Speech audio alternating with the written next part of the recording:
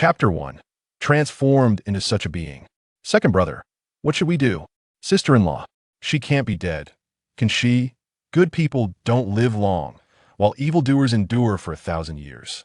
She's not only lazy and gluttonous, but also constantly pilfers from our family silver. How could she die so easily? Shen, why not splash some water on her to see?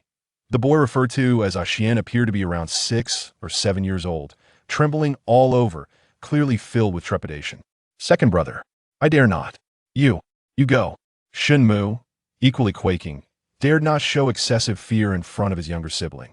After all, he was the second brother, born half an hour before Shen. He ruffled his disheveled hair and said with a feigned air of composure, I shall do it, you just retrieve the silver from her hands.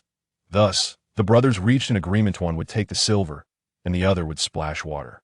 Though they approached their task with great trepidation, they managed to succeed in their endeavors. Slap.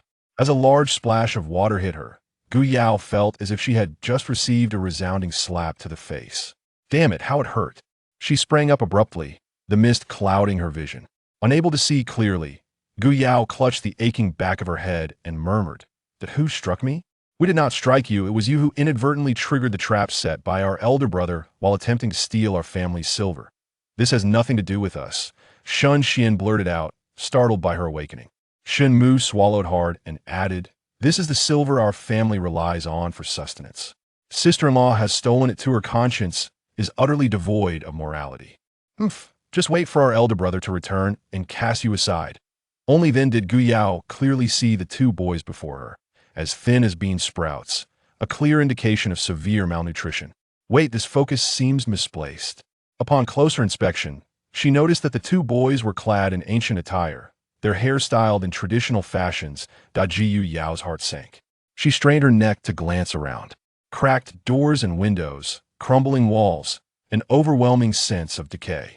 Gu Yao was utterly bewildered. Had she truly traversed time? If she had crossed over, she could tolerate not becoming a fashionable noblewoman of the state. But how had she ended up as such a being? This entity shared her name. Gu Yao, aged 15, had unwillingly married into the Shen family 3 months ago. It was no wonder the two boys had set traps to guard against her. After all, this woman had notorious history. She had stolen silver not once or twice, not to support her family, but to indulge a paramour. She was a Sunto graduate in botany, having never even had a boyfriend. And now, through this unexpected twist of fate, not only did she gain a husband, but also a lover. This was quite exhilarating. Yet the original owner of this body held a different view. She believed that her bond with her lover was indeed true love. The charming young man and the original owner hail from the same village. Not only is he handsome, but he is also literate and is currently enrolled in the prestigious Hanqing Academy in town. This is akin to finding a phoenix among chickens in their humble Xiaozhou village, a supreme honor indeed. The original owner is utterly enamored with him, lavishing both money and effort upon him. In return, he vows that he will marry no one but her. However, when the original owner's brother encounters an unforeseen calamity, he flees faster than anyone else and quickly attaches himself to a woman from town. Clearly, this charming young man is a quintessential scoundrel. Yet the original owner believes he has unspoken hardships. Ignoring her family's dire circumstances, she secretly takes the money meant for her brother's rescue to confront him in town. Fortunately, her father discovers her plan and, in an act of righteous indignation, disregards her wishes and arranges her marriage to Shen Yan from the neighboring Chonglu village to bring fortune through this union. Indeed, a marriage to bring fortune. Shen Yan, a bodyguard like the original owner's brother, has always looked out for him. He even saved him from bandits during a perilous escort mission, taking a fatal blow himself in the process. Unfortunately, Shen Yan was less fortunate. He sustained multiple grievous wounds and was ultimately kicked off a cliff by the bandits. When Shen Yan was eventually found and returned by the authorities, he was drenched in blood, with his intestines protruding. Everyone believed he would not survive. Even the village's barefoot doctor gently advised his parents to accept the inevitable to avoid further loss. However, Shen Yan's parents refused to abandon hope, selling their home, their land, and even themselves, relying on ginseng, reishi mushrooms, and other potent remedies to sustain his life. Thus, Shen Yan survived, though he bore severe injuries and was left disabled. After reflecting on these memories, Gu Yao felt a pang of sorrow. Was her father truly seeking to bring fortune to Shen Yan, or merely wishing to rid himself of her? Did he not understand his own daughter's character? After entering the Shen household, the original owner began to indulge in a life of leisure. She lived as she pleased, initially content to be idle. But as the days turned bleak with no glimmer of hope, she began to yearn for secret meetings with the charming young man. The scoundrel, in turn, smiled at her again after receiving a couple of silver coins from her. One was a promising scholar, and the other a disabled man, and naturally, the original owner favored the charming young man. Thus, stealing money became a regular occurrence, but the clever Shen Yan, an expert at hiding silver, was always a step ahead. Today, after successfully retrieving a couple of silver coins from the shoehorn, the original owner triggered a hidden mechanism and was struck on the back of her head by a falling stone, leading to her demise. In response to this, Gu Yao could only utter a single word: deserved. But alas, the original owner left without a trace, leaving her troubles behind. Yet, mustn't Gu Yao shoulder the burden of the aftermath? Gu Yao felt the urge to weep. However, accompanied by a clear gurgle-gurgle sound from her stomach, she realized she lacked the strength to cry at the moment. First, she must satiate her hunger before lamenting. After all, crying on an empty stomach requires energy. Chapter 2. Sprouting bean sprouts. Supporting herself against the crumbling earthen wall, she stepped out of the house. It was the height of summer, and the sunlight was dazzling, so bright that she could barely open her eyes. Yet, Gu Yao could not help but notice the dilapidation surrounding her. In the vast courtyard stood only 2 thatched huts, and the kitchen was even more rudimentary, with no earthen walls to speak of, merely a thatched roof above the stove. Rather primitive indeed. As she leaned over the flour tub to scoop up a spoonful of coarse flour, staring at the dark mixture, Gu Yao could no longer contain her emotions and felt overwhelmed. Although her parents had passed away early, they left her a villa and a modest fund. While it may not have made her exceedingly wealthy, it was sufficient for her to live with dignity. She harbored no grand aspirations. After graduation, she planned to enjoy a leisurely life in her villa. While others toiled their entire lives for what she inherited at birth, why should she strive? Tending to flowers, growing vegetables, and raising chickens. Was tea that delightful? The mere thought of it brought her to the brink of tears. Yet she could not cry. It would sap her strength. She had to channel her sorrow into action. With her stomach growling insistently, she hurriedly set to work. Due to the kitchen's extreme simplicity, her culinary skills could not be fully realized, and her hunger was pressing. Thus, she decided to make a few flatbreads and a simple egg drop soup to satisfy her cravings. However, just as she cracked 2 eggs into the dark flour, a startling voice interrupted her. "Elder sister, Mother said these eggs would be saved for elder brother to regain his strength. Please, don't use any more." It was Shen Sun, his gaze fixed on the dwindling eggs with palpable terror, as if Gu Yao had committed an unspeakable crime. Shen Mu was even more dramatic, instinctively shielding the remaining eggs like a hen protecting her chicks. "If you must eat, just have one to quell your craving, but no more.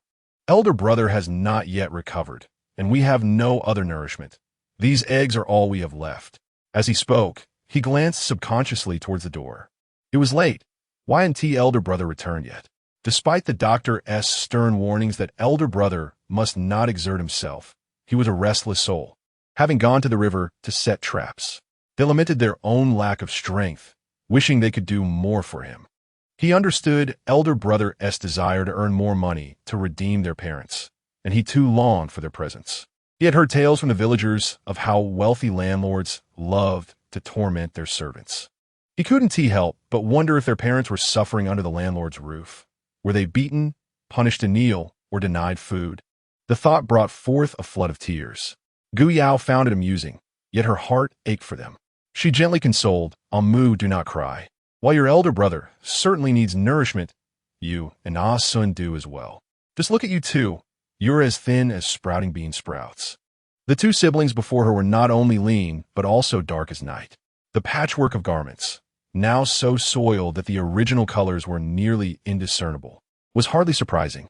After all, there was but a single outfit, and the child at this age was fervently playful, often rolling in the mud.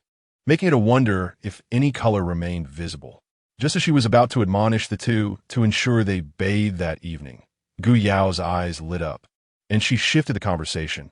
By the way, may I inquire if there are any yellow beans or green beans at home? The original owner had only known to eat and had never ventured into the kitchen. Even when she did, it was merely to gaze upon the precious delicacies, such as the ginseng soup meant for Shen Yan or the eggs and brown sugar. She had always consumed what was deemed rarefied, so she genuinely had no idea whether yellow beans or green beans were present in the household. Upon noticing her earnest expression, Shen Sun blurted out, "Yes, our parents bought some before they left. They're stored in." Yet, before he could finish, Shen Mu swiftly covered his mouth. "Don't say it. She must have failed to steal silver and has turned her attention to grains instead."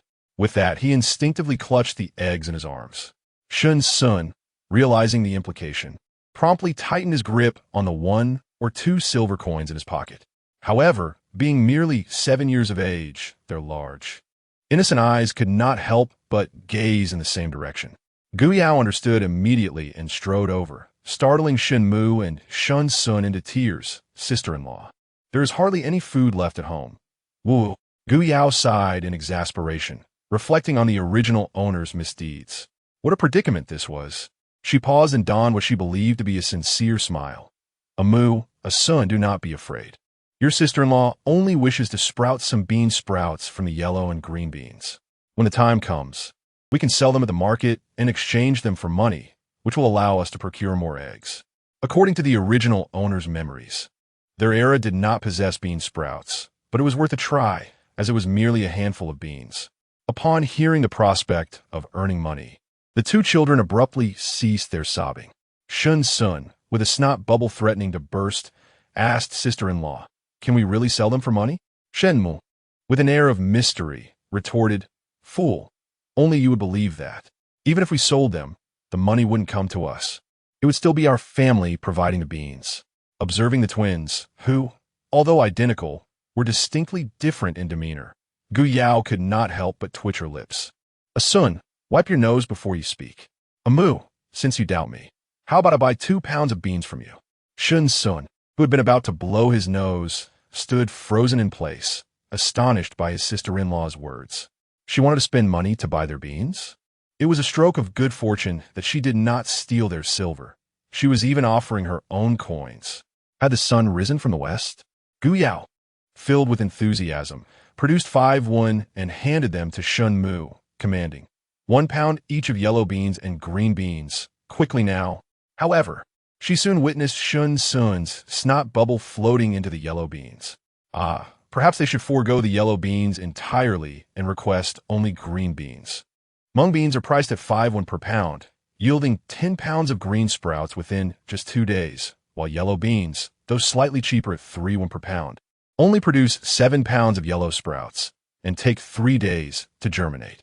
Thus, it is evident that green sprouts are more cost-effective and efficient. It is entirely reasonable for her to refrain from purchasing yellow beans. As Shen Sun wiped his nose, a look of dejection washed over his face, and his small hands fidgeted aimlessly. Gu Yao then began to entice him with promises. Sun, assist your sister-in-law in soaking the beans, and you shall receive 5 when once the sale is made. Amu, help your sister-in-law kindle the fire for the flatbreads. She added with a contemplative tone, cook for your elder brother. The significance of her promises was irrelevant. Free labor should never be overlooked. Whether Shen Yan partook in the meal was inconsequential. It was she who needed to eat. Shen Sun eagerly rushed to soak the beans, while Shen Mu disdainfully snorted, tending to the fire with a sense of pride. Cooking was inherently his responsibility, and he would not allow anyone to usurp it. He was meticulous in controlling their daily food intake. With their parents serving as laborers for the landlord, it would likely be a long time before they returned home. Currently, their family possessed merely 1 or 2 silver coins, and with the loss of their land, they had to be exceedingly frugal, ensuring every coin was spent wisely. However, Gu Yao managed to outwit Shen Mu by surreptitiously procuring 3 eggs. Initially, Gu Yao intended to prepare a soup, but upon surveying the kitchen, she found no vegetables. Only a handful of shepherd's purse in the basket, presumably foraged by the 2 little ones from the back mountain. After meticulously cleaning and slicing it, she combined it with the eggs she had just cracked to create an egg drop soup. As long as she acted swiftly, Shen Mu would be powerless to intervene. It was not her intention to overstep. Rather, she was new to this harsh existence and had yet to grasp the depths of their poverty. Moreover, her intentions were benevolent. While Shen Yan needed nourishment to recover, the two little ones were also at a crucial stage of growth and required sustenance. Yet, she did not foresee that her good intentions would inadvertently lead to trouble. The two children gazed at the pot brimming with egg drop soup, their spirits utterly shattered. When Shen Yan entered, he was met with the sight of his younger brothers, on the brink of tears, their eyes glistening with unshed water as they fixated on the egg drop soup and black flatbreads on the small table, even swallowing hard. Chapter 3. A profound transformation. Upon seeing the visitor, the twins could no longer hold back their tears, choking out, "Big brother." Yet, after a fleeting moment of raising their eyelids, their gaze fixated once more on the egg drop soup, their eyes reflecting an insatiable longing for food. Shen Yan understood them all too well. With a calm demeanor, he glanced around before his gaze settled briefly on Gu Yao, only to shift away, offering the twins a gentle smile. "All right, let's eat." His voice, rich and resonant, flowed like a melodious tune, refreshing and clear. Gu Yao felt as if her ears were about to bear offspring. However, when she lifted her gaze, she realized her eyes were equally enchanted. With striking brows and starry eyes, his dark orbs resembled ink. His nose was elegantly defined, exuding an allure that was both captivating and fierce. A visage that could rival even the goddess Nuwa, a true embodiment of perfection. Especially in this moment, with beads of sweat glistening on his skin. He appeared simply Gu Yao's eyes couldn't help but linger on the subtle hints of his abdominal muscles. The heat of the day was truly a blessing. Without spending a dime, she was treated to glimpses of a sculpted physique. To her astonishment, Shen Yan was indeed a rare gem. Gu Yao couldn't help but chastise the original owner of this body. Goodness, was she blinded by foolishness? With such a handsome man at her disposal, why squander her days in pursuit of a leech? How utterly senseless! However, as Shen Yan approached with measured steps, Gu Yao realized her initial assumptions were hasty. Yet it mattered not. She had no desire for meat, merely relishing in the beauty before her. Thus, she wiped away non-existent saliva and smiled sweetly. "You're back. Wash your hands and let us eat." Shen Yan appeared momentarily taken aback, but it was merely a fleeting pause before he proceeded to wash his hands. Shen Mu, ever the eager one, prepared a basin of water for him, saying, "Big brother, you've worked hard." He cast a worried glance back at Gu Yao, noticing she hadn't hoarded all the eggs into her own bowl, but had rather distributed them evenly across 4 bowls, leaving him quite perplexed. Shen Sun shared this confusion, yet his thoughts were simple. So after discreetly slipping a couple of silver coins from his crumpled pocket to his elder brother, he buried his head in his meal. The aroma was delightful. Seeing this, Shen Mu eagerly lifted his bowl and took a sip of the egg drop soup, savoring its sweet and fragrant essence. He smacked his lips, the delightful flavor enveloping his palate, smooth and utterly delicious. Yet, he refrained from expressing it, deeming it too extravagant to voice. To indulge in such a meal was to disregard the next. Shen Yan, devoid of such contemplations, took a sip of the soup as well, his eyes momentarily brightening. Though the spark was fleeting, Gu Yao, however, captured that moment with precision. It seemed she had discerned that among this trio, only Shen Sun was truly endearing. The other two? They were quite formidable. Nevertheless, she was unperturbed. Her culinary skills were nothing to scoff at. Within 3 days, she would surely have them all bowing to her. She intended to take charge of the household. Alas, household was a grand term. This family was so impoverished that they feared hunger even while relieving themselves, and dreaded the rain stopping while bathing. Yet it mattered not. She was determined to take the reins. Otherwise, even boiling a pot of beans would require consideration of the 2 bean sprouts expressions. After finishing their meal, Shen Yan rose to clear the tableware. Shen Sun, feeling unusually content with his stomach filled to 70%, cheerfully declared, "No one shall take my share of the work." Shun Mu, wearing a satisfied expression, suggested, "Elder brother, you've exerted yourself today. You should go rest inside." Upon hearing this, Shen Yan ceased his insistence, struggling to steady himself by grasping the table before slowly making his way into the house. The midday sun was unbearably scorching. Gu Yao contemplated joining him for a brief respite but hesitated, aware that she shared a room with Shen Yan. Just then, a steady, restrained voice resonated from within. "Come in. I have something to discuss with you." Instinctively, Gu Yao glanced around, noting no one else was present. Was Shen Yan calling for her? She recalled that he seldom engaged in conversation with the original owner, aside from requests for money, and their interactions had always been minimal. With a sense of suspicion, Gu Yao stepped inside, and upon seeing Shen Yan, her heart quivered involuntarily. He revealed his legs before her. The left leg appeared normal, long, straight, and strong, each hair radiating a distinctly masculine aura. However, the right leg was far less appealing, showing signs of deformity and swelling, undoubtedly causing him significant pain, as evidenced by the beads of perspiration dotting his forehead.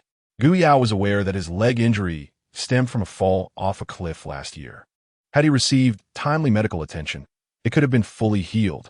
Yet at that time, his life had hung in the balance, leaving little room for concern about his leg. Now, although he had survived, he bore a limp. The village's barefoot immortal had declared that the optimal treatment window had been missed, implying that recovery was no longer feasible. However, Gu Yao believed otherwise. His pain was a sign that there was still hope. Thus, she offered comfort, saying, "Do not worry. We shall go to the town to find a doctor. I believe your leg can be healed." Shen Yan responded with a cold laugh, retorting, "Have you stolen money from home again today?" Gu Yao was taken aback, thinking, how can someone so handsome speak without thinking? Shen Yan did not wait for her reply, continuing, "I know you did not willingly marry me. Had I been in my right mind at the time, I would never have delayed your future. You see my leg is crippled and unworthy of you. Although we are wed, you remain unblemished. If you wish to leave, let us part amicably." With that, he produced a silver ingot from his pocket, his family's entire fortune. He understood that his bride's heart was not in their marriage. He had been aware of her previous secret transactions with her paramour. Yet out of respect for her father and younger brother, he had chosen not to confront her. However, there is a limit to everything. After accepting the silver from his hand, Gu Yao raised an eyebrow and replied, "I have no intention of leaving." Gazing at the coins in her hand, Shen Yan narrowed his phoenix-like eyes, warning, "If you still intend to send money to Xia Huayan, you are gravely mistaken." Xia Huayan was the name of her paramour. Despite the low tone of his voice, Gu Yao could distinctly sense an undercurrent of coldness, an ominous intent. During that robbery, although Shen Yan had sustained severe injuries, the bandits had suffered significant losses, as he had slain many of them. Such a person is akin to a wolf, daring to bite anyone when pressed. Yet only the original owner perceives him as a feeble target. Gu Yao clutched the 1 or 2 silver coins in her possession and declared earnestly, "It was all a misunderstanding. I shall never again give a single coin to that scoundrel, Xia Huayan. I intend to live well in our household." "Our household?" Shen Yan's expression was one of disbelief. "Indeed, it is our household, since I have married into the Shen family. I am a member of the Shen clan in life and a spirit of the Shen family in death. A loyal subject serves but one master, and a virtuous woman weds but one husband. Family members, who truly understands? Clinging to an impotent grand figure, I am undoubtedly a winner in life. To mend one's ways?" Shen Yan's smile was ambiguous. "Absolutely." Gu Yao patted her chest in assurance. "From now on, my silver will no longer be squandered on men beneath me. It will all be for you." Accompanied by this grand gesture, the clinking of silver in her grasp resonated like celestial music. Shen Yan's smile did not reach his eyes, then handed over. Gu Yao pondered, how could she so effortlessly dig a pit for herself? Yet, having painstakingly seized control over the family's finances, how could she possibly part with even a single coin?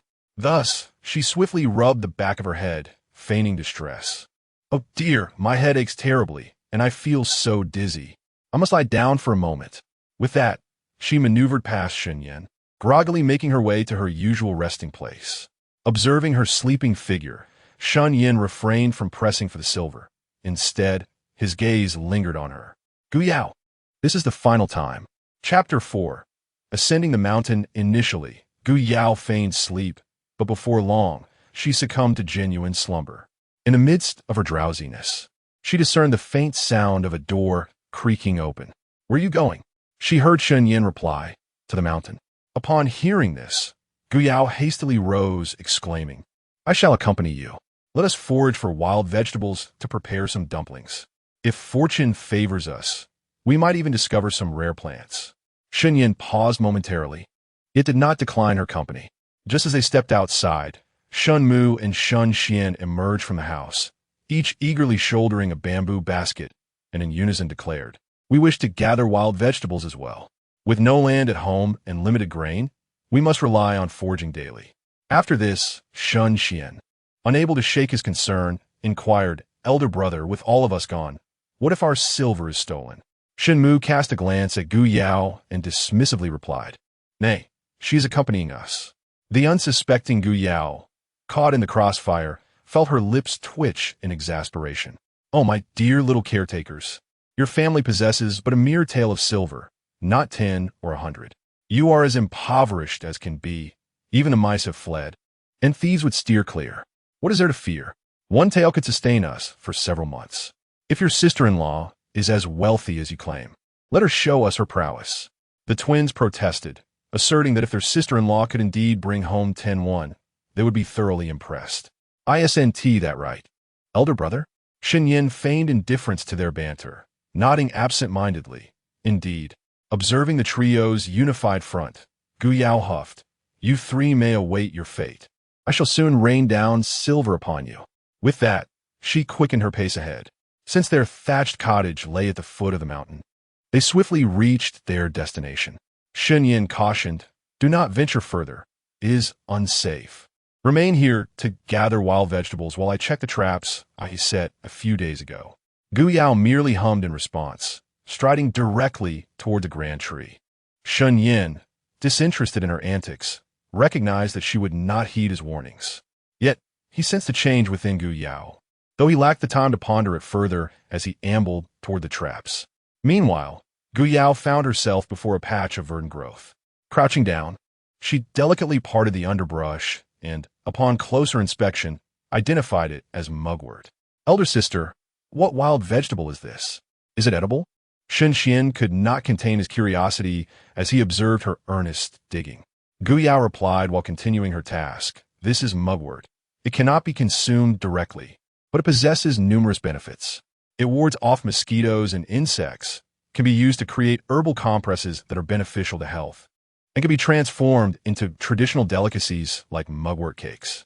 More importantly, at this juncture, Gu Yao's eyes sparkled with mischief as she lowered her voice. It can be dried and sold as medicinal herbs for silver. Shen Xian's eyes gleamed with excitement. Elder sister, is that truly so?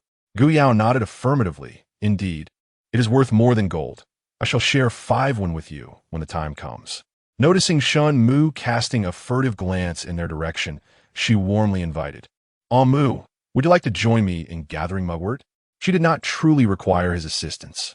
The small amount of mugwort before her was hardly sufficient for her to harvest alone.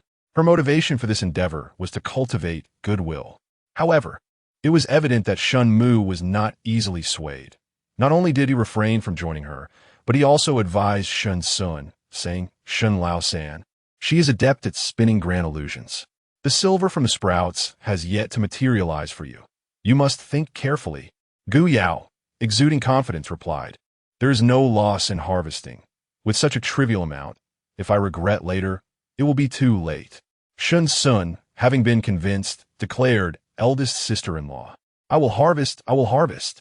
Gu Yao was quite pleased and patiently instructed, Sun, any method of picking is acceptable, whether it's just leaves, tender buds, or like me, breaking off half of the stem. As long as the base remains, it will continue to grow. Mugwort is a plant of remarkable vitality. Upon hearing this, Shen Sun's eyes sparkled with enthusiasm. He chose to follow Gu Yao's example and broke off half, making full use of it. Since it was merely a small patch, they did not need to exercise excessive caution. and thus they soon completed their harvest. After gathering the mugwort, Gu Yao led Shen Sun on a brief exploration. In these lean years, everyone was struggling, and edible wild vegetables had become sparse. Nevertheless, Gu Yao applied her specialized knowledge to forage for any edible plants, whether they were wild vegetables or grasses, leaving no stone unturned. Unbeknownst to them, their baskets were already half full. Although they did not receive tangible rewards in the form of money, Shen Sun felt more joy than if he had been paid. This was the most he had ever gathered in wild vegetables, and he had even found several items the size of his fists. Eldest sister-in-law said those were wild potatoes, delicious when stir-fried, and she would prepare them for dinner that evening. It struck him as curious that he and his second brother had come to the mountains daily to forage, yet had never encountered such bounty. Eldest sister-in-law, you are remarkable. You know so much. Gu Yao affectionately ruffled his hair and replied, when you grow up, you will understand all this too. Among the 3 sons of the Shen family, the third was the most vivacious, embodying the spirit of a 7-year-old child. Look at the second brother over there. Almost unable to contain himself, yet still trying to hold it together, his face a picture of strain, quite endearing. And the eldest brother was busy, setting traps again, presumably to no avail. At that moment, Gu Yao suddenly spotted a large fat chicken darting past her.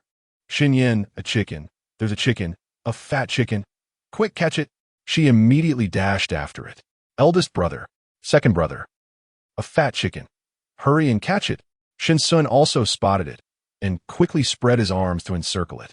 The wild chicken, startled by the sudden appearance of so many people, squawked loudly while flapping its wings in a frantic attempt to flee.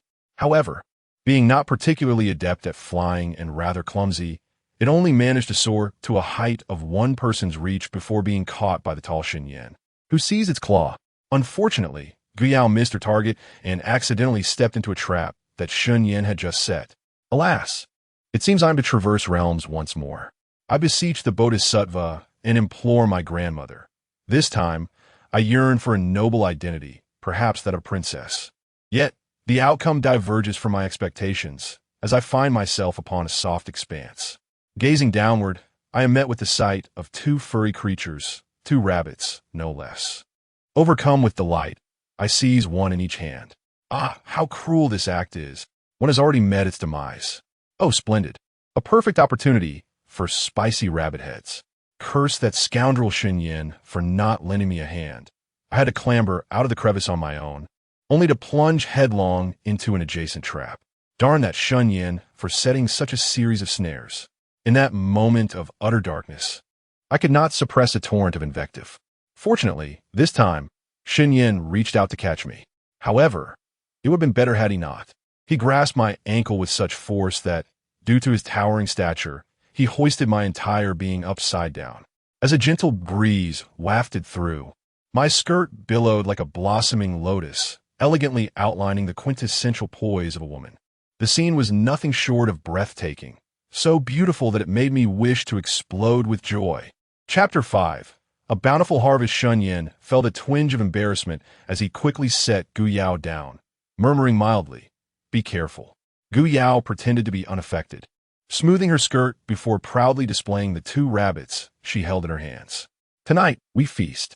At the mention of a feast, the twins' eyes sparkled with excitement as they joyfully approached her, each taking a rabbit, exclaiming, "Big brother is amazing. You caught 2 little rabbits." Shen Yan paused momentarily. He had meticulously checked the traps earlier, ensuring that no small creatures were ensnared. In his past leisure, he often ventured into the mountains to hunt. The finest game resided deep within, offering ample opportunities but also considerable risks. Now, with his leg injured, he could no longer traverse the depths of the mountains and had to settle for capturing wild chickens and rabbits in the back hills. Although the dangers were fewer, the abundance was scarce, sometimes yielding nothing for weeks. Yet today, he had surprisingly caught 2 rabbits. No, 3.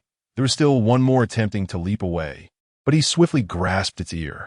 Gu Yao, realizing her oversight, patted her head and grinned with satisfaction. Today, we truly have a bountiful harvest. 1 plump chicken and 3 little rabbits. Before she could finish her sentence, a sudden commotion erupted from the woods. accompanied by the heavy sound of rushing footsteps and the rustling of leaves. A massive beast burst forth, a wild boar. "Big brother, what do we do?" The twins cried out in terror. Shen Yan quickly placed the chicken and rabbits into a bamboo basket, pushing it aside. He tightened his grip on the bamboo arrow. "Second brother, third brother, throw your dead rabbits far away and run in the opposite direction." He surmised that the boar had been lured by the scent of rabbit blood. The twins obeyed immediately, but unfortunately, their throw landed on a branch, well out of reach of the boar. It angrily struggled to retrieve the rabbits before letting out a grunt and charging towards Gu Yao. Gu Yao was taken aback. "Young man, if there is a grudge, it has a source. Find the one who threw it. It has nothing to do with me." But reasoning was not an option at that moment. The foolish beast was not inclined to engage in discourse. She took off in a frantic sprint, but her two legs could not outrun the four of the wild boar. Just as she felt the warm breath of the beast behind her, certain of her impending doom, she was unexpectedly lifted by Shen Yan, who swept her up effortlessly. How remarkable, she thought. This seemingly frail body was surprisingly muscular and powerful, perfectly exemplifying the notion of being lean yet strong. With Gu Yao in his arms, Shen Yan executed a sideways somersault using a large tree for leverage. As the boar flailed its forelegs, he expertly thrust the bamboo arrow into the space above its eyes. A swift and decisive maneuver. The boar fell to the ground with a thud, lifeless. Gu Yao was left in awe, having anticipated Shen Yan's exceptional skills. But not to this extent. Just as she was about to offer her praise, a sharp crack echoed in her ears as they landed, and she saw Shen Yan stagger and fall to the ground. A chill ran through her. "Your leg?" Shen Yan's legs were already burdened, and she pondered that perhaps it was due to the recent accidental touch. Indeed, when she lowered her gaze, she saw Shen Yan wearing a mask of anguish. She knew he was typically stoic, but now he must be in unbearable pain. Without hesitation, she lifted his right pant leg, revealing that it had swollen to nearly twice its size since noon, which certainly explained his distress. In his current condition, he could no longer walk. Otherwise, amputation would be inevitable. "Amu Ashwan, you two stay here and keep an eye on the wild boar. I will carry your brother home," she instructed. "Senjanipost, no. The scent of blood is too strong. It may attract other beasts. AMU, go call Brother Chu for assistance with the boar."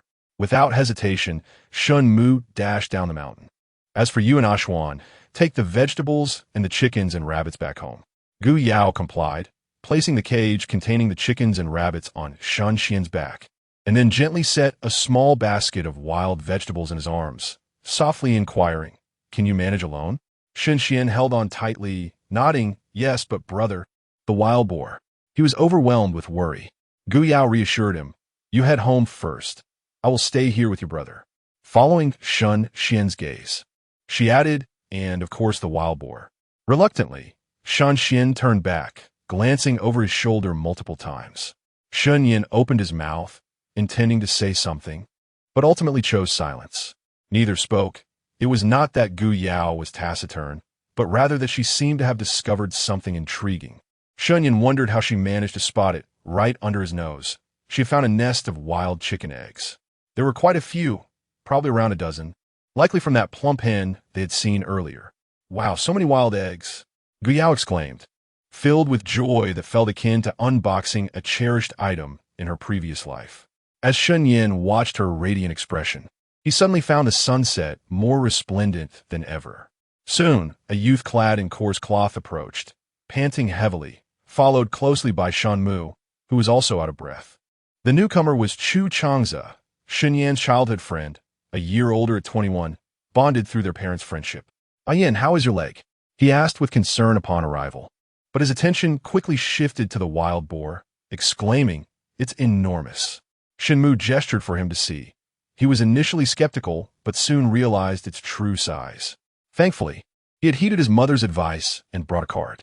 "Could you help us haul it back, Brother Chu?" "There's no need for formality among brothers," Chu Changza replied earnestly, waving his hand before starting to pull the wild boar. Eventually, with Gu Yao's assistance, they managed to hoist the 300-pound beast onto the cart. This prompted Chu Changza to glance up at the sun, wondering if it had begun its descent from the eastern horizon. After assisting Shen Yan to the cart, He could not help but softly remind him, Yin, tomorrow let my elder brother sell this wild boar for you. But please ensure that my sister-in-law does not sell it. He feared for his dear friend's potential loss. Shen Yan cast a glance at Gu Yao behind him, but remained silent. However, Gu Yao was not pleased. No, I must make a trip to the town tomorrow. Noticing Shen Yan's eyes narrowing dangerously, Gu Yao immediately added, Is there enough rice at home? What about flour? Is there sufficient salt? All these essentials need to be purchased, right? We cannot burden Brother Chu with everything, can we? The Chu family possesses an ox cart, and during quieter times, Brother Chu would take it to the town to earn some silver. Furthermore, it is not just me who should go. You must accompany me. Your legs should also be examined. It is unwise to endure this discomfort continually, is it not? Chapter 6. The second aunt of the Shen family yearning for a share. Initially, Shen Yan was resolute in his refusal to attend, yet Gu Yao, with a pointed remark, suggested that attending would incur no cost. Although she had been a sheltered flower in her past life, she was far from naive. She understood that while money may not be omnipotent, its absence was indeed crippling. Who would choose to languish when they could stand? Consequently, upon hearing her words, Shen Yan fell into contemplative silence and eventually nodded in agreement. The four of them soon arrived home, where Gu Yao first assisted Shen Yan to a chair. Following this, she and Chu Changza exerted considerable effort to unload the wild boar from the cart. Brother Chu, we must trouble you to help us process this wild boar, she requested. It's a trivial matter, replied Chu Changza, a man of integrity, who readily agreed. Amu, a son, you too assist Brother Chu. When mealtime approached, Gu Yao called for the twins before heading to the kitchen. However, as soon as she stepped inside, Shen Mu promptly followed her. He felt compelled to keep an eye on her. Indeed, upon entering, he found her cracking eggs, managing to break 5 in rapid succession, nearly causing his heart to falter. You can't be serious? Unfazed, Gu Yao responded. These eggs were gathered from the mountain. Shen Mu's eyes brightened at her words, but he soon swallowed hard, saying that cannot be wasted. It's not something we can gather every day. Gu Yao paused and countered. Brother Chu has rendered us such a great service. We cannot neglect even a meal, can we? Since we are providing a meal, shouldn't it be the finest? Shen Mu scratched his head, pondering her words earnestly before replying. As my elder brother says, to come without reciprocation is impolite. Thus, I shall tend to the fire. Gu Yao glanced outside and saw Shen Yan hopping on one leg to collect the pig's blood, raising an eyebrow as she asked, Has your elder brother received an education? Shen Mu's face swelled with pride as he replied, Indeed, my elder brother is naturally intelligent, grasping any subject with ease. He excels in memorization and literacy, and even the teacher lauds him as a prodigy. As he spoke, his expression suddenly turned somber. However, the cost of education proved to be exorbitant. After 2 years of study, my elder brother declared that he would cease his academic pursuits and instead became a bodyguard. The humble brick house in which my grandparents now reside was built with the earnings from his labor. Initially, after my brother's unfortunate incident, my grandparents contemplated selling the brick house, but my second uncle and his family opposed this decision vehemently. At this juncture, Shen Mu suddenly choked on her emotions. That house was erected with the money earned by my brother. Why did they disagree? If only my second uncle and aunt had consented, our parents would not have had to sell themselves into servitude to a landlord. I miss my parents. I wonder how they are faring now. Observing Shen Mu, who was weeping uncontrollably, Gu Yao refrained from offering comfort and instead responded. At that time, the family had yet to divide their assets. Any money earned was surrendered to the communal pot and thus no longer belonged to the individual. Had the family been united, they might have been willing to sacrifice everything to save your brother, which would have been a blessing. However, if they were unwilling, there was little more to be said. Fortunately, your brother persevered through his ordeal, and, as a result, the family was eventually divided, allowing each to lead their own lives without dwelling on past grievances. One must always look forward. Yet before she could finish her thought, a commotion erupted in the courtyard. Yin has managed to hunt such a large wild boar despite his injury. It must weigh at least 200 or 300 pounds. Truly, he remains as capable as ever. The newcomer was none other than Shen Mu's second aunt, Jia Lanky, who had previously refused to lend a hand. Hearing from her son, who had gone foraging for wild vegetables, that Shen Yan had slain a magnificent boar, she had come seeking her share. Indeed, Shen Yan was a remarkable earner. He had previously built 2 brick houses for the family through his dual roles as both bodyguard and hunter, a rare honor in their village. Yet, despite his industrious nature, he seemed destined to toil without enjoying the fruits of his labor. In her view, since he was now incapacitated, what need did the elder couple have to continue their efforts for him? Not only did they sell one of their brick houses, but they also sought to persuade my grandparents to part with the second. Their conscience seemed utterly lacking. Had it not been for her threats of self-harm, that entire family would have recklessly sacrificed all their possessions. She had 3 sons of her own, and as the saying goes, a half-grown son can impoverish his father. Previously, Shen Yan's earnings were of no concern to her, but now, with him barely surviving and 2 incapable twin younger siblings, she was unwilling to continue sharing their burdens. Thus, she urged her grandparents to separate from them. Unsurprisingly, in a bid to save Shen Yan's precarious life, the elder couple not only sold their land, but ultimately became indentured servants to a landlord. Such a fate was a disgrace in their village, akin to failing an examination while wide awake. Though the villagers were poor, they would never willingly descend into the depths of servitude. What is a servant? Merely a wretched being, subject to the whims and abuses of their masters. It is indeed a wonder that they still have this thatched cottage to call home. Upon encountering Jia Shui, Shen Yan immediately comprehended the purpose of her visit. Aware of her acerbic nature, Shen Yan responded directly, with Brother Chu assisting us. There is no need to trouble Auntie. As you can see, our home is utterly destitute, lacking even a spare stool. Kindly take your leave, Auntie. Internally, Jia Shui scoffed but outwardly replied, Yan, this is your fault. Auntie has just arrived. Why would you wish to send her away? It would surely invite ridicule from outsiders. Moreover, Auntie has been quite generous to you. Now that you have caught such a substantial wild boar, it would be unthinkable to keep it all to yourself. Upon hearing this, Widow Wang, who was eavesdropping with a bowl in hand, chimed in with a shrill voice, Indeed. Shen Yan, your Auntie speaks wisely. Neighbors ought to assist one another. Good fortune should be shared. The wild boar you have captured is quite large. Why not share some of the meat with everyone? It would also serve as a virtuous deed for your well-being. Her words were laced with a brazen glance directed towards Shen Yan's injured leg. What a pity it was for such a handsome man to have been struck down by bandits. Had she realized earlier, she would have seized him without hesitation. Shen Yan's gaze turned frosty at her remarks, and just as he was about to respond, another voice interjected. Widow Wang, your flippant words come easily. Where was your supposed help when my husband was in peril? Why did you not utter these sentiments then? Turning to Jia Shui, she continued, You claim to have cared for my husband, yet I recall that he was ruthlessly cast out from the old house during his time of crisis. The very bricks of the house you now inhabit were constructed with the earnings he toiled for. When my husband awaited assistance to prolong his life, and my in-laws were driven to despair and forced to sell land, where were you then? Now, seeing my husband return from the brink of death with a wild boar, you wish to partake in the bounty. I am curious, what gives you the audacity to speak so shamelessly? Since her arrival at the Shen household, the original owner had remained blissfully ignorant of external affairs, indulging solely in her own pleasures. Thus, Guyao was unfamiliar with the individuals before her. However, piecing together Shen Mu's earlier words, she realized that this woman was no virtuous soul, prompting her to unleash a torrent of indignation. After all, who would endure such grievances in a new world? Chapter 7. Poor for you?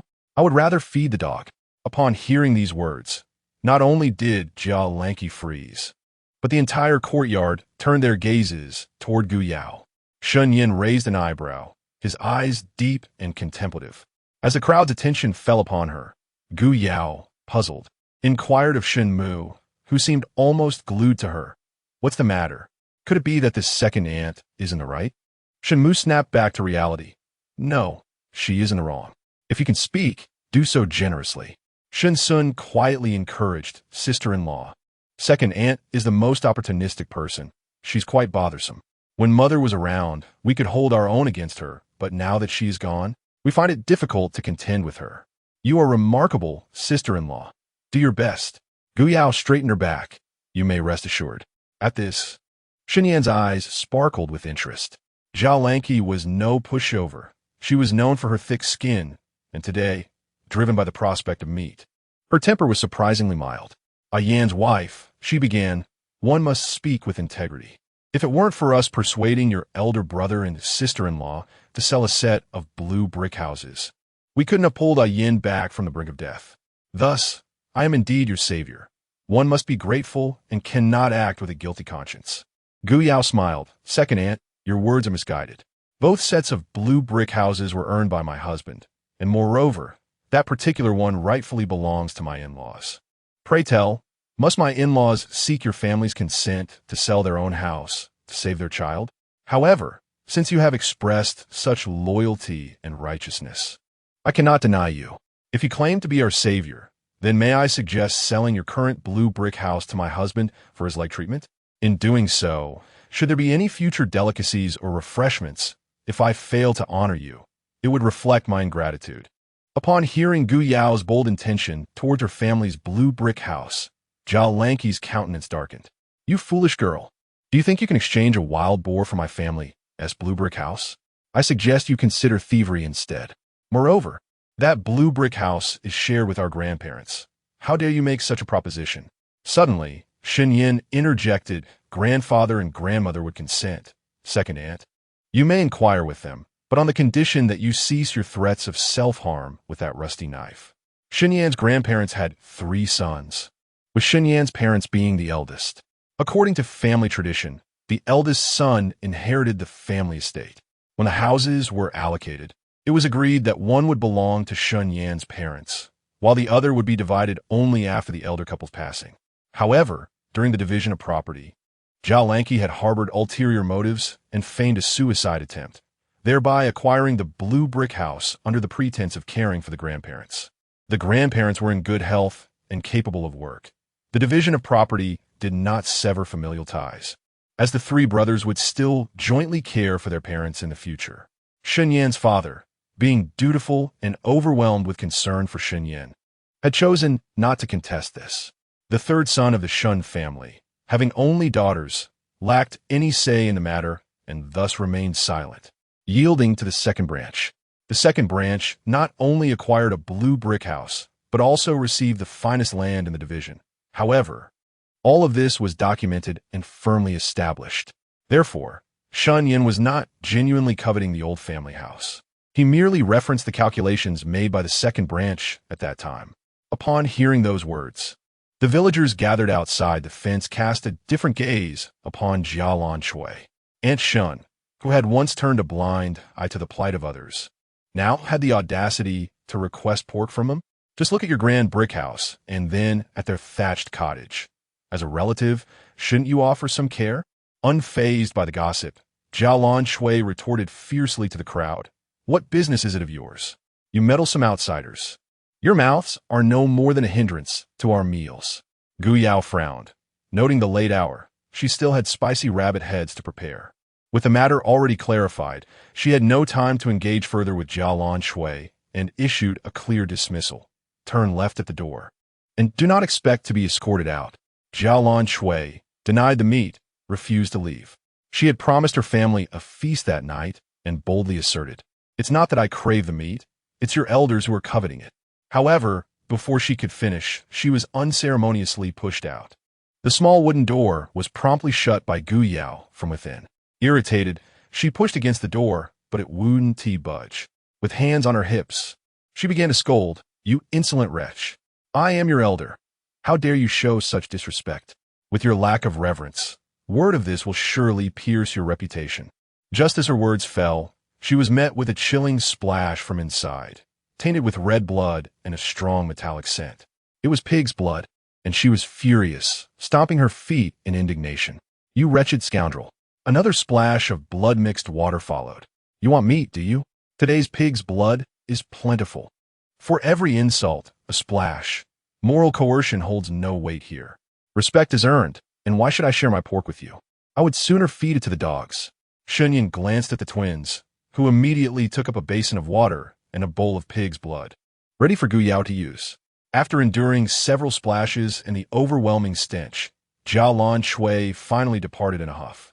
Gu Yao affectionately patted the twins' heads, praising, "You are indeed teachable."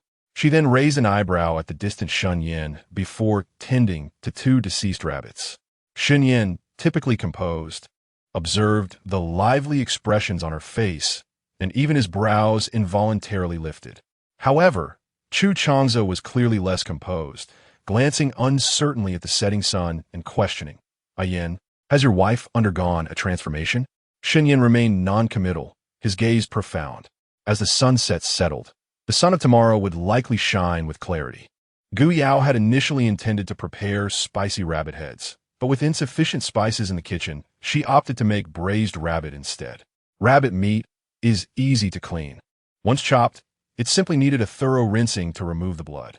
Gazing at the spoonful of lard she had extracted, the little manager Shen Mu could not help but remind her once more, this amount of oil could sustain us for an entire month. Our parents have rendered only this little lard, and once it is consumed, we shall have to subsist on boiled vegetables. As he grumbled, he instinctively inhaled, for the aroma was irresistibly delightful. The mere scent of the oil heating in the pan was so enticing that one could scarcely imagine the fragrance that the rabbit meat would soon impart. Gu Yao, unfazed, replied, "Isn't there a wild boar lying in the yard? Let us save a few pounds. I can render some oil from it tomorrow. By the way, do you fancy some cracklings? They are absolutely delectable." Shen Mu instinctively responded, "Ido," but quickly covered his mouth, concentrating on stoking the fire. Gu Yao chuckled, "You little rascal, don't emulate your elder brother's seriousness. Speak your mind." Shen Mu retorted, "My brother was not always like this before his misfortune. He was quite jovial and talkative. The village girls who fancied him would line up from one end of the village to the other." Gu Yao's lips twitched. "Humph, aside from me, this unfortunate soul, I have yet to see any girl actively pursue him or bring him good fortune." As Shen Yan entered, leaning against the wall, he inquired, "Is the knife finished?" Gu Yao lifted her gaze. "It is." Their eyes met, and a swirling breeze wafted through the air. Chapter 8. Can the three brothers truly starve? After Shen Yan departed, Gu Yao devoted herself to stir-frying the rabbit meat. Within a short span of time, the enticing aroma of braised rabbit permeated the entire kitchen. Before long, Shen Sun rushed in, inquiring, "Sister-in-law, what delectable dish are you preparing?" His question was laced with feigned innocence, though he could not suppress his salivation. In this remote village, meat was an extravagant luxury, and the mouth watered uncontrollably. Observing Shen Sun's instinctive reaction, Gu Yao delicately picked up a small piece of rabbit meat, blew on it gently, and offered it to him. The rabbit meat was tender, yet possessed a delightful chewiness. Despite the simplicity of the seasoning, it was a harmonious blend of sweetness and saltiness, bursting with flavor. With just a morsel, his taste buds were immediately captivated. So delicious. After swallowing the piece of rabbit, Shen Sun's eyes sparkled with delight.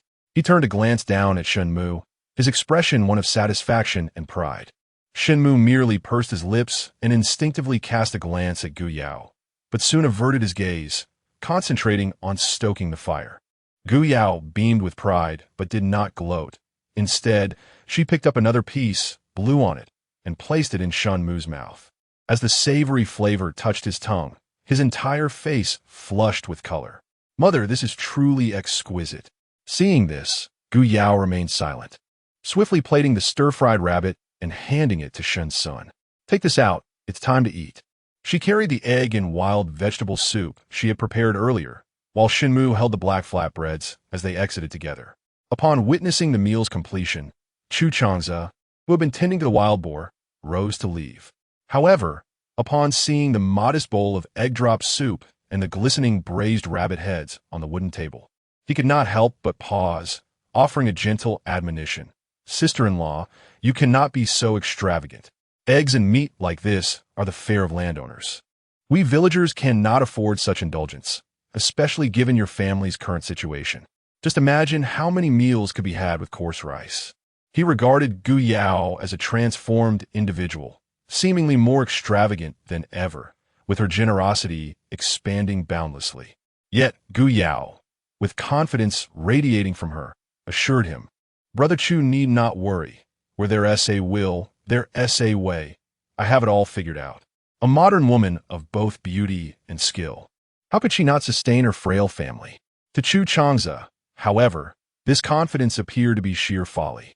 Yet, as it was not his place to intervene, especially since her husband had said nothing, he nodded dismissively and attempted to depart once more. Seeing that Chu Changza insisted on leaving, Shen Yan refrained from persuading him to stay and instead glanced at the pork prepared in the corner. Gu Yao understood instantly, her hands moving swiftly to hand a large piece of pork to Chu Changza. "Brother Chu, since you want to stay for dinner, we shall not insist. However, you must accept this pork. That is far too much." Chu Changza gazed at the substantial piece of pork leg in Gu Yao's hands, estimating it to weigh at least 10 pounds, and quickly waved his hand in refusal. "If Brother Chu does not take it, we shall feel too embarrassed to ride in your ox cart tomorrow." Gu Yao feigned seriousness, yet she secretly winked at Shen Yan. Shen Yan pressed his lips together and directly stated, "We are brothers. There is no need for such hesitation. Just take it." "Very well, I shall graciously accept it.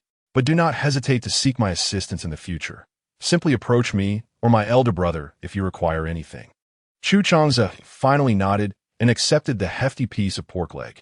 At that moment, the twins had already prepared the egg drop soup and set the chopsticks. With no outsiders present, they could no longer contain their excitement and called out in unison, "Elder brother, it's time to eat." The braised rabbit meat made by sister-in-law is truly delightful. Shen Yan had long caught the enticing aroma and glanced at Gu Yao, feeling that her current demeanor starkly contrasted with his memories. However, he refrained from commenting, simply uttering, "Let us sit down and dine." Gu Yao, on the other hand, was not overly concerned. She understood that upon traversing to another realm, one should ideally mimic the original inhabitant's behavior, yet the original's character was vastly different from her own, making imitation impossible, and frankly, she lacked the desire to do so. Thus, she resolved to forge her own path, allowing others to ponder. After all, curiosity ultimately leads to familiarity. After having a bite of rabbit meat, Shenmu no longer continued eating and even served some to Shen Yan, stating, "Brother, you should consume more rabbit meat to strengthen your legs." Observing Shenmu's involuntary gulp, Shen Yan discreetly served him a piece in return, saying, "Indeed, a moo. You should also eat more to grow taller." Subsequently, he evenly served Shen Xian a piece as well. "A Xian, you should also bolster your stature." Gu Yao remained indifferent to the harmonious scene of brotherly affection before her, focusing instead on tearing off bits of the coarse black bread in her hands. It was not that she was being pretentious, but rather the texture was harsh on her throat. This black bread was laden with bran, exceedingly rough, and the evening's bread was made by Shen Mu without even a single egg to enrich it. To make matters worse, it was poorly prepared. As a newcomer, she truly struggled to consume it, but she had no choice. To forgo eating would only leave her famished later. Although the rabbit meat had been stir-fried, it barely sufficed, allowing each person only 3 or 4 pieces at best. The egg drop soup, however, could fill one's stomach. With 5 eggs divided among them, little remained but broth. Setting down the bread, she forced herself to drink enough water to feel somewhat sated, while the trio of brothers continued to enjoy their egg drop soup and bread. Having had a satisfying meal for the first time that evening, Shen Yan glanced towards the entrance, noting that the sky was not yet fully dark, and instructed Shenmu, "Amu, take the 2 portions of meat in the corner, one for the village head's family and the other for Uncle San." Initially, their family had sold their home and had nowhere to reside, and it was the village head who had temporarily provided them with this abandoned thatched cottage at the village's edge. Upon hearing this, Shenmu promptly grabbed the 2 pieces of meat and dashed outside. Shen Xian, not idling, swiftly began to clear the dishes. Just then, a familiar voice, slightly breathless, called from outside, "A yin, a mu, a xian." Shen Yan turned to see their grandmother, Lu Guifan, approaching with a rather heavy cloth bag in her hand. "Grandmother, what brings you here?" Shen Yan attempted to rise to assist her, but was met with an excruciating pain in his right leg, forcing him to sit back down. Lu Guifan, noticing this, furrowed her brow deeply. Your leg has worsened, hasn't it? Why on earth are you hunting with a leg in such condition? With your grandparents around, can you truly starve, you 3 brothers? As she spoke, she placed a half bag of brown rice upon the small table. Do not worry, dear grandmother. My leg was merely twisted again this afternoon on the mountain. A few days of rest will suffice for the pain to subside. Shen Yan forced a faint smile, casting her gaze upon the half bag of rice, feeling a flush of embarrassment on her cheeks. Grandmother, we still have some savings. We possess enough silver for our meals. So please take this rice back with you. Shen Sun concurred, yes, grandmother, do take it back, lest second aunt learns of it and comes to our home to scold us. She just came demanding our wild boar meat. Fortunately, big sister-in-law doused her with pig's blood and sent her away. It is outrageous. Why should grandmother's belongings be given to anyone at her whim? As if she has the right to interject. Lu Guifan spat. She was well aware of the character of the second daughter-in-law, yet she could not overly chastise her. For she had borne 3 sons for the Shen family. Both the palm and the back of her hand are flesh. So she carried a sense of guilt towards the eldest branch of the family, and had been quietly supporting them since the division of households. Then she turned her attention to Gu Yao beside her. Yao Yao, was it truly you who drove away your second aunt? Just moments ago, Zhao Lancy had complained to her, lamenting how that insolent girl had splattered her with pig's blood, while Shen Yan not only stood idly by, but even encouraged the idea of selling their grand brick house, leaving their entire family homeless, uttering a multitude of unpleasant remarks. Chapter 9. Space Nigh. It was I who splashed her. Just as Gu Yao was about to respond, Shen Yan interjected. Observing his demeanor, Lu Guifan couldn't help but smile. Yao Yao, your defense is commendable. You stand by your family, and as a grandmother, it brings me great comfort. Yin and his brothers are all boys, and there are many neighborhood disputes that they cannot intervene in. With your mother absent, I fear for your well-being. Now that you have Yao Yao to support this family, I believe life will gradually improve for you. Gu Yao immediately beamed, saying, Nai, rest assured, as long as I am here, no one shall dare to bully our family. Lu Guifan's impression of Gu Yao had been rather unfavorable, considering her to be lazy and selfish. However, witnessing Shen Yan's defense of her on a Shen Sun's praise, her perspective began to shift as she gazed at the charming young girl before her. Although the splasher was her own second daughter-in-law, it did bring her a sense of solace. It is human nature to be unable to treat all equally. Typically, one helps the weaker. Very well. As long as you two are united, there is no obstacle you cannot overcome. Now that I see you both are well, I shall take my leave. As Lu Guifan prepared to depart, Shen Yan said, Nai, Amu has already delivered meat to the third uncle's house. For the next few days, you and grandfather can dine there. He then turned to Gu Yao, wife, please see Nai off. Upon hearing this, Lu Guifan understood. It seemed that the actions of the second branch had indeed caused some discontent in the first branch. She sighed. Gu Yao also took a moment to process this, realizing that Shen Yan was asking her to escort Lu Guifan. Without his reminder, she almost forgot their relationship. Turning back with a smile, she quickly assumed her role, supporting Lu Guifan's arm and cheerfully saying, Nai, please take care as you leave. After escorting Lu Guifan out of the courtyard, Shen Mu returned. He carefully set down the bamboo basket on his back and retrieved its contents, saying to Shen Yan, elder brother, these 10 eggs were sent by third uncle and third aunt, meant for you to nourish your health. This half-dough of rice is from Li Zhang's uncle. He mentioned that since our family has no land, we should take this rice for immediate use.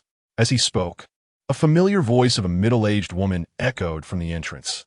Yin, I say, you've gone to great lengths to hunt a wild boar. Why did you so generously share so much with my second son? If you had traded it for rice in the town, how many days could your family eat from it? The newcomer was Aunt Chu, mother of Chu Changza, who shared a close friendship with Shen Yan's mother. The two families had always maintained good relations, and Aunt Chu was well aware of their circumstances. With no land and both elderly parents having to work for a landlord in the city due to a ginseng plant, they were left with a lame child, a lazy daughter-in-law, and 2 children. How were they to survive? Aunt Chu couldn't help but sigh. Shen Yan cleared his throat, offering Aunt Chu a polite smile. Aunt Chu, Considering our family's relationship, this little bit of meat is nothing significant. Aunt Chu was acutely aware of Shen Yan's character, stubborn yet kind, generous yet grateful. This child possessed all admirable qualities, save for an unfortunate fate. Gazing at his crippled leg, she sighed once more and handed 2 bowls of rice to Gu Yao, imparting with a deeper meaning, Yao Yao. Setting aside the traditional virtues expected of women, one must always remember to be grateful and repay kindness. Had it not been for your husband as life-saving aid to your brother, it would now be your brother facing such a disability. You must assist your husband in supporting this family and never engage in any actions that betray your conscience. Gu Yao felt a headache coming on but maintained a flawless smile, replying, Aunt Chu, rest assured. When I'm married, I embrace my husband's life as my own, sharing in both joy and hardship, and I vow to remain steadfast and loyal. Should I stray from this path, may heaven punish me. Observing her rehearsed and perfunctory words, Shen Yan imperceptibly furrowed his brow and interjected calmly, Thank you, Aunt Chu, for the rice. It's getting late. You should return home to ease any worries. In ancient times, people retired early to conserve lamp oil. The Shen family lacked a large bathing tub and had no facilities for a proper bath. They simply took turns washing their faces in a basin before retreating to their respective rooms. The 3 Shen brothers had always lived this way and found no discomfort in it. However, Gu Yao felt utterly unclean, despite wiping herself down. The absence of body wash and a thorough rinse left her feeling as if she had not bathed at all. After tossing and turning for some time without sleep, she finally rose and declared, Tomorrow, I will buy 2 bathing tubs in town, one for myself and one for each of you brothers. Shen Yan, too restless to sleep due to his leg pain, gently massaged his right leg while softly replying, One will suffice. You can use it alone. Gu Yao continued, We must also purchase some fragrant ointment. Without it, bathing feels pointless. Shen Yan merely acknowledged her with a grunt. And we need another pot. Using the cooking pot for bathing water is quite unsanitary. This time, Shen Yan's patience wore thin as he stared at Gu Yao as if she were foolish, asking, What else do you wish to buy? Gu Yao pondered for a moment and earnestly replied, Everyone needs at least one new outfit, especially a mu and a son, who are perpetually muddy. 2 sets each would not be excessive. The bed linens are frayed and must be replaced, and also, just as she was becoming animated in her list, Shen Yan doused her enthusiasm with a bucket of cold water. Let us sleep. Once you're asleep, everything will be taken care of.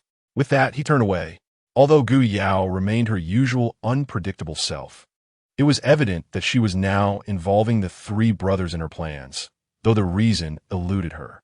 Meanwhile, Shen Yan, unable to sleep due to his pain, pondered Gu Yao's unusual behavior throughout the day. On the other hand, Gu Yao was dissatisfied with Shen Yan's lack of enthusiasm. She playfully slapped his shoulder from behind and exclaimed, Why are you like this? It was you who asked me, and now I'm just responding. How? Before she could finish her sentence, she suddenly slapped him playfully again and burst into laughter. Ha ha ha ha. Shen Yan was already suffering from leg pain, and after being slapped twice by her, he was so enraged that he felt like cursing. This woman used to sleep as if she were glued to the wall, fearing even the slightest contact with him. Today, however, she was either whimsically contemplating buying a pot or relentlessly battering him. He truly found it unbearable. Bang! Another deafening sound echoed. Shen Yan could no longer endure it. He abruptly sat up, his gaze sharp as he fixed it on Gu Yao. Is this ever going to end? Gu Yao, however, simply asked him, Does it hurt? Did it hurt when I hit you? If it does, that's a good sign. It means you're not dreaming. Now, turn over and go back to sleep. She blinked, a peculiar glimmer flashing in her eyes, particularly striking against the backdrop of the dark night. Shen Yan's lips twitched in disbelief. She could slap him in her dreams? He too wished to slap her, but he had never harbored the habit of striking women. Noticing his unyielding gaze, Gu Yao suddenly felt a chill run down her spine. She took a step back. In this dark night, with just the 2 of us, you wouldn't be contemplating something, would you? This husband of mine looks quite handsome. After all, so it wouldn't be entirely impossible. Shen Yan was so exasperated that he almost laughed. He pointed at his leg, his tone dripping with sarcasm. What could I possibly do to you in this state? Gu Yao facepalmed, having completely forgotten this detail. Then why are you watching me instead of sleeping? Are you expecting to see something extraordinary? Shen Yan was rendered speechless. How did he come to realize that this woman seemed even more insufferable than before? His eyes flickered with various emotions, ultimately deciding to turn over and lie back down. Gu Yao also turned her back to him, yet she did not fall asleep. Upon hearing a deep snore from behind her, she tentatively called out in her heart, "Is it in?" As she anticipated, she had also acquired the quintessential attribute of a time traveler: space. Her modern villa had accompanied her through the journey, and when she slapped Shen Yan earlier, this scene had suddenly materialized before her eyes. Thinking it was a dream, she had struck him twice more. The pain in her hand confirmed it was no dream. Indeed, the heavens had not been unkind to her. Gazing at the familiar surroundings of the courtyard, tears brimmed in her eyes. Although she felt a tinge of disappointment at not being able to return, one must learn to be content, right? Besides, as an orphan, it made little difference where she found herself. However, she soon discovered the distinction. The previously vacant fountain in the courtyard was now bubbling with water, and to her astonishment, there were dozens of lively koi swimming in the pond. She had long wished to keep a few, but had been too busy with her studies to attend to it. Now, not only was the pond filled with water, but it also hosted koi fish. Could this be a delightful compensation for her crossing into a desolate era? As she watched the continuous flow of water gushing from the fountain's apex, a sudden spark ignited in her eyes. Could this be the spiritual spring water from novels? Unable to resist, she cupped her hands to catch some and took a sip. It was refreshingly cool and sweet. The most delightful beverage she had ever tasted. After drinking, she felt completely rejuvenated, an indescribably pleasant sensation washing over her. Moreover, she discovered that this spiritual spring water possessed self-repairing properties. The entire pool was remarkably devoid of any impurities, crystal clear. Not only that, but the entire courtyard was immaculate. She gazed in astonishment at the 3 plots of land she had cultivated in her previous life. Had green shoots sprouted so swiftly? Particularly, the conspicuous bean sprouts were growing like weeds, and she adored them. She mused that the passage of time within this space must differ from that outside. But what was the ratio? There was no rush. She had ample time. In the 3 plots, she had planted vegetables, fruits, and medicinal herbs.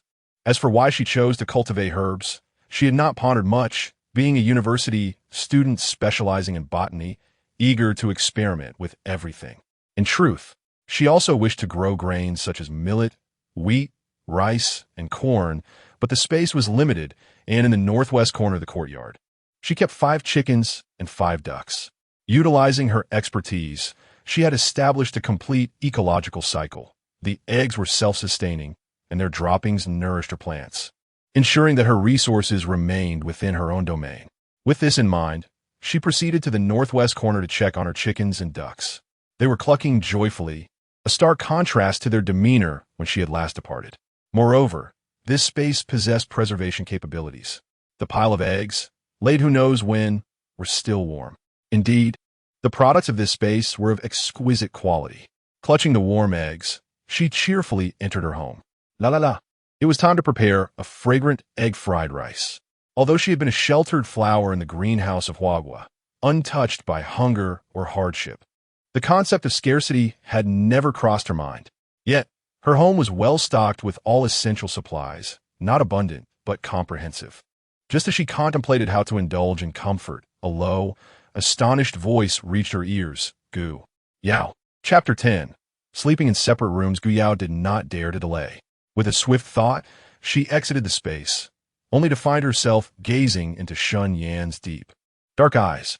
Her heart skipped a beat, and she moved closer to him. What's wrong? Shen Yan instinctively took a step back, but Gu Yao advanced, forcing him to retreat until there was nowhere left to go. He had no choice but to extend his arm to block her. Just now, Gu Yao anticipated his words and quickly interrupted. I was sleeping against the wall. What, didn't you touch me? With that, she fixed her gaze on him, her expression radiating a playful challenge, as if to say, all right, I'm here now. You may touch me. Shen Yan was rendered speechless. For a moment, he genuinely questioned whether she had slept against the wall or had simply vanished into thin air. However, faced with the girl's face, so close yet so distant, he realized that was not the crux of the matter. What mattered was why he had called her in the dead of night. Was it possible for someone of her stature to truly disappear? Seeing him silent, Gu Yao pressed on. You are indeed quite peculiar. Sleeping against the wall is unacceptable. And now you refuse to let me sleep in your embrace. Why don't you enlighten me on how I am supposed to sleep? Her grievances escalated, and she climbed back up to pat him. I say, you are rather hard to please.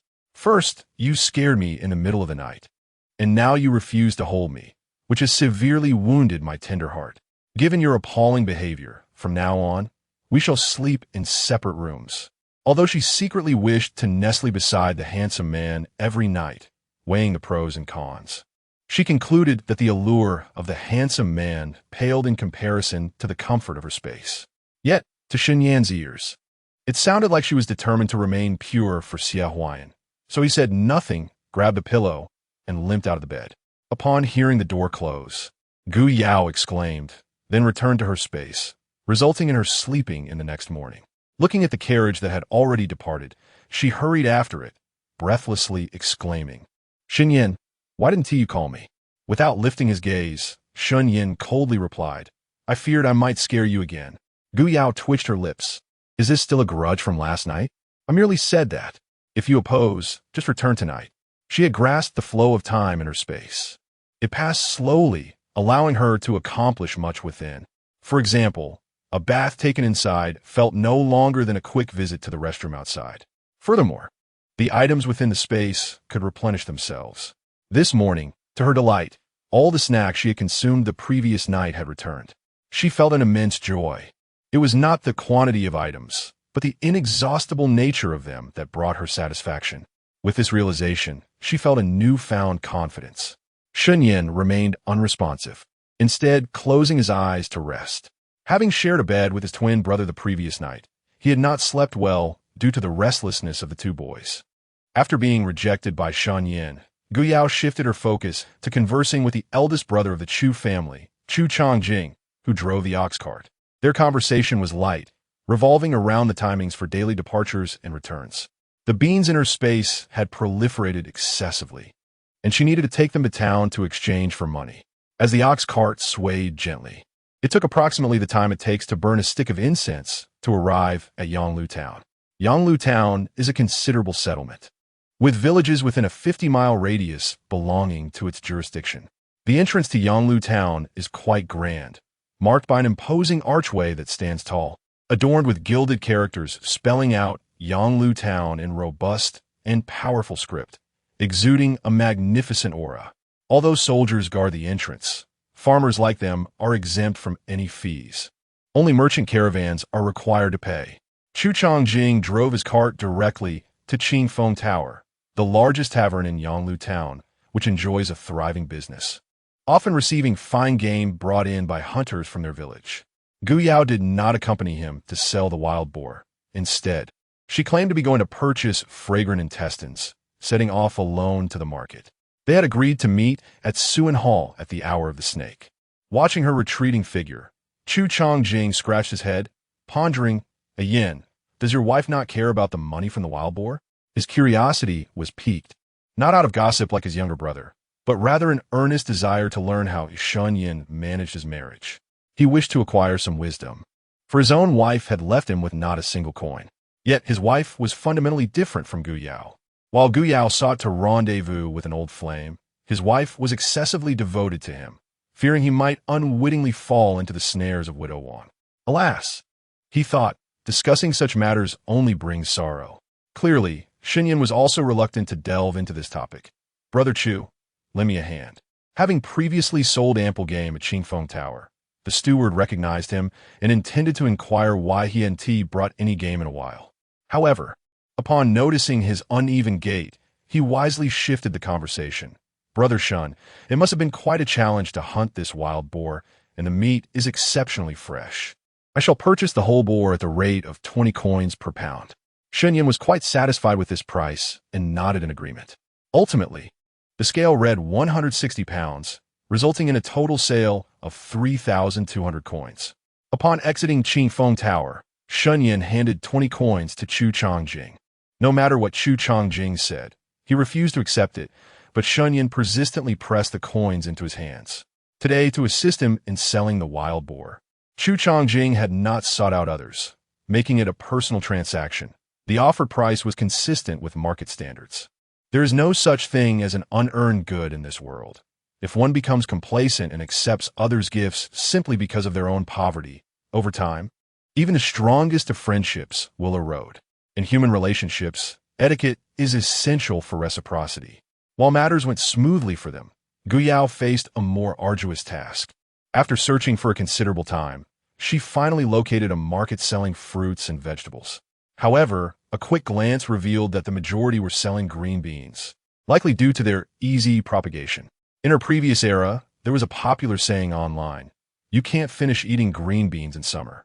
Thus, she promptly decided to pair her tomatoes and cucumbers with the green beans for sale. She noticed no vendors selling these two vegetables, perhaps indicating that they had yet to be introduced in this era. Instantly, she felt that with her tomatoes and cucumbers, she would have no rivals. However, after several rounds of searching, she could not find an available spot.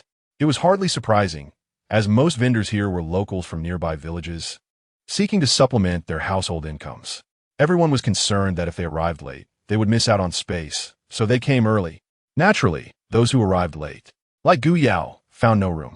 Just as she was about to wander the streets, calling out to sell her goods, a young man selling bean sprouts called out to her, "Miss, are you here to sell vegetables too? I can share a bit of space with you. Come join me." He added playfully, "Just don't crowd me." Nearby, a middle-aged woman quickly defended her own little patch of land. The area was already cramped. Adding another person would complicate matters. The young man said nothing. Instead, he moved aside two of his own baskets of bean sprouts to create a small area for Gu Yao. She looked down to see a dark-skinned youth, approximately her age, whose smile radiated simplicity and warmth. She immediately responded with a cheerful grin, revealing her 8 pearly teeth. "Thank you, young man." Afterward, she cast a casual glance at the middle-aged woman before nonchalantly arranging the tomatoes and cucumbers from her basket. She refrained from bringing out the bean sprouts. One must adhere to principles of fairness. Moreover, with so many selling bean sprouts, they would hardly fetch a good price. As the young man called out to attract customers, he inquired, "Miss, what kind of vegetables are these? I've never seen them before." Gu Yao, while also calling out, explained, "The red ones are tomatoes, and the green ones are cucumbers, both wild produce from mountains. Perhaps you haven't noticed them before." The young man nodded, "Perhaps. But please don't take offense. Our usual vegetables are already difficult to sell, let alone your unfamiliar mountain tomatoes and cucumbers. They might not sell well either." With a sigh, he lamented the times, recognizing that everyone struggled to make ends meet. Gu Yao surveyed her surroundings, observing the throngs of passers-by who rarely inquired about their goods. With a determined glint in her eye, she stood up and said, "Young man, please keep an eye on my spot for a moment. I will be right back." Chapter 11. The vegetables were sold out without wasting much time. Gu Yao quickly returned with 2 plates of dishes. One plate contained stir-fried tomatoes with eggs, and the other featured cold shredded cucumbers. The young man was right. Unfamiliar delicacies naturally beckon to be tasted before one considers purchasing. The vibrant appearance of her cooking, enhanced by the addition of sesame oil, released an enticing aroma that wafted through the air, particularly tantalizing during this sweltering summer. The plates, adorned with the vivid red of tomatoes and the lush green of cucumbers, were undeniably appetizing. As soon as the dishes were presented, many passers-by curiously gathered around. No one could resist the allure of food, especially in this era when scarcity was common. Sustenance surpassed all else. Gu Yao enthusiastically explained, "This vibrant red dish is made from tomatoes, and the fresh green one is cucumbers, both of which are products of the mountains, nourished by the essence of sun and moon. They are incredibly delicious and remarkably simple to prepare. Just look at these tomatoes, rich in nutrients, sweet and tangy. Stir-fried or paired with an egg, they become a delightful meal. As for cucumbers, they are even easier. Just shred them and toss with salt for a refreshing dish. What's more, They can also be enjoyed raw as a fruit. Her eloquent description captivated the audience, with a few eager individuals unable to contain their excitement, ready to sample the dishes. For hygiene reasons, Gu Yao personally served them portions to taste. Once they did, the reactions were extraordinary. Satisfied smiles spread across their faces. Wow, these tomatoes are delicious, sweet and tangy, and the cucumbers are crisp and refreshing with a unique fragrance. How much do they cost? One inquired, though another remarked, but they seem too expensive for us. Indeed, another echoed, no matter how delicious, it's just a dish. It's merely a matter of trying something new. And thus, before even beginning to buy, they resumed their critiques. Gu Yao, understanding their sentiments all too well, recognized that while they were eager to purchase and taste, they feigned indifference. Not one to take offense, she smiled and replied, "You are quite right. They are merely vegetables. How expensive could they be? Just 1 coin each." Most vendors at the market were local villagers supplementing their households, lacking scales, relying instead on estimates for pricing. However, Gu Yao was the first to sell items by the piece. Consequently, the crowd grinned. That is not expensive at all. It's on par with the price of meat buns. Regardless of how delicious, it's still just a dish. Gu Yao chuckled, but this isn't just any vegetable. It can also be consumed raw as a fruit. Although I sell them individually, for pieces roughly equal a pound. So it amounts to 4 coins per pound. Not overpriced at all. The crowd gasped in surprise. 4 coins is hardly dear. The woman selling chives nearby scoffed. This young lady is asking for too much. My chives are only 2 coins per pound, and I can barely sell them. The young man quietly cautioned, "Miss, that's too high. It's summer now, the season for abundant vegetables. Every household grows their own, and prices simply can't be elevated." Gu Yao then inquired, "What price do you sell your bean sprouts for per pound?" The young man replied, 2 coins. They aren't selling at all. They simply don't move. Vegetable prices only hold this value in summer, unlike winter when they are scarce and can command prices several times that of grain. Gu Yao had a clear understanding of the situation, observing the onlookers who neither purchased nor departed. She contemplated for a moment and resumed her enthusiastic calls. Fresh tomatoes and cucumbers for sale. Unique tomatoes and cucumbers, just 1 coin each. Today as special, buy 5 for a mere 5 coins and receive half a pound of green beans as a bonus. The young man, troubled by the slow sales of his green beans, perked up at Gu Yao as words. He was indifferent to how much she would give him in return, as they were all homegrown. Thus, he readily divided out several half-pound portions and chimed in, delicious tomatoes, cucumbers, and green beans. Those who taste them feel as if they have dined with the gods. A worthwhile purchase for all. Gu Yao added, unique tomatoes and cucumbers. You cannot go wrong with this deal. Buy tomatoes or cucumbers and receive green beans for free. A once-in-a-lifetime opportunity. Don't let it slip away. Her proclamation startled the young man, nearly causing him to stumble. Is it truly a giveaway? He thought, but he hesitated to reclaim his offer as customers began to trickle in, eager to buy. Such is the nature of selling. Everyone loves a good bargain. Before long, the young man's numerous green bean portions were all claimed, while Gu Yao still had half of her tomatoes and cucumbers remaining. At that moment, an earlier passerby approached, her face brimming with calculation. Young lady, let us sell my chives together. I'll do the shouting, and you can simply collect your share of the coins. She was not foolish. The money would all go to Gu Yao, and how much the young man would receive depended entirely on her words. Gu Yao glanced at her and replied coolly, no need. I brought my own green beans, but I simply didn't want to display them earlier. With that, she produced a large handful of green beans from her basket. The woman's expression darkened immediately, while the young man appeared perplexed. Gu Yao had no time to linger on their reactions. She continued her vibrant sales pitch, selling sweet and juicy tomatoes and crisp cucumbers. Buy 5 coins worth and receive half a pound of green beans. Limited quantities, first come, first served. The young man pressed his lips together, remaining silent. Yet he once again organized the green beans for her. Little girl, this looks quite fresh. However, I haven't seen it before. Is it tasty? A woman, dressed somewhat better than the average passerby, inquired. Gu Yao's eyes sparkled with enthusiasm as she lifted the few remaining plates of vegetables and offered them for tasting. Dear sister, please try. If it's not delicious, you owe me nothing. I've sold plenty already. These vegetables are grown in the mountains, imbued with the essence of nature, truly fresh and flavorful. The woman, a discerning individual, hesitated at the sight of the leftovers, unsure whether to taste.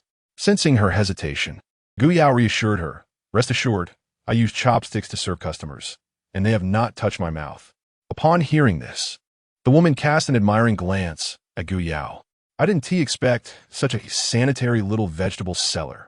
You know, this very issue has caused many arguments with my husband. He says I'm too particular and one tea let him get close. Illness comes through the mouth. Is it wrong for me to pay attention to hygiene?" The woman, feeling a kinship, inadvertently divulged personal matters as if speaking to a confidant. Guyao immediately shook her head vigorously, affirming, "Indeed, elder sister, you are absolutely correct. Infectious diseases abound, and we must be vigilant."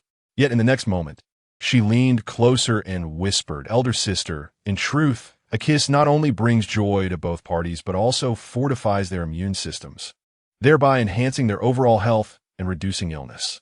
Noticing a slight shift in her sister's gaze, Guyao quickly continued, "I assure you, my great-great-grandfather once served as a royal physician, and this wisdom has been passed down through generations. Thus, you may share a kiss with your husband." Guyao, despite her own quirks, did not oppose the notion of affection. To be candid, if one partner yearns for intimacy and the other consistently rebuffs, it will inevitably strain their relationship over time. Though she had never experienced romance herself, she had watched countless love stories, which couple did not frequently embrace and share tender moments. Her sister's cheeks flushed slightly. "Is that really true?" Guyao's gaze was resolute. "Why not give it a try?" She then broke off a piece of fresh cucumber and handed it to her sister, returning to the main topic. "Sister, life is meant for new experiences and ventures to become richer and more vibrant. Much like this unfamiliar cucumber, one must taste it to appreciate its delightful flavor. Just inhale its unique fragrance." Eventually, her sister could not resist and took a bite, exclaiming boldly, "Let us have 5 each. No, make it 10. My mother-in-law is from a prominent family and surely appreciates these fresh delicacies. I shall bring some to her." Guyao beamed with joy. "Excellent. I shall prepare them right away. Truly, sister, you are generous, and I thank you for supporting my business." Her sister replied with a smile, "Your cucumbers are indeed delightful, and your words are charming. I shall consider it earnestly." At this juncture, she felt a flicker of longing for that intimate connection. With a basket brimming with vegetables, she departed, feeling elated. After selling to this affluent customer and a few others, Guyao's produce was entirely sold out. It was now time to settle the accounts. The young man, rubbing his hands together and revealing a broad grin, stammered, "Miss, how shall we tally this?" To which the older woman beside him retorted derisively, "If she charges you a mere penny per pound, consider yourself fortunate." Chapter 12. Purchasing a pot, Guyao paid no heed to her and replied in a clear voice, "A true brother must keep accounts clearly. Since I took the initiative without your consent, it is only right that I follow through." With these words, she handed the young man 22 "Now do the math, won't you?" Staring at the heavy copper coins in his hand, the young man was momentarily taken aback, scratching his head in confusion. "This is too much. Far too much.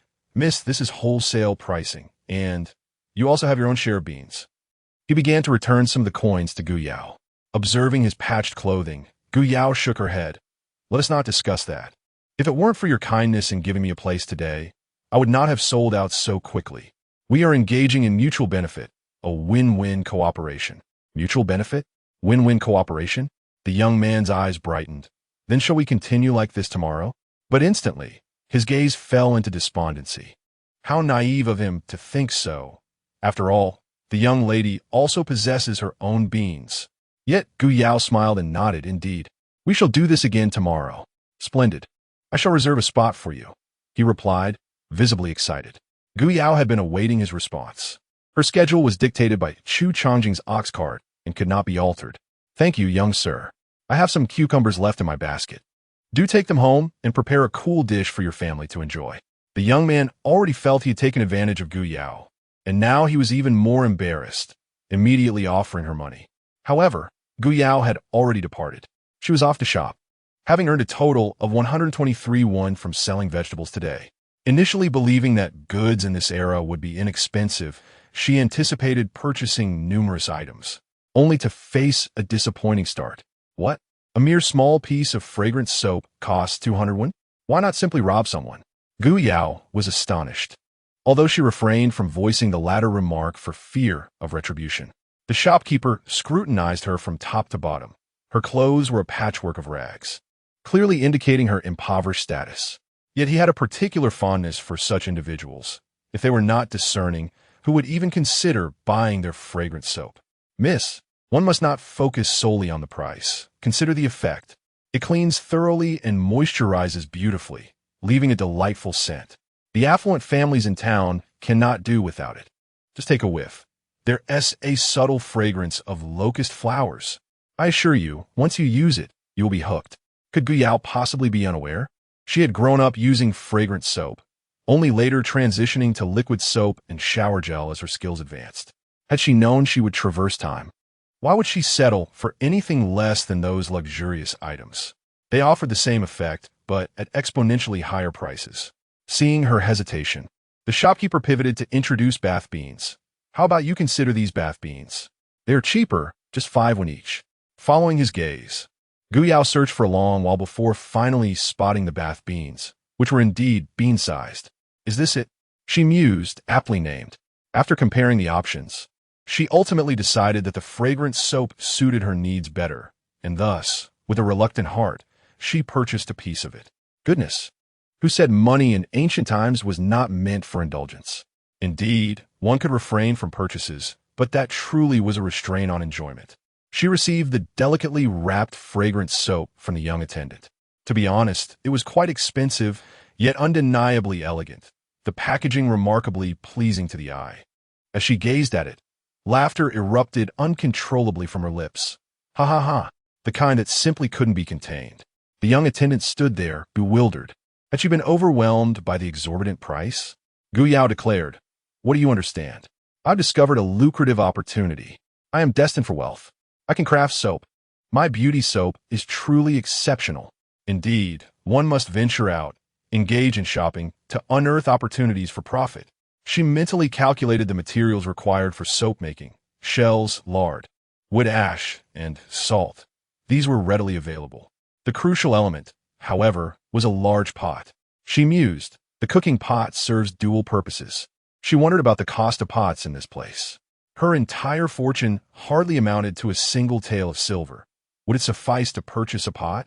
Reflecting on Shen Yan's reaction from the previous day, it likely wasn't enough, but she decided to visit the blacksmith shop. Upon arrival at the smithy, she found a father and son duo dining al fresco, bare-chested. Noticing her presence, the young blacksmith promptly set down his bowl and approached her. "Miss, what do you require?" Gu Yao scanned her surroundings before responding. "Young master, I wish to purchase a pot. May I inquire about the price?" Just as the young blacksmith was about to answer, the elder blacksmith approached. "Miss, are you here alone to buy a pot? Where are your family members?" In ancient times, a cast iron pot was often the most substantial item in a household, typically lasting a lifetime and even being passed down through generations. Thus, purchasing a pot was a significant affair, usually handled by the male members of the family. The young girl before him hardly appeared to be the head of a household. It was evident she was not the kind of person who could independently decide on such an important purchase. Gu Yao pondered for a moment before sincerely replying. "My in-laws are working as laborers, and my husband has difficulty walking, so I'm the only one who can come to buy. Is there a problem? Was buying a pot in ancient times such a hassle? Did it require registration?" The young blacksmith eagerly responded, "What problem could there be? My father was merely asking. As long as you have enough silver, you can buy it. What size do you need, miss?" Gu Yao thought for a moment and gestured. "I would like one this size. How much silver would that be?" She indicated a size comparable to the pot in Shen Yan's household, estimating it could yield around 200 soaps. In rural areas, pots were large enough to serve 20 people. Shen Yan's pot was already the smaller size, accommodating only 10. To her surprise, even such a small pot required 3 taels of silver, which startled Gu Yao. She quickly amended her request. "What about 1/2 that size? My family is small, and we do not need one so large." Yet, it still demanded at least 2 taels of silver. Gu Yao furrowed her brow slightly. Shouldn't half the size cost half the price? Would you sell it for 1,500 won? At this moment, the young blacksmith exhibited evident impatience, exclaiming, "Do you think this is sold by the pound?" Although the size is reduced by half, the manufacturing process remains unchanged, and the iron used is still substantial. Our labor invested is certainly no less. 2 taels of silver is already quite reasonable. Moreover, our iron pots are of exceptional quality, capable of lasting a lifetime. If you insist on purchasing it for 1,500 won, we can accommodate that, but we refuse to compromise our reputation.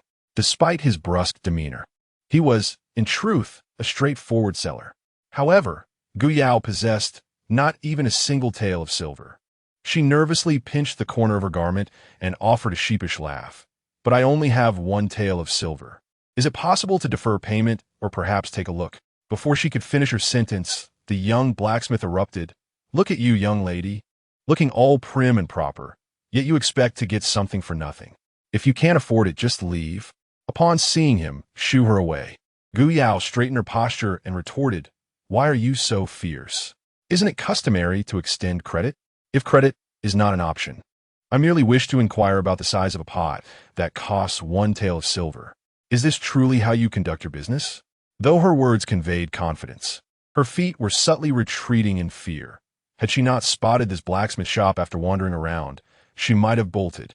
The old blacksmith, observing the tense exchange between the two, feared it would reflect poorly and promptly slapped his son, then turned to Gu Yao with a smile. "My dear lady, please do not take offense.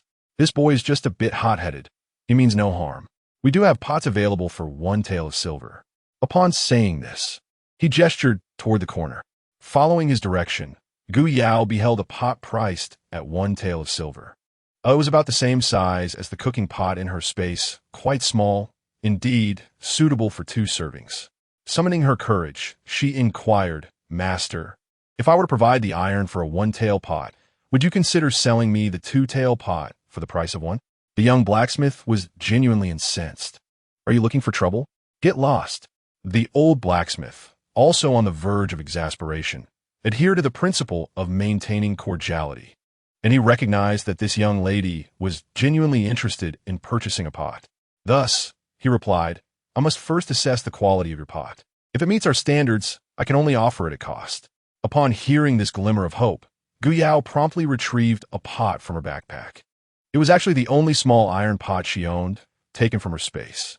To further demonstrate her sincerity, she also produced a chicken and a collection of eggs, approximately 20 of each, and presented her entire fortune of 923 won.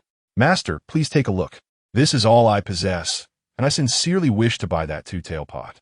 If you find it acceptable, please sell it to me. If not, I can continue my search."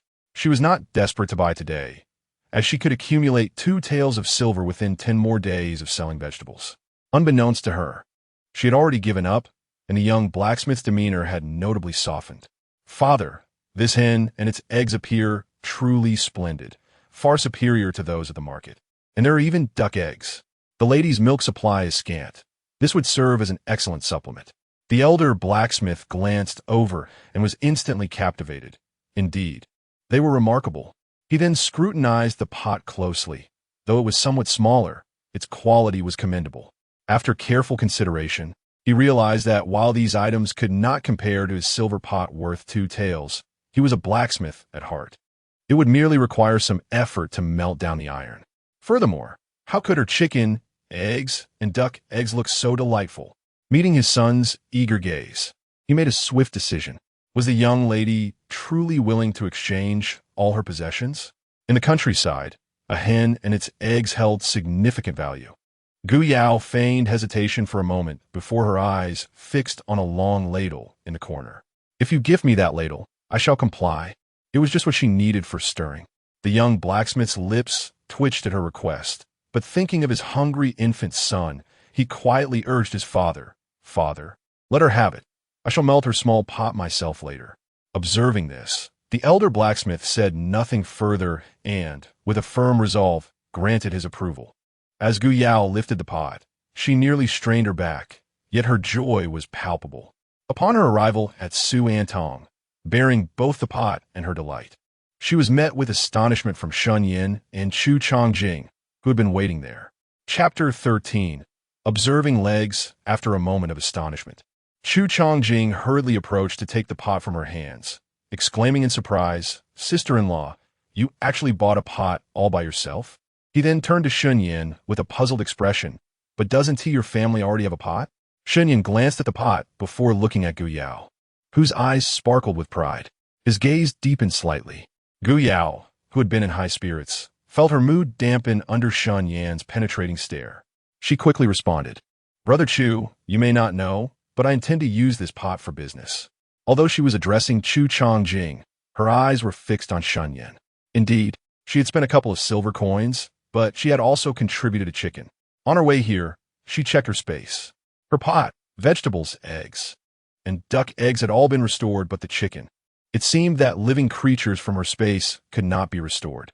Moreover, items she placed into the space from this era also could not be restored, which was, of course, within her expectations. Chu Chongjing was even more perplexed. "Sister-in-law, you wish to do business? Is that something anyone can just do? It requires not only a nimble mind, but also great courage." In his eyes, Gu Yao possessed neither quality. It was crucial to note that she was but a delicate young woman. Merely standing there made her presence feel diminished. Yet, Gu Yao puffed out her chest and declared, "Yes, starting tomorrow, I will come to the town to do business. Brother Chu, wait for me when you set off." Chu Chongjing was left wondering where she had acquired such inexplicable confidence. He, a grown man, had never engaged in business, only farming and driving cattle. In the past, Shen Yan had been skilled and adept at hunting, yet he, too, had never dabbled in business. For individuals like them, who toiled in the fields all their lives, engaging in commerce was a remarkable feat, something that seemed beyond their capabilities. They could barely manage to sell their eggs and vegetables at the market. It was already a significant achievement. He could not fathom what Gu Yao intended to do with this large black pot. However, seeing the young girl buy a pot without hesitation piqued his curiosity. Suddenly, he asked, "Sister-in-law, you actually have silver to buy a pot?" Shen Yan raised an eyebrow, directing his gaze toward Gu Yao. He had only given her 1 or 2 silver coins, yet this pot appeared to cost at least 2 silver coins. Gu Yao felt a twinge of guilt, but maintained her composure, saying, I just happened to encounter my father and asked him for it. Surprised, are we?" It was only natural for the original owner to request money from her family. She was quite clever, indeed. Noticing Shen Yan's unwavering gaze, she hastily added, "Is it not time to go in and see the legs?" Only then did Chu Chongjing come to his senses, promptly assisting Shen Yan down from the carriage. Gu Yao helped Shen Yan, and Chu Chongjing stayed behind to watch over the cattle cart and the iron pot. The Sua Hall was quite large, bustling with people. At this moment, the doctor on duty was attending to other patients. After helping Shen Yan into a chair, Gu Yao walked straight to the counter. "Excuse me, do you accept medicinal herbs here?" The shopkeeper set down his abacus, looked up to appraise Gu Yao, and inquired, "What medicinal herbs does the young lady possess?" Gu Yao replied, "I have some mugwort, sanchi, and saffron, all quite fresh, gathered just yesterday from the mountains." In her space, she had cultivated a small quantity of sanchi and saffron. "Saffron? The young lady possesses saffron?" The shopkeeper exclaimed, curiosity piqued. "May I take a look?" Gu Yao's eyes sparkled as she retrieved all the herbs from her backpack, including the sanchi and saffron she had taken from her space. The shopkeeper meticulously examined the quality of the herbs. Although there were only a few saffron blossoms, their petals were plump and vibrant, undeniably fresh. He immediately broke into a smile and declared, "I shall purchase all of these herbs from you, young lady." Glancing at Shen Yan, Gu Yao then asked the shopkeeper, "Could you kindly inform us of the price?" The shopkeeper stroked his beard thoughtfully and replied, "It seems the young lady is knowledgeable about medicinal herbs. Otherwise, you and T have harvested them so adeptly. Therefore, I shall be straightforward with you. Although saffron is quite valuable, the quantity is limited, so I will offer you 500 for it.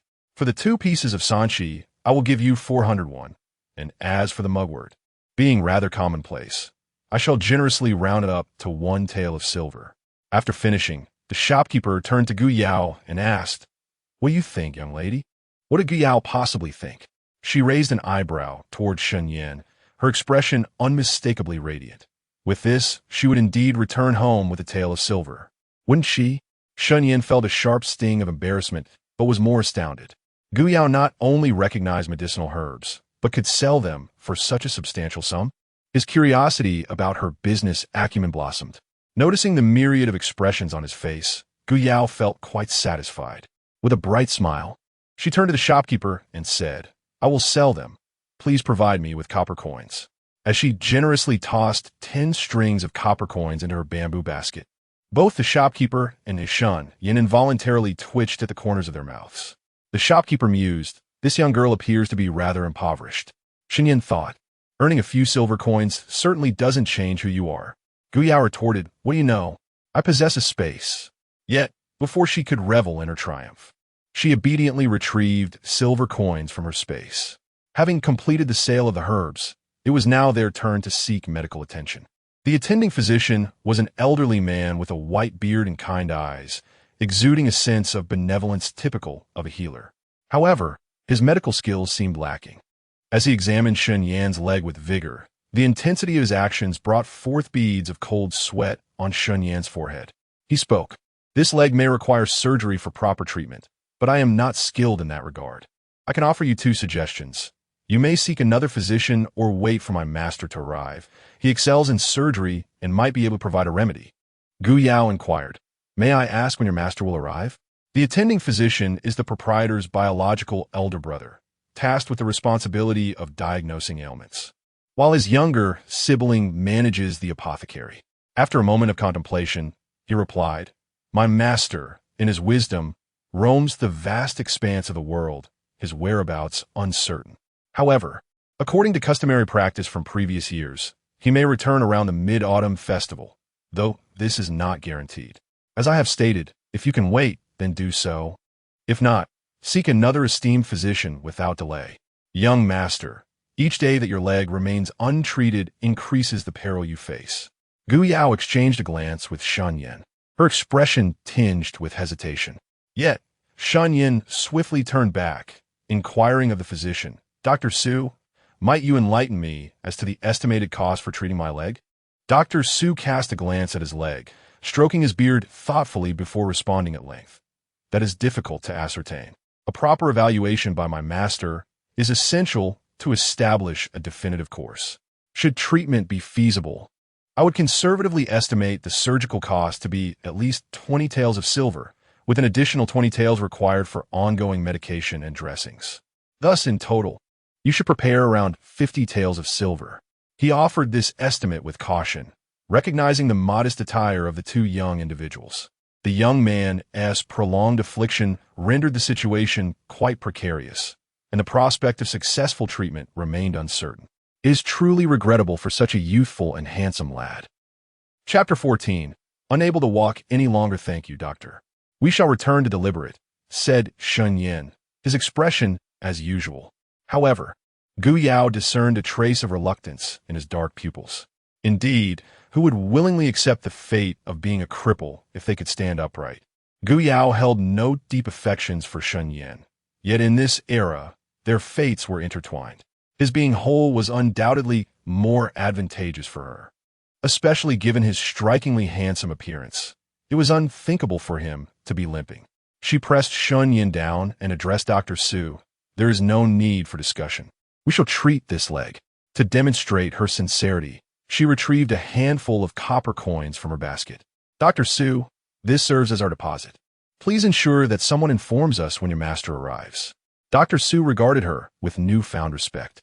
He had been seeing patients daily, and from their attire, he recognized them as farmers from nearby villages. They were unlikely to possess even 5 taels, let alone 50.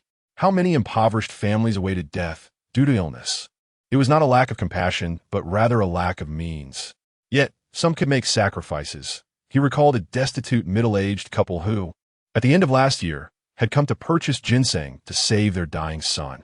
He had heard that the child clung to life but required another ginseng, a rare commodity. What happened afterward remained unknown to him. He did not know if the child survived. As a physician, he felt for his patients, But he was not heartless. He simply could not attend to every plea.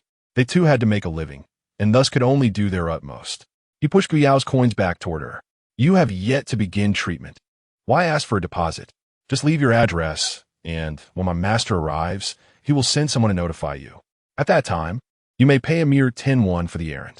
Initially hesitant, Gu Yao was reassured by Dr. Su's response. He was a rare physician, both firm in words, yet soft-hearted. She quickly expressed her gratitude. No wonder everyone speaks so highly of Dr. Su from Su Anton. Thank you for your understanding of the plight of farmers. She then provided her address in detail, ensuring she witnessed Dr. Su meticulously noting it down. Though she was not well-versed in reading, she felt a sense of security seeing it written.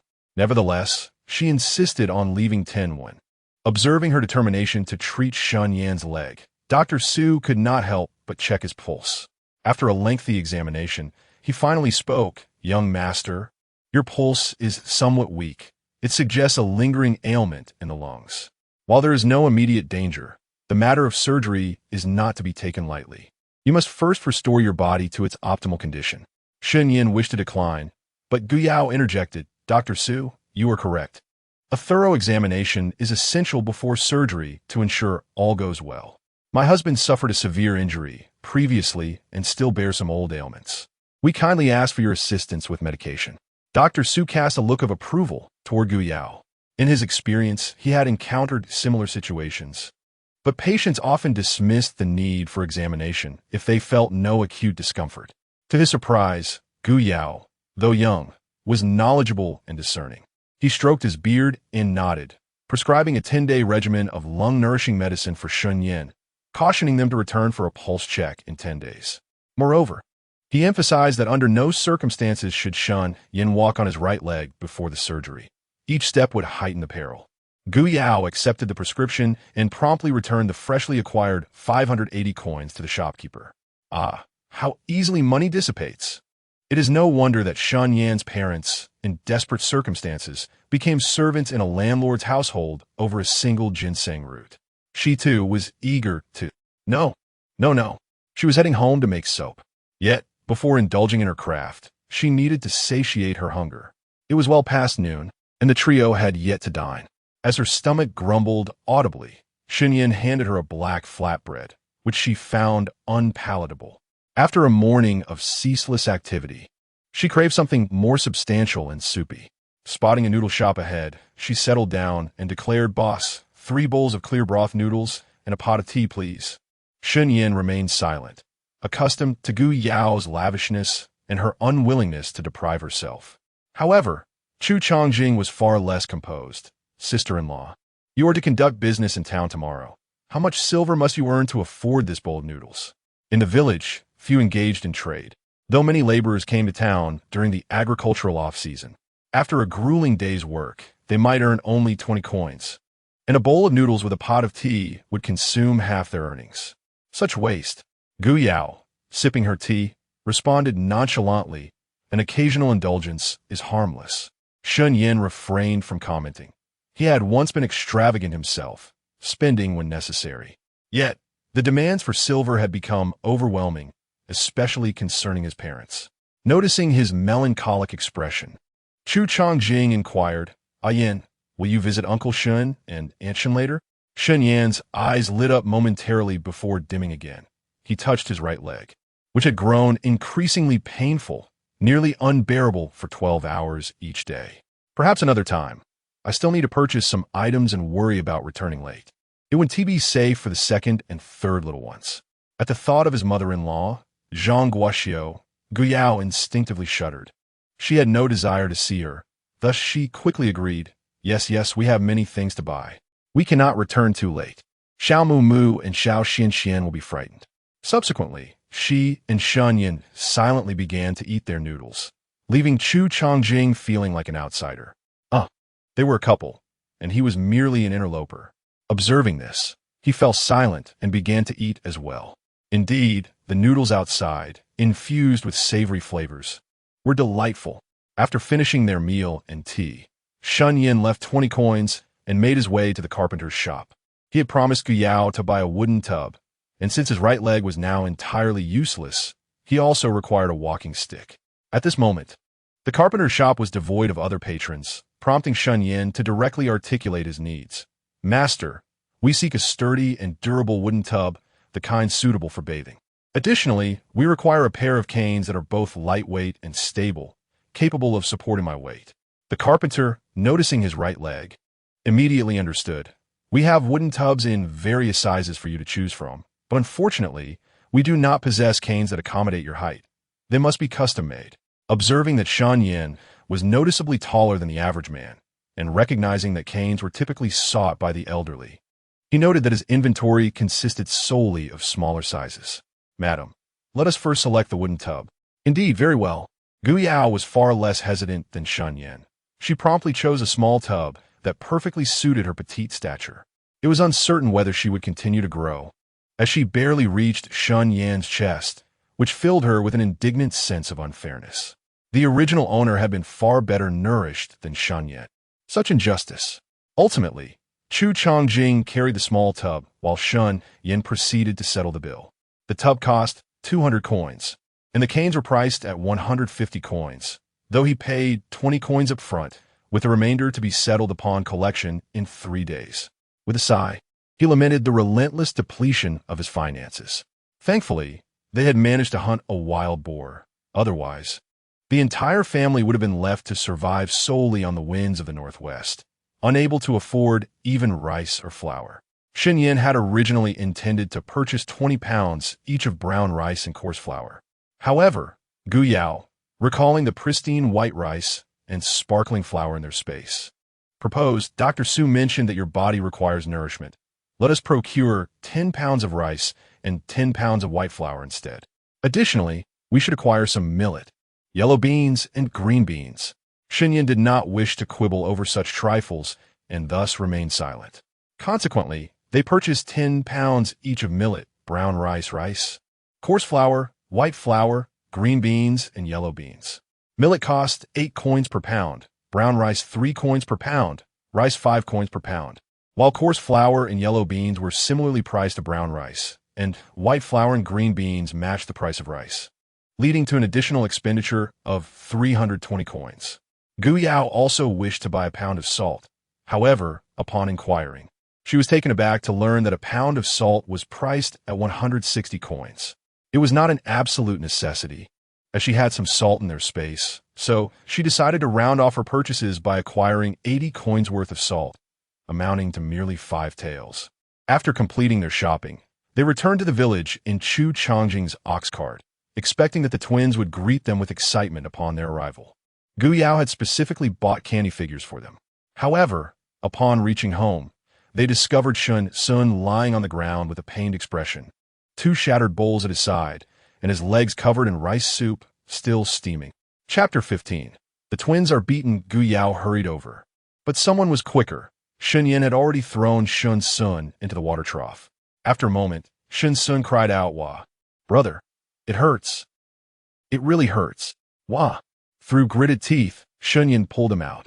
At this point, his own leg was in agony, and he stumbled, collapsing onto the ground. Gu Yao couldn't spare a moment for him. She scooped up the drenched Shen Sun and rushed into the house, wrapping him in a blanket. It would be disastrous if he caught a cold again. After drying his hair and glancing at the burn on his leg, Gu Yao said, Son, don't touch the wound. Wait for me to return. With that, she dashed outside. At the entrance, she encountered Chu Changjing, who was transporting grain. She called out, My husband's leg is hurting again. Could you please assist him into the house, Brother Chu? Having said that, she hurried off to summon Hulangzhong. Hulangzhong was the local doctor. Although his skills were not particularly profound, he could handle common ailments such as headaches and fevers. While he had been helpless with a severely injured Shen Yan, he had managed to stop the bleeding from his extensive wounds using traditional remedies. Moreover, it was his casual remark, perhaps only ginseng can sustain his life, that ultimately saved Shen Yan's life. Before long, Hulangzhong arrived at Gu Yao's request. Upon seeing Shen Yan sitting on the edge of the bed, he inquired with curiosity, Eldest of the Shen family, is this your newly wedded wife? He was familiar with Gu Yao. After all, who in the village did not know about the Shen family's affairs? Before the incident, Shen Yan had been quite the figure, renowned for his prowess and diligence, having built 2 grand brick houses for his family. 2 houses. At that time, who in the village did not envy him. Not only was he capable, but he was also strikingly handsome. It would not be an exaggeration to say that the girls who fancied Shen Yan could form a line from one end of the village to the other. Now, however, Hu Longzhong sighed. Such is fate. Given Shen Yan's current plight, merely marrying a wife was already a stroke of good fortune. Who would still mind if she were lazy or frivolous? As long as she could bear him children, that would be considered climbing the social ladder. Shen Yan nodded and replied, I appreciate your assistance. Hu Longzhong, please examine my younger brother's leg injury. Burned, is it? As he spoke, Hu Longzhong opened his medicine box and began applying ointment to Shun Sun's wounds. He cautioned, fortunately, you managed to handle it somewhat. No irreparable harm has been done. However, children have delicate skin. It must be tended to carefully to avoid scarring that could affect his ability to walk in the future. Remember to wash the wound with warm water morning and evening and apply the ointment. Avoid letting it come into contact with water and limit movement. In short, until the wound heals, refrain from going into the mountains to forage for wild vegetables. In ancient times, children were expected to contribute to household tasks at a young age, and especially in the Shun family, which owned no land, foraging for wild vegetables was essential for survival. In rural areas without land, it was akin to a death sentence. Shen Yan nodded in acknowledgement, saying, Thank you, Hu Longzhong. I will remember your advice. Having said this, he handed Hu Longzhong 31 and asked Gu Yao to see him off. Hu Longzhong felt the copper coin in his hand burning hot, but he had no choice. He had a family to support. Just as he sent Hu Longzhong out the door, he noticed a small figure limping toward them from afar. Gu Yao squinted, her heart sinking. Oh no, she had forgotten about Shen Lar. She hurriedly ran toward the small figure, and indeed it was Shen Mu. You're back? Where's Big Brother? Upon seeing Gu Yao, the tears that Shen Mu had been holding back threatened to spill, but ultimately did not. Observing his strained expression, Gu Yao felt a pang of sympathy. He was merely a 7-year-old child. In their huagua, he would have been cherished and pampered, not enduring pain without even daring to cry. Upon closer inspection, she noticed several red marks on his face. Anger surged within her. This was no ordinary fall. He had clearly been scratched by someone. Taking a deep breath, she tried to remain calm and asked Mu what happened. When I was coming back with third brother after foraging for wild vegetables, we ran into San Xuanzi and Hanhua. They insisted on coming to our house to play. Third brother, and I didn't want to, but San Xuanzi threatened to tell grandfather and grandmother that we disrespected him as our third brother. So we had no choice but to agree. But then, when the food was ready, Hanhua suddenly got into a scuffle with third brother, and the porridge spilled all over third brother's legs. While I was pulling on third brother's pants, they took our family's meat and ran away. I hurriedly chased after them, and then Gu Yao understood. So, he was outnumbered and beaten back. How dare they first splash hot soup on her third brother and then steal their wild boar meat to viciously attack her second brother? Did they truly think her family was defenseless? Taking another deep breath, she turned to Hu Longzhong, who had not yet left, and said, Please take a look at my second brother as well. Hu Longzhong paused for a moment before examining Shen Mu's injuries. After a while, he replied, Shen Lar is fine. Gu Yao, still uneasy, asked, Shouldn't the scratches on his face be treated? Although his features were somewhat darkened, upon closer inspection, they were still quite remarkable. What would happen if he were to be left with scars? If it were any other child, Hu Longzhong would indeed prescribe some medicine. But the Shen family truly did not require it. They had no resources to spare. Moreover, it was unnecessary. The scratches were not severe. They would heal on their own in a couple of days, as long as they avoided water, and the bump on his leg would disappear by tomorrow. Hearing his reassurances, Gu Yao felt relieved. Thank you, Hu Longzhong. Mu, let us go. Your sister-in-law will help you seek justice. Shen Mu's eyes widened in astonishment. What? His sister-in-law was actually going to help him seek justice? Was that reliable? Although he had witnessed his sister-in-law once angrily splashing water on second aunt, he felt that was merely a result of a trap set by Big Brother, not something habitual. He hesitated and said, Call Big Brother. I'll feel at ease if he is here. Gu Yao cast a glance at him and said, Your elder brother can no longer stand. Only your sister-in-law remains. Will you go or not? If not, she will leave on her own. Kindness invites exploitation. Even if justice cannot be reclaimed, she must create a scene. Otherwise, being bullied in the future will become the norm. Upon hearing that his elder brother could not stand, Shen Mu's suppressed grievances erupted, tears streaming down his face as he lamented, "Woo woo, my brother can't stand. Woo, our son has also been burned. Woo, what should we do?" Gu Yao glanced at him and replied, "Isn't there still your sister-in-law?" With that, she raised her foot to depart. Shen Mu immediately grasped her hand, wiped away his tears, and resolutely stated, "I will go, but wait for me." With his brother incapacitated, he was now the only man in the family. He could not show weakness. He returned home to seize the toilet shovel and follow Gu Yao. Observing the energetic figures of the uncle and niece, Hu Longzhong was utterly perplexed. Who claimed that Lady Shen's heart was not with Shen Yan? Wasn't her protective demeanor towards her younger uncle a manifestation of profound affection? Chapter 16. Who cannot fight? My family's San Xuanzi is quite remarkable, having managed to procure such a substantial piece of meat from the miserly De Fong's household. Upon seeing the hefty pig trotter in San Xuan's grasp, Jialanxue could not help but beam with delight. The simpleton, Hanhua, noticing her intent to devour the entire piece, quickly took credit for the acquisition, proclaiming, "Aunt, I played a part in this. If it weren't for my clever tricks with that foolish Shen Lao San, Sinshuanzi wouldn't have succeeded. Moreover, I avenged you by splashing that dimwit with soup." His pride was evident, and Jialanxue's spirits soared at his words. "Good lad, my affection for you has not been in vain. We are indeed family," she exclaimed, grinning as she divided a portion of the pig trotter for him. Hambal, being the son of her elder brother Jiaping too, was family indeed. They lived close, and during a midday visit, she had just bitterly complained to her sister-in-law Lu Yinji about being splattered with pig blood by Gu Yao the night before. To her surprise, her son and nephew had swiftly avenged her grievance without delay. It was indeed advantageous to have relatives in the same village, unlike her obtuse in-laws, who were biased towards that wretched, lame family. Would the eldest son of that wretch be able to redeem himself, or would the lame grandson ever recover? Ultimately, it would fall upon their second branch to care for them in their old age.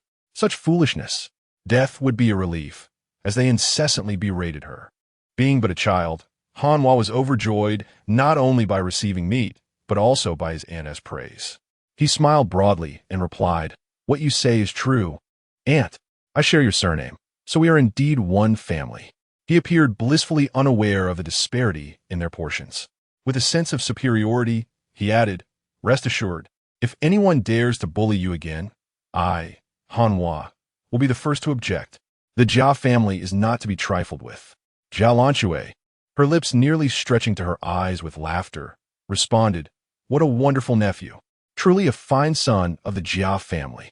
Tomorrow, when I visit your home, I shall bring you some red dates. Now, hurry home and ask your mother to prepare some meat for you." At the mere mention of meat, San Xuanzi's mouth watered. He had been craving it since last night, and though his mother had promised him meat, she returned empty-handed. He could no longer contain himself and urged his mother, "Mother, let us go home and have some meat."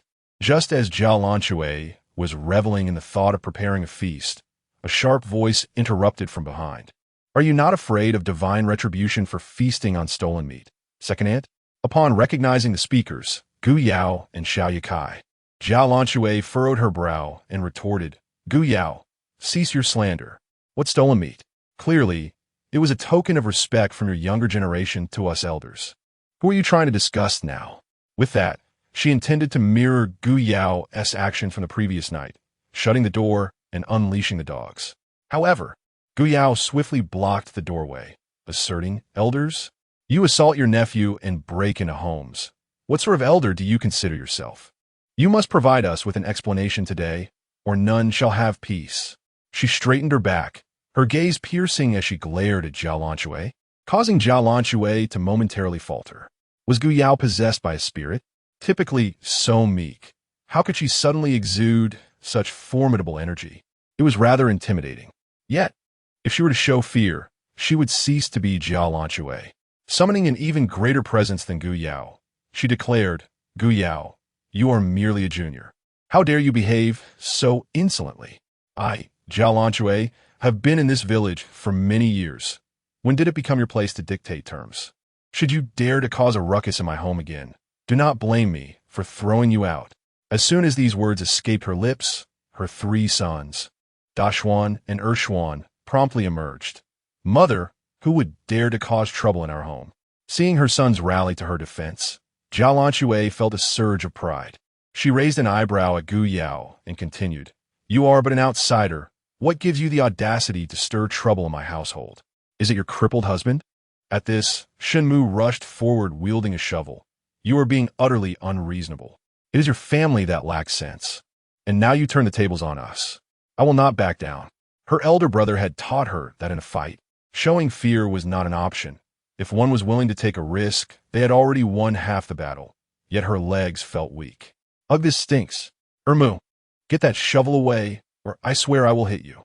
As she watched Dashuan, who was poised to snatch the shovel from Shen Mu's hands, Gu Yao felt her own legs weaken, but she realized she had to stand her ground.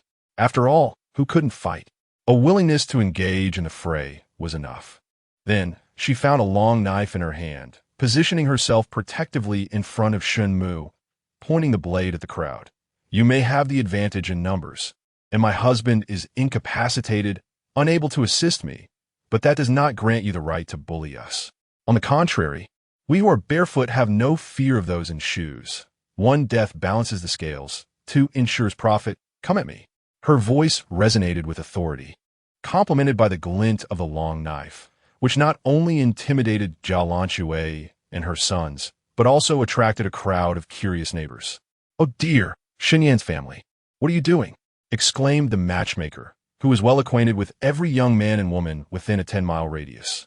Before Gu Yao married Shen Yan to bring joy, she had known of her, aware of her modest beauty, yet viewing her as a coward who only dared to act in familiar territory.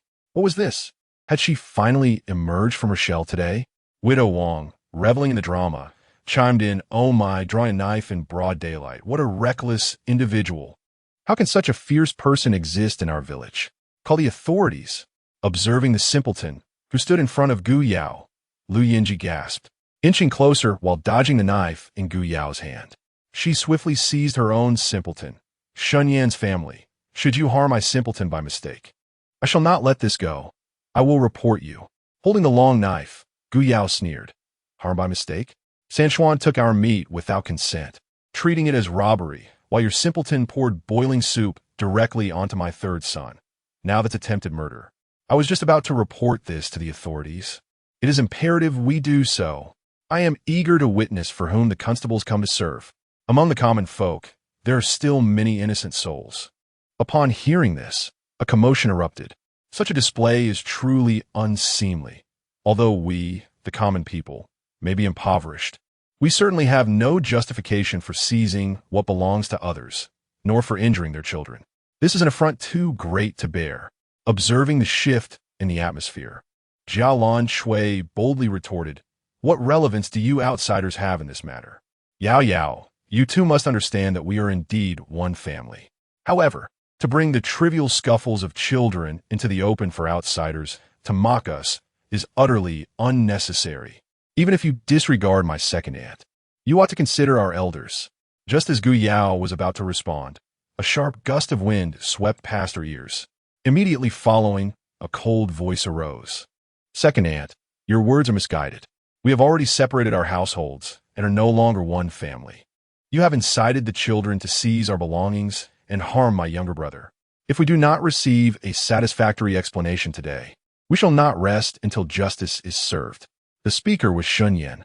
Although he was supported by Chu Changze, his presence was formidable. He glanced at Shen Mu and Gu Yao before addressing the stunned Ershuan. "I shall not lay a hand on women and children, but you too, aged 16 and 14 respectively, dare to confront my wife and younger brother? Do not blame me for being unkind. Though my leg is impaired, a single hand is sufficient to keep you at bay. Test me, if you dare." Chapter 17. An eye for an eye is fair. Gazing at the small stones that grazed their foreheads, neither Ershuan dared to retaliate. The villagers were well aware of Shen Yan's prowess. In the past, he had single-handedly slain tigers and later eliminated 8 bandits. Such a man was more ferocious than wolves. Yet, surprisingly, despite his current state, his imposing presence remained undiminished, casting a stark contrast that rendered Chu Erlang a mere tool in comparison. However, Chu Erlang was no mere tool. While his physical abilities were lacking, his eloquence was not.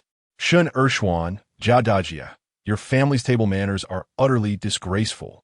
Clearly, you are at fault, and your sister-in-law merely seeks justice, yet you resort to violence? How can we, the residents of Chonglu village, allow such wickedness? Today, you have even scalded a child. Do you think it will end well? We're the heads of your families to speak on this matter. Afterwards, he deliberately raised his voice. Shun Ershu, why are you not coming out to manage your wife? At this moment, Shun Chonghu dared not emerge. Initially, his wife had the upper hand, and he had hoped to partake in the spoils, deliberately refraining from stepping out. Now, with the tides turned, he found himself too embarrassed to show his face. Chu Erlang called out for a while without response, and continued, "It matters not if Shun Ershu remains uninvolved. Soon, the village head and the elders will arrive." With that, he assisted Shun Yan to sit upon a stone stool. Shenmu immediately rushed over, cautiously wielding a pooper-scooper stick in a standoff against Jia Lan Shui's family, though clearly, her legs no longer trembled and her hand were steady. Upon hearing that the village head and the elders were approaching, Jia Lan Shui began to panic. She feigned calmness and waved her hand dismissively. "Isn't it merely a piece of meat taken by your child? We shall return it." Gu Yao brandished her long knife. "Such words are easy to utter.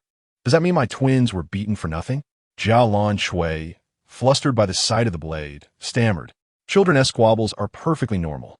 If they cannot settle it, let them fight again. If our children lose to yours, we should not shield them as you do." Such nonsense. Chonglu village has always prided itself on its simple folk.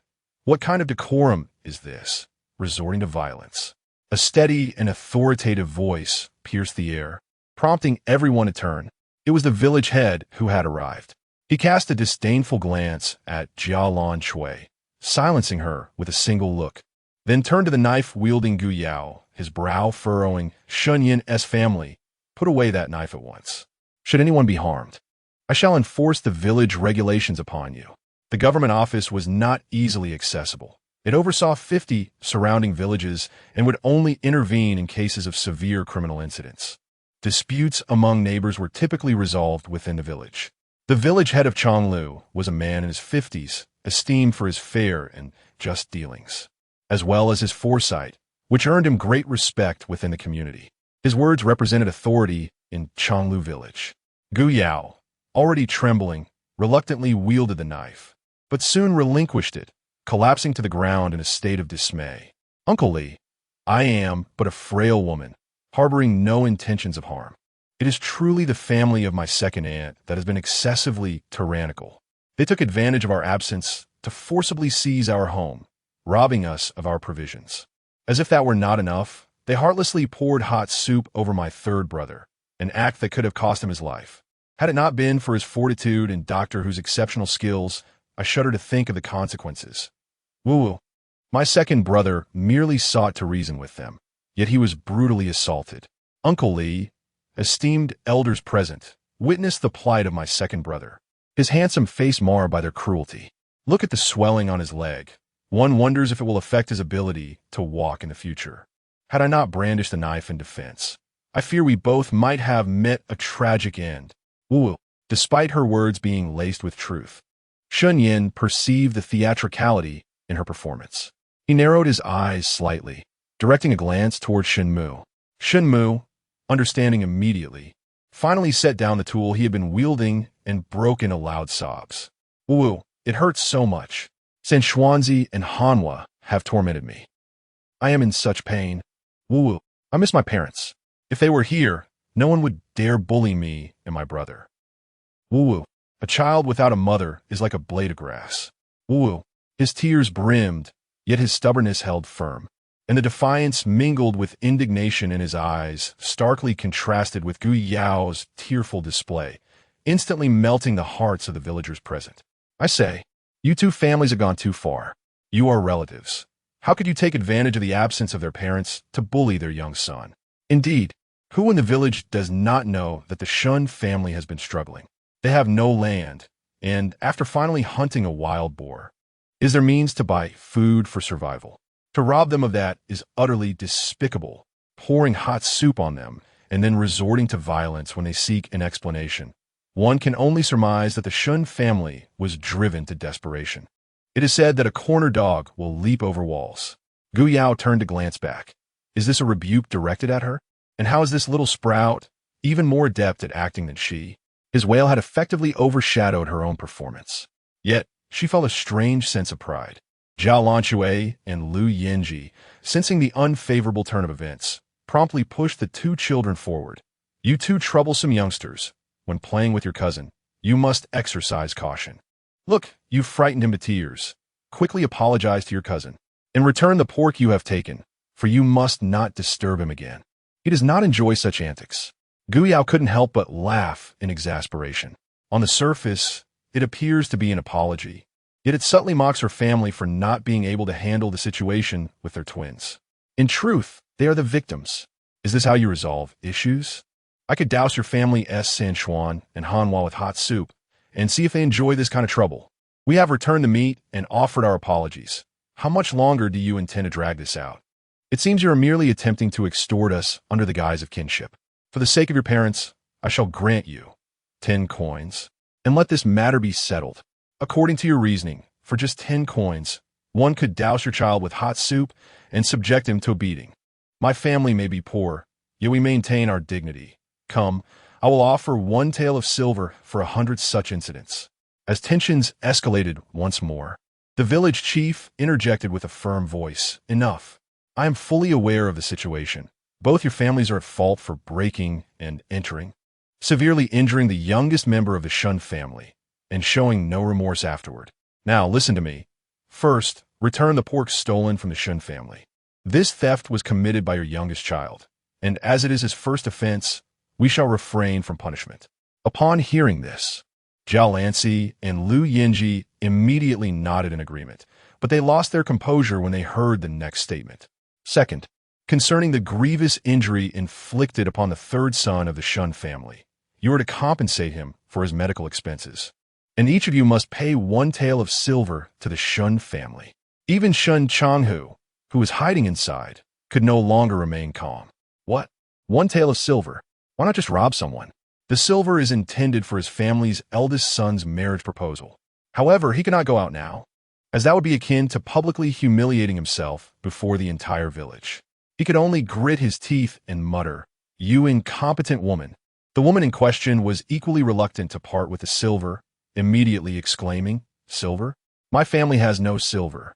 And what kind of delicate constitution does their third son possess that warrants a payment of 1 tael for a mere splash of water?" I refused to comply. Lu Yinji was equally dissatisfied, insisting that she had nothing to do with the matter. I also refuse. My Hanwha was merely drawn into this incident. It has nothing to do with my family. Everyone knows my Hanwha is the most innocent and well-behaved child. The implication of her words suggested that her Hanwha had been led astray by Sichuan, which displeased Zhao Lanci, who shot her an annoyed glance. Lu Yinji, however, paid her no mind. Gu Yao let out a cold laugh, remarking on the situation's irony. Behold, a perfect illustration of the saying, those who are not of the same family do not enter the same door. Uncle Li Zhong, we concede, but let it be known, though we may be impoverished, our resolve remains unyielding. If both parties involved do not agree, we shall not be forced into compliance. We only seek to retaliate in kind. For an eye is only fair. There are laws governing this world, and our village does not condone violence as a means of resolution. As he spoke, the village chief cast a glance at Zhao Lanci and Lu Yinji. Yet, nothing is absolute. I shall ask you again, will you abide by my decision or of that of the Shen family? Zhao Lanshui and Lu Yinji exchanged a glance at their young sons, contemplating a response. However, upon witnessing Shen Yan's readiness for a confrontation, both children were instantly frightened to tears, lamenting, "Woo, cousin could strike down a tiger with a single blow." Mother. Ultimately, the two mothers driven by unwavering maternal love, could only grit their teeth and acquiesce, muttering, "Do not adhere to what the village head said." Yet their gazes directed towards Gu Yao were filled with unmistakable resentment. Having acquired a substantial sum of silver, Gu Yao remained indifferent, even furrowing her brows in puzzlement. How curious! Why is there such a stark contrast between these two pieces of meat? Surely, neither of your families has clandestinely taken a significant portion? Lu Yinji immediately averted her gaze to the two pieces of meat in Gu Yao's hands. And when she looked back at Jialan Cui, her expression had notably shifted. With a disdainful snort, Gu Yao departed alongside Shen Yan to express their gratitude to the village head. The village head waved dismissively and turned to leave at a leisurely pace. As Shen Yan glanced back, he met Gu Yao's sparkling eyes and coughed lightly. "Let us return home." Just a few steps away, they encountered the hurried approach of their grandparents and third uncle, among others. Chapter 18. The arrival of grandparents Uncle Shun Changhe, with a swift pace, approached first and inquired, "Ian, how is Ashuan?" After calling out to his uncle, Shen Yan replied, "Fortunately, timely treatment has resulted in no significant harm. But careful nurturing is essential." At that moment, grandfather Shen Donghua and grandmother Lu Guifan arrived, supported by two young girls. One was clad in green, the other in pink, sharing a resemblance. They were Shun Changhe's daughters. The elder, in green, was named Shun Hehua, age 15, while the younger, in pink, was Shun Taohua, age 14. Due to complications during childbirth, their mother, Family Fong, had not given birth to any more children thereafter. Shen Changhe, however, was broad-minded and did not heed the gossip of outsiders. Instead, he cherished the three women in his family over the years. Yet, others held different opinions. In this era that favored sons over daughters, women who failed to bear sons faced scorn and disdain. Consequently, Family Fong and her daughters endured much bullying from the second branch of the family, laboring the most while receiving the least sustenance, particularly the two young girls, who lived in dire conditions. However, their situation improved as they finally separated from the family. Although their lives were considerably more frugal than before, they regarded their newfound independence as a cherished blessing. Cousin-in-law, the two girls chirped cheerfully. Shen Yan nodded and turned his gaze to his grandparents. "It is my fault for disturbing you during your meal." Shen Donghua and Lu Guifan were dining at Shun Changhe's home this evening. Since Shun Changhe resided at the village's end and Shun Changhu at the beginning, they arrived late despite their hurried journey upon hearing the news. With a sigh, Shen Donghua remarked, "If only the second family had a fraction of your understanding, we wouldn't be in such a predicament. Truly, with age, wisdom seems to diminish." In the courtyard, Jia Lanky rolled her eyes at the old man's words. His bias is as evident as daylight, she thought. Lu Guifan, deliberately spitting towards her own courtyard door, proclaimed, "The actions of the second family today were most unjust. I shall address them shortly." After exchanging a knowing glance with the old man, she cautiously retrieved a couple of silver coins from her sleeve and pressed them into Shen Yan's hand. "Ian, you have suffered today. Take this." Shen Changhe hesitated momentarily, but soon regained his composure. His family had no sons, thus, nothing belonged solely to them. Hehua and Taohua maintained a calm demeanor, yet Jia Lanky could no longer stay composed. This woman's favoritism is blatant. As if it were cast into the depths of the ocean, she mused. Just as she felt the urge to intervene and reclaim the coins, Shen Yan spoke up. "This grievance is not something grandmother should bear on behalf of the second and third families. At her age, she ought to keep her silver close." With that, he returned the coins to Lu Guifan. She sighed in response. "As my grandparents age, they find themselves in need of far less money than they once had. It is a lamentable truth that they have lived their lives without accumulating any savings. Were we to possess wealth, it would not be the case that both of your parents have reached such an advanced age still struggling." At this point, Lu Guifan's voice falters with emotion. Thoughts of her eldest son, laboring at the landlord's estate, pierce her heart. It is said that landlords are often ruthless in their wealth. Her eldest son is kind-hearted, while his wife is rather loquacious, and their two children are rather stubborn. She cannot help but wonder how they are faring in such a harsh environment. Alas, Shen Donghua shares her distress, and in a fit of irritation, he gestures dismissively. Take this, consider it a means to redeem your parents.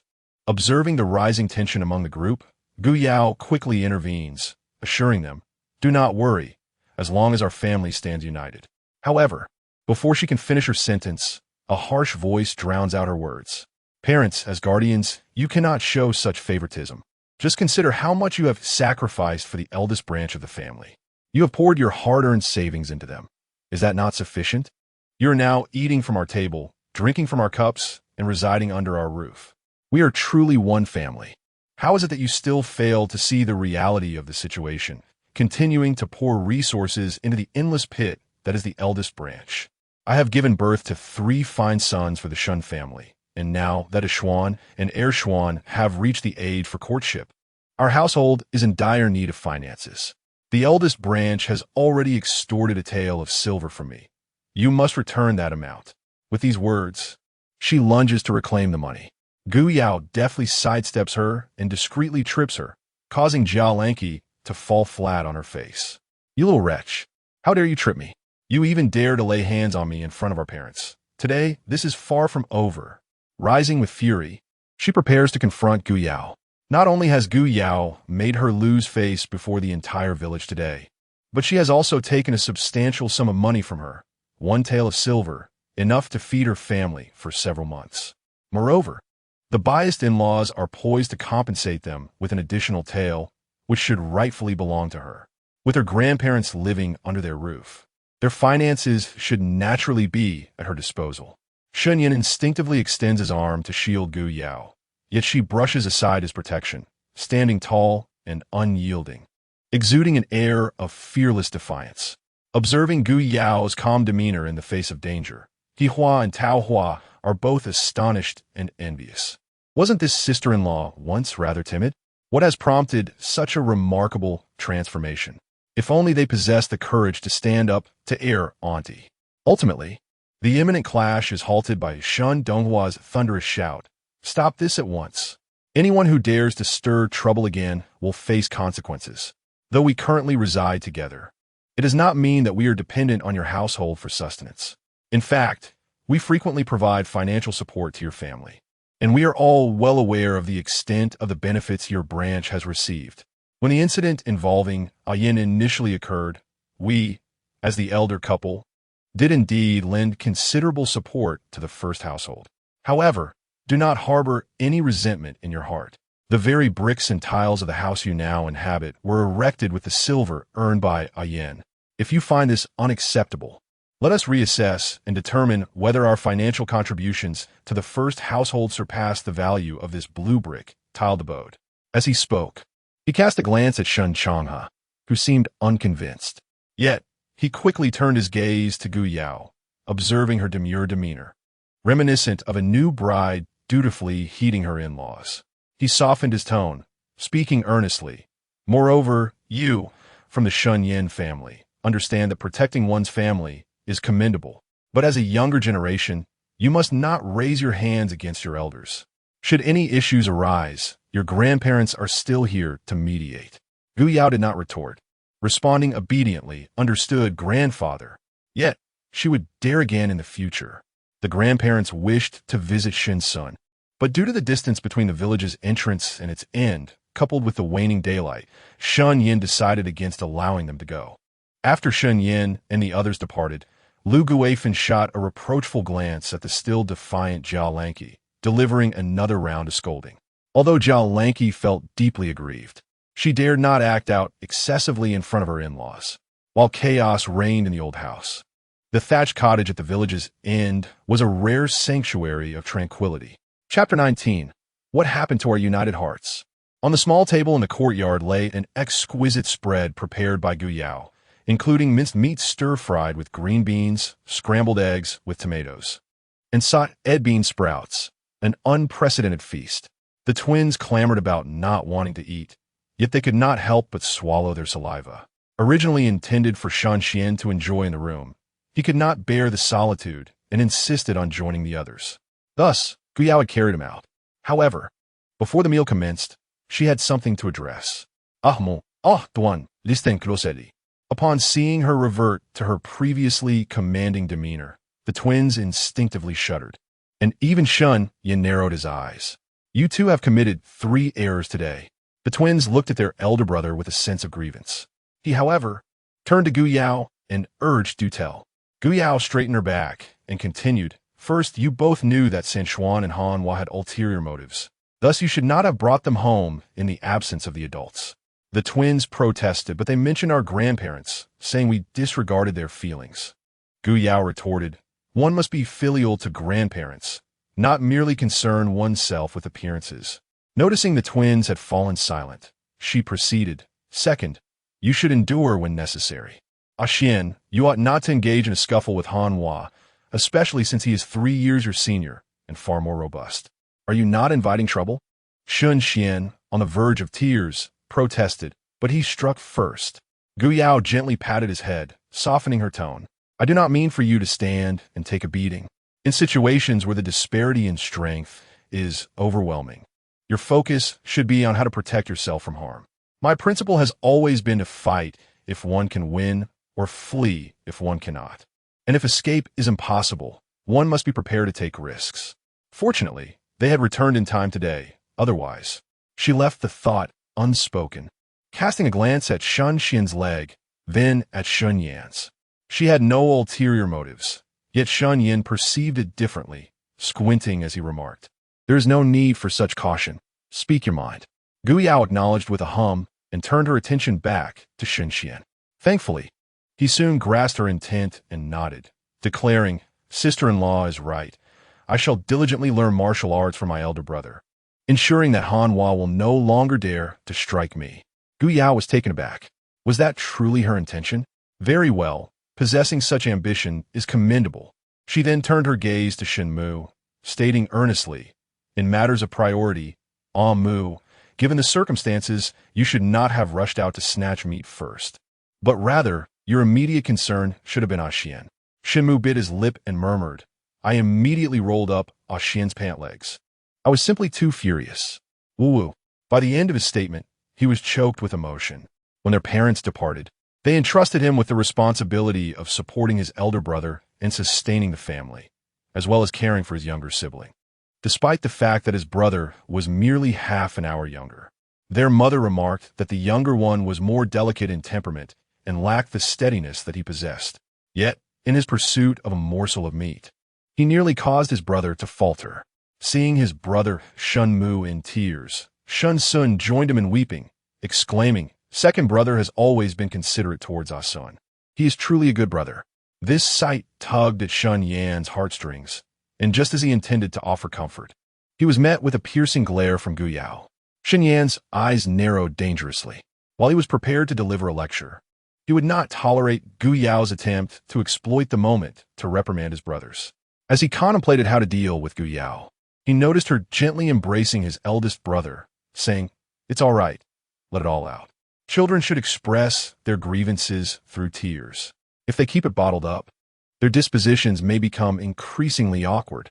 Now, what has your sister-in-law brought back for you? Although Shen Sun found no solace in her words, the sight of the sugar figurine before him made him halt his tears. He sniffled while swallowing hard. Sugar figurine? Shen Mu, however, continued to sob uncontrollably, finding a release as he leaned against Gu Yao, enveloped in her soft, fragrant presence, much like that of their mother. This was the comfort that neither their father nor elder brother could provide.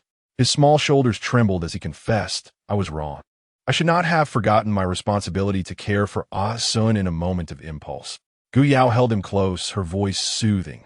Mu has done nothing wrong. He too is a child and has done remarkably well. Yet, we can strive for even greater heights. Let us put this matter to rest. As she spoke, she presented the sugar figurine to Shen Mu, smiling, Look, this is a reward from your sister-in-law. At last, Shen Mu ceased his crying, accepting the sugar figurine with a quivering lip. Thank you, sister-in-law, but you are too extravagant. Gu Yao's eyes sparkled with delight. Ha ha, what did Mu just call me? Did you just call me sister-in-law? Instantly, Shen Mu's face flushed crimson, and Shen Sun chimed in. Yes, I heard it too. Second brother just called you sister-in-law. He even did so twice. Is that so, little Mu Mu? Gu Yao teased. watching Shenmu's face turn even redder. After a moment of gathering courage, Shenmu finally looked up and replied, "Yes, I called you sister-in-law. As long as you remain of one heart with our family, I shall call you sister-in-law every day, just like our son." In truth, from the moment his sister-in-law sought justice for him and stood protectively by his side, he had already accepted her. Such a sister-in-law is truly wonderful. If only she could remain this way forever. Gu Yao replied, "Perhaps there's no turning back now." She patted her chest, assuring him, "Having married into the Shen family, I am, in life and death, a part of the Shen clan." Seeing her get carried away once more, Shen Yan quickly interjected, "All right, now that all has been said, let's have our meal." Gu Yao cast an indignant glance at him, still not finished with her emotional display. However, upon locking eyes with his alluring peach blossom gaze, she found herself suddenly famished. Yes, it was time for a meal.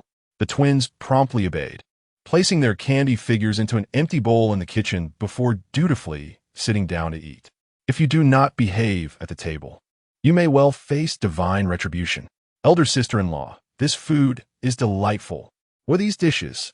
Gu Yao replied with a smile. The green ones are pea pods. The red ones are tomatoes, sourced from the town, and the white and green ones are the bean sprouts we sprouted yesterday. In truth, sprouting the green beans typically requires 2 days, but she had surreptitiously accelerated the process using her space. "So, you plan to sell the bean sprouts in town?" "Indeed, I will sell the bean sprouts." Gu Yao nodded eagerly. The soap-making process for fragrant soap is time-consuming, so she decided to commence her venture by selling vegetables first. Shen Yan's gaze remained fixed on the animated Gu Yao, his bright eyes glimmering with curiosity. He could not fathom how she had so swiftly transformed her disposition. Gu Yao, feeling somewhat unnerved under his scrutinizing stare, asked, "What? Is there something on my face?" Shen Yan snapped back to reality. "No, just be cautious when you go to town."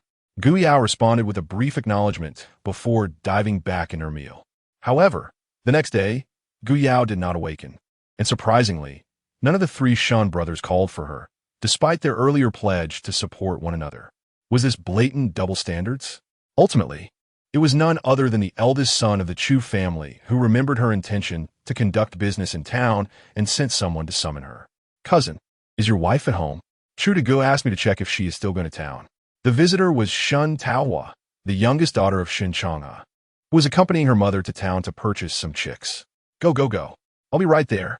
Gu Yao quickly sprang up, washed her face, and then lifted a large basin filled with bean sprouts as she set off.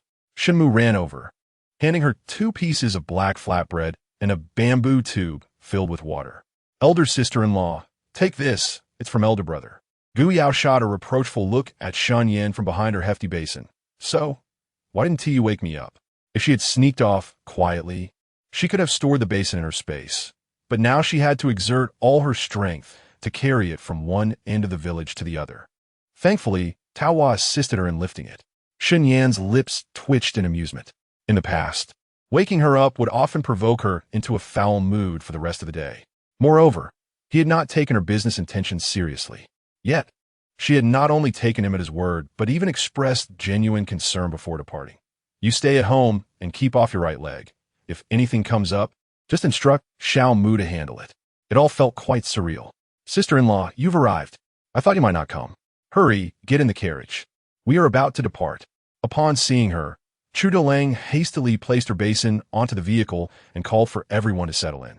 Unbeknownst to Gu Yao, she had already made a name for herself the previous night, and since the villagers had not frequently seen her, their gazes were all directed towards her as she boarded the carriage. Let them look, it mattered little to her, as she was not concerned about a mere piece of meat. However, a gaze filled with palpable hostility caught Gu Yao's attention. She lifted her eyes to see a woman of similar age, adorned in a striking pink RU skirt that seemed remarkably new, accentuating her delicate, rosy complexion. Yet, she couldn't help but wonder, "Dear girl, have I offended you in any way?" Chapter 20. The eldest sister returns to purchase vegetables. Gu Yao had never offended the young woman, yet the latter harbored an inexplicable disdain for her. Particularly irked by Gu Yao's association with the Shen family status, which propelled Shen Mu to fame, the young woman could hardly conceal her irritation. She sarcastically remarked, This ox cart is meant for passengers. Yet you occupy such a vast space with that large basin. You've even brushed against my new attire, which is quite costly. Gu Yao glanced at the gap between her and the basin. You call this a brush against your new clothes? Furthermore, is your outfit made of bubbles? A mere touch would cause it to disintegrate, wouldn't it? Seeing Gu Yao's audacity to retort, the young woman grew even more displeased. Do not concern yourself with the material of my attire. If your clumsy basin damages it, you will have to compensate me. The cart is unstable, so you should hold on tightly. I believe Brother Chu should not have summoned you specifically. It is unfair for everyone to wait while you monopolize such a large space. Why should you occupy 2 seats alone? At that moment, several impatient ants chimed in with their discontent. Indeed, if you wish to ride the ox cart, you should arrive earlier. You can't take up so much space with your basin and basket, leaving us nearly unable to sit. What does it matter to you? If you cannot wait, hire a private cart. As for my bamboo basket, it occupies only my spot. Regarding the basin, I paid for it, so what? You all pretend to be righteous, but did any of you pay extra for the cart space? Gu Yao surveyed the murmuring crowd with a commanding and icy gaze, causing the individuals to tremble in fear. This woman had undergone a remarkable transformation. Just last night, she had wielded a knife without hesitation. However, that was of no concern to them. What mattered was the notion of paying extra. Utterly preposterous. Oh dear, and he mentioned the Shen family. You are being overly particular. It's not as if there aren't enough seats. There are still spaces in the cart, and we are all neighbors. Asking for extra payment is simply too excessive. Indeed, life is tough for us all. We go to town to sell small items to make ends meet. We cannot afford to spend more. Noticing Gu Yao's smile, which was both bright and menacing, they felt a chill run down their spines. Would it suffice if we held our items without encroaching on everyone else's space? Finally, Gu Yao smiled radiantly. That is the spirit. A seat costs 1 coin. If you occupy more, you ought to pay accordingly. Brother Chu is an honest man and does not mind, but we cannot take advantage of his goodwill. I did not wish to address this today, but it seems some of you are willing to be exploited. With that, she cast a meaningful glance at the young woman, who was indeed troublesome and always looking for conflict. The young woman, now furious, slammed her hand on the cart. Gu Yao, whom are you targeting with your insinuations? Gu Yao raised an eyebrow. Whoever chooses to bark first. That is who I refer to. The young woman seethed with anger, prompting Fan Li Fong to intervene. Rong, since you fear that Yao Yao's basin might touch your new clothes, why not swap places with me? You can sit in my spot. Reluctant to change seats, the young woman was interrupted by Chu Dalao, who called out, "The road ahead is uneven. Everyone, please hold on tightly." Then, she stumbled and nearly fell into Gu Yao's large basin. Gu Yao instinctively pushed her, causing her to topple onto the cart, while Gu Yao clutched her chest, feigning a look of fright. "You nearly scared me to death. Thankfully, I acted quickly. Otherwise, this porcelain would have been ruined today." The young woman was furious, but the cart continued to sway, and the aunties, whom she had previously used as shields, now turned their ire upon her, urging her to behave.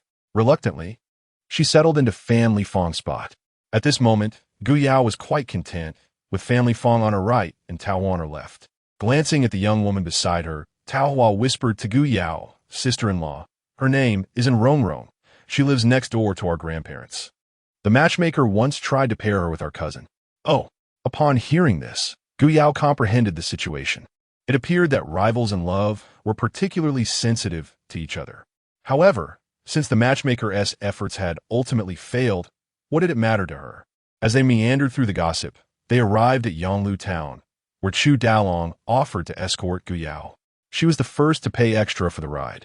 As they were all neighbors, it would have been awkward for him to refuse. Nevertheless, Gu Yao graciously declined his kind offer, and he, being a man, did not insist on accompanying a married woman, instead reminding her not to miss the departure time. "Sister-in-law, what do you have in that large basin? Are you truly going to sell all that by yourself?" Taohua asked incredulously. "Bean sprouts. I'm unsure of their marketability, but I must give it a try." Gu Yao replied, pretending to be melancholic. "By the way, third aunt, are you going to buy some chicks? Could you bring me 10? She needed to take the eggs from her space to eat."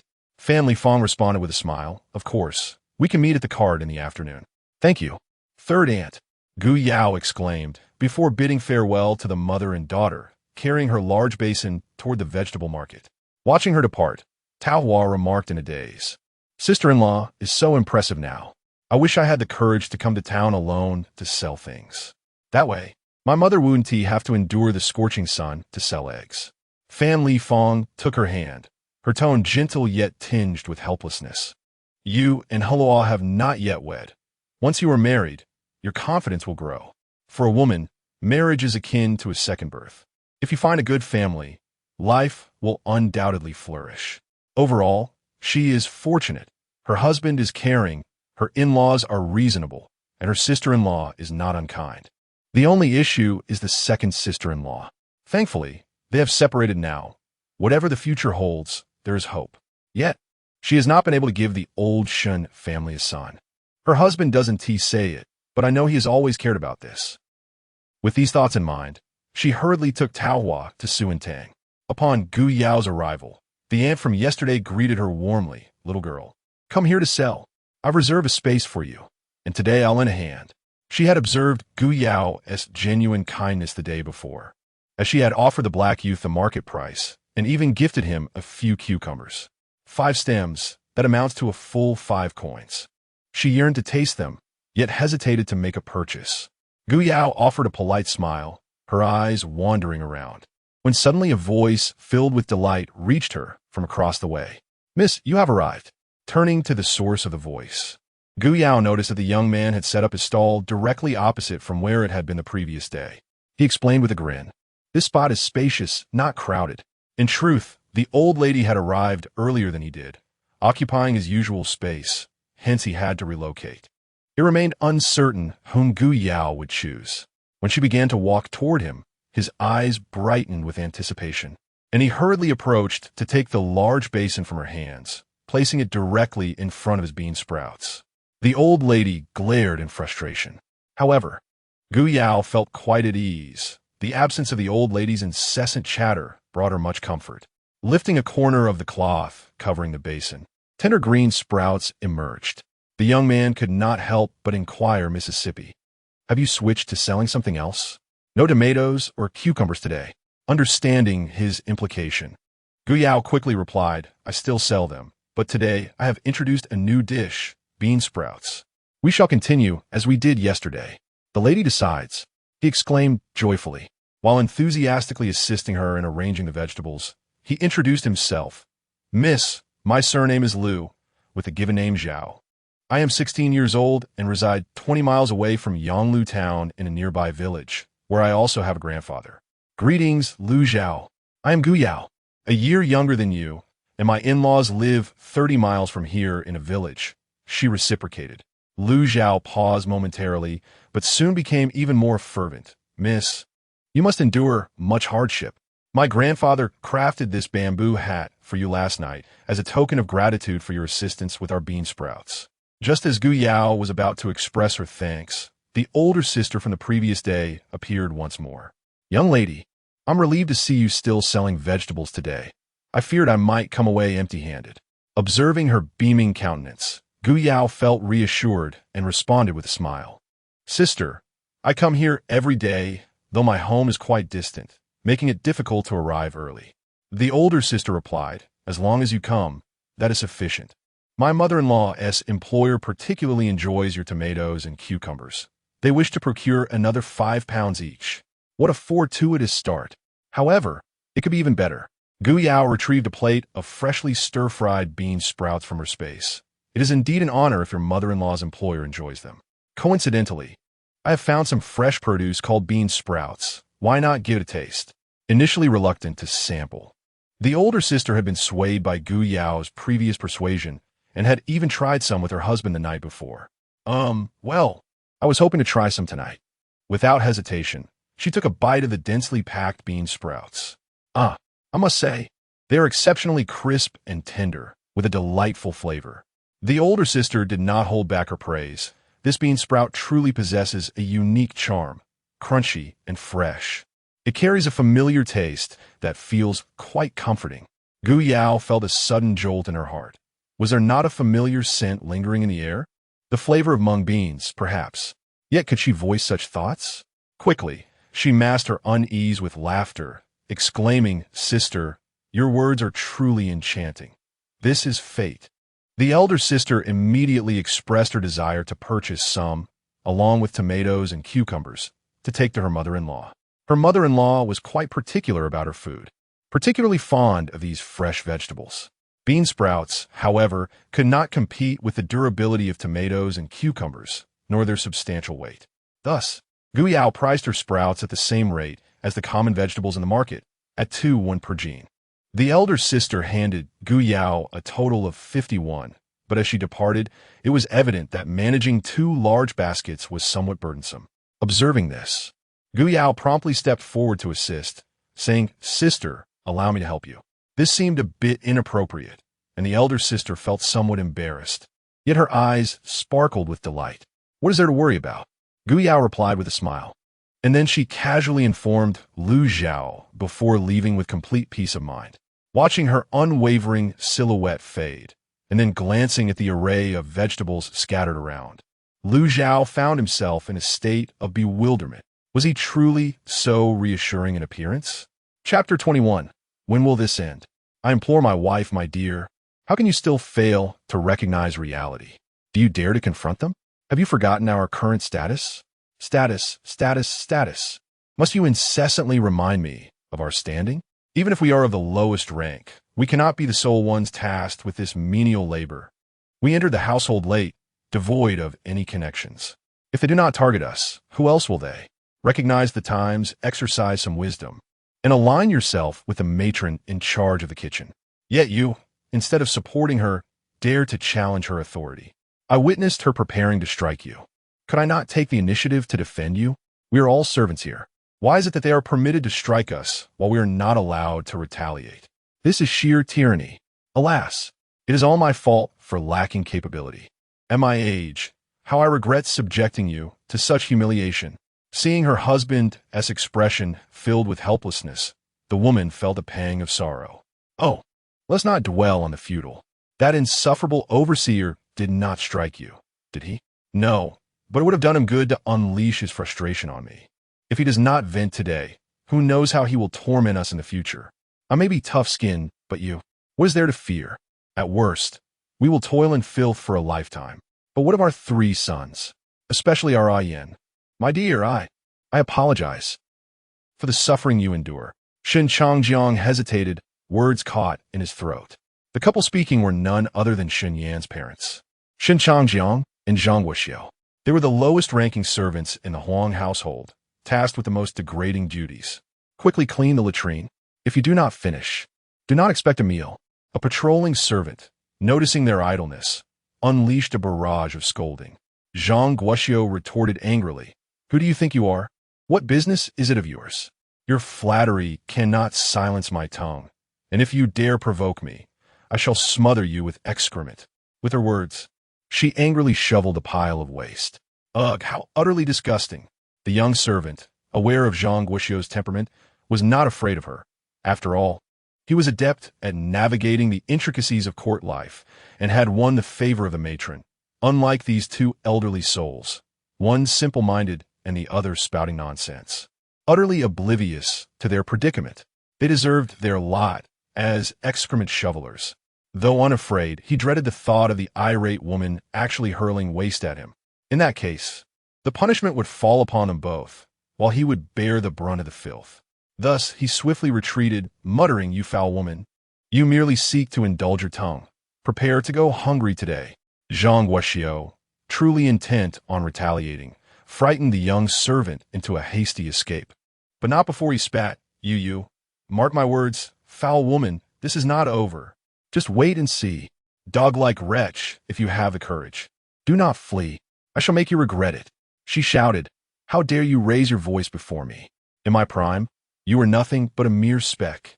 Upon witnessing the situation, Shen Changjiang promptly tugged at Zhang Guoxiu's sleeve, offering a reluctant counsel. "My dear wife, let us not stoop to his level. We should hasten to complete our task to avoid further complications. Work. Ugh. When will this ever end? Ugh. Shen Changjiang sighed heavily. choosing silence as he immersed himself in the labor.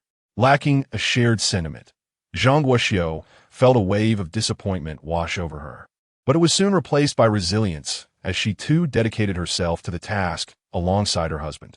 The clash of the shovel against the dung resonated sharply in the stillness of the corner, yet it carried an air of indomitable spirit. Sister, shortly I shall introduce you to my mother-in-law. You two can keep in touch thereafter, proposed the elder sister. Why didn't I think of this sooner? She mused, feeling the heat. After all, her mother-in-law had only one son, and all the earnings were hers. Why should she play the role of a laborer in this arrangement? Gu Yao's eyes sparkled with excitement. Thank you, elder sister. Rest assured, the vegetables I provide to your mother-in-law will be the freshest. As they conversed, the elder sister led Gu Yao to the back door of the Jiao residence. Even the rear entrance of such a prestigious household was remarkably grand, featuring a vermilion door adorned with brass rings and intricately carved patterns, exuding an extraordinary heritage. Gu Yao feigned ignorance, exclaiming, "Ah, elder sister, this Jiao residence is truly magnificent." The elder sister, beaming with pride, replied, "Indeed, the Jiao family is renowned in Yonglu town for their wealth and extensive business. Were it not for my mother-in-law's connection to the Jiao matron, coupled with her exceptional culinary skills, this opportunity would not have fallen to her. However, remember, affluent families often have many rules. You must tread carefully." Gu Yao nodded obediently, assuring, "Elder sister, you need not worry. I shall not bring shame upon you." The elder sister, satisfied, remarked, "Your words are charming, and I trust you will do well." As they conversed, she led Gu Yao to the kitchen, where they encountered her mother-in-law, Madame Hua. "Mother, I have brought the tomatoes and cucumbers you requested last night, and I have also brought a new dish," she announced. Madame Hua perked up at the mention of a new dish, looking down with curiosity. What dish? Perhaps due to the recent sweltering heat, the young master had grown increasingly picky with his food, rejecting various offerings from the town's restaurants. His meals had dwindled to a mere handful, causing distress for both the master and mistress, and indeed, for Madame Hua as well. Thankfully, the tomato and egg stir-fry she prepared yesterday, along with the cold cucumber strips, had been devoured by the young master, or else the master and mistress would have been at their wits' end. However, this morning, the young master had noticeably nibbled on the cucumber strips, suggesting he had grown weary of them. As she pondered this dilemma, her daughter-in-law presented a new dish, truly a timely gift. The elder sister, somewhat unaware of the implications, looked toward Gu Yao, who, upon receiving permission, began her introduction. "Madame Hua, this is bean sprouts, which, like tomatoes and cucumbers, can be stir-fried or served cold, both preparations being delightful. However, their flavors are distinctly different. Bean sprouts are tender and crisp, particularly favored by the elderly and children." Upon hearing the mention of children, Madame Hua's eyes gleamed with interest. Did the young lady say that children love this dish? At her words, Gu Yao immediately grasped the situation. It seemed that the young master of the Jia family was quite discerning in his tastes. She had just the remedy for picky eaters. However, she needed to refrain from appearing overly eager, lest it result in the opposite effect. Thus, she feigned ignorance and replied, "Indeed, bean sprouts are rich in nutrients and easily digestible. When prepared well, children tend to enjoy them." Madame Hua inquired further, "What flavors do you suggest?" Gu Yao pretended to ponder for a moment before slowly responding. "They can be mixed with shredded carrots and perhaps a touch of spice. It not only whets the appetite, but also presents a visually appealing dish. To be honest, I have 2 little ones at home, and they absolutely adore the meals I prepare." Madame Hua's eyes lit up with understanding. "Very well, I shall try making a cold dish with bean sprouts for lunch." Gu Yao glanced at her elder sister before theatrically retrieving a handful of dark objects from her basket. Encountering a discerning palate in children was an unexpected delight, but the key was to market her dark concoction effectively. Chapter 22. The Overbearing, Main Yangzi, what is this? Gu Yao, noticing the flower woman taking the initiative to inquire, felt a surge of confidence. She patiently explained, "Annie Hua, this is black fungus, a precious ingredient found in the mountains. It not only has a crisp and tender texture with a unique flavor, but is also rich in nutritional value, beneficial for blood replenishment, enhancing beauty, and aiding digestion. The flower woman appeared skeptical, but still asked how. How do you eat this black fungus? It's so hard. Can it really be stir-fried? Guyao responded. Black fungus must first be soaked in water. Once it swells and softens, it becomes similar to bean sprouts, and whether stir-fried, stewed, or tossed in a salad, its taste is exceptionally delightful. Soaking? How marvelous! The flower woman's eyes brightened. Now that you mention it, I believe I have seen this in a tavern in Qingshan City many years ago. The 50 villages in the vicinity were managed by Yonglu Town, which in turn fell under the jurisdiction of Qingshan City, a larger metropolis overseeing several towns of similar size. It was indeed a grand city, abundant in resources. Thus, it was not surprising that the flower woman had encountered black fungus there. Anihua, you possess great insight. This black fungus is a delicacy, available only in the grand taverns of Qingshan City. Guyao first lavished compliments upon the flower woman, subtly elevating the perceived value of the black fungus. Her storage was well stocked with kitchenware, albeit in limited quantities. She possessed only this one package of black fungus, and thus chose not to sell at the market, knowing that without discerning customers, it would fetch little profit. Upon hearing this, the flower woman was quite pleased and immediately inquired, How much do you sell it for? Guyao replied, This package weighs 1 pound and is priced at 200 won. Despite the flower woman's extensive experience, she could not fathom how a single dish could be worth 200 won for just 1 pound. She frowned and remarked, Young girl, this seems rather unreasonable. The elder sister beside her also furrowed her brow, eager to voice her opinion, but Guyao interjected, Anihua, this black fungus is a rare treasure from the deep mountains, inherently difficult to find. It takes 8 pounds of fresh fungus to yield 1 pound of dry product, and this package is indeed 1 pound. After soaking, it equates to 8 pounds. I have painstakingly gathered this over a span of 6 months. Moreover, as long as it is stored in a dry place, it remains good indefinitely. Whenever one desires to enjoy it, simply soak a few pieces. Imagine the delight of savoring fresh black fungus in winter, aside from cabbage and radishes. Additionally, for today's lunch, you can simply soak a piece, shred it, and garnish it with bean sprouts. What a vibrant and enticing display of red, white, and black. Children will surely find it irresistible. This is a high-end delicacy exclusive to the city, one that not only the young master enjoys, but your esteemed husband and madam will surely adore upon your recommendation. Who would covet such a rare treat? Indeed, the flower woman was tempted. All right, I will take them all. Upon hearing this, Guyao swiftly retrieved all the black fungus from her basket, 1 full bowl. Whenever you wish to cook, make soup, or prepare a salad, just soak a few pieces, and I assure you it will be both convenient and delicious. The old woman chuckled, remarking, This young lady not only possesses a charming way with words, but is also quite capable. The assortment of dishes you provide is indeed rare. Tomatoes, cucumbers, bean sprouts, and duckweed. Please bring 5 pounds of each every other day. Guyao immediately responded with delight, Thank you, Aunt Hua, and thank you, miss. Suddenly, she shifted the conversation. By the way, Aunt Hua, do you require any eggs? Initially, Aunt Hua intended to decline, but upon seeing the eggs that Guyao produced, her gaze became transfixed. How extraordinary! Why do these eggs appear so large and splendid?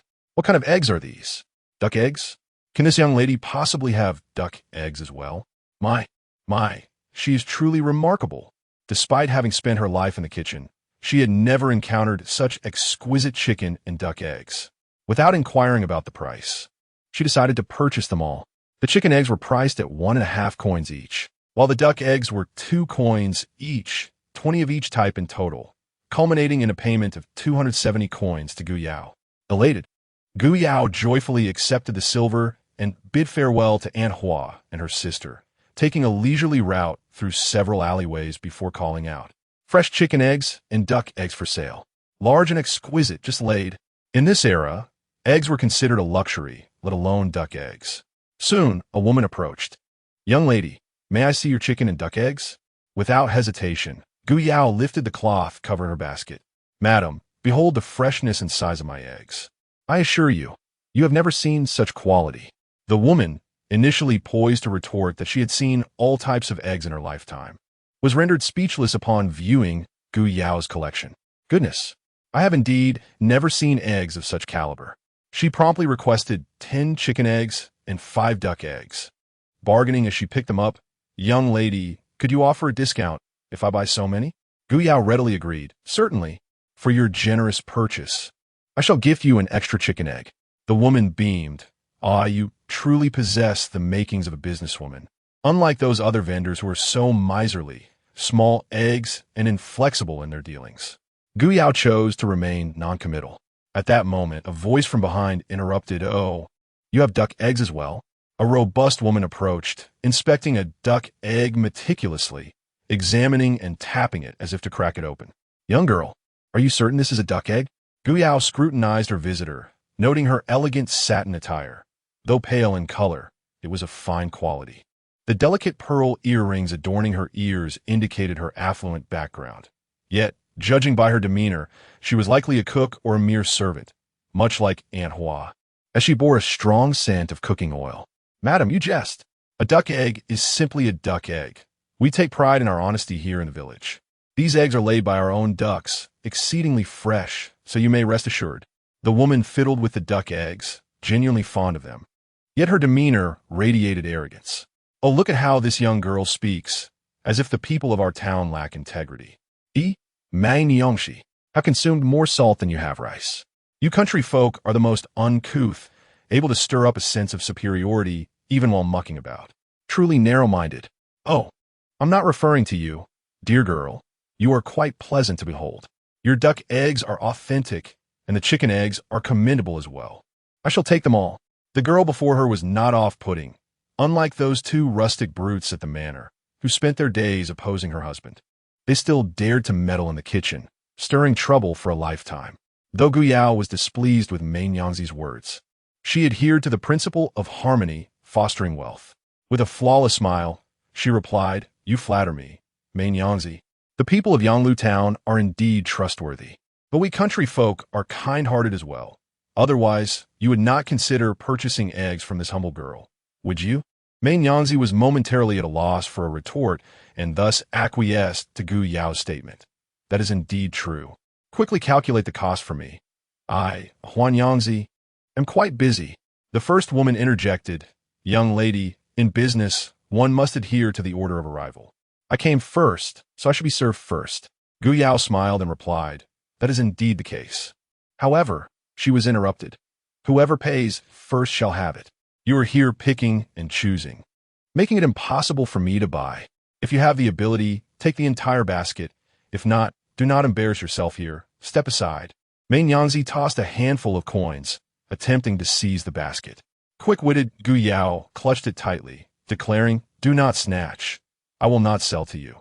If the coins were in her hand, she would have remained silent, but tossing them on the ground was unacceptable. Did she truly regard them as uncouth and lowly? Mei Nyangzi's brows furrowed in disdain. "A deal is a deal. You refuse to sell? Do you not inquire about my prowess, Mei Nyangzi? How dare you refuse?" The chicken and duck eggs were of a quality she had never encountered before. She was determined to acquire them. "Emma," she called, summoning her sycophant, Hu Irma. Having just faced rejection from Zhang Guoxiu, Hu Irma, seeing only a young girl before him, assumed a fierce demeanor. "Country bumpkin, having taken money from your godmother, dare you not provide the goods? Beware, or I shall leave you searching for your teeth." Witnessing this, the first woman hastily said, "Never mind. Let her sell to you this time. Next time, I shall buy." She feared the situation escalating. However, Gu Yao was unafraid. As a businesswoman, if she feared such trivial matters, she might as well stay home and subsist on the northwest wind. She firmly grasped the basket and argued logically. "Though we country folk may be unsophisticated, we are not lowly. It is not that I refuse to sell, but rather that you lack sincerity. What does throwing money on the ground signify?" Mei Nyangzi found Gu Yao's defiant stance reminiscent of the two caretakers in her backyard, further fueling her disdain. She shouted in anger, "Indeed, country folk are all the same. Pick it up yourself." As Hu Irma attempted to seize the goods, Gu Yao promptly called out, "Come and see." The servants and matrons of affluent families are brazenly plundering. Her voice, clear and resonant, instantly captivated the attention of those nearby. "What is happening?" inquired an elderly passerby. In Yanglu town, where chaos and conflict abound, such overt acts of thievery are indeed rare. Gu Yao continued, her voice rising above the murmurs. "Esteemed townsfolk, please adjudicate this matter. This madam may has disregarded the principle of first come, first served. Not only has she cast her coins upon the ground, but is this truly the demeanor of a customer? Not only does she refuse to purchase, but she resorts to theft and incites her lackey to resort to violence. Is there no law to uphold?" At this moment, someone in the crowd recognized Madame May. "Oh, is that not the kitchen stewardess of the Huang family, Madame May? She has always wielded her influence to intimidate others, but today she dares to snatch eggs from this young girl under broad daylight?" With a fierce glare, Madame May retorted, "Since you are aware of my position with the Huang family, you should disperse at once. Who in Yanglu town dares to disregard the Huang family's authority?"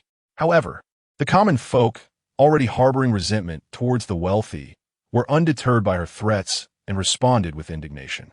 No matter how great the Huang family's influence may be, it cannot surpass the principles and conscience of Yanglu town.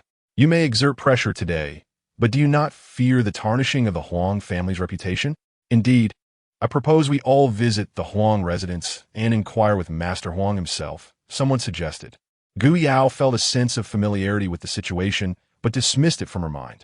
Meanwhile, Madame May's arrogance began to wane. Although Master Huang was a shrewd businessman, he valued his reputation greatly. Thus, she was compelled to temper her haughty demeanor. Who is forcing any trade? There are merely a few eggs, easily found elsewhere. It is not imperative to purchase from her. She shot Gu Yao a menacing glare before reluctantly relinquishing her basket, then discreetly signaled to Hu Irma to hasten and retrieve the coins. The two feigned nonchalance as they departed. Gu Yao, unperturbed, clasped her hands in gratitude towards the onlookers. "Thank you, esteemed townsfolk. I am merely a vegetable seller at the market. Should you require anything, do come and take a look. I shall offer you a fair price." At that moment, she recalled her vegetable stall, which was her legitimate business. With determination, she prepared to leave, but was halted by a woman grasping her arm. "Oh, young lady, I need 10 eggs and 5 duck eggs." Chapter 23. The market after Gu Yao sold her eggs to the women, the onlookers, captivated by the exceptional quality of her eggs, eagerly snatched them up. Upon hearing her mention the superior quality of her vegetables, which she offered at a reasonable price, several individuals decided to follow her to the market. Lu Zhao, drenched in sweat from his efforts to attract customers, was overjoyed to see Gu Yao approaching with a crowd in tow. "Gu, Miss Gu, you have finally returned. I was nearly frantic with worry, fearing I might miss you and lose a single pound." He wiped the sweat from his brow, exhaling a sigh of relief. Gu Yao felt a bit embarrassed by his concern and smiled, responding, "Lu Xiao Gu, you are truly sincere and kind-hearted. Any loss shall be my responsibility." Turning to the people who had followed her, she announced, "These tomatoes and cucumbers are originally priced at 1 coin each, but I will offer half a pound of bean curd for 5 coins. Since you have all been so supportive, I shall also gift half a pound of bean sprouts. How does that sound?" The crowd was eager to seize the opportunity. After all, half a pound of bean sprouts was also worth 1 coin, making the offer irresistible. Upon learning that the tomatoes and cucumbers could be stored for several days, and that the bean sprouts would last 2 to 3 days when soaked in water, several individuals took advantage of the deal and purchased multiple portions. As word spread about the additional half pound of bean sprouts, more people rushed to buy. Gu Yao, glancing at the increasingly scorching sun, contemplated closing her stall quickly, yet hesitated for some time before finally saying, "This was originally a gesture of goodwill for those who have helped me, but given your enthusiasm and the approaching noon hour, I shall sell this last batch of vegetables. Supplies are limited, so it will be first come, first served. Such is the nature of commerce. People are drawn to crowds." In no time, her goods were sold out, leaving many without the chance to partake in the offer. Thus, Gu Yao continued, "To express my gratitude to my loyal customers, I will bring 10 more portions tomorrow for another promotion. First come, first served." Please return early. This strategy not only served to promote her business, but also ensured a steady flow of customers for the following day. Lu Zhao was utterly impressed, exclaiming, "Gu, Miss Gu, you are truly remarkable.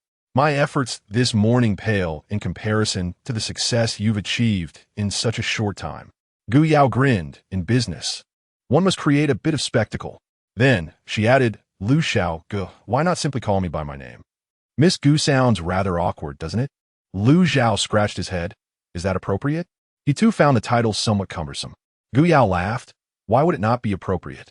We're friends now, and I shall call you by your name as well. Although Lu Zhao was a year her senior, his dark and slender appearance belied any sense of age difference. Once they settled on their preferred forms of address, it was time to divide the earnings. This time, they prudently chose a quiet alley for the division. It was straightforward. Lu Zhao's bean curds had a set quantity, and by subtracting his 32 coins from the total, the remaining 150 coins belonged to Gu Yao. With a generous spirit, Gu Yao tossed the 150 coins into her basket, just as she had the previous day, and handed Lu Zhao a few tomatoes in gratitude for his help.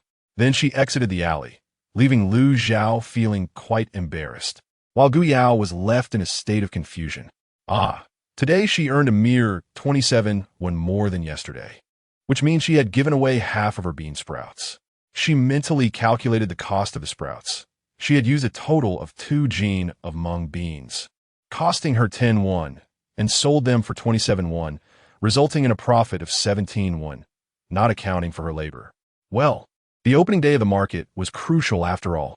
However, when considering the earnings from the wood ear mushrooms, eggs, and duck eggs, the total was quite substantial, 530 won in all. Naturally, with such funds, she felt inclined to indulge. She had intended to purchase something yesterday, but her finances were insufficient, and today she could no longer deny herself. She entered a ready-made clothing store. The outfit she wore was so faded it barely retained its color, and she relied solely on her looks to maintain her dignity. Glancing into the brass mirror at the shop, she realized her beauty alone could not suffice. Nonetheless, the original complexion was quite appealing, though slightly sallow. A bit of care could restore it. It was noon, and the heat was oppressive, leaving the shop devoid of customers. Upon noticing her entrance, the shopkeeper hurried over to greet her, albeit to an empty response. Gu Yao meandered around the store, admiring the vibrant garments, though upon inquiring about the prices, her admiration waned. The cheapest ready-made outfit was 81, and that was for children. For her size, it would be approximately 121, while for someone of Shen Yan's physique, it would be even pricier at 151. She calculated that if she were to purchase ready-made clothing, today would be a wasted opportunity. She still had a few silver pieces in her space, but those were compensation from Jia Lan Shui and gifts from her grandparents. But could she spend that? If she did, wouldn't Shen Yan scold her? No, spending was out of the question. Disheartened, Gu Yao turned to leave. The owner of the adjacent fabric shop, upon seeing her empty-handed exit, called out enthusiastically, "Little girl, come and take a look at my fabrics. It's not that ready-made clothes aren't appealing. It's just that fabrics offer greater value." She had encountered this situation countless times. Ready-made garments were both attractive and convenient, but they were beyond the means of country folk. Recognizing Gu Yao's attire, she knew she was a girl from the countryside. Typically, these individuals would consider fabric too expensive. Yet after a glimpse into the clothing store, their perceptions would often shift. She had successfully sold much in this manner, producing a piece of pink fabric. She said to Gu Yao, "What do you think of this material? It's cotton, comfortable to wear, beautifully patterned, and vibrant in color, perfect for a girl of your blossoming age. The best part is, it's quite affordable, just 5 won per zhang." Upon hearing this, Gu Yao realized it was indeed inexpensive. For her size, 6 zhang would suffice, totaling merely 31, a stark contrast to the prices at the neighboring clothing store. However, she did not know how to sew. No matter, she would buy it first and let Shen Yan learn to make something. After all, he had ample time at home, unable to walk, but she kept her thoughts to herself, instead frowning while caressing the fabric. "Shopkeeper," she inquired, "I have a large family, all needing clothing. Could you offer a better price?" Upon witnessing this, the proprietress retrieved a piece of verdant fabric from beneath the counter. My dear young lady, she began, while cotton fabric is rather expensive, do take a look at this linen cloth. Although it may not be as comfortable as cotton, it is remarkably durable, making it perfect for daily labor in the fields. Moreover, it is only 3 per foot, which is what most farmers typically purchase. Gu Yao reached out to touch it, but the coarse texture immediately informed her of its unsuitability. If she were to wear this rough linen garment while carrying her basket, it would surely leave imprints over time. Thus, she shook her head and said, Madam, I desire cotton fabric. If you could offer me a discount, I would gladly buy about half a bolt. Upon hearing half a bolt, the proprietress's eyes sparkled with excitement, though she feigned reluctance. My dear sister, I assure you I am not inflating prices. How about this? I will round down the price for you, and also include some scraps. As she spoke, she produced several strips of leftover fabric. Do not underestimate these scraps. They are excellent remnants, perfect for making shoes. Gu Yao glanced at her own shoes, and then at the colorful scraps in the proprietress's hands, which included shades of gray and green, suitable for both men and women.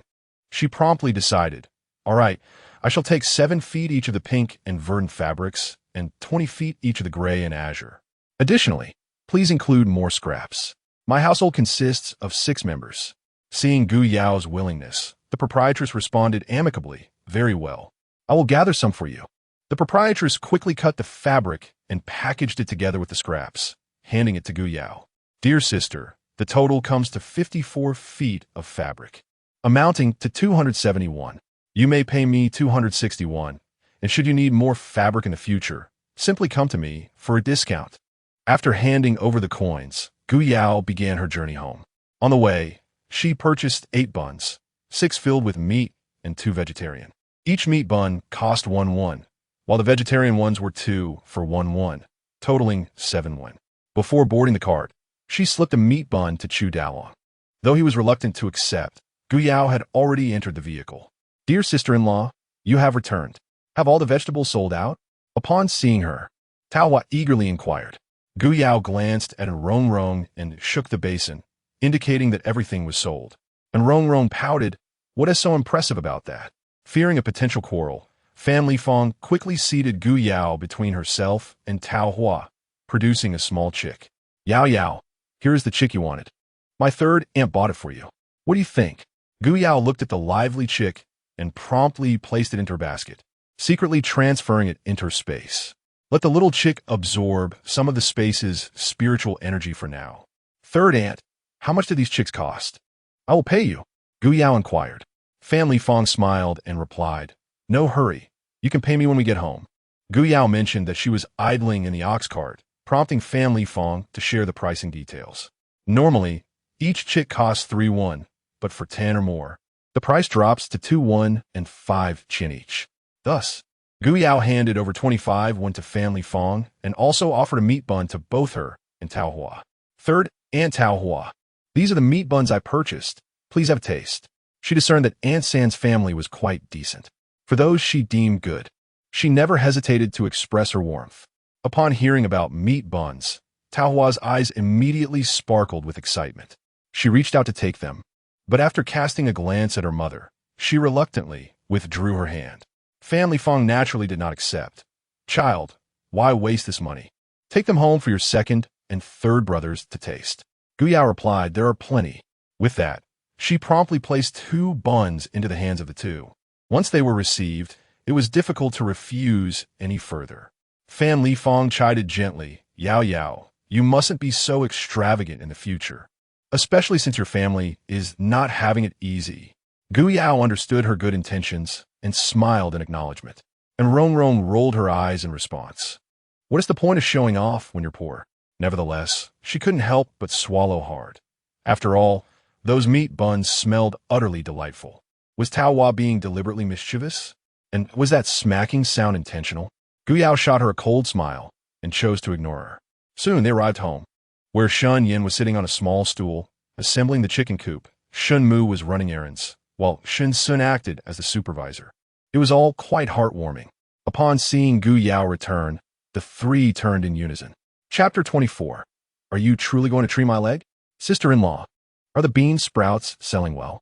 After Shen Mu hurriedly took the items from her hands, he eagerly inquired. Shen Yan's eyes sparkled with curiosity. Gu Yao shrugged her shoulders and raised an eyebrow, replying, when sister-in-law takes action, who can rival her? Of course, they sell well. So well that I even gave away half for free. I must continue soaking them, the more the better. Expand the scope, give more, sell more, earn more. I have already developed a fixed clientele. She shared the good news. My bean sprouts are quite marketable. The Jiao family in Yonglu town is sending 20 pounds every other day. 1 pound of mung beans can yield 10 pounds of bean sprouts, and 20 pounds only requires 2 pounds of mung beans. That means I can earn 41 from just 2 pounds. Shen Yan was somewhat taken aback. Pausing his work, did you earn 31 today? Gu Yao's eyes sparkled. Not just that, I'm also reselling other vegetables with others.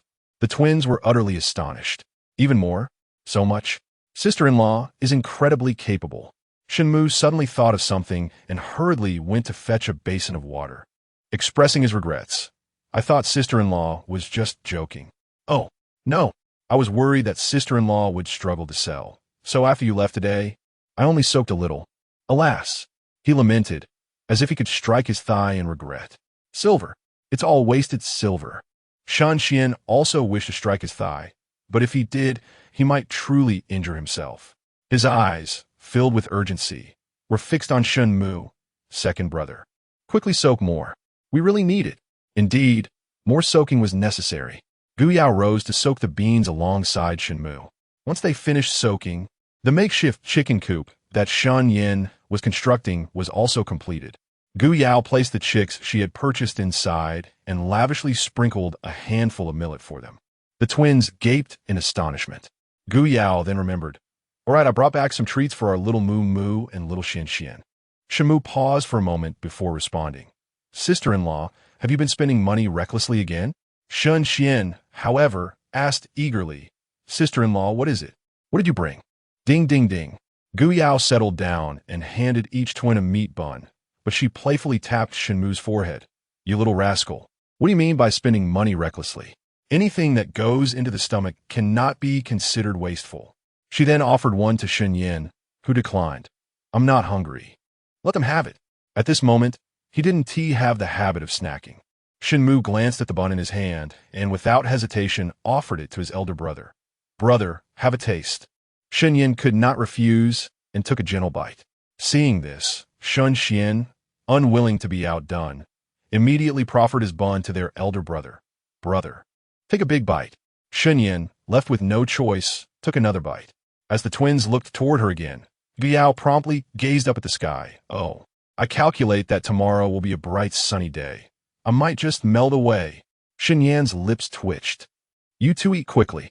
There's more on the table, and if your sister-in-law wants to eat, she will get it herself. Only then did the twins cautiously begin to enjoy their meat buns. MMM. They were simply delectable. The meat buns were irresistibly fragrant. They savored the meat buns, their faces radiant with satisfaction and joy. Gu Yao could not help but smile. This is delightful. Tonight, I shall prepare some crispy pork cracklings for you. The twins were even more exuberant upon hearing this. Yay, we're going to have cracklings. The ones mother made while rendering lard were so delicious. In that moment, Gu Yao discerned the significance of earning silver. She produced the fabric she had purchased. There's even more to rejoice about. I bought some cloth to make each of us 2 new outfits. However, the laughter in the courtyard ceased abruptly at this announcement. Shenmu remarked, Sister-in-law, that's too extravagant. Shen Sun added, Sister-in-law, it truly is wasteful. Shen Yan's gaze flickered slightly as he stood and beckoned Gu Yao into the house. Gu Yao anticipated his inquiry, so as soon as she entered, she proactively returned the 3 taels of silver to him. I didn't spend your family's money. Since you doubt me, you can keep it yourself. Shen Yan did not accept it, instead countering. Then how will you purchase the fabric? Gu Yao straightened her posture and replied, have you forgotten? I earned a tael of silver yesterday from selling medicinal herbs. Shen Yan's eyes darkened further, yet he refrained from asking more. He had already inquired with Shen Sun that day, and it seemed Gu Yao had not uncovered anything of value. Gu Yao wished to be candid. She needed someone to provide her with cover. Yet, she felt it was an odd notion, and how could she expect Shen Yan to understand? If he were to learn the truth, Would he not consider her a malevolent spirit to be banished? After all, they were still strangers, and she was unsure of his temperament. She could not afford such a risk. Shen Yan also wished to question her, but knew it would be futile. Thus, he softly nodded, "Apologies, I forgot. Now that you're doing business in the city, keep the silver for your own needs." This was unexpected for Gu Yao, yet she did not decline, promptly returning the silver to her sleeve, in reality placing it back into her space. She gazed into Shen Yan's profound eyes and continued, "Selling vegetables is a laborious endeavor, yielding little silver. Your leg requires funds for treatment, so I plan to attempt making some aromatic cracklings to sell." Upon hearing this, Shen Yan abruptly lifted his gaze, staring at Gu Yao, astonished. "You truly intend to treat my leg?" Gu Yao nodded, "Of course. We are husband and wife. When one flourishes, we all flourish, and when one suffers, we all suffer." His dexterous abilities would surely make him a valuable partner once his leg healed. Shen Yan continued to gaze intently at Gu Yao, perplexed by her sudden transformation. He questioned whether she was deceiving him. Yet, even if it were a ruse, it still filled him with hope. His leg ached incessantly, and he yearned to heal it. He longed to redeem himself for his parents, but he was currently a burden. Each step sent waves of pain through him. At times, he contemplated simply amputating his right leg. That would bring an end to the torment. Gu Yao's voice pulled Shen Yan back from his reverie. "If you remain silent, I shall assume you have no objections. I will rest for a moment before commencing my work." Suddenly, Shen Yan's eyes sparkled. "What do you need me to do?" Gu Yao's eyes sparkled with excitement. "You possess martial arts skills. Your knife skills must be exceptional, right? Could you assist me in crafting a mold?" Although Shen Yan had mobility issues, he was a man of action. By the time Gu Yao awakened, he had already fashioned the mold, surpassing her expectations with each square mold perfectly crafted, complete with angled corners. It was utterly flawless. Furthermore, he had secured her newly purchased cast iron pot with 2 large stones. Indeed, he was her invaluable assistant. Gu Yao was also a person of action. With everything in place, she felt inspired to proceed without hesitation. Rolling up her sleeves, she was ready to work. The supplies in their space would keep them from starving, yet they would not lead to opulence. She decided to extract some oil first, and, while it cooled, she would prepare the other ingredients. Shen Mu, believing she was genuinely refining oil, focused intently on his task of tending the fire. Shen Sun wished to help, but he was still unable to walk, left only to watch with envy. Shen Yan maintained his usual demeanor, yet his curiosity grew stronger. Could Gu Yao truly create fragrant dishes? Soon, the courtyard was enveloped in a rich aroma of meat that could tempt even the neighboring infants. The only downside of rural life was the tendency for scents to travel. Fortunately, Shen Yan's thatched cottage was located at the village's edge, nestled against the mountains, with few neighboring houses. Aunt Chu lived closest, but her family was known for their reserved nature and would not pry. Before long, the oil was ready. Gu Yao set aside most of the oil residue, saving a small portion to sprinkle her exclusive secret seasoning for the twins. The twins were instantly astonished. It smells so good, even better than what mother makes." Shen Yan couldn't help but chuckle softly, yet his cheeks flushed quickly. To his surprise, Gu Yao even fed him a piece. Shen Yan felt a rush of embarrassment. He was typically indifferent about food, yet this morsel had breached his defenses. With a cheerful smile, Gu Yao asked, "Is it delicious?" Instinctively, Shen Yan murmured a response, prompting her to offer him another piece. He felt the urge to retreat, unwilling to open his mouth, yet his mouth seemed to have a mind of its own. The twins watched him intently, realizing this was the first time they had witnessed their elder brother exhibit such a lively demeanor. Of course, before his injury, their brother had played with him daily in this manner.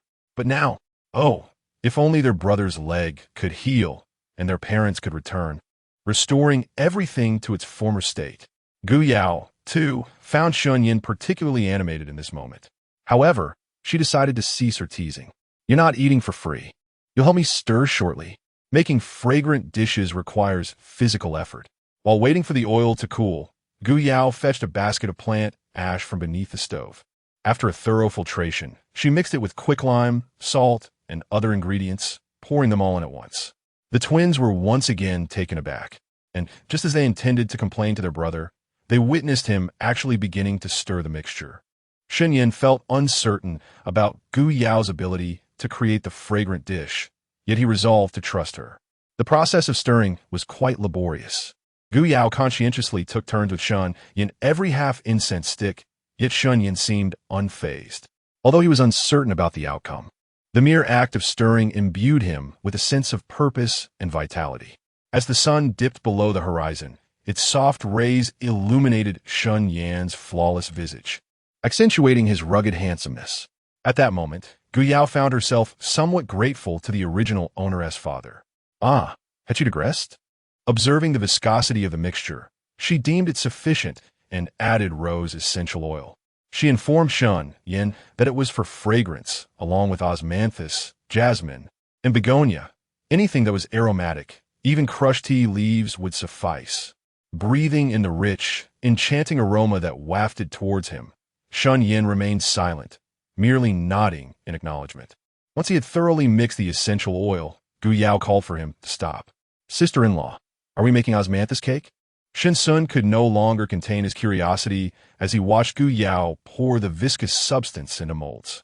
"It smells so good," he added, yearning for just a tiny taste.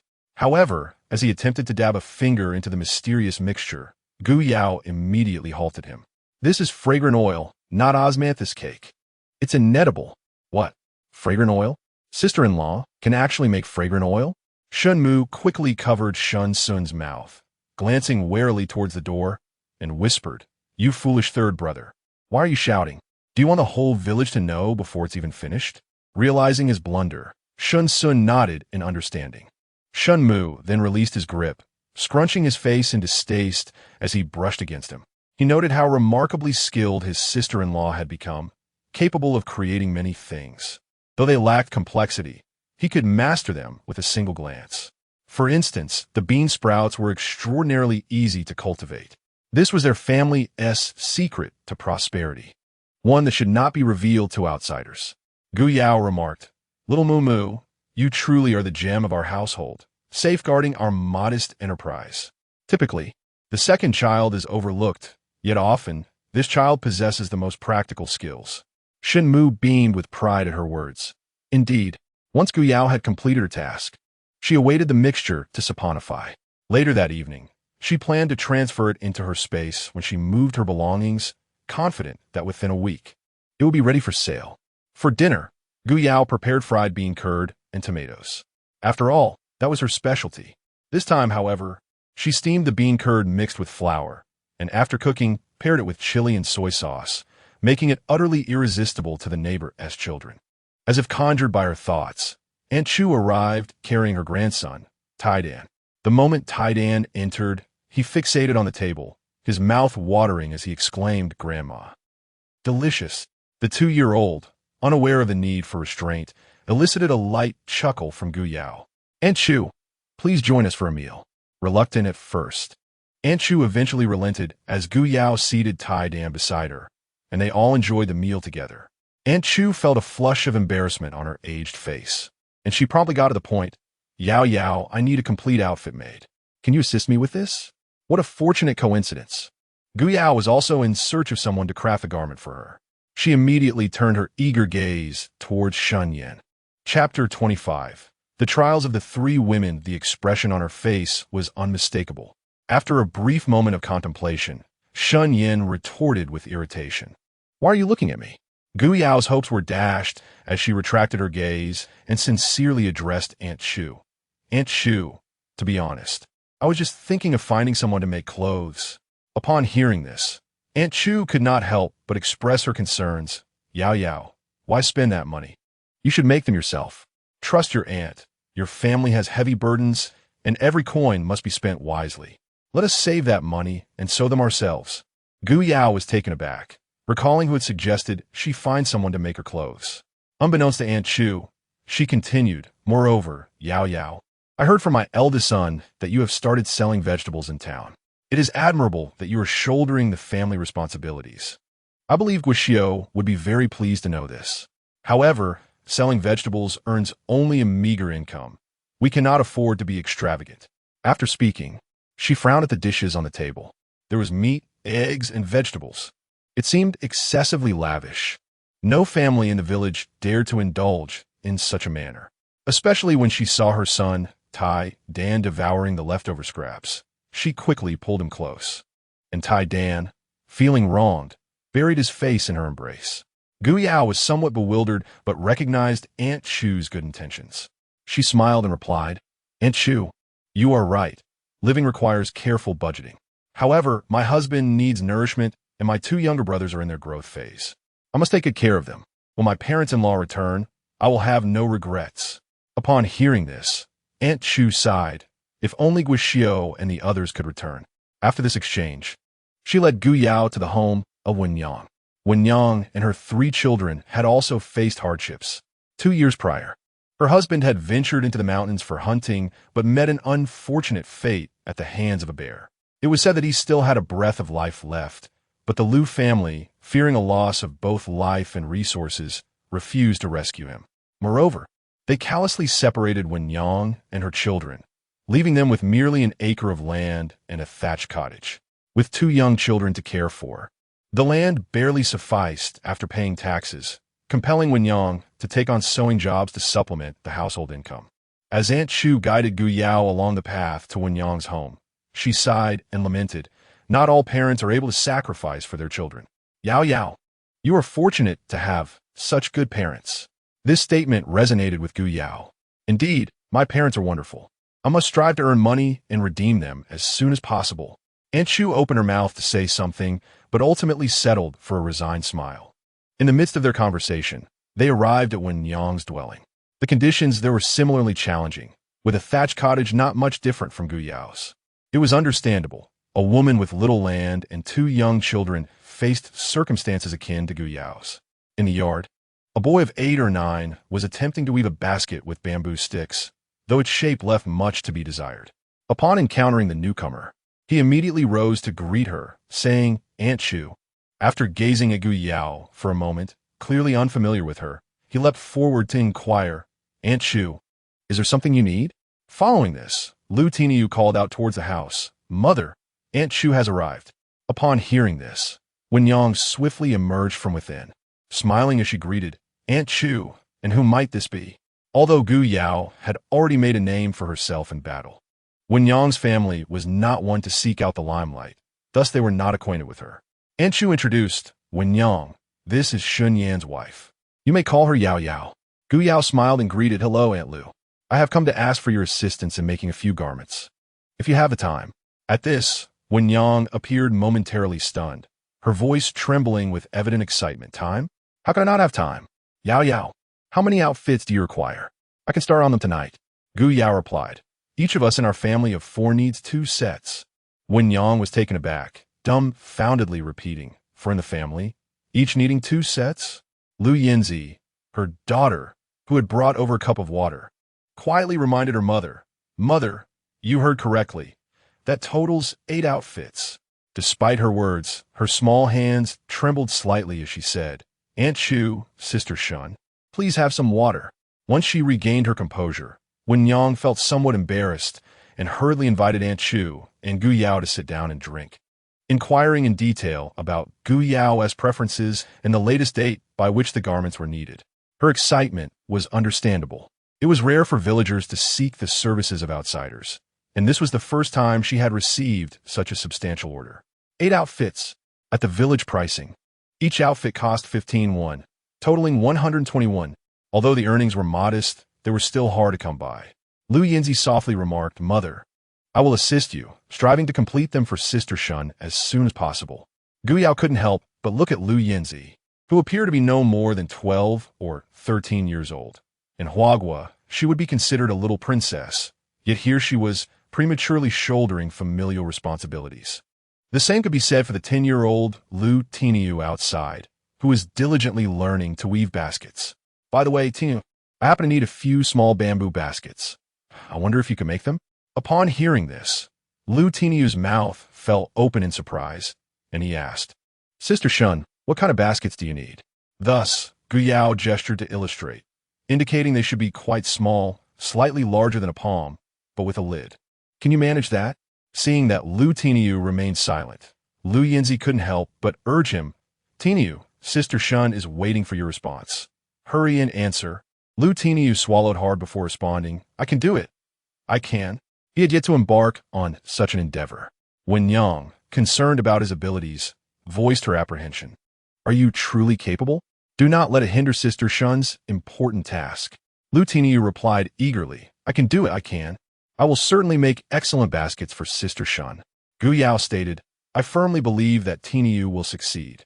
However, the bamboo box I desire must be exquisitely crafted and aesthetically pleasing.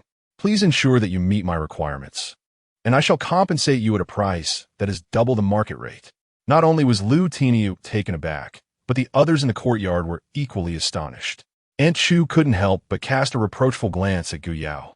This child, she had thought she had turned over a new leaf, but it seemed she was becoming more audacious. Previously, she only cared for herself, and now she treated everyone indiscriminately. How splendid! The poorer she became, the more brazen she grew. Little did they know that the more she spoke, the more emboldened she felt. Aunt Lu, I also need to have a pair of shoes made for each member of my family, so please assist me with that as well. By the way, Aunt Chu, don't you also need a complete outfit? Aunt Chu wished to ignore her. She was capable of making her own clothes and did not require anyone's assistance. Couldn't she see that this was her way of helping her family? She no longer wished to converse with the foolish girl. Until the two departed, Yun Yang and her companions felt as if they were in a dream. 9 outfits for pairs of shoes and 10 small bamboo boxes. This was a substantial order, and they would begin working on it for Sister Shen tonight. Once the task was completed and the payment received, they could buy 2 tails of meat to indulge themselves. Ever since their husband had passed away, the 3 of them had not enjoyed a hearty meal, let alone meat. The thought alone made her swallow hard, especially for her 2 children. She could endure hardship, but it pained her to see her children suffer alongside her. Upon hearing the mention of meat, Lu Yinzi and Lu Tiniu's eyes sparkled with excitement, invigorated by the prospect. Meat? They never anticipated they would ever savor a morsel of meat again. They had dared to dream of a full meal. Chapter 26. Embellishment. The following day, Gu Yao, as usual, carried her bamboo basket and a large basin to the market. Just before she left, Shen Yan handed her a straw hat, saying it was a sunny day and she should wear it for sun protection. Gu Yao replied, I have one in my basket, gifted by a friend I sell vegetables with. With that, she stepped through the fence gate. Shen Yan watched her retreating figure, his gaze profound. Upon arriving at the market, Gu Yao immediately heard Lu Zhao's voice calling out, Gu Yao, over here. He was already adeptly arranging her vegetables and addressing the customers. Thank you all for your support. Feel free to choose your vegetables. When Gu Yao looked up, she was pleasantly surprised to see that some people were indeed waiting for the discounts she had offered the previous day. She quickly joined in arranging the produce. In business, substantial savings encourage eager buyers. Her offer of half a pound of bean sprouts and young greens was equivalent to over a pound of tomatoes, and the cucumbers were less than 3-1. Vegetables masquerading as fruits were a rare find. Moreover, her sweet demeanor and pleasant attitude attracted many repeat customers, and by midday, she had nearly sold out.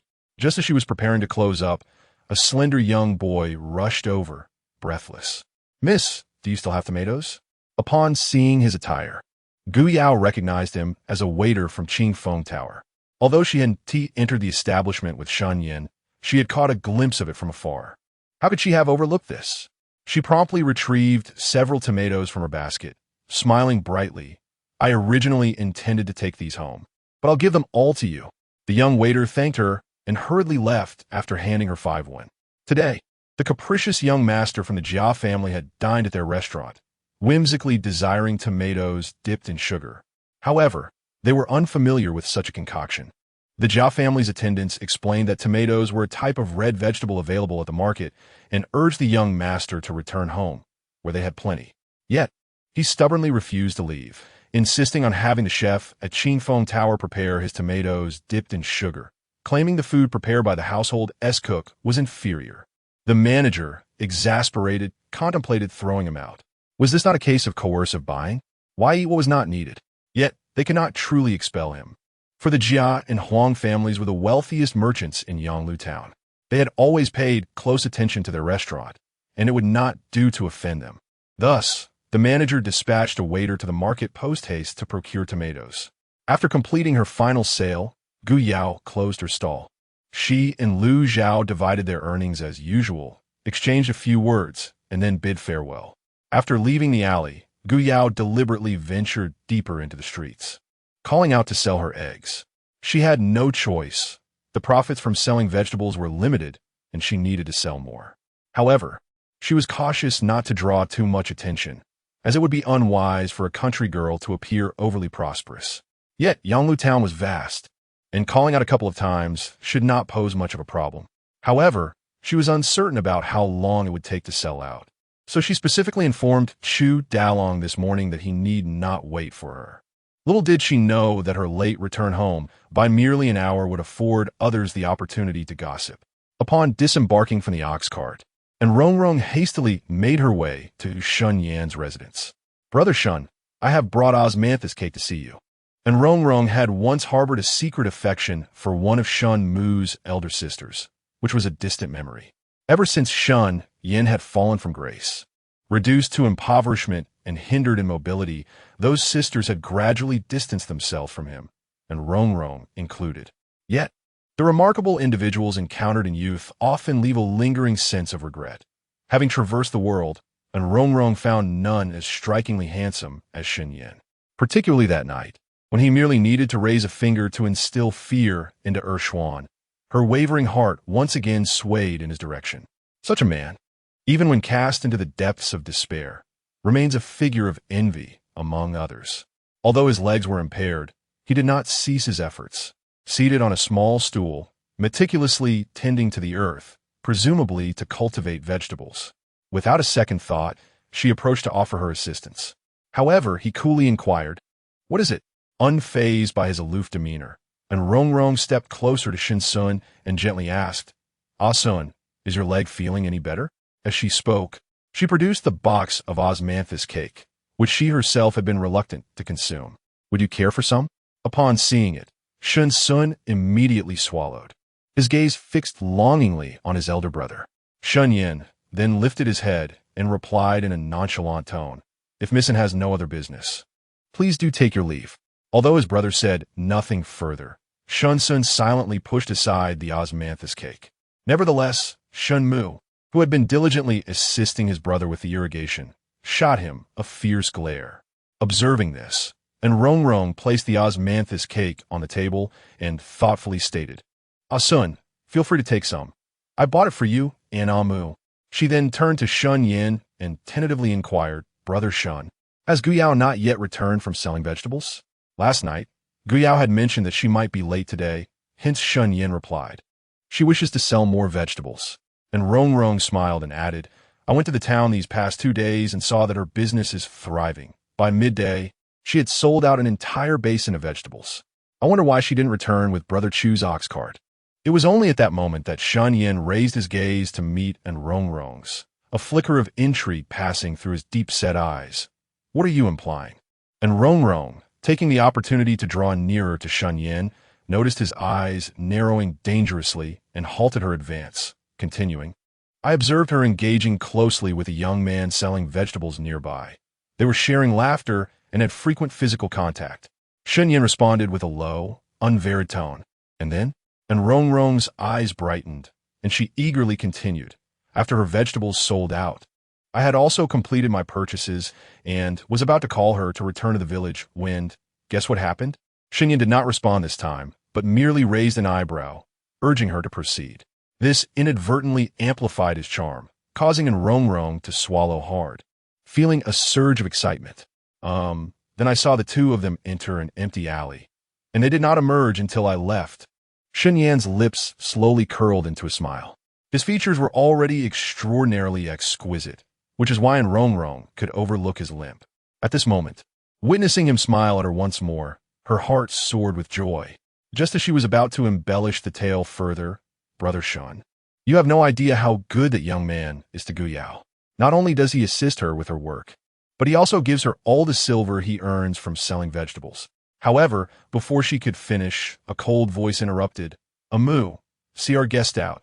When Gu Yao returned, she was met with the sight of Shen Mu wielding a broom, ushering someone away. Chapter 27. He followed her. Gu Yao immediately rolled up her sleeves and advanced. How could she miss this opportunity? Especially upon seeing the other party was in Rong. She swiftly tossed her aside, for who dared to provoke her lucrative venture yesterday? Xiao Mumu, are you all right? Big sister-in-law, I'm fine. After Shen Mu finished speaking, he dashed back, throwing the osmanthus cake aside, exclaiming loudly, "Leave. Our family does not welcome you." And Rong initially wanted to argue, but upon meeting Shen Yan's narrowed, piercing gaze, she reconsidered. Clearing her throat, she attempted to maintain her composure. If brother Shen does not believe me, he may visit one day to see for himself. No man can tolerate being cuckolded. The truth is undeniable. Gu Yao is undoubtedly entangled with that dark-skinned youth. Otherwise, why would he treat her so well? Well, as could it be? Comfort, perhaps. After securing the fence gate, Gu Yao inquired what happened. What are you looking at? Shen Mu, filled with righteous indignation, replied. That woman is utterly wicked. She even said that. But Shen Yan suddenly interjected loudly. It's nothing. Shen Mu glanced at his elder brother and silently swallowed the words lingering in his throat. It was not something to share with big sister-in-law. She would be upset upon learning. They had all witnessed her recent transformation. Big sister-in-law had been wholeheartedly devoted to their family and would never betray brother Shen. However, Shen Yan held a different perspective. He believed that a person does not change without reason. Although Gu Yao had once been infatuated, supporting Xie Huayan, she had never crossed any lines. Gazing at the pristine straw hat still perched atop her head, his eyes darkened. Though Shen Yan said nothing. The following day, he accompanied Gu Yao to the town. The reason? To fetch the crutch. Gu Yao remarked, "Your legs are not well. Why go yourself? I can easily pick it up after selling the vegetables." Shen Yan. He glanced at the plump chicken in the coop. The wild chicken was too restless, constantly bullying the chicks. It ought to be sold to Qing Feng Tower. The plump chicken, stretching lazily, protested. You behave. Your whole family behaves. You are the most cunning among them. A silent worker of great deeds. You scoundrel. It flapped its wings desperately, attempting to flee this place of turmoil. Yet to Gu Yao's eyes, it appeared merely restless. It's just a wild chicken. I'll go sell it, and coincidentally, I need to visit Qing Feng Tower today. You're go to Qing Feng Tower? Shen Yan furrowed his brow slightly. For what purpose? Gu Yao smiled and replied, naturally, to promote vegetables, to develop major clients. Retail cannot compare to wholesale. Indeed, she felt as though she might melt under the sun. Oh dear, my straw hat. With that, she returned to the house to retrieve her hat. Shen Yan's gaze upon her grew even more profound. I will wait for you at Qing Feng Tower. Once you finish selling the vegetables, come find me there. His voice, though soft, carried an undeniable authority. Gu Yao did not fully comprehend, but ultimately chose not to say anything further. Upon arriving at Yonglu town, Shen Yan parted ways with her, accompanied by Chu Dalong to procure a cane, while she ventured alone to the market as usual. For reasons unknown, Gu Yao felt as though a pair of eyes were persistently watching her. She glanced around but found nothing amiss, and soon dismissed the thought. Shen Yan stood quietly in a corner, observing her skilled movements as she arranged vegetables, her lively calls to sell them, and her seamless cooperation with the young boy. She perched on his small stool, adorned with the straw hat he had gifted her, while he consumed her water and ate her eggs. If you remember correctly, Gu Yao hadn't boiled any eggs. Of course, it was possible she had done so while he wasn't paying attention. Had she not always been fond of pilfering from home? Yet, he felt otherwise. He followed Gu Yao into an alley, and with the aid of his cane and his own agility, she remained oblivious to his presence. Then, he witnessed her, basket in hand, calling out to sell eggs and duck eggs. No one could fathom the shock that coursed through him upon witnessing that scene. How had that basket come into her possession? It seemed to materialize out of thin air, much like her mysterious disappearance that night. He was so taken aback that he nearly lost sight of her. After she sold 2 baskets, she returned to the market. By this time, the young boy had nearly finished selling his vegetables. They both tidied up their stalls and made their way to the alley that Rong had mentioned. His gaze shifted several times before he finally decided to follow her. He saw the boy leave his share of coins and generously give her the majority of it. She, in turn, rewarded the boy with an extra 10 coins. Amidst cheerful banter, they bid each other farewell.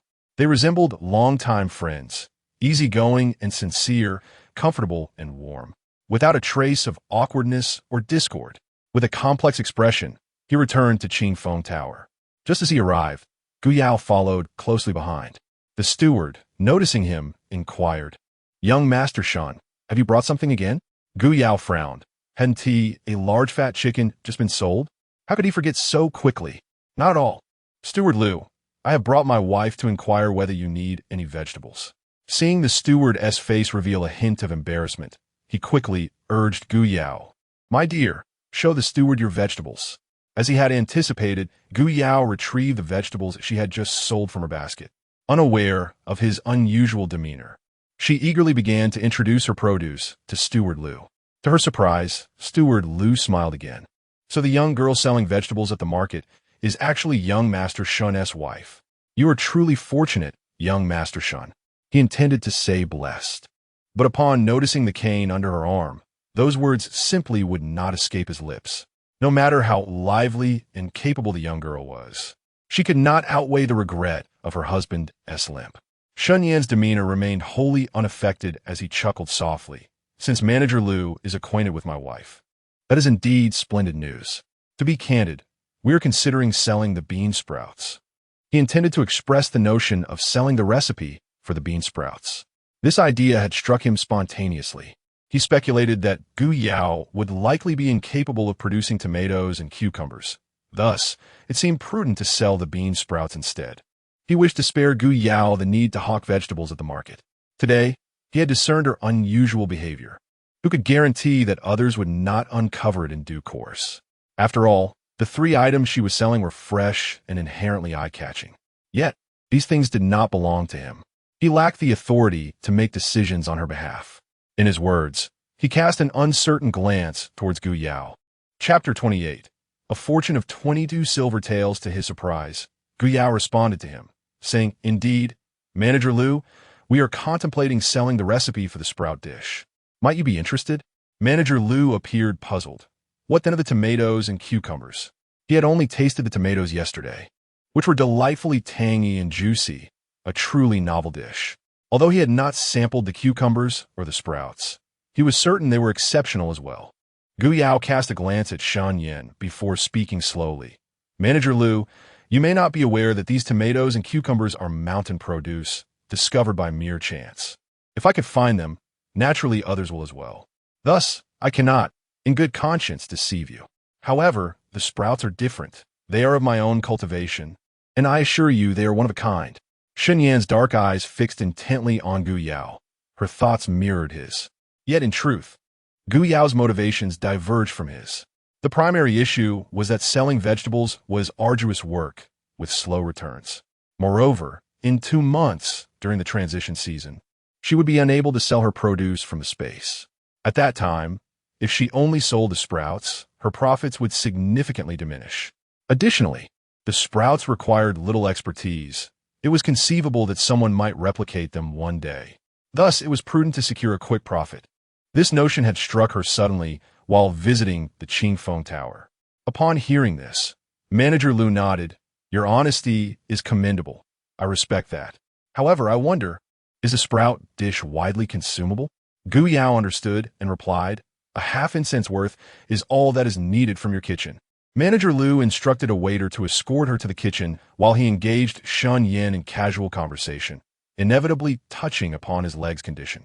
Upon learning of Shen Yan's plight, Manager Liu expressed his sympathy and recommended Dr. Su from Su's medical hall.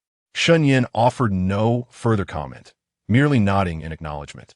At that moment, Gu Yao emerged from the kitchen, carrying 3 dishes, a stir-fry, a cold dish, and a soup.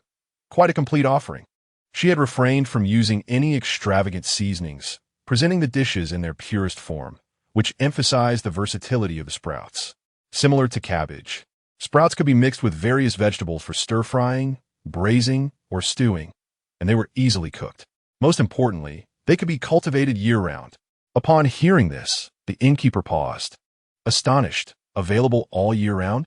Manager Liu tasted the dishes and found them delightful, particularly their year-round availability. He was immediately intrigued and promptly invited Shen Yan and Gu Yao into a private room. At this point, Gu Yao felt a sense of certainty. Manager Liu, probing cautiously, inquired, "Let us speak plainly. How much silver do you intend to ask for this cultivation recipe?" Gu Yao and Shen Yan exchanged a glance, then smiled gently. "Manager Liu, as you can see, the sprout's versatility is extensive, costs are minimal, and they can be cultivated throughout the year. This is unparalleled by any common vegetable." So, Manager Liu appeared noticeably anxious. While the sprouts were indeed excellent, they remained but a single dish, and, in his mind, the maximum price he could offer was 10 taels of silver. Little did Gu Yao know, she boldly doubled the price. "Thus, my expectation stands at 20 taels. Upon hearing this, Manager Liu nearly toppled from his chair. "Sister-in-law, isn't that asking too much? It's merely a single dish after all, and cannot possibly be worth 20 taels. If it were such silver, I could acquire it daily from you without a worry of recouping my costs." Shen Yan, unfamiliar with the pricing of these ingredients, presumed it could not exceed 10 taels. Nonetheless, he maintained his composure and replied, "Manager Liu, we are not in a position where we must sell. When the season of scarcity arrives, we shall have full control over the pricing." Gu Yao, unhurried, added, "Indeed, my husband speaks wisely. Furthermore, we could supply other establishments, ensuring a profitable venture." Manager Liu, having seen much of the world, took a sip of tea before continuing. "Perhaps you too should reconsider. Fresh products thrive on first-mover advantage, and there are inherent risks involved. Given time, others will surely catch on. 10 taels is already a generous offer, and we would commit to regularly purchasing tomatoes and cucumbers from you." Gu Yao showed no inclination to retreat. "My price is already quite fair. But if Manager Liu feels it insufficient, I assure you that this year we shall supply only Qingfeng Tower with both the tomatoes and cucumbers. How does that sound?"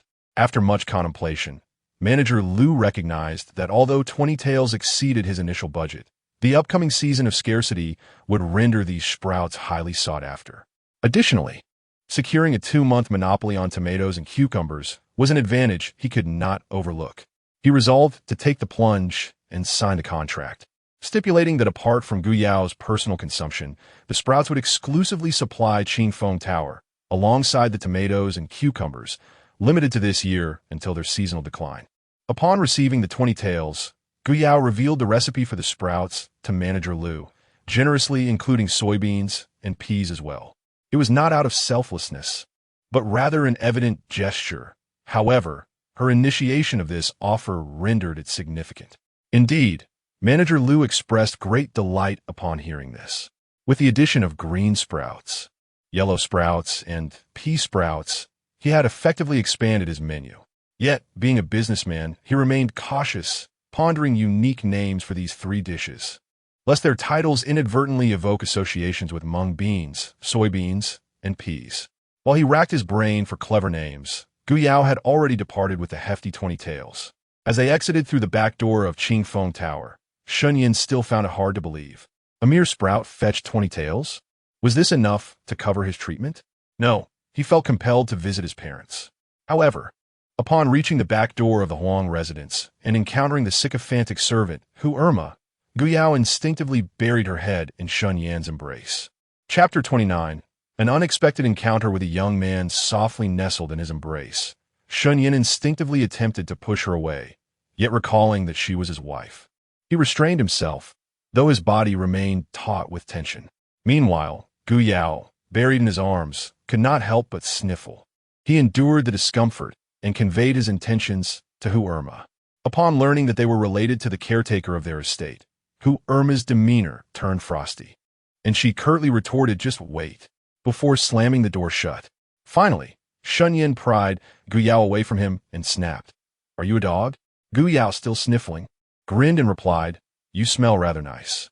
There was a subtle hint of sandalwood fragrance about him. Is this a standard for handsome men? Shen Yan's ears flushed slightly, and after a feigned cough, he inquired, "Have you offended the Huang family?" As he spoke, he located a stone to sit upon, despite having a walking stick. The morning's exertion had left him feeling weary. Gu Yao retrieved a silk scarf from her basket, partially concealing her face as her eyes flickered. It wasn't intentional, had I known your father. Oh no, our parents work at the Huang residence. I would have certainly flattered that Mei lady, profusely noticing Shen Yan's unwavering gaze. She squatted down and recounted the events of that day in detail. Concluding her tale, she specifically asked, "Do you think that Mei lady is being excessively domineering?" Although Shen Yan did not respond, he nodded in agreement, then turned his gaze toward the tightly shut door. The housekeeper of the Huang family was so acerbic, he couldn't help but worry for his parents. This thought cast a shadow over his brow. Gu Yao too felt a twinge of worry. It seemed she needed to earn more silver to redeem her in-laws sooner.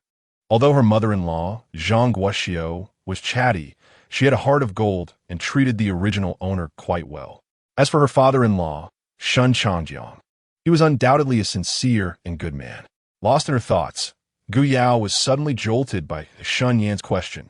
Where do chicken eggs and duck eggs come from?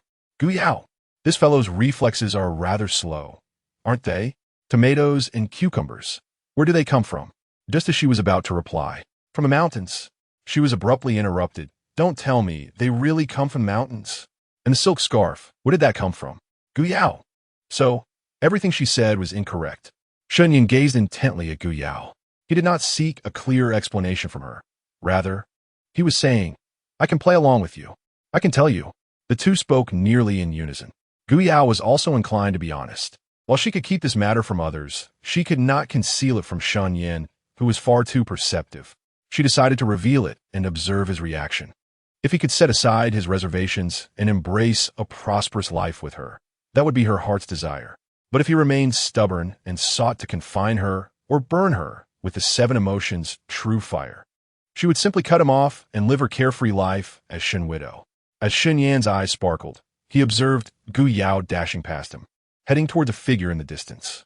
Lifting his gaze, he discerned a man clad in a flowing azure robe, adorned with a silk cap, tall and elegant. Exuding a refined demeanor, it was Xie Huayan. Gu Yao was utterly infatuated with Xie Huayan. Indeed, the moment she laid eyes on him, her expression lit up, and she hurried toward him. Brother Huayan, what a coincidence! Gu Yao's smile was exaggerated, yet internally she scoffed. Is this it? Not impressive at all. With his fair complexion, he certainly fit the description of a pretty boy. Not only was he pale, but also youthful, displaying a certain delicacy. Coupled with the scholarly air of a literati, he projected a gentle and polished aura. Overall, he could be deemed handsome, possessing the allure to attract admirers.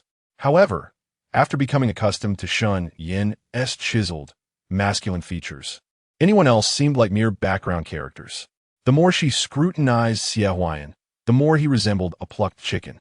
Is this it? He would pass for a vampire without makeup. Is this it? He appears so frail that I could easily take on 8 of him. Gu Yao wondered what the original owner of this body saw in him. Approaching 20, he was still merely a student. If one is not cut out for academia, it is foolish to persist, squandering 3 generations of family wealth while courting women to sustain oneself. Such behavior is truly contemptible, especially the way he spoke. First, he cautiously scanned the surroundings, ensuring no one else was present, before finally addressing her. Yao Yao, what brings you to town? Gu Yao rolled her eyes playfully, then feigned shyness. Brother Huayan, you're pretending not to know. This statement significantly flattered Xie Huayan's vanity. He lowered his gaze, noting how much more animated Gu Yao appeared after just half a month apart. He glanced around once more and whispered, Yao Yao, you arrived just in time. I was hoping to buy a book, but I lack sufficient funds. Do you have any? Gu Yao was taken aback. Was it really this blatant? The original owner had always been so eager to please him. Hence, she pretended to be bashful and responded, I do have some, but if I get it to Brother Huayan, could you refrain from associating with that woman in town? A fleeting smirk crossed Xie Huayan's face. This foolish girl truly lacked self-awareness. What could she possibly offer in comparison to his beloved? Yet he replied, How much do you have, Yao Yao? Gu Yao answered, This is the silver I secretly took from the money the cripple earned selling wild boar. Just 1 tael. Upon hearing this, Xie Huayan appeared somewhat astonished. A wild boar must fetch at least 2 or 3 taels. How come you only have 1? Gu Yao inwardly cursed. Regardless of how much he had, Brother Huayan, You haven't yet agreed to anything. Xia Huayan gazed deeply into her eyes, his expression earnest. Yao Yao, this matter cannot be resolved in a few words. But I assure you, I do have feelings for you. You are my childhood sweetheart. Please grant me some time. Gu Yao felt nauseous internally, while maintaining a fa ade of cheerfulness as she placed a single tael of silver into Xia Huayan's hand. Yes, I trust you. Brother Huayan, you are the most trustworthy man in the world. As she spoke, she nonchalantly revealed a glimpse of another silver coin. Xia Huayan, initially intending to depart, suddenly brightened at the prospect and remarked, Yao Yao is truly the kindest and most delightful woman in the world. Upon hearing this, Gu Yao's smile broadened. Does Brother Huayan have enough silver to purchase books? Xia Huayan sighed. Books are exceedingly expensive. You are well aware of this. Gu Yao promptly responded, I still have a tael. Why not give it all to you? At this, Xia Huayan gazed at her with genuine affection. Just as he was about to accept the tael, Gu Yao continued, Since Brother Huayan promised to part with that woman, you must provide me with a guarantee. What guarantee? Gu Yao feigned deep emotion. Brother Huayan should write me an IOU. If you deceive me, then it shall be considered that you owe me a debt of affection. Upon hearing this, Xia Huayan was clearly reluctant. With our childhood bond, is such a thing necessary? Does Yaya not trust me? Gu Yao lifted her gaze, blinking innocently. Could it be that Brother Huayan would deceive me? After this, she purposefully jingled the silver in her hand, startling Xia Huayan to discover it was indeed 2 taels. Gu Yao was impressively bold. She had stealthily pilfered all the silver. Yet, as for the IOU and the debt of affection, he had no desire to comply. He had always intended to exploit Gu Yao's feelings. Gu Yao was astutely aware of the man's intentions. Thus she continued to gently clink the coins while gazing at him with tender eyes. Brother Huayan, do you still not comprehend? I love you dearly, and how could I truly demand repayment? I merely seek a promise from you. Yet, I did not expect that even this small request would go ungranted. In that case, please return the tael of silver. In his left ear was the enchanting sound of clinking silver, while in his right was Gu Yao's heartfelt sincerity. Indeed, her love for him was profound. How could she genuinely desire repayment? Thus, he nodded in agreement. However, when he began to write 3 taels, Gu Yao interjected, 3 represents 3 lifetimes. It signifies eternal love. I have given Brother Huayan a total of 9 taels, and you must promise me everlasting devotion across all lifetimes. Seeing his hesitation, she sweetly implored, Such an insignificant number is merely a promise. Brother Huayan, could it be that your words are all false? Brother Huayan, the most handsome brother, I have always been waiting for you, not allowing that cripple to touch me, at all moreover. That cripple's nurse gave him another tael last night, which I shall present to you soon. Ugh, whether or not the pretty boy found her repugnant. She was on the verge of losing her previous meal. She was ill-suited for the seductive route. The pretty boy, being a man, was naturally unbothered and appeared rather pleased. And under her soft and alluring voice, he found himself dizzy enough to write the IOU. Gu Yao carefully inspected the note, ensuring there were no issues. Lightly blew upon it, tossed it in her basket, and then quickly changed her demeanor. Hurry and buy your books. My husband is coming along today. Why did you not mention this sooner? Upon hearing those words, the imaginative Xia Huayan was immediately drenched in a cold sweat. Without a moment's hesitation, he fled in haste. Gu Yao cast a disdainful glance at him, before also turning to depart. This was intolerable. It was overly greasy, and she needed to seek out Shen Yan to alleviate the situation. Chapter 30, Reunion. Gu Yao. Upon our return, let us seek the village chief to dissolve the marriage. Gu Yao cast her gaze downward at Shen Yan. Are you feeling jealous? Shen Yan choked, and, after a moment of silence, replied coldly, Not at all. Gu Yao curled her lips. Then why is it that after merely exchanging a few words with that pretty boy, you demand a divorce? How do you know our conversation was not of serious nature? Shen Yan found her amusingly infuriating. Though I cannot hear, my vision is unimpaired.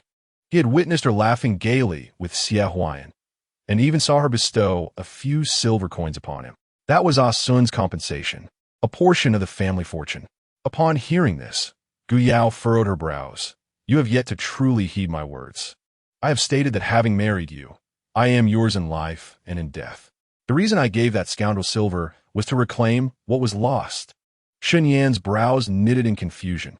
Reclaim what? Gu Yao nodded. Just you wait and see. Suddenly, a realization dawned upon her. Give. Give it all to him. It became clear that he was indeed jealous, but not of her. Rather, it was of the silver. He resented that she had given money to the pretty boy and not to him. Though their time together was brief, she had gleaned enough to understand his somewhat proud nature. She wagered he couldn't resist. Indeed, she observed a myriad of expressions flit across his face as he pressed his lips together and rubbed his hands in anticipation, only to witness him accept her substantial 20 taels of silver. Ah, how mistaken I was. It was not until Shen Yan stashed the money into his sleeve, raising an eyebrow at Gu Yao's incredulous countenance, that he felt he had gained the upper hand. He looked at her, feeling rather pleased. However, Gu Yao was distraught. Darn it, she had lost yet another tael of silver. Readjusting her veil, she marched forward and knocked on the door. Goodness, had it been at least an hour of waiting? That scoundrel who Irma truly thought himself important. What is the rush? Do you have a deceased relative in need of urgent mourning? Who Irma grumbled as he opened the door, but upon seeing Gu Yao present him with meat buns, he hesitated, then continued to grumble. Just these two? Not even enough for a decent meal. Gu Yao pouted and handed him 2 more buns. Young sir, please be understanding. It is not easy for us farmers. We still need to hurry back with the villager's ox cart, so I kindly ask you to summon them for us. Hu Irma accepted the meat buns, finally revealing a hint of a smile, yet his tongue remained sharp.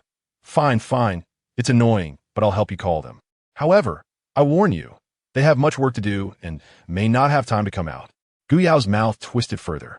Had it not been for Shen Yan's parents working there, she would have gladly delivered a swift kick to this sycophant. Yet, her words flowed forth as if enchanted. Then, she witnessed the infuriating Hu Irma truly stumble in a most embarrassing manner. Darn it, who dared to ambush me? Show yourself, and I shall ensure you receive a proper beating. He clumsily rose, baring his teeth in anger, surveying his surroundings. Upon seeing Gu Yao holding a bamboo tube in one hand and a bun in the other, he turned his gaze towards the husband behind her. At that moment, Shen Yan was bent over, massaging his legs. He couldn't help but scratch his head, cursing under his breath. Damn it, this is truly absurd. I nearly knocked out my front teeth. He picked up the bun that had fallen to the ground, brushed off the dust, and continued to grumble as he walked inside. It was only after he had vanished from sight that Gu Yao secretly gave Shen Yan a big thumbs up. If this fellow weren't lame, with such agility, he could certainly have become a bandit leader. After waiting for about the duration of half a stick of incense, just as Gu Yao was about to raise her hand to knock on the door again, it was unexpectedly opened from the inside. Again. Then, she heard 2 voices that had broken, startling her so much that the bamboo tube and bun nearly slipped from her grasp. To her astonishment, Shen Yan had darted ahead of her, and a touching scene unfolded as if family members were reuniting after a long separation. In truth, it had only been 2 months since they last met. However, the changes in their circumstances rendered the moment particularly poignant. Shen Changjiang and Zhang Guoxiu appeared significantly aged, their figures much more frail, yet their spirits remained relatively intact. Again, how is your health? Does the wound still hurt? How's your leg? Let me take a look. Zhang Guoxiu began tugging at Shen Yan's clothing, to which he pressed her hand down gently, saying, Mother, it's fine now. It doesn't hurt anymore. Only then did Zhang Guoxiu cease her efforts, but through the loose fabric, Gu Yao caught sight of several faint scars across Shen Yan's back, which were quite alarming. It was said that his intestines had even spilled out, illustrating the severity of his injuries. Surviving such grievous wounds with just 2 ginseng roots was indeed a testament to his resilience. Lost in her thoughts, she was suddenly jolted by a voice filled with anguish. Again, your leg. Is it completely useless now? Boo. Upon seeing the crutch tucked under her unfortunate son's arm, Zhang Guoxiu completely broke down, sobbing uncontrollably. What a commotion. If one didn't know better, they might think someone in our Huang family had died in a rush for burial. Close your mouth. The godfather had stated that they would only have a brief moment to catch up, and if any disgraceful behavior occurred, they would face the consequences. As Zhang Guoxiu was venting her sorrow, she immediately erupted into a tirade. What business is it of yours if I speak a few words with my own son? Are you going to control everything, even the most trivial matters? Huarmatzi, you scoundrel, your tongue is as foul as a latrine. You speak without decorum. People like you are a waste of food and a blight on the air. I wish you a son without a backside. You shameless woman. Huarmatzi was instantly infuriated, stomping his feet in rage. He rolled up his sleeves, ready to fight, but seeing Shen Yan clench his fists, Gu Yao quickly stepped forward to restrain him, reminding him that they were still in the presence of their parents. Subsequently, she smiled and comforted Hu Irma, saying, "Young master, the strikingly handsome Hu, please do not hold a grudge against my mother-in-law." She was overwhelmed with grief upon seeing her son's injury and spoke thoughtlessly in her sorrow. Shen Changjiang, feeling helpless, also intervened. "Old woman, it is not easy for a Yan to visit us. Please temper your emotions." Hu Irma, initially intimidated by Shen Yan's imposing presence, sensed a chilling aura of menace emanating from him. It was indeed bewildering. After all, he was merely a cripple. Seizing the opportunity to retreat, he grumbled, "I have no desire to argue with a madwoman, but should you utter another word of nonsense, I shall certainly inform my godfather and godmother, who will deal with you harshly." With that, he shot a fierce glare at Shen Yan, who had regained his composure and did not return his gaze. Hu Irma then stormed off, flinging his sleeve in anger. Zhang Guoxiu watched Hu Irma's retreating figure and spat disdainfully. "Bah, what a wretched creature." She then turned to Shen Yan, her heart aching as she gazed at his injured leg, tears welling in her eyes. "Yan, your leg. It is all my fault for being powerless. I saved your life, yet could not heal your leg." Shen Yan's eyes glistened with unshed tears. "It is my filial unworthiness that causes my parents to suffer here. But please endure just a little longer. I promise I will rescue you from this dire predicament." Meanwhile, the lonely Gu Yao handed a meat bun to the sorrowful Shen Changjiang, saying, "Father, please eat this bun." Shen Changjiang snapped back to reality and, with a look of confusion, inquired, "Yao Yao." Chapter 31. I must redeem my parent. Zhang Guoxiu ceased her weeping and cast a glance at Gu Yao, who was veiled, her brows furrowed in discontent. "Yao Yao, why do you cover your face with that wretched veil? Do you think our parents resemble mere servants, foul and unworthy?" Initially, when her in-laws had sent their daughter, she had been quite pleased. However, that joy swiftly dissipated. This was no auspicious bride they had bestowed upon her. It felt more akin to receiving a troublesome ancestor. Not only did she refuse to assist with household chores, but she also exhibited a proclivity for thievery and gluttony. While it was tolerable that she hoarded all the eggs for herself, there was one occasion when, in a moment of inattention, she consumed the ginseng soup meant to save her son's life. Such an affront was intolerable, igniting a desire in her to return the bride. What were her in-laws truly aiming for? Was it to bring fortune to her son or to rid themselves of him? Yet, Shen Changjiang urged her to reconsider. He argued that given their son's current condition, it would be exceedingly difficult to find another bride in the future. After all, they could not let their child remain a bachelor for life. Moreover, the couple was soon to depart for work at the Huang residence, so having this new bride to manage the household was beneficial. Thus, she refrained from confronting her in-laws. Gu Yao trembled under Zhang Guoxiu's fierce gaze. Fortunately, Zhang Guoxiu was unaware that the original owner had become even more reckless after her departure, stealing silver and clandestinely meeting with a dandy. These actions were decidedly not hers, yet she felt inexplicably guilty. She sought solace from Shen Yan. Shen Yan pressed his lips together and grasped Zhang Guoxiu's arm. "Mother, my wife has been feeling under the weather these past few days. She feared transmitting her illness to you, and thus wore the veil." Gu Yao coughed delicately at the opportune moment. Only then did Zhang Guoxiu relent, albeit with a hint of reproach. "Oh, my child, how could you consume so many fine delicacies at home and still catch a chill in this sweltering summer? You truly possess the constitution of a lady, yet the fate of a servant." Seeing her about to continue, Shen Changjiang swiftly handed her a meat bun. "Wife, this is from Yao Yao. Has the sun risen in the west?" Zhang Guoxiu exclaimed, her disbelief palpable as she stared at the bun in her hands. Shen Yan glanced at Gu Yao before responding, "Mother, it is true. Please enjoy it. Have you eaten?" Zhang Guoxiu queried anxiously, and upon receiving an affirmative response, she cautiously began to break the bun, intending to share it with her husband. Observing this, Gu Yao promptly offered another bun to Shen Changjiang, insisting, "Father, you must eat as well. There are plenty today. You are quite generous. I see. Though it costs you nothing," Zhang Guoxiu teased, torn between her desire and her frugality. Shouldn't they be saving this money for her son's leg treatment? Watching his parents' conflicted expressions, Shen Yan felt a pang of discomfort. He discreetly revealed the silver hidden in his sleeve, startling Shen Changjiang and almost causing the meat bun in Zhang Guoxiu's hand to slip. In a hushed tone, Shen Yan reassured them, "Father, Mother, this is all earned by my wife. Our lives are not as burdensome as you imagine. The second and third are thriving as well." Upon hearing this, Zhang Guoxiu grew even more anxious. She earned this? How can a woman possibly amass such wealth? Suddenly, her voice rose in realization. Could it be? Shen Yan was undoubtedly aware of her thoughts and promptly replied, "It's from selling vegetable recipes." I joined in. Only then did Zhang Guoxiu feel relieved, though she still cast a doubtful glance at Gu Yao. "Yao Yao, you can't even cook a meal, yet you can sell vegetable recipes?" Gu Yao smiled in response. "It's just that my parents haven't seen it. Your son knows." Since she had already resolved to be honest with Shen Yan, there was no reason to delay any further.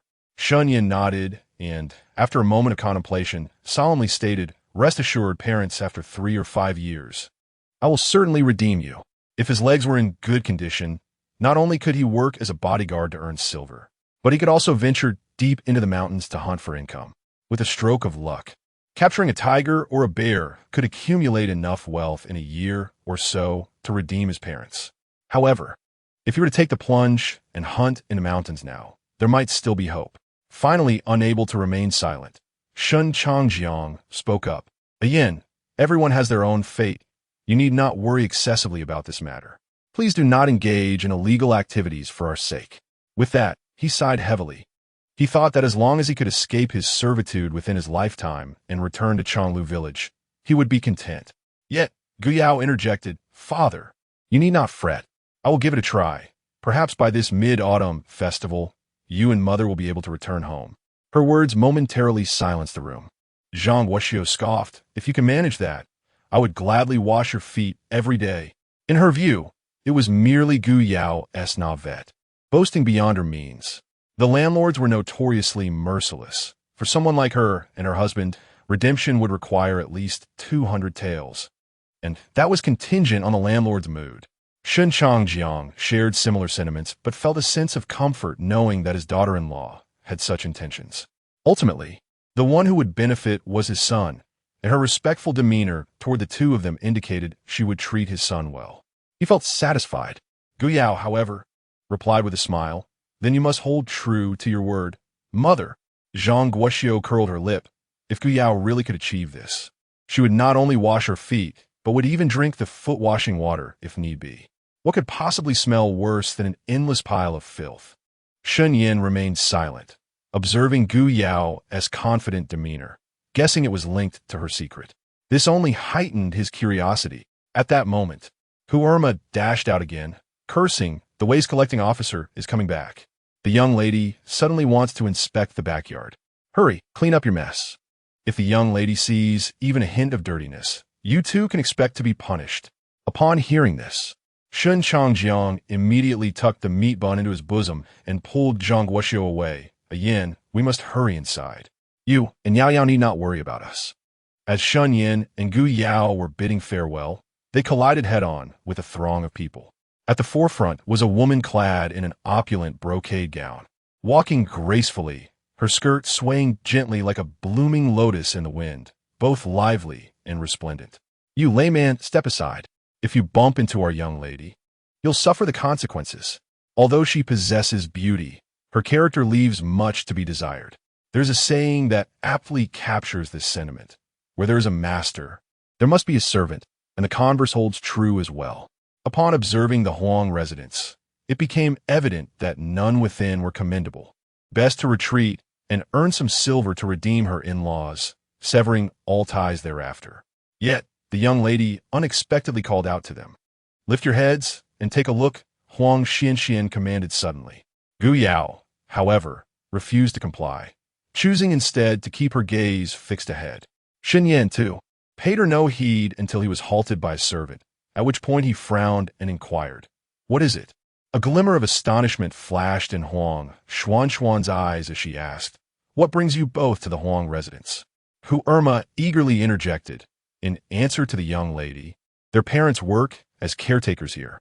Huang Xianxian responded with a light laugh, "I could promote your parents to managerial positions." Hu Irma was nearly knocked off his feet by the shock of such a proposition. Was he to replace his parents? To recognize the caretakers as his new parents? Gu Yao, puzzled, lifted her gaze and asked, "May I inquire how we should express our gratitude, young lady?" "Quite simply," Huang Xianxian replied with a playful smile. "I desire your brother." She was known for her unconventional choices. Among the many handsome men she had encountered over the years, nearly 100, the one before her, despite his limp, was the most striking. Just a fleeting amusement, she thought. Who cared if he was limping? Brother? Gu Yao was momentarily taken aback, realizing that Huang Xianxian intended to view her and Shen Yan as siblings. Huang Xuanxuan's intentions were clear. She had taken a liking to her. Ah, no. Her husband. Gu Yao had no objections as long as silver notes were involved. It was always depicted this way on television in her past life, when disagreements arose. A 5 million silver note would be casually tossed. To her astonishment, such fortune had unexpectedly found its way to her. Any hesitation on her part would simply be foolish. Just as she contemplated stepping aside for a private conversation, Shen Yan delivered a sharp remark. "Wife, let's depart." Her expression instantly transformed to one of regret. Yet, Huang Xuanxuan's eyes sparkled with intrigue. How delightful, an individual with spirit. I find myself even more captivated. Chapter 32. This is my secret upon departing from the Huang residence. Shen Yan silently followed Gu Yao to the Maixiangjai. While not the largest pastry shop in Yanglu town, Gu Yao recognized its uniqueness and ingenuity, indicating that its proprietor was undoubtedly a person of distinction. Observing the mooncakes displayed at the counter, Gu Yao inquired, "What flavors of mooncakes do you have, esteemed shopkeeper?" The shopkeeper, busy with his abacus, chuckled, "Oh, little girl, you jest. Aren't mooncakes simply 5-nut?" Gu Yao, glancing at the osmanthus cakes and red date paste cakes nearby, suggested, "Then why not try the osmanthus or red date flavors?" The shopkeeper retorted, "If the osmanthus cakes and red date cakes are so inexpensive, why would anyone choose the pricey osmanthus or red date mooncakes?" With this explanation, Gu Yao understood and felt reassured. She smiled and replied, "I see. My apologies for my oversight.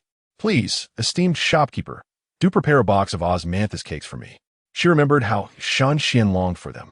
Thus, she and Shen Yan hurriedly took Chu Dalong's ox cart home. Shen Xian was overjoyed to finally indulge in the osmanthus cakes. His happiness so profound that he could even walk again. If not for his elder brother's admonition to take it easy, he would have leapt with joy. "Is that so? Your sister-in-law will prepare a cake for you tonight." However, before that, she needed to accomplish a particular task. Otherwise, a certain someone might not heed her commands. Ever since leaving the Huang residence, that person had not uttered a single word to her. She couldn't recall having offended him again. Hadn't they moved past the matter of the pretty boy already? She did not remember that he had not missed the gleam in her eyes when Huang Xinyuan had proposed to him. That sensation felt akin to impatience. Of course, it had nothing to do with love. He merely felt insulted. Could it be that he was still jealous?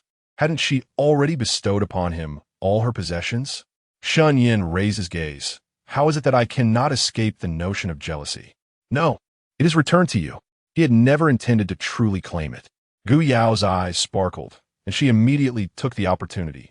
Then, Shen Yan watched in astonishment as the silver in her hands seemingly vanished into thin air. Before he could process his surprise, Gu Yao added, "Let me take you to a place. Seeing is believing. Experiencing it firsthand will save us words." Yet, in reality, Shen Yan stood bewildered as he witnessed her disappear.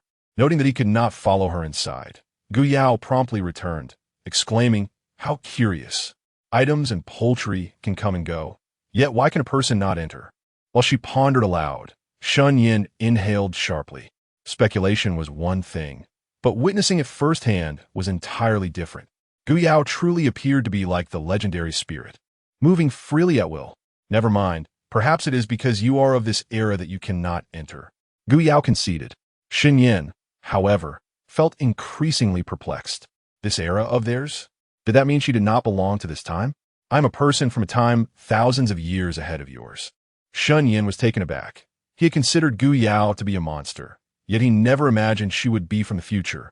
In my era, I succumbed to a sudden death while tending to my modest plot of land. For reasons unknown, I did not completely perish. My soul inexplicably traversed time and space into the body of the original owner from your time. On the day the original owner was struck on the back of the head by a trap you set, I too was drawn into this occurrence. Perhaps I was merely a fragment of the original owner's missing soul. Now, with our souls reunited, we have finally merged into a complete being. Unable to articulate this phenomenon, she could only attribute it to fate. Died while farming? Shen Yan echoed. Yes. Gu Yao, not grasping his point of concern, nodded in affirmation. She continued. Perhaps the heavens found my death to be so peculiar that they brought along my villa from that era. Villa? Gu Yao elaborated. It refers to the houses in your time. It resides in my mind, and I can control it with my consciousness. Shen Yan understood. So, the medicinal herbs, vegetables, and eggs are all from your former residence? Gu Yao nodded. Indeed, there isn't much food left, but it can regenerate automatically. Shen Yan inhaled sharply, overwhelmed by the absurdity of it all, a concept that eluded his imagination. However, Gu Yao did not allow him time to ponder. She directly inquired, "This is my secret. What do you think?" Shen Yan understood her intent and, without hesitation, earnestly replied, "I have already promised to cooperate with you and will never disclose your secret to a third party." He was not a rigid individual. Even if Gu Yao were a monster, she would be a benevolent one. He would not confine her spirit. "Yes, I trust you. Let us strive to live well together." His handsome visage radiated sincerity, and Gu Yao chose to place her faith in him. Upon hearing this, Shen Yan's eyes sparkled. Yet when he was commanded by Gu Yao to whisk egg whites, the light in his gaze began to fade as his arms grew weary. This cooperation indeed proved to be laborious. Moreover, his two younger brothers had completely succumbed to Gu Yao's culinary prowess, eagerly assisting her. Word had it that after Gu Yao earned 5 taels of silver from selling vegetables, they rushed to her aid, not deeming it a waste when she cracked over 20 eggs in one breath. However, this time, Gu Yao did not permit them to assist, as she needed to prepare salted egg yolks, a task requiring meticulous attention. She combined flour and salt in a bowl, and after mixing them thoroughly, she took a clean egg and began to puncture it, filling the bowl to the brim after 20 punctures. Then, she carefully placed the egg yolks into the holes using a slotted spoon from her space, dusted them with a layer of the flour-salt mixture, covered the bowl with cling film, and allowed them to rest for 2 days to set. After completing the salted egg yolks, she began to make a cake. In her previous era, crafting a fluffy cake was a simple endeavor, but here it posed a challenge, not due to difficulty, but rather the need for Shen Yan to manually whip the cream. After she had thoroughly mixed the egg yolks, flour, and sugar, she waited for a brief moment before finally hearing Shen Yan's exclamatory voice. "It's taking shape! It's taking shape!" Gu Yao stood up to take a look. Indeed, it was ready. Habitually, she praised remarkable. Shen Yan shook his sore arms, a hint of doubt crossing his face. He had genuinely begun to question whether Gu Yao was testing him. Shen Sun, intrigued, reached out a finger to taste the frothy mixture, exclaiming, "It smells delightful, sweet, absolutely delicious, even better than sugar." Observing his exaggerated expression, Shen Mu felt tempted to taste it as well, but refrained, knowing it wasn't his style. Even Shen Yan, usually disinterested, found himself curious, yet chose to remain quietly seated. Gu Yao did not keep them waiting long. She swiftly mixed the 2 components and squeezed a couple of drops of lemon juice into the bowl, giving it another stir before placing it in the steamer. When the cake emerged, fluffy beyond belief, all 3 could not help but inhale the heavenly aroma. But that was not all. After turning the cake out, Gu Yao began to spread cream over the top, and astonishingly, she even piped out 4 delicate flowers. It was quite a spectacle. Since dinner was not on the agenda for the evening, under Shen Yan's pretense, she poured each of them a bowl of milk, deceitfully claiming it was plain water mixed with cream. As expected, the 2 naive younger uncles showed no sign of suspicion. Finally, Shen Yan and Shen Mu were able to savor the cake. Shen Mu's eyes sparkled with delight. This is truly delicious. Sister-in-law's culinary skills are simply extraordinary. Shen Yan's eyes also shone with approval. Not bad. Though his praise was succinct, it was a significant improvement from before, filling Gu Yao with confidence. I plan to take this cake to town to sell tomorrow. What do you all think? Upon hearing this, the 3 immediately ceased their indulgence, unanimously opting to save it for tomorrow's sale. Gu Yao chuckled. You may eat yours. I'll make it fresh in the morning. Shen Yan responded. All right. I'll whip the cream early tomorrow. Gu Yao nodded in agreement. Just then, a child's voice called from outside. Brother Shen, sister-in-law Shen, are you home? Shen Mu rushed to open the door, discovering it was Lu Tiniu. He promptly inquired, Brother Tiniu, what brings you to see my brother and sister-in-law?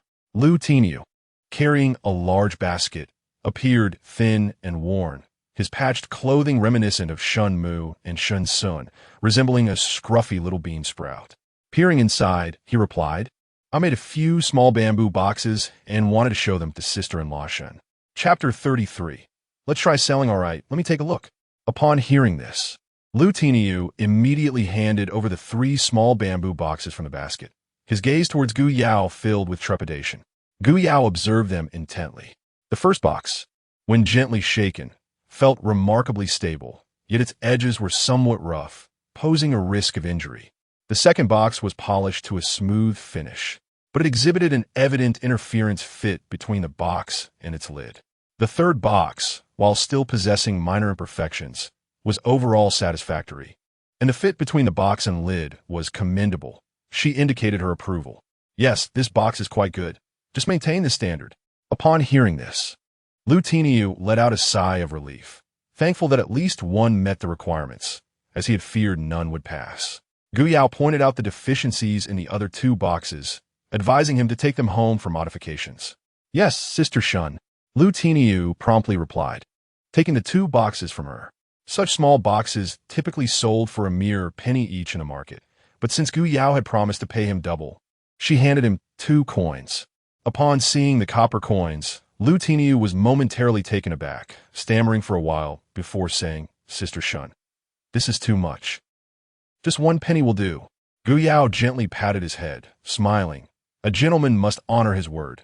We agreed upon this beforehand, and besides, Tiniu worked diligently and did an excellent job. You deserve it. Only then did Lu Tiniu, overwhelmed with gratitude, accept the money, nodding, Thank you, Sister Shen. Gu Yao noticed the scratches on his small hands, a pang of sorrow filling her heart. She turned and cut a piece of cake, offering it to him. You haven't eaten yet, have you? Take this home. The enticing aroma of the cake made Lu Tiniu's mouth water uncontrollably, yet he still waved his hand, saying no. It's all right. Thank you, Sister Shen. I won't disturb you any longer. Goodbye. With that, he dashed away, fearing he might succumb to the allure of the cake. He was unsure what it was, but it smelled so delightful and looked so appetizing. He yearned to taste just a small bite.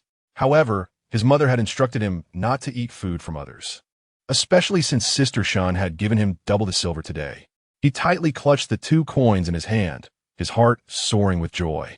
Had he truly earned money? He had finally made a living with his own hands. He could finally alleviate some of the burdens from his mother and sister. The thought of his father suffering without money for treatment brought tears to his eyes, and he wiped them away with the back of his hand. He resolved to work even harder tomorrow, crafting more bamboo boxes for Sister Shen, determined to save more silver. Unbeknownst to Gu Yao, a simple bamboo box had instilled hope in a child. The next day, she set off for town with a freshly baked cake.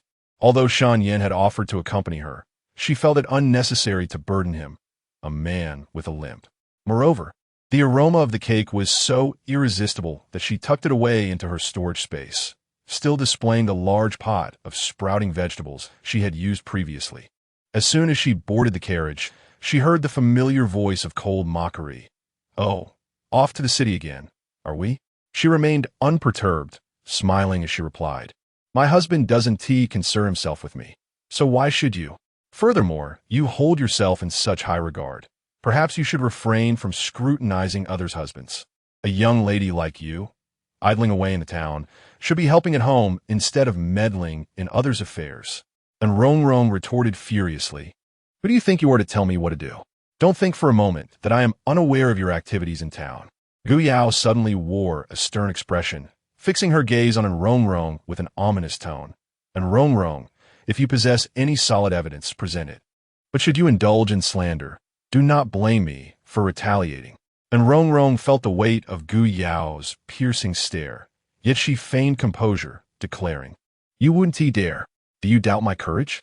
Gu Yao arched an eyebrow, her typically charming features now rendered menacing. Instantly, and Rong felt her confidence wane. She understood that Gu Yao was the sort who would not hesitate to resort to violence. With a cold snort, she proclaimed, "Your triumph will be short-lived. Just wait for Brother Shen to cast you aside."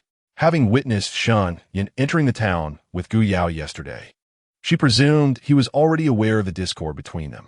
It wouldn't be long before he dismissed her as his wife. What was the point in arguing with a mere discarded woman? She decided to disembark and seek out her brother Shen to further embellish the tale. With this thought, she called for the cart to stop. "Halt! I shall not go to the town any longer."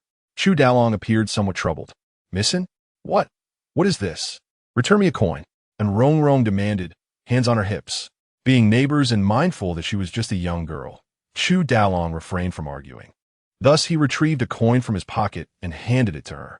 Gu Yao, too, chose not to intervene, recognizing that Chu Dalong was merely a cart driver trying to make a living. They soon arrived at Yonglu town. Gu Yao did not head to the marketplace, as the pastries here were of superior quality. Those who haggled over a mere penny for a meat bun would certainly not indulge in pastries. Therefore, she carried her basket directly to Maixiangjai.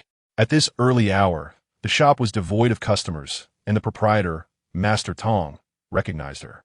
"Young lady, what pastries would you like today?" He sniffed the air, enchanted by the delightful aroma wafting from her. With a sparkle in his eyes, he gazed at the basket she carried. Sensing an opportunity, Gu Yao approached slowly and replied with a smile, "Master, I am not here to purchase pastries today. Rather, I wish to sell them. Would you be interested?" Master Tong was indeed intrigued. The scent was so captivating that he longed to taste them. However, he was utterly taken aback when he beheld the exquisite pastries. How could they be so fluffy and springy? The outer layer was enticingly golden, while the interior was delicate, as if it could be easily torn apart, starkly contrasting with any pastries he had ever encountered. Taking a deep breath, the sweet yet refreshing aroma filled his nostrils. In astonishment, he exclaimed, What is this? It resembles freshly steamed buns, yet it is infinitely softer and sweeter." Despite his decades of experience in the realm of pastries, he had never encountered such an extraordinary cake. Gu Yao placed the basket upon the counter and chuckled softly. "This is called a cake, a creation of my unintentional research. My family insists it tastes delightful, so I thought to sell it in town for some profit. Please, do give it a try." "Excellent, excellent." Master Tong was indeed interested. Yet, he harbored concerns that the delicate cake might crumble at the slightest touch. If it fell apart, it would lose its value. Thus, he approached it with utmost caution. Observing his hesitation, Gu Yao couldn't help but laugh. "Feel free to take it boldly." Encouraged by her words, Master Tong applied a bit more strength, but still, he was reluctant to exert too much force. To his astonishment, the moment he grasped the fluffy cake, it was remarkably resilient, not disintegrating at all. Only then did he feel completely at ease to savor it thoroughly. With just one bite, he was utterly captivated. Has the young lady added eggs, sugar, and perhaps some sweet fruit to the dough? At this juncture, Master Tong abruptly halted, not wishing to pry into her recipe, but he was genuinely discerning these flavors. Yet, with mere ingredients, their master's skill alone could never yield such a delectable, innovative, and unique cake. Gu Yao, unabashed, replied, "Indeed, Master Tong, you are quite perceptive to have deduced that, There is no need for secrecy. The ingredients are inconsequential. It is the method of preparation that truly matters. Whipping the cream is paramount. Who would have thought? Just last night, even Shen Yan was left questioning his life choices after witnessing it. Unbeknownst to them, they had consumed an entire piece of cake. It was only then that Master Tong recalled Gu Yao. The young lady is truly impressive. Might I have a moment to speak with you? He felt a bit bashful. The cake was simply too delightful.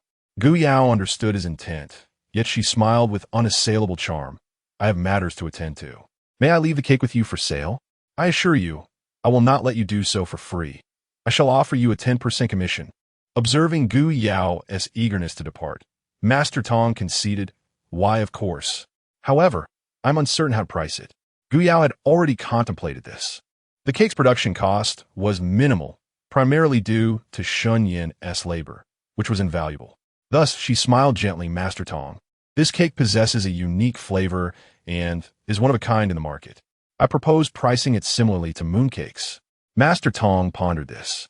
A standard osmanthus cake costs 3 won, while a mooncake, with similar production costs, is priced at 10 won. People are willing to pay for mooncakes because they are a seasonal necessity during the Mid-Autumn Festival, available only once a year. The cake, however, lacks this seasonal appeal. Nevertheless, as Gu Yao pointed out, it excels in flavor and uniqueness, thus warranting a trial sale. He was also keen to observe the cake's market potential. Chapter 34. Unveiling secrets. Having spoken, Gu Yao departed from Xiangjai, making her way to the Jiao residence. As it was the day, she delivered vegetables. Tomatoes, cucumbers, and bean sprouts were destined for Qingfeng Lu, thus she could not sell them to the Jia household. It was only right and proper that she inform them. Moreover, she had other matters to attend to. Upon arriving at the Jia residence's back courtyard, she knocked on the door. The young servant, recognizing her, promptly directed her to the kitchen to meet with Anhua. One could not help but reflect on the stark contrast between the two kitchen managers, Hua and Mei, despite their shared responsibilities. Anhua's demeanor was notably superior to that of Mei. Upon learning that Gu Yao had sold her vegetables to Qingfeng Lu out of necessity for her husband's leg treatment, Anhua expressed her understanding, remarking on the young girl's burdensome family affairs. With a long sigh, Gu Yao replied, indeed, such troublesome matters are best left unsaid. I am grateful to Anhua for taking care of my business, but due to this unforeseen circumstance, I can no longer supply you. Therefore, I have brought a cake for you to taste. A cake must be savored and shared, she mused, convinced that the young master of the Jia household would surely relish it. As expected, Aunt Hua's eyes sparkled at the sight of the fluffy, soft cake. Is this cake? Did you make it yourself, little girl? It smells divine. The rich, alluring aroma was tantalizing. She was certain that the young master would enjoy a few bites. Gu Yao quickly shook her head, saying, how could I possibly make such a thing? I merely caught a whiff of it while passing by my Xiangjai and decided to buy a piece for you to try. Aunt Hua, unable to resist, took a bite and, before she knew it, finished the entire piece. Embarrassed, she exclaimed, oh dear, how did I manage to eat it all? Please forgive me. She resolved to inform the steward to procure several pieces from my Xiangjai for the young master, and she also wished to buy a piece for her own grandson. Having achieved her objective, Gu Yao was about to leave when she could not help but inquire, do you still need chicken or duck eggs? After all, her eggs were indisputably superior to those available elsewhere. Consequently, Aunt Hua immediately purchased a basket containing 20 of each type, handing over 70 coins. She also specifically instructed Gu Yao to bring any new delicacies directly to the Jiao residence in the future, as their master had expressed satisfaction with the last batch of black fungus. After all, such delicacies were a hallmark of status, reserved for the city dwellers. Upon agreeing wholeheartedly, Gu Yao exited the Jiao residence and promptly repeated her success at Qingfeng Lu, engaging in lively conversation and selling another basket of eggs. Just as she intended to return to my Xiangjai, she unexpectedly encountered. In her excitement, she swiftly retreated into her space. Miss, are you going to be out again? What will it be? Will you give or not? I dare not defy your command. Then, Gu Yao heard the rustling of fabric nearby. The eldest daughter of the Huang family and her handsome companion certainly know how to indulge in life's pleasures. Instead of remaining at home, they seek excitement elsewhere. Is this what one might call a thrill? The notion that the wife is inferior to the concubine, and the concubine inferior to the mistress, seems to resonate. Suddenly, Gu Yao had an epiphany. Could it be that Huang Xian is the local girl that Xia Huayan is involved with? No wonder he was so cautious yesterday. It appears he was deceiving his fiancée for money. This thought brought a smile to her face. A rogue man paired with a rogue woman. How fitting. Yet, she did not anticipate that the seemingly feeble Xia Huayan possessed the stamina of a wild rooster. From a state of initial curiosity to one of utter disinterest, she found herself dozing off when a sudden flurry of voices broke through her reverie. After a while, she heard Huang Xuan's melodious tone. I knew you would be most susceptible. Here, take this and treat yourself. Gazing at the 5 taels of silver, Gu Yao was taken aback. Was this not merely a platonic relationship? Indeed, Xia Huayan had stooped to such depths. Yet, this was of no concern to her. As she observed Xia Huayan leave, pale and trembling, she emerged from her thoughts, casting a disdainful gesture at his retreating figure. Was this all? He truly was nothing more than a feeble creature. Swiftly, she returned to my Xiangjai. Upon her arrival, Manager Tong's eyes lit up with excitement. Ah, my dear young lady, you have returned. Your cakes have sold remarkably well. All 20 were gone within the morning, and many others wished to place orders. This was entirely within Gu Yao's expectations. Having made quite the announcement at Qingfeng Tower. That is splendid. I shall prepare more for you tomorrow. Manager Tong did not respond verbally, but handed her 201, the payment for the cakes. Gu Yao, true to her word, began to count out 20 copper coins to give him, only to be met with his refusal. He was not interested in the paltry 20 copper coins. He sought the 181, if not 281, that Gu Yao possessed. Chapter 35. 100 Taels. Master Tong ushered Gu Yao into a private room and got straight to the point. Young lady, name your price. It was a straightforward transaction, yet not particularly advantageous. However, Gu Yao was in dire need of money. She had boldly declared her intention to redeem her in-laws before the Mid-Autumn Festival. Thus, Master Tong was forthright, and she reciprocated. Master Tong, you must have noticed how exquisite and popular my cake is. I won't boast about other things, but I can assure you that this cake is truly one of kind in our great Yin dynasty. Master Tong gestured for her to continue. 100 taels. How much? Master Tong thought he must have misheard. It was merely a cake recipe. 100 taels? How much must he sell to recoup that investment? Moreover, the uncertainties involved were far too many. He nearly toppled from his chair. Gu Yao gently supported him and spoke slowly. Master Tong, while this may seem like a singular recipe, it is, in fact, a type of recipe. Consider cream puffs, sandwiches, donuts. There are countless variations, all interconnected. I firmly believe that once you master cake making, with your years of pastry expertise, you will undoubtedly develop an array of other pastries. This is a recipe that promises immense profit. Master Tong could hardly believe his ears. Is it truly that remarkable? Gu Yao nodded. Indeed, you are well aware of how crucial innovation is for a pastry shop. With my recipe, I guarantee that my Xiangjai will never again have to worry about innovation. Master Tong was intrigued, yet merely tempted. This was not 10 taels or 20. It was a staggering 100 taels. If he couldn't recoup his costs, would his master not have him dealt with? After all, he was but a servant. His master, recognizing his unique insights into pastries, had elevated him to the position of shopkeeper, while his master owned many establishments and granted them complete autonomy. He would be merciless in dealing with those unworthy of their positions. Thus, he dare not take that risk. Gu Yao discerned his hesitation and spoke again. Master Tong, to be frank, with the Mid-Autumn Festival approaching, I plan to create some distinctive mooncakes.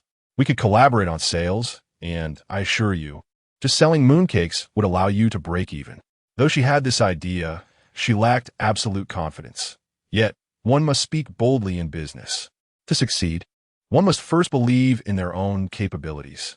If one doubts themselves even before starting, it would be better to abandon the endeavor altogether. Seeing Master Tong still furrowed in thought, Gu Yao feigned standing up. Master Tong, this recipe is undoubtedly worth the price. If you still have reservations, I shall have no choice but to seek out Guan Chun Zhai. Guan Chun Zhai was the largest pastry shop in Yonglu Town. Gu Yao refrained from approaching it previously because the original owner had been driven out. The reason was simply that she had not brought enough money while desiring the finest. The beating she received was not unjust, yet the attendant had vowed to beat her each time she attempted to enter in the future. The former her had looked down upon it. The current her could not afford to even aspire to it. Hence, she had no intention of engaging with them now. In truth, it is she who fears the repercussions.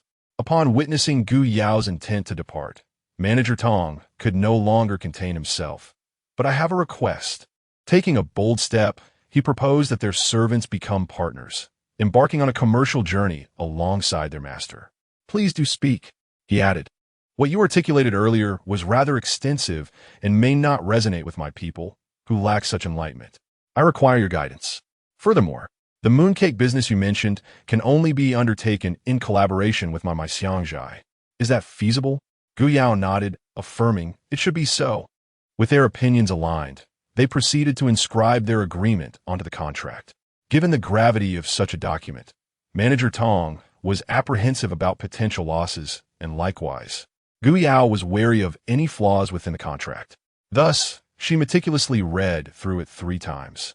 This diligence piqued the curiosity of Manager Tong, who was astonished to discover that this young lady was literate, a trait incongruous with her humble attire.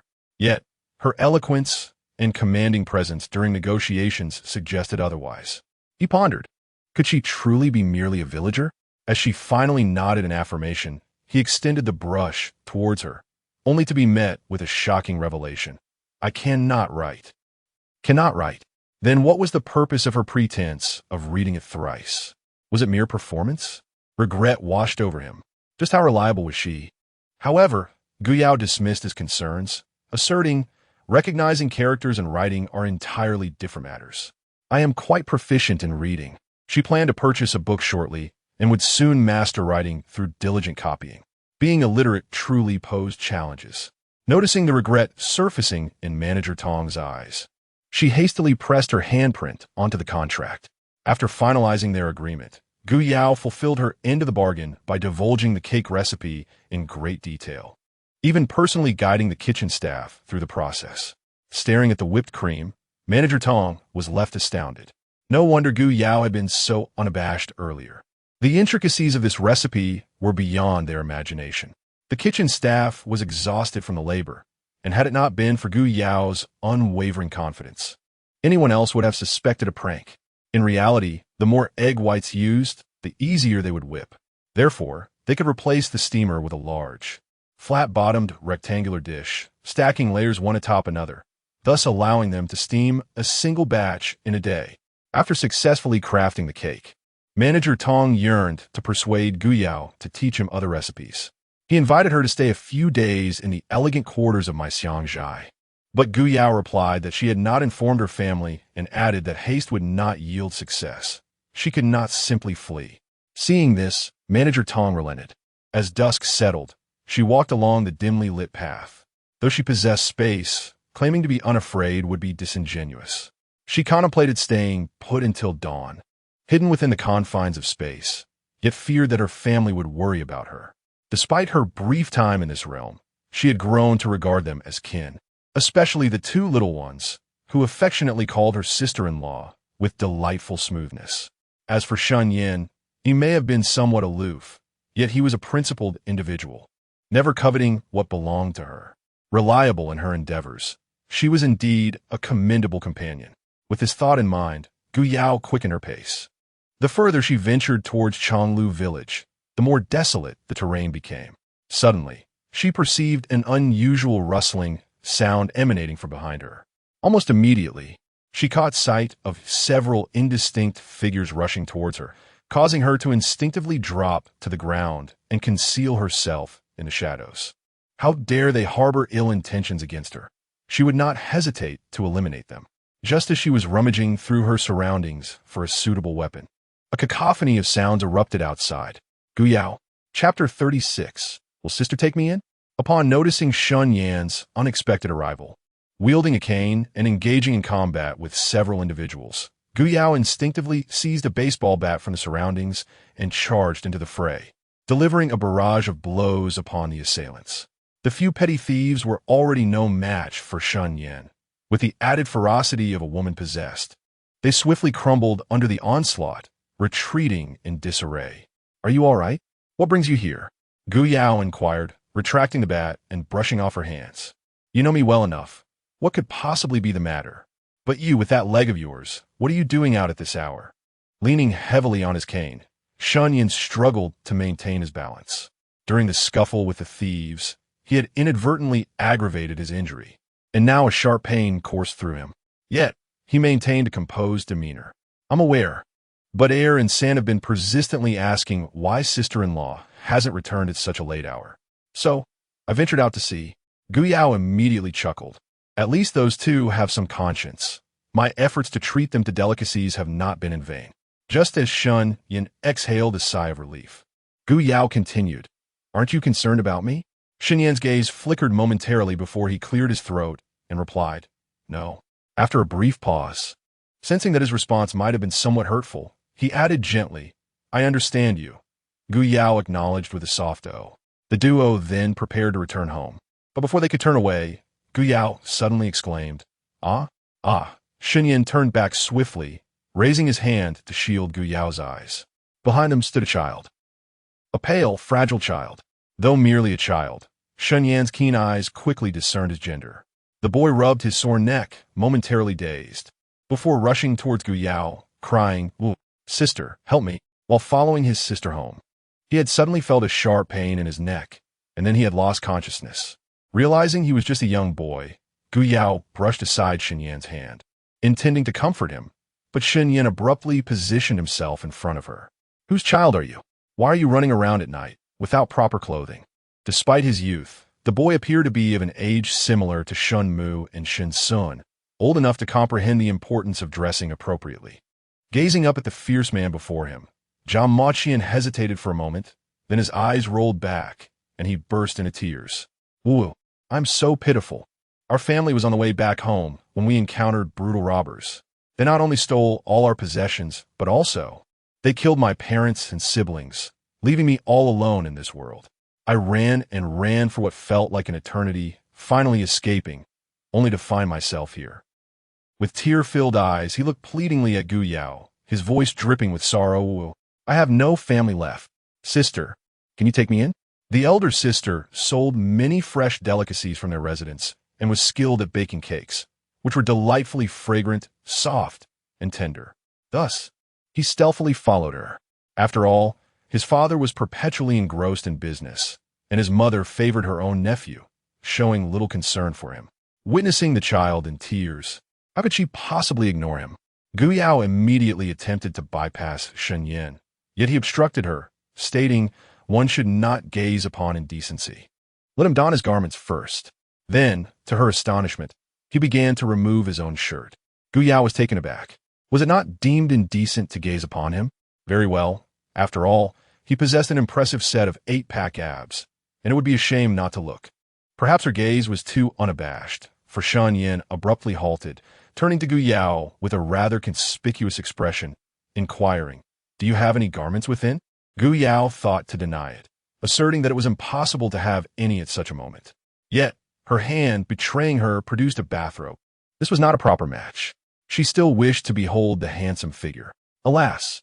Subsequently, the three returned home. The twins, upon seeing their elder sister return, joyfully surrounded her, warming Gu Yao's heart. In her previous life, her parents had departed early, leaving her yearning for familial affection. Now, having traversed into another realm, she not only had a maternal family, but also a marital one, which filled her with contentment. "Elder sister, why have you returned so late? Have you eaten?" inquired Shen Sun. "Surely she has not eaten. We saved dinner for her." "I will bring it out," added Shen Mu. Gu Yao felt even warmer inside. However, she had already dined at Manager Tong's place. Just as she intended to reply, "I am not hungry," she observed Jia Maqian devouring a black flatbread with no semblance of decorum. Gu Yao pondered that he must be ravenous, hence his hurried eating, and gently suggested, You have not eaten for several days. First, consume some porridge to soothe your stomach. Little did she know, before she could finish her sentence, Jiao Maqian spat out vehemently, "Pa, pa, pa. What kind of flatbread is this? It is so harsh on the throat. Is it meant for human consumption?"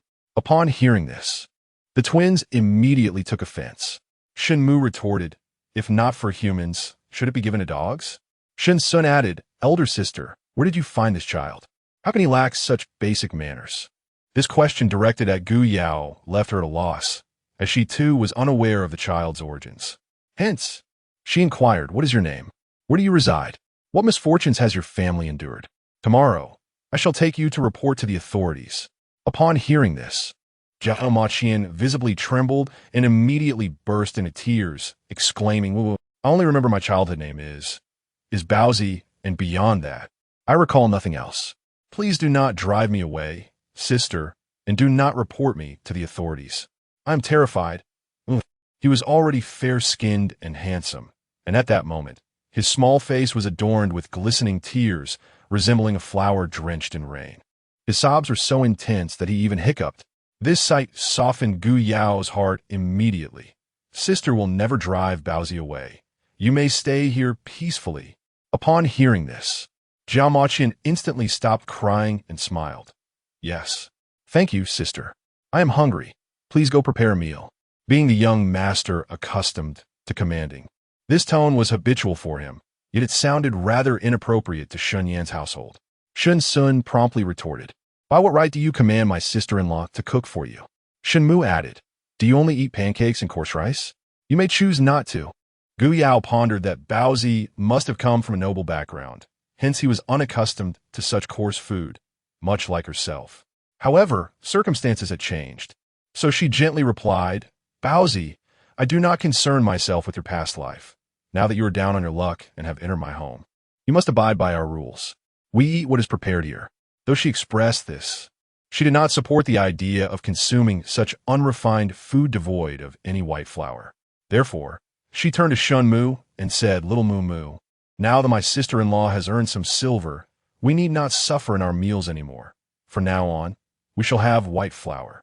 Shen Mu knew that his sister-in-law had earned 5 taels from selling vegetable sprouts, yet that sum was still far from enough to treat his brother's leg or redeem their parents. Just as he was about to voice his disagreement, his elder brother spoke first. "Listen to your sister-in-law." Shen Mu was rendered speechless. Jiao Maqian, however, cheered, "Oh yeah, we need not eat the black pancakes anymore." Afterward, with glistening eyes, he turned to Gu Yao and implored, "Sister, please cook for me quickly. I am so hungry." Gu Yao, feeling helpless, could only prepare a packet of instant noodles for him. The rich aroma tantalized the twins, causing them to drool. Fortunately, their sister-in-law generously served 3 bowls. The 3 children devoured their meal with the fervor of starving ghosts, nearly licking their bowls clean. Jiao Maqian was picky and had a small appetite, being the type that felt full after just a few bites. He patted his full belly and, savoring the taste, remarked, "Sister's cooking is truly delicious. I didn't have enough. Tomorrow morning, please make me more of these curly noodles." This time, the twins astonishingly refrained from contradicting him. They too had not eaten enough. Soon, it was time for bathing and resting. This led to a predicament. The 3 Shen brothers already occupied a cramped room, and with Jiao Maqian added to the mix, it became even tighter. Thus, Shen Sun inquired, "Sister-in-law, is it convenient for you now? Can elder brother return to sleep?" Gu Yao responded with a perplexed look directed at Shen Yan. Chapter 37. "Aren't you my husband?" Thus, Shen Yan returned to his own room to sleep. Once again sharing the same bed with Shen Yan, Gu Yao held no objections. Firstly, he was already privy to her secret. Secondly, he was an extraordinarily handsome man. In her past life, she could have sold everything she owned for just one night with a top-tier male star who possessed such exquisite features. No, there was simply no comparison. Shen Yan's beauty was undeniably impeccable, with a face carved to perfection, eyebrows like swords, eyes that sparkled like ink, and a noble nose. Each feature was perfectly proportioned, painting a picture of unparalleled handsomeness that could invoke envy from both mortals and deities alike. How could someone so impoverished and physically impaired attract the affections of an Rongrong and Huang Xianxian? Lost in thought, Gu Yao's gaze inevitably drifted to his legs. TSK, TSK, TSK. Look how straight and robust they are. But then her eyes fell upon the other leg. Did it hurt again? Observing his swollen right leg, Gu Yao quickly suppressed her wandering thoughts and leaned in to inquire. Perhaps it was from his earlier confrontation with the rascals that he had inadvertently aggravated his injury. At this moment, Shen Yan was in excruciating pain, unable to endure it any longer, so he rolled up his pant leg in her presence, gritting his teeth in discomfort.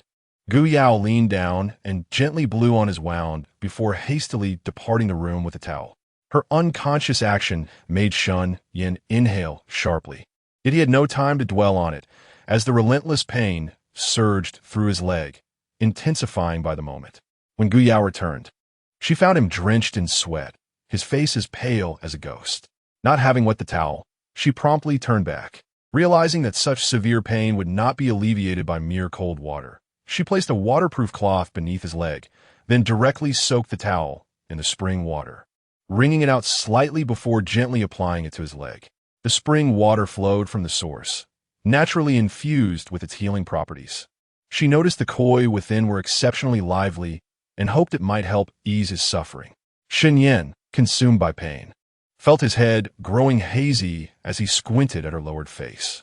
For a fleeting moment, it seemed as if the pain had truly lessened. After several applications, the torturous ache finally subsided, leaving Shen Yan astonished, his eyes wide. How did you do that? The pain in his leg was ever present. Yet now it was accompanied by an unprecedented sense of relief.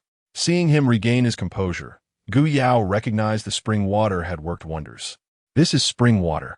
Taken internally, it can enhance immunity and alleviate pain, but I never anticipated the effects would be so remarkable. As she spoke, she handed him a cup of water. Drink this. Shen Yan complied, feeling a refreshing sweetness glide down his throat. It was the most delightful thing he had ever tasted. This spring water was truly magical? Gu Yao nodded. The product from this space are bound to be exceptional, since it can relieve your leg pain. We should apply it frequently in the future. It will also benefit your surgery. Before the girl with her immaculate, untainted eyes, Shen Yan lightly cleared his throat and touched his nose. Why do you treat me in such a manner? Gu Yao raised an eyebrow. Are you not my husband? Shen Yan was momentarily taken aback, while Gu Yao lay on the bed, joyfully counting her possessions. The melodious sound of her counting pulled Shen Yan back to reality, and when he turned to look, he found himself even more unsettled. Gu Yao had amassed over 100 taels. Can you guess how much my cake recipe sold for? 100 taels. Gu Yao pouted. You guessed it immediately. How dull. Shen Yan could only stare at her in disbelief. Her blatant admission left no room for ambiguity. Yet, he could not help but inquire, is it truly possible for a cake recipe to fetch such a sum? This was the reaction Gu Yao had anticipated, and she expressed her satisfaction. Indeed, it is considerable, but in the long run, we are bound to profit immensely. This is merely one type of recipe. Henceforth, I may often teach at the Wheat Fragrance Pavilion. Shen Yan understood. So this is why you return late tonight. Gu Yao nodded. By the way, how much silver do you have left? Let us calculate our assets. Shen Yan rummaged beneath the bed for a moment. Then Gu Yao watched as he produced 2 pieces of silver along with some copper coins. She immediately began counting with enthusiasm, as counting money was her delight. Noticing her earnestness, Shen Yan's eyes sparkled. By the way, Iron Bull sent over bamboo boxes again tonight. Counting the 2 from last night, there are a total of 7. I've inspected them. They are all satisfactory, and I settled with him for 14 Gu Yao playfully chided. How annoying. Don't change the subject. You made me lose count. Shen Yan chuckled softly, responding nonchalantly. 122 taels of silver, 2,239 copper coins. Although he spoke with calmness, internally he felt a surge of excitement. Gu Yao had earned such a substantial amount so quickly. Not only was he thrilled, but the Wen family was equally exhilarated. When Lu Tiniu handed the 14 to Madame Wen, she was astonished. Tiniu. 14 how could it be so much? Lu Tiniu replied proudly. Mother, that's not all. Counting yesterday's 2 I've earned a total of 16 16 was an unimaginable sum, enough to purchase over 5 pounds of coarse rice. sufficient for the three of them to eat for 2 days. Madame Wen was somewhat skeptical. Could it be that with your sister-in-law away, Brother Shen miscalculated? Lu Teniu, still brimming with excitement, shook his head. How could that be? Each bamboo box was worth 2 won, so 7 would indeed total 14 won. A simple calculation. After all, Brother Shen had studied for 2 years in private school and was once the most capable person in the village, having built 2 grand brick houses. How could he possibly make a mistake? Until she heard Lu Yinzi affirm that there had been no miscalculation, Wen Yang remained skeptical. However, she then earnestly addressed the 2 children. Tainyo, your sister-in-law Shen has shown great kindness to our family by offering a price that exceeds the market rate. You must dedicate yourself to her service and cannot afford to be negligent in any regard. Yinzi, the same goes for the garments. Every stitch and seam must be meticulously crafted. We cannot allow even the slightest hint of laziness. After her admonition, she was overtaken by a cough, a manifestation of her concern for her unfortunate husband and the pangs of hunger they endured. Yet, once they completed this batch of garments for the Shen family, along with the earnings from Tainyo's 50 boxes, they would have sufficient provisions for an entire month. Their aspirations were modest, merely seeking sustenance. But even with Gu Yao's ample funds, they still fell short by 78 taels needed to redeem Shen Yan's parents. Gu Yao pushed half of the copper coins toward Shen Yan, saying, "Keep these for yourself." She stored the silver in her space and then asked somewhat perfunctorily, "Is it all right if I keep the bulk of the funds here?" Naturally, Shen Yan had no objections. After all, it was earned through her efforts. And given her heartfelt concern for his family, any dissent on his part would be tantamount to ingratitude. Thus, he replied with utmost sincerity, "It is as it should be." Gu Yao nodded thoughtfully. "I calculated that we still require at least 200 taels. We are short by 78 taels for my parents, 50 taels for your leg treatment. And I worry that our thatched hut may one day collapse and crush us. We must replace it with a brick house. Therefore, after I finish teaching at my Xiangjai tomorrow, I will continue to pedal through the streets." Shen Yan was taken aback by her foresight and nearly exclaimed, "I shall accompany you." However, Gu Yao shook her head. "Your leg is not well. Stay at home with his son. By the way, tomorrow let a Mu take the buns to the mountain to gather some peaches or plums. Just a modest amount will suffice." Shen Yan wished to insist on his capability, but was instead met with the gentle sound of Gu Yao's slumber. Gazing at her serene profile, a smile unconsciously graced his lips, and soon he too closed his eyes, relishing the rare gift of a peaceful sleep. Chapter 38. Has Shen Yan been struck by the bear? Due to her promise to the 3 children from the previous night to prepare instant noodles, Gu Yao unusually rose early the next day. She cooked 5 bowls of noodles, each adorned with a single egg, complemented by a few sprigs of greens, and paired with a glass of milk, creating a rather sumptuous meal. Perhaps it was truly delectable, as Shen Mu, while savoring the dish, was moved to tears. Gu Yao could not help but glance at the bun, which was now smeared with grease. The bun promptly replied, "Sister, don't look at me. I have not provoked the second brother. I was simply exhausted last night and fell asleep the moment I hit the bed." After saying this, he pouted slightly, relieved that he had worn himself out the previous evening. Otherwise, how could he have slept on that hard bed? Tonight, he would need his sister to lay down an extra layer of bedding for him. Upon hearing the bun's words, Gu Yao gently inquired, "Little Mu Mu, what troubles you?" Shen Mu remained silent, until Shen Sun finally spoke up. "The second brother dreamed last night that our parents were punished by the landlord and made to kneel as he spoke. A wave of melancholy washed over him, rendering even the delicious noodles unappetizing. Their parents were suffering at the hands of the landlord while they feasted so heartily." Shen Yan's expression turned grave. He set down his chopsticks and stated solemnly, "Second brother, third brother, our parents are well. They will be home soon." After uttering these words, he lifted his gaze towards the mountains behind the thatched cottage and slowly rose to return to his room. Watching his retreating figure, Gu Yao did not dwell on it too long, assuming he was merely feeling despondent, unaware that he was indeed a man of few words who undertook significant actions. No, perhaps he was a man on a path to self-destruction. After spending a considerable amount of time bustling about in Yanglu town, as she rode in Chu Dalong's ox cart past the large locust tree at the village's edge, A group of villagers had gathered, engaged in lively conversation. How could Shen Yan, a cripple, have the audacity to venture into the deep mountains? Lu the hunter, did you truly see Shen Yan struck by that bear? Can I be mistaken? I saw it with my own eyes. He was covered in blood. As he sensed disbelief from the crowd, Lu the hunter raised his voice. My older brother was indeed killed by that bear. He abruptly halted, for the death of his brother at the hands of the bear was hardly a matter of pride. Lu the hunter was the uncle of Lu Tiniu, and both he and his brother had once been hunters. However, ever since his brother had met his demise at the paws of the bear, their mother forbade him from entering the mountains. Today, upon witnessing Shen Yan's foray into the mountains, he dared to approach a little closer. Not long after, he had captured a large, plump chicken, but Shen Yan had not been so fortunate, having been attacked by the bear. What are you saying? Shinaga has been struck by the bear? At that moment, a shrill voice pierced through the air. It was in Rong Rong, her hands clutching her head, her face etched with worry. Quick, go save him. You must go rescue him. Upon hearing this, the crowd quickly recoiled. That is a bear. How can we save him? Will we offer ourselves as sacrifices?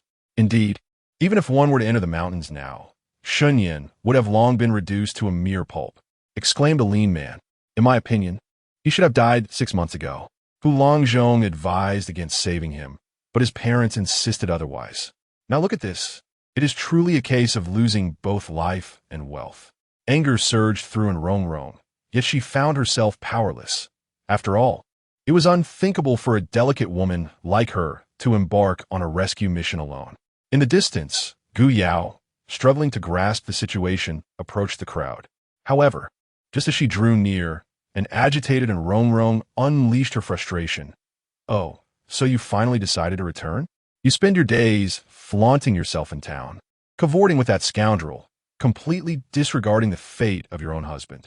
Brother Shun is on the verge of being crushed by that bear, and you might as well prepare to become a widow. Upon hearing this, Gu Yao, disregarding the implications of Rong Rong's words, hastily pursued the retreating bullock cart of Chu Dalong. My husband is being targeted by that bear.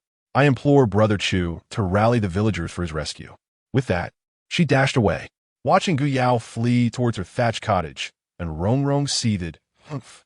This so-called auspicious bride lacks any empathy. The moment she hears Brother Shun is doomed, she scurries home to pack her bags. In the village, gossip thrived under the sprawling old locust tree, and any stirrings within households were swiftly caught by eager ears. Everyone was acutely aware of Rong Rong's lingering feelings for Shen Yan, and they teased her mercilessly. A burly woman chimed in, our Rong Rong is quite sentimental. Just as Rong Rong was about to respond with a smile, the woman continued, then why didn't you bring him good fortune back then? Widow Wang joined in the mockery. Oh dear, what a pity. Such a handsome man lost forever. Rong Rong, did you ever capture his heart? After all, you were once betrothed by the matchmaker. She could flirt with every man in the village, but alas, Shen Yan would forever remain out of reach. A lamentable thought. And Rong Rong, still an unmarried young lady, felt her cheeks flush crimson at such inquiries. Before she could muster a response, Lu Yinji interjected, people should have self-awareness. Don't take advantage of your husband's demise to pursue another's. With that, she shot a derisive glance at Widow Wang. The burly woman quickly shifted her focus back to Widow Wang. Exactly. Some should refrain from prancing about like a shameless vixen, lest your husband's coffin lid can't contain him. The village women harbored a collective disdain for Widow Wang, who, relying on her modest charms, constantly enticed married men, truly beneath contempt. When the tide of ridicule turned toward her, Widow Wang merely chuckled and departed. The two women now redirected their scorn toward Rong Rong. Dear, at your tender age, do not emulate those disreputable women who covet others' husbands. And Rong Rong rolled her eyes internally at this, and promptly made her way to the village chief's home. While Gu Yao had merely sent word, she resolved to join the villagers in the rescue effort herself. She intended to make Gu Yao feel utterly ashamed. She aimed to demonstrate to Shen Yan who truly cherished him. As Gu Yao passed through her thatched cottage, she noticed her 3 little ones busily washing the peaches they had gathered. Squinting her eyes, she dashed towards the back mountain. Their cottage lay at the foot of the hill, and she surmised that Shen Yan must have ventured deep into the mountains from this very spot. In the early morning, she should have noticed his unusual demeanor. After all, Shun Changjiang and Zhang Guoxiu had become servants of the Huang family out of necessity for his sake. Thus, his extreme actions were not entirely unexpected. She empathized with his feelings of guilt as a son, yet understanding did not equate to approval. Upon encountering him alive, she felt compelled to deliver a severe reprimand. With this thought in mind, she quickened her pace. Navigating through the forest, the vegetation in the deep mountains appeared remarkably lush, and the cacophony of cicadas grew louder. The path beneath her feet was treacherous, and Guyao couldn't fathom how Shen Yan, a cripple, had managed to ascend. However, she could not afford to dwell on such concerns. She had to remain vigilant, avoiding the dangers of the mountain while hastening to find Shen Yan. Finally, after an incense stick's worth of time, in a concealed area overrun with weeds, she heard the low growls and heavy breaths of a wild beast. Following the sound, she cautiously parted the underbrush and beheld Shen Yan sprawled on the ground, his clothing tattered, his body marred with numerous scratches and stained with blood. One of his crutches was missing, leaving him in a pitiful state. Not far away, a bear of moderate size glared with fury, its blood-soaked fur tainting the surrounding grass. Clearly wounded, it was in a state of extreme rage, roaring madly as it advanced towards Shen Yan, ready to strike him down once more. "Be careful," Guyao shouted, brandishing a long knife she had retrieved from her space, and charged forward. Chapter 39. His leg is likely to be amputated. "Don't come over." At this moment, Shen Yan caught sight of her and shouted, but it was too late. He gritted his teeth against the pain, determined to confront the bear, only to witness it vanish into thin air. "Are you all right?" Guyao, her heart racing with fear, patted her chest. "Fortunately, I had the space." "Me fine. But you are in trouble." Shen Yan felt a gust of wind brush past his cheek, and then his already burdened body fell heavily to the ground. Guyao exclaimed. She remarked, "It's snowing in June, and someone is faking an injury. Can anyone believe this?" Initially, she had a torrent of scolding ready to unleash, but seeing Shen Yan crouched on the ground, pale and wan, he murmured, "I'm sorry for making you worry, but The words he did not utter hung heavily in the air. As a son, he had obligations to fulfill.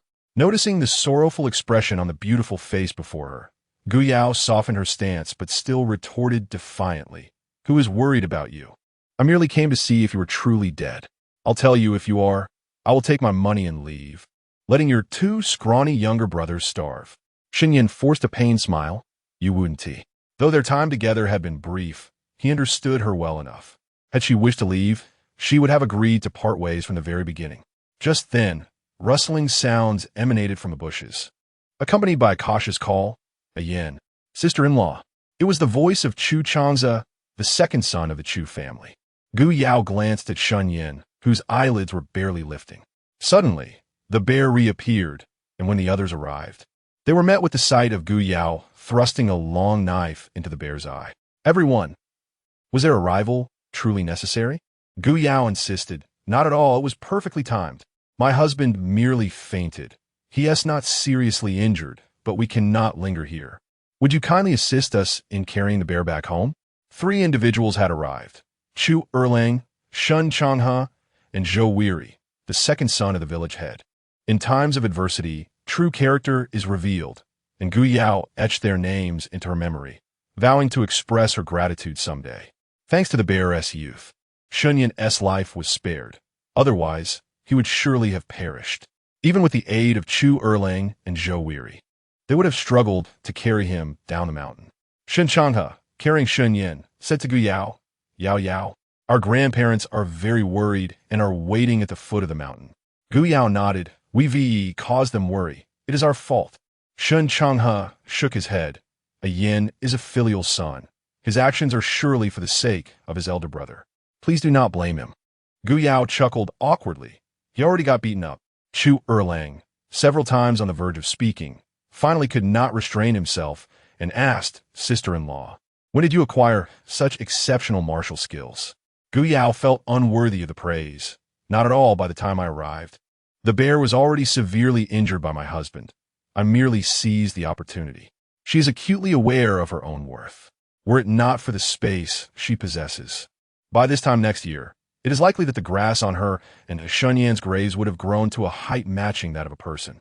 Upon hearing her words, Chu Erlang's previous doubts vanished completely. Not only that, but his eyes sparkled with excitement as he exclaimed, "I knew it. Although Yan's leg is injured, he remains the most formidable person in our Chonglu village. I ask you, do you dare to disagree?" Gu Yao was taken aback, questioning whether this fellow had issues with his sexual orientation. Yet, his next words immediately dispelled her suspicions. "But my sister-in-law is even more impressive. That mere weak woman dared to venture alone into the mountains with a knife to save her husband. Truly, adversity reveals true feelings. A woman can indeed be as valiant as any man. We admire her." Shen Changhe and Zhou Weary silently nodded in agreement. Such courage was indeed admirable. With this alone, who would dare to suggest that the heart of the newlywed bride was not with Shen Yan? As they conversed, they arrived at the foot of the mountain, where a crowd had already gathered. Among them were those willing to lend a hand, as well as those eager to witness the spectacle. However, when the onlookers saw someone carrying down a bear, their expressions turned green with disbelief. Goodness, they actually hunted a bear. This is unprecedented, a thunderous event. Indeed, the Shen family was about to experience a stroke of good fortune. This bear must be worth at least 40 to 50 taels, a sum they could hardly dream of earning in several lifetimes. One might say that Shen Yan was simply fortunate, as this would surely lead to the acquisition of a grand brick house. Yet, one could not help but speculate about the bear's unfortunate state. It seemed as though it had met the same fate as Tian Yo's father, rendered useless, and this would benefit his newlywed bride. And Rong Rong rushed forward calling out, Brother Shen, wake up." She had intended to join them in the mountains, but her expedition had met with misfortune. As soon as she stepped into the depths of the mountains, she stumbled over a protruding rock, and the three unsophisticated men deemed her an inconvenience and left her behind. Was it her fault? Unable to rouse Shen Yan, she turned to Gu Yao, declaring, "You shan't monopolize the bear that Brother Shen risked his life to catch." Gu Yao, irritated by her noise, pushed her away, saying, "All you do is babble nonsensically. Go away and do not hinder me from tending to my husband's injuries." She was shoved off balance by Gu Yao's forceful push and initially wanted to retaliate when, at that moment, the third house's Fan Li Fong arrived, supporting the elderly Lu Guifan. Fan Li Fong was of a gentle disposition, but Lu Guifan was not one to be trifled with. She spat at Rong Rong, saying, "Pa, you little girl, with no sense of propriety, constantly fixated on another family's husband without a shred of shame. Is this how your mother raised you, to be so disgraceful? I must inquire about how she has educated you." And Rong Rong's mother, Shan Suihua, hailed from the old Shen family, and although they had long since distanced themselves by familial ties, she was still obliged to address Lu Guifan as aunt. Thus, Lu Guifan had every right to speak so. Initially, Lu Guifan had thought well of this little girl, but now, when compared to Gu Yao, she seemed worlds apart. With such a loud and unruly demeanor in times of trouble, it was fortunate that Shen Yan had not taken a liking to her, and Rong Rong dared not retort until Lu Guifan had exhausted her tirade, at which point she turned to walk towards Shen Yan's thatched cottage. Meanwhile, Gu Yao was diligently cleansing Shen Yan's wounds with the spring water. She contemplated that since the spring water could alleviate pain, it must possess anti-inflammatory properties as well. In this era devoid of antibiotics, wounds are prone to infection, and tetanus can be fatal. The spring water she possessed was ideally suited for disinfection and inflammation reduction. To facilitate her ministrations, she removed his garments, although in truth, they were already in tatters from his struggle with the bear. Shen Yan was tall and, having trained in martial arts, his physique was as flawless as his visage. However, he bore numerous scars that, rather than detracting from his overall allure, added an element of resilience and a rugged charm. This could indeed be considered superficial judgment. After all, a face as breathtaking as his makes it easy to overlook certain imperfections. His right leg was grotesquely swollen, nearly double its normal size, and even in unconsciousness, his brow remained furrowed. Before Gu Yao could apply a cold compress, he hazily grasped her hand and murmured, "Leg. Hurts." Understanding his plight, she swiftly retrieved the towel and gently placed it on his leg. At that moment, the Urshuan arrived, laboriously supporting Hu Longzhong, compelled by the orders of the elders. Although the Urshuan typically kept a distance from the first and third households, he could not disregard the elders' commands, particularly when it involved summoning a doctor. Hu Longzhong, already exasperated, entered the room grumbling, and upon seeing Shen Yan's injuries, his protests grew louder. What a troublesome individual. Even in this condition, he dares to venture into the depths of the mountains to hunt. What good is the silver he earns if he cannot enjoy it? A vexing, stubborn fool. Despite his complaints, he promptly set to work, applying his unique medicinal ointment. While his medical skills were limited, the family remedy he inherited was remarkably effective, which is why he had previously managed to staunch Shen Yan's extensive wounds. Although Shen Yan's injuries were numerous, they were predominantly superficial, with his leg being the most severely afflicted. At this rate, he may require amputation. I recommend you take him to town as soon as possible. A flicker of regret crossed Gu Yao's eyes, yet her expression remained composed as she replied, "Thank you, Hu Longzhong. I will ensure my husband is taken to see a doctor swiftly." With that, she paid him 51 and escorted him out of the courtyard. Alone in the room, Shen Yan was ensnared in a nightmare, dreaming of galloping on horseback, pursued by countless figures clad in black. As he reached the edge of cliff, retreat was no longer an option.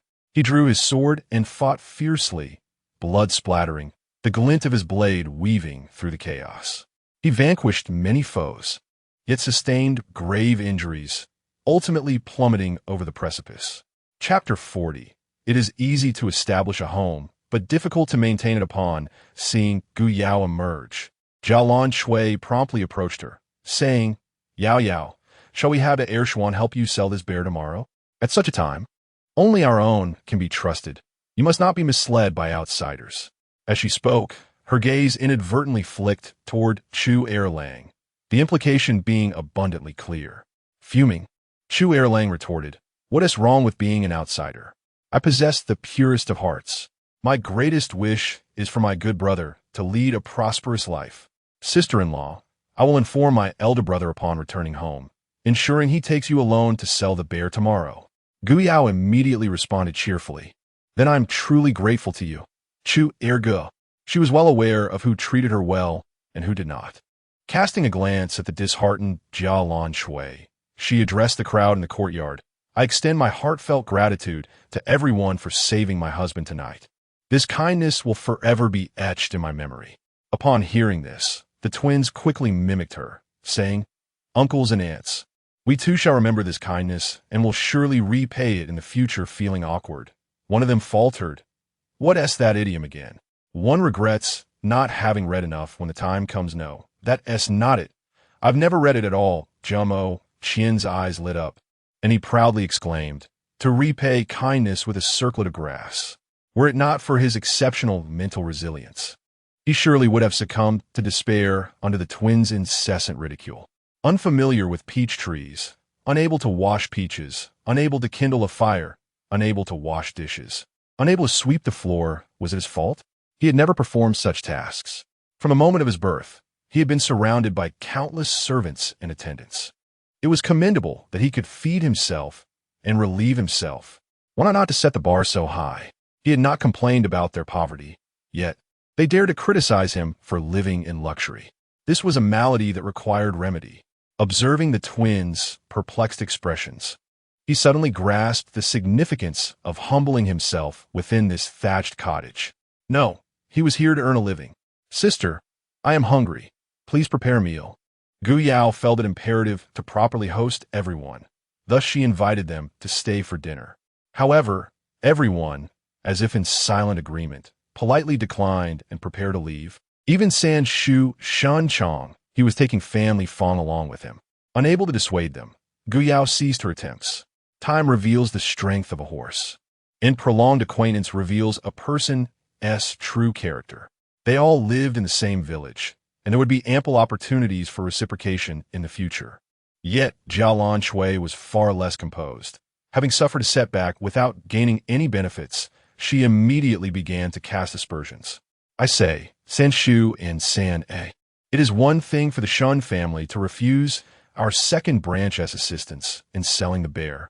But how is it that you risked your lives to rescue them in the mountains only to be excluded? Gu Yao coldly laughed. Second aunt need not sow discord. We intend to keep this bear to redeem our parents. Had it not been for your ulterior motives during the division of the family, my parents would not have been forced into servitude at the Huang residence, and neither would you and your family have gained nothing but 4 acres of land. Do not think that only Jia Lan Shui could cast shadows. She could do so as well. Nestled amidst the mountains, Chonglu village boasts a wealth of hills and ponds.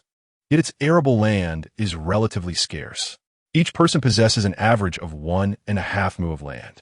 The Shen family once basked in prosperity, having built a residence of blue bricks and tiles and acquired several acres of farmland, totaling 32 mu when combined with their original 24 mu. Initially, during the division of property, it was agreed to distribute the land according to the average, with the first and second households each receiving 10 mu, the third household 8 mu, and the grandparents 4 mu. However, when the time came to formalize the agreement, Jia Lan Shui harbored ulterior motives, and the third household's rightful 8 mu dwindled to merely 4. She justified this by claiming that all the land was of superior quality and that since the daughters belonged to other families, they should not inherit from the family estate. Naturally, Shun Changhe and Fan Lifang voiced their dissent, but as Jia Lan Shui pointed out, their lack of sons made them feel inherently inferior. And after enduring prolonged oppression from the second household and fruitless attempts to negotiate, they ultimately acquiesced. The land allocated to the Shen Yan family remained unchanged. It was all of inferior quality. Jia Lan Shui claimed that since the family needed to sell land to save their son, the inferior land would sell for a lower price, thus making it more marketable. Zhang Wuxiu was spirited, but overwhelmed by the turmoil surrounding Shen Yan. She merely wished to convert it into silver quickly. She accepted 5 taels of silver as compensation from the second household without further argument. Presently, the second household, consisting of 5 members, possesses 14 mu of prime land, making them one of the most fortunate families in Chonglu village. Thus, among the third household, it is the second household that enjoys the most prosperous life. As farmers, it is evident that possessing land is essential for a good livelihood. Jia Lan Shui retorted sharply. Feigning a smile, one cannot say that, third brother. Your family has received all prime land, and it is well known that the disparity between prime and inferior land can amount to double the silver. Biao scoffed yet. Annie only compensated our first household with 5 taels of silver. Shen Hahua, gathering unexpected courage, declared, it is easy to establish a household, but challenging to maintain it. If Auntie can preserve her own, that is indeed a skill. Her own boldness astonished her. Family Fong gazed incredulously at her typically timid daughter, her expression a mixture of surprise and complexity. Gu Yao, however, did not hesitate to commend her with a thumbs up. Well done, Ahua, whether male or female. The foremost duty is to protect one's family. Everything else is mere trifles. Jia Lan Shui, incensed, turned her ire towards Shun Changhe and Fan Lifang, exclaiming, "Oh, how curious! While the third household appears silent, you secretly incite your daughter to defy her elders. With such audacity from Hahua, who would dare propose marriage in the future?" Hearing this, Fan Lifang retorted, "A daughter's reputation is paramount. Auntie should refrain from such remarks. If it truly jeopardizes Hahua's prospects, I will not let this go easily."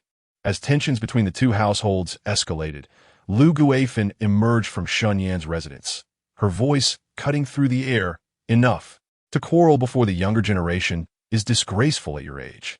I warn you, should anyone disturb my grandson, I will not let this matter rest."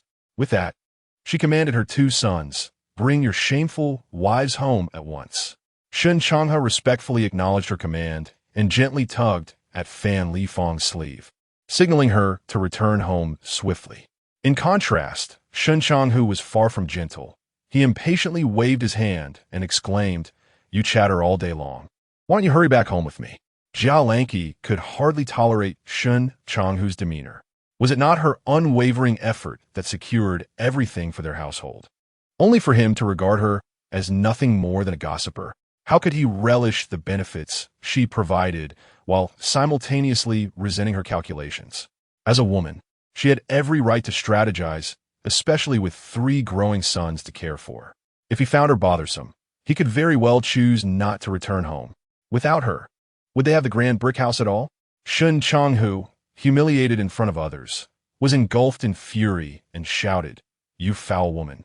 How dare you disregard my words? Come back home with me at once." With that, he signaled to the Urshuan, who promptly assisted his wife in leaving. As the crowd dispersed, Lu Guifan retrieved a handful of copper coins from her sleeve and handed them to Gu Yao, saying, "Yao Yao, I apologize for the embarrassment. Take this money and make sure to show it to a yin tomorrow." Gu Yao noticed the elderly couple's generous offering of 100 coins and immediately declined. "Grandma, there's no need for this. I have plenty of silver. Rest assured, I will show it to my husband tomorrow. Take it, dear. There's no need for you to worry about us. Consider it a way to redeem your parents' worth." Earlier, she had overheard Gu Yao's intention to save money to redeem her unfortunate eldest son. Though it was uncertain when enough silver would be amassed, the couple's intentions were commendable. As her gaze drifted towards the bear lying on the ground, she paused for a moment before slowly saying, "For now, a yan's leg is of utmost importance." Observing the elder's gradually clouded eyes, Gu Yao felt an inexplicable pang of sorrow. She had just contemplated sharing her news of acquiring 100 taels of silver with the elderly couple when 2 familiar voices broke the tension from outside. Sister Shun. It was Lu Yinzi and Lu Tiniu. The 2 children had come to deliver clothing in a bamboo box, but upon sighting the bear, their pupils dilated, and they became visibly agitated. Chapter 41. Shen Yan awakes. Lu Yinzi's eyes instantly brimmed with tears, her voice trembling as she murmured this. "This is... Father, he was killed by such a bear."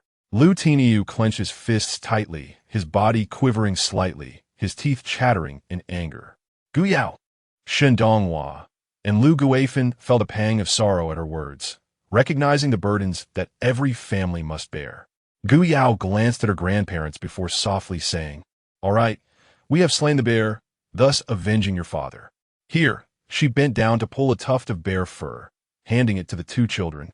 "Burn this for your father tomorrow. This matter will be settled, and we shall all look forward." The children stood in stunned silence for a moment before tremblingly accepting the bear fur. "Thank you, Brother Shun, Sister Shun." Upon witnessing this, Shen Donghua and Lu Guifan exchanged a knowing smile. Gu Yao had indeed transformed. With her support, they felt a renewed sense of security in their family. As the conversation shifted to other topics, they quietly departed. "Sister Shun, we have prepared new clothes for you and Brother Shen. Please try them on and let us know if anything is amiss. We can amend them." Zhao Maqian eagerly stepped forward upon hearing of the new garments. "Sister, I also want new clothes. My second brother's old outfit chafes my skin. What kind of suffering was he enduring in this household? The bed was hard, the clothes abrasive, and they were so starved that even at this hour, there was no food." Upon hearing this, Lu Yinzi quickly whispered, "Sister Shun, we have only completed 1 outfit for the 2 younger brothers. Mother feared they would both want to wear it, so she planned to finish the second piece before sending it over. Rest assured, it will arrive by tomorrow at the latest. But now with an additional brother, it seems it may not arrive as planned." She felt a twinge of worry. Gu Yao, however, dismissed the concern. "It's of no consequence. A day or 2's delay matters not. As long as the adults deliver it, that suffices. Shen Yan is still without clothing." Zhao Maqian was taken aback. "Sister, I want new clothes. I want food." Gu Yao, instead of being irritated, kindly advised, "Bun, you are now in the same position as a Mu and a Sun. They were coarse fabric, so you shall too. Moreover, I am quite busy and cannot prepare every meal. If you feel hungry, simply find something in the kitchen to fill your stomach, or from tomorrow onward, you could learn to cook with a Mu." Though the twins were unable to perform heavy labor, they had always been self-sufficient. Cooking, washing dishes, doing laundry, sweeping, feeding the chickens, weeding. Now that she thought about it, it seemed she had hardly contributed to the household chores aside from occasionally cooking. Shenmu declared, "I can teach you right now. Come, let me show you how to cook porridge and make pancakes." Shen Sun added, "Come, I will teach you how to stoke the fire." Jiao Maqian, feeling overwhelmed, protested. But the twins firmly guided him along, one on each side. Once the room fell silent, Lu Tiniu produced 6 small bamboo boxes he had prepared that day and handed them to Gu Yao. Gu Yao glanced around, finding each item satisfactory. Thus, she settled on paying Lu Tiniu 12 and Lu Yinzi 31. Lu Yinzi quickly responded, "Sister Shun, let's settle it all at once when it's ready." Gu Yao shook her head, expressing her concern about forgetting amidst her busyness. "It's better for us to exchange silver for goods directly. This way, everything remains orderly." Lu Yinzi, wiping her hands on her clothing, carefully accepted the amount, knowing that 15 was her share earned through diligent work. Lu Tiniu, having received payment 3 times already, displayed considerable composure this time, raising an eyebrow at his sister in pride. He had earned even more than her, amassing 28 over 3 days, an average of 9 1/3 daily, while his sister earned 15 over 2 days, averaging 7.5 per day. As the sole man in the family, he felt a swell of pride. To his surprise, Gu Yao assigned him a new task. "By the way, Tini, I need several large bamboo baskets with handles." Concerned that her explanation might falter, she sketched a design for him, having drawn it in her space before presenting it to him. "These are for storing pastries. The gaps need not be perfectly sealed, but the surface must be smooth and polished." Lu Tiniu, quick-witted, understood immediately and declared himself capable of the task. The market price for such baskets was 5 each. Yet, Gu Yao proposed, "Consider this a sample for me. I'll place an order for 20. If you meet my requirements, I will pay you 8 each. But let us agree that this rate applies only to these 20. Would you be willing to take on this task?" What reluctance could he possibly have? Tiniu was more than willing. Even at 5 he would have eagerly accepted the job. As Gu Yao urged him to work swiftly, he dashed off, eager not to squander the opportunity to earn. Once they departed, the meal was served at Shun Mu's table. To be frank, Shun Mu's frugality was ingrained to the core. The pancakes he prepared had jiama, Qian exclaiming in dismay, and even she found them difficult to swallow. "You promised more white flour and less dark flour." Yet, having just lectured Jiama Qian, she could not indulge herself with special treatment, and had to mention Shen Yan. Your elder brother is quite weak at the moment, and I fear he won't manage such hard food. Perhaps I should prepare some fried vegetable balls instead?" At this, Jiama Qian immediately tossed aside the pancake in his hand, declaring he wouldn't eat another bite, no matter how hungry he became. Wasn't he capable of enduring hunger back at home? Why was he so unfortunate here? And what on earth were vegetable balls? Why not meatballs? Suddenly, he found himself craving meat intensely. However, when Gu Yao presented a bowl of vegetable balls at the table, he was utterly captivated. "Are these made from radishes? How can they smell even better than meat?" After Gu Yao finished her meal, she carried the dishes to her room, where Shen Yan had just awakened. He remained dazed for a moment before realizing he was back home. "You've awakened. How do you feel?" Shen Yan instinctively reached for his right leg, only to discover, to his astonishment, that he seemed to be without clothing. Chapter 42. Selling the bear blind. Shen Yan did not indulge in pretenses, for Gu Yao had not been coy when she had stripped him of his garments. Upon seeing Gu Yao enter with a meal, he felt no appetite. Yet he struggled to sit up and requested, "Please fetch me a garment." Gu Yao set down the food, propped a pillow behind him, and handed him a freshly made outfit. Noticing that he intended to put on trousers, she promptly interjected, "Your legs are so swollen. It will be best not to wear pants for now. By the way, you must accompany us to the town tomorrow. The doctor who mentioned that your legs need to be examined." The following day, upon arriving at Su Antong, Dr. Su, seeing the state of his leg, remarked, "How could it have deteriorated so severely in just a few days? It seems we may not be able to save it." Gu Yao felt a deep sense of loss and, unwilling to accept this fate, inquired, "Dr. Su, what would happen if we do not proceed with amputation?" Dr. Su sighed. "If we do not amputate, the inflammation will continue to spread. Not only will it cause unbearable pain, but it will also gradually destroy the surrounding tissue, ultimately leading to the death of the entire leg, and it may even threaten your life." These truths were not lost on Gu Yao. Yet she could not bear the thought of such a handsome man losing his leg. Thus, she tentatively asked Dr. Su if the swelling subsides. Does that indicate that everything is temporarily all right? Dr. Su gently pressed on Shen Yan's leg, revealing a noticeable indentation that showed no sign of rebounding. He shook his head. It seems unlikely. Doctor, may we stay at your clinic? Gu Yao inquired further. Dr. Su assumed her question signified her acceptance of the amputation and replied solemnly, "Of course you may stay." As he spoke, his gaze inadvertently fell upon Shen Yan. It truly was a pity for someone like him to suffer such a fate. Yet, Gu Yao turned to Shen Yan and suggested, "My dear, perhaps we should stay at Su Anong for a few days. If your leg can recover, that would be wonderful. If not, we will be here to ensure you receive timely treatment." Shen Yan remained silent, merely nodding in agreement. The persistent pain in his leg had long led him to contemplate amputation, but now, faced with the reality, he found himself reluctant to part with it. Dr. Su discerned that Gu Yao was a rare woman of deep affection. People from her background would never spend dozens of taels on medical treatment for their loved ones, let alone voluntarily request to stay at their clinic for precautionary measures. Their establishment was not an ordinary inn. If they accepted a patient, they bore responsibility, monitoring their pulse morning and evening, as well as providing 3 meals a day.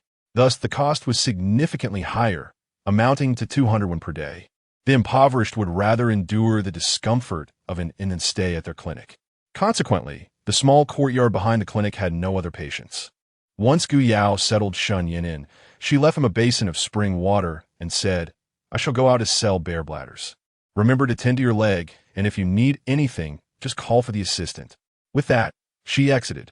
She then returned to the clinic to sell some medicinal materials to manager Su, the same one she had sold previously, but this time in double the quantity, fetching her 2 taels of silver. Master Su gazed at the vibrant saffron and inadvertently remarked, "If the young lady possessed a bear paw, your husband's leg would no longer be a source of worry." Gu Yao's eyes sparkled with interest. "Pray tell, Master Su, what is the worth of a bear paw?" Master Su's eyes also glimmered with intrigue. Could it be that the young lady truly has a bear paw? Gu Yao refrained from confirming her possession, merely inquiring about the price. Noticing her enigmatic demeanor, Master Su immediately raised 3 fingers. 30 taels for a superior bear paw, and this offer stands only once. Gu Yao further queried, "What about the whole bear?" Upon hearing this, Master Su's eyes brightened even more, yet he replied, "The young lady must be aware that a common bear paw is valued at 20 taels. This time, the client is in urgent need, hence the 30 taels for just one. The remainder, perhaps the young lady might take to Qingfeng Tower for a trial." Gu Yao contemplated briefly. 30 taels was indeed considerable, but acquiring only one paw would evidently undermine the price of the entire bear. Thus, she smiled gently. "Thank you, Master Su, for the information. To be frank, I do have a bear, obtained through my husband's trade of his leg. I must maximize its value. And you are unaware of the complexities at home. It's not merely my husband's leg, but also my in-laws, which cannot be resolved with just 30 taels. Therefore, I shall first visit Qingfeng Tower, and if that proves unfruitful, I will return to discuss with you. I hope for your understanding." Gu Yao had no intention of deceiving Master Su. After all, Shen Yan was undergoing treatment here, and they would inevitably rely on his services. Rather than conceal the truth, she preferred to be forthright and appeal to his compassion. Upon hearing this, Master Su displayed a hint of regret, but could not refrain from offering a piece of advice. "The young lady's considerations are indeed prudent. I possess a visiting card from the manager of Qingfeng Tower. Take it with you. It may save you some trouble." Although Gu Yao was already acquainted with Manager Liu, she graciously accepted Master Su's kindness. "Thank you, Master Su. Should I secure a high price, I will bring you delightful treats." At this hour, with the sun still high and few patients present, Dr. Su, who was attending, could not help but interject, "With the burdens at home as they are, you still think of bringing us delicacies? Shouldn't you focus on the matter at hand? Do you truly believe that amputation is as simple as chopping meat? It does not come without cost. It requires care. A moment's negligence can lead to infection and death." Gu Yao understood that doctor. Su was a man of stern demeanor yet warm heart, so she responded with a smile and exited the clinic. Shortly thereafter, She arrived at the back courtyard of Qingfeng Tower in the ox cart driven by Chu Dalong. The price offered by Manager Liu was rather lackluster, merely the market rate of 50 taels. Naturally, this was within Gu Yao's expectations, yet she sought to negotiate. Manager Liu, your price is quite fair. Yet the clinic has someone willing to pay 40 taels for a bear paw. Given our acquaintance, I ought to sell it to you, but alas, my circumstances are dire. My husband nearly sacrificed his leg to hunt this bear, so I must inquire, if I were part with one bear paw, how much would you be willing to offer? Manager Liu furrowed his brow upon hearing this. Parting with one bear paw? The bear's paw is indeed a rare delicacy, yet it requires a discerning connoisseur to appreciate its value. The owner had no intention of transforming it into a mere dish. Rather, he sought to present it to his master, who happened to be passing through this area from the capital today, hence the need to report this matter. In a room on the second floor, adorned with the finest decor, a young gentleman clad in azure attire idly played with a folding fan, his features exuding an air of flamboyance befitting a dandy. Pray tell, are the bean sprouts, tomatoes, and cucumbers procured from that young lady downstairs? Inquired the gentleman. Manager Liu replied with utmost reverence, Indeed, my lord. At that moment, he shed any semblance of managerial poise, his gaze filled with awe and loyalty. A sly smile crept across the lips of the young gentleman. How intriguing! Who would have imagined that such unremarkable beans could bloom into a dish? Even more astonishing is that such a rare find as the bear's paw could be hunted. Most fascinating of all is that such a capable individual could remain in such dire straits. He gently closed his fan, a glimmer of commercial cunning flickering in his eyes. Those affluent patrons in the capital hold a particular fondness for bear paws and pelts. You should. However, when Manager Liu informed Gu Yao that a whole bear could fetch 60 taels, Gu Yao stubbornly inquired whether a single bear paw could be sold separately. Ultimately, through the window, the young gentleman observed as Gu Yao gradually negotiated the price of the bear's paw to match the bottom line he had provided to Manager Liu, 100 taels. He could not contain his laughter, repeatedly clapping his fan. How amusing that such a remote place could yield such a business prospect. Truly delightful. In truth, Gu Yao had little understanding of the art of commerce.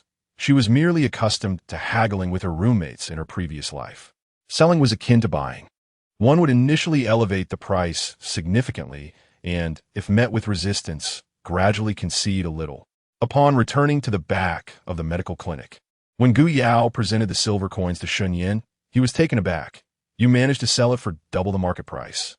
What astonished him even more was the realization that this sum was sufficient to secure the freedom of their parents. Chapter 43. Making mooncakes, however, the two individuals were not particularly optimistic, as an unexpected complication had arisen. Huang Xianxian. Yet, recalling the sordid scene witnessed in the alley, Gu Yao pondered whether Huang Xianxian had already dismissed Shen Yan from her thoughts. After all, while his visage was undeniably handsome, his legs were quite the burden. Nevertheless, she felt it necessary to give Dr. Su a word of caution. At noon, she utilized the kitchen in the back courtyard of the clinic to prepare a meal, although Dr. Su had prohibited her from purchasing delicacies. Having sold the bear at a high price, she felt compelled to honor her words. Furthermore, this served as an opportunity to convey her thoughts to Dr. Su. Chow Dalong parked the ox cart in the clinic's back courtyard and entered to check on Shen Yan, observing his swollen leg. Yin, rest assured, upon our return to the village, I shall keep a close watch on my sister-in-law. She shall not abscond with the silver. Yesterday, he had refrained from venturing into the deep mountains to rescue Shen Yan, as it posed a perilous risk. His mother had permitted only him and Erlang to go, with Erlang being Shen Yan's childhood companion, thus taking precedence. Consequently, he had not witnessed Gu Yao's valiant act of saving her husband, and he remained somewhat apprehensive about her. After all, that was 100 taels of silver, a guarantee of a worry-free life in the next incarnation. With such a substantial sum, how could a blossoming young woman like Gu Yao possibly resign herself to a lifetime with a crippled man like Shen Yan? Recollecting the moment when Gu Yao had resolutely stood before him with a blade in hand, Shen Yan shook his head. She would not act in such a manner. In the future, Chao Gu, please refrain from uttering such words. The current Gu Yao would not. It was not entirely surprising that Chao Dalong held such sentiments, as most villagers shared similar thoughts. The capture of the bear was indeed an extraordinary event, and everyone had seen Gu Yao head to the town to sell it that morning. Now, during this leisurely noon hour, curiosity drew the villagers to gather beneath the locust tree at the village's entrance, straining their necks to catch a glimpse. They wondered how much silver the bear had ultimately fetched. Perhaps 40 or 50 taels. How would that be spent? Would they build a house? Or treat their legs? Or perhaps save it to redeem their parents? They unanimously believed that Gu Yao would certainly take this silver and leave, even if she only received half. It would ensure a lifetime free from want. Whomever she remarried would undoubtedly be preferable to remaining with Shen Yan, a man both limping and impotent. Good looks alone would not suffice for sustenance.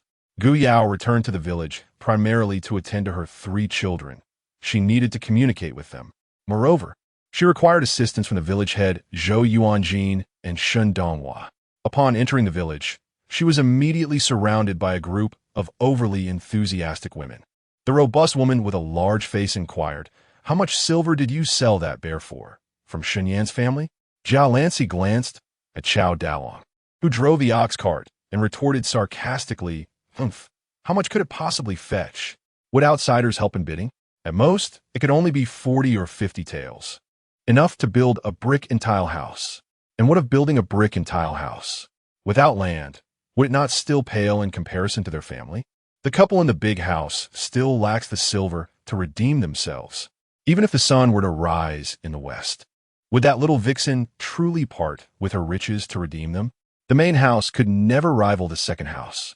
Lu Yinji clucked her tongue, remarking on her sister-in-law's words, as if 50 or 60 taels of silver were a trifling sum. She remembered how Jiao Lan Shui had used her Na'vi boy as a shield and had not forgotten how she had shortchanged her family or caused her to lose a tael of silver. Jiao Lan Shui felt a pang, but, being her sister-in-law, she could not retort, so she merely smiled awkwardly.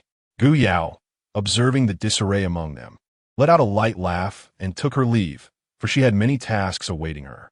She had arranged a departure time with Zhou Dala and headed toward her thatched cottage. Upon entering, she was immediately surrounded by the 3 little ones. Shen Mu inquired, "Sister-in-law, how is brother?" Shen Sun chimed in, "Sister-in-law, we've been very good at home, mashing the peaches we picked." Jiao Machin added, "Sister, I'm hungry. Please cook." Why was he always so hungry and tired? Gu Yao responded to each one and then retreated to her room for a while. When she emerged, she handed each child a sandwich. "Here, eat up, and afterward, help me with my work." The children's eyes sparkled like stars in the night sky as they fixated on the sandwiches in Gu Yao's hands. An unfamiliar delicacy, soft and sticky with vibrant fillings, and oh, how fragrant it smelled. Jia Machin eagerly snatched one and took a bite, his eyes widening in astonishment. Wow, it's sweet and sour, with a delightful stretch. So delicious, so magical, and it has meat, eggs, and vegetables, nutritious and flavorful. Though the twins did not express themselves as dramatically, their faces glowed with satisfaction. Sister-in-law as cooking is the best, truly delicious. After their fill, the 3 little ones worked diligently alongside Gu Yao, who was preparing mooncakes. She was making the kind of snowskin mooncakes that did not require baking. Having always enjoyed crafting various foods in her past life, she had all the ingredients at home, though her oven was out of commission. However, that was a minor issue. If sales went well later, she could order a custom oven or collaborate with my Xiangjai. Those were matters for another time. She understood that in this era, mooncakes were a luxury, and if they contained only ordinary fillings like red bean paste or fruits, they would not sell. However, adding egg yolk made all the difference, for eggs were quite precious in this time. And who could resist the deliciousness of salted egg yolk? In the past few days, she prepared 40 egg yolks, resulting in 40 mooncakes, 20 with peach and egg yolk filling, 10 with pumpkin and egg yolk, and 10 with red bean paste and egg yolk. Once they had cooled, she offered one to each of the 3 little ones and then turned to Jiao Machin, awaiting his assessment. She could tell that this child, hailing from a wealthy family, had discerning tastes. If he declared it delicious, all would be well. The discerning child, entirely unreserved, proclaimed, "Ahem, allow me to elucidate the distinctions between this mooncake and the ordinary varieties I am accustomed to. It is soft, glutinous, and fragrant. The salted egg yolk is simply exquisite, so much so that I could indulge in 10 of them." As he spoke, his small hand reached for another mooncake. The twins refrained from taking any, suggesting instead that their elder sister should sell them in town tomorrow to exchange for silver. Their family was in dire need of funds, an amount beyond their wildest imaginations. Observing their apprehensions, Gu Yao generously offered each of them one mooncake and then assigned them a task. "Little Moo Moo, take 3 pieces to third uncle's house for a taste. Xiao Sun Sun and Little Bao Zi, you shall deliver 3 pieces to Aunt Chu." After that, she selected 8 pieces for herself and, with a basket in hand, made her way towards her home. Chapter 44. Redeeming the Jiang couple. Ah, look! The Shen family is heading towards the village chief's direction. I knew it. They must have come into some silver and are seeking a divorce. It appears that Shen Yan has truly fallen out of favor. Wait, Shen Yan didn't even return with them. Could it be that this cruel woman has left him to perish in the wilderness? It must be so. Their household has inexplicably gained a child in recent days, undoubtedly the offspring of her lover. What a damn situation. It's a pity that Shen Yan, so young, has met such an untimely demise, while his family is burdened with the elderly and the young, and his parents have been enslaved, leaving no one to seek justice for him. I said to Shen Yan's second aunt, "Though you have separated, you are still relatives. Shouldn't you urge your in-laws to go to the village chief and seek justice for Shen Yan?"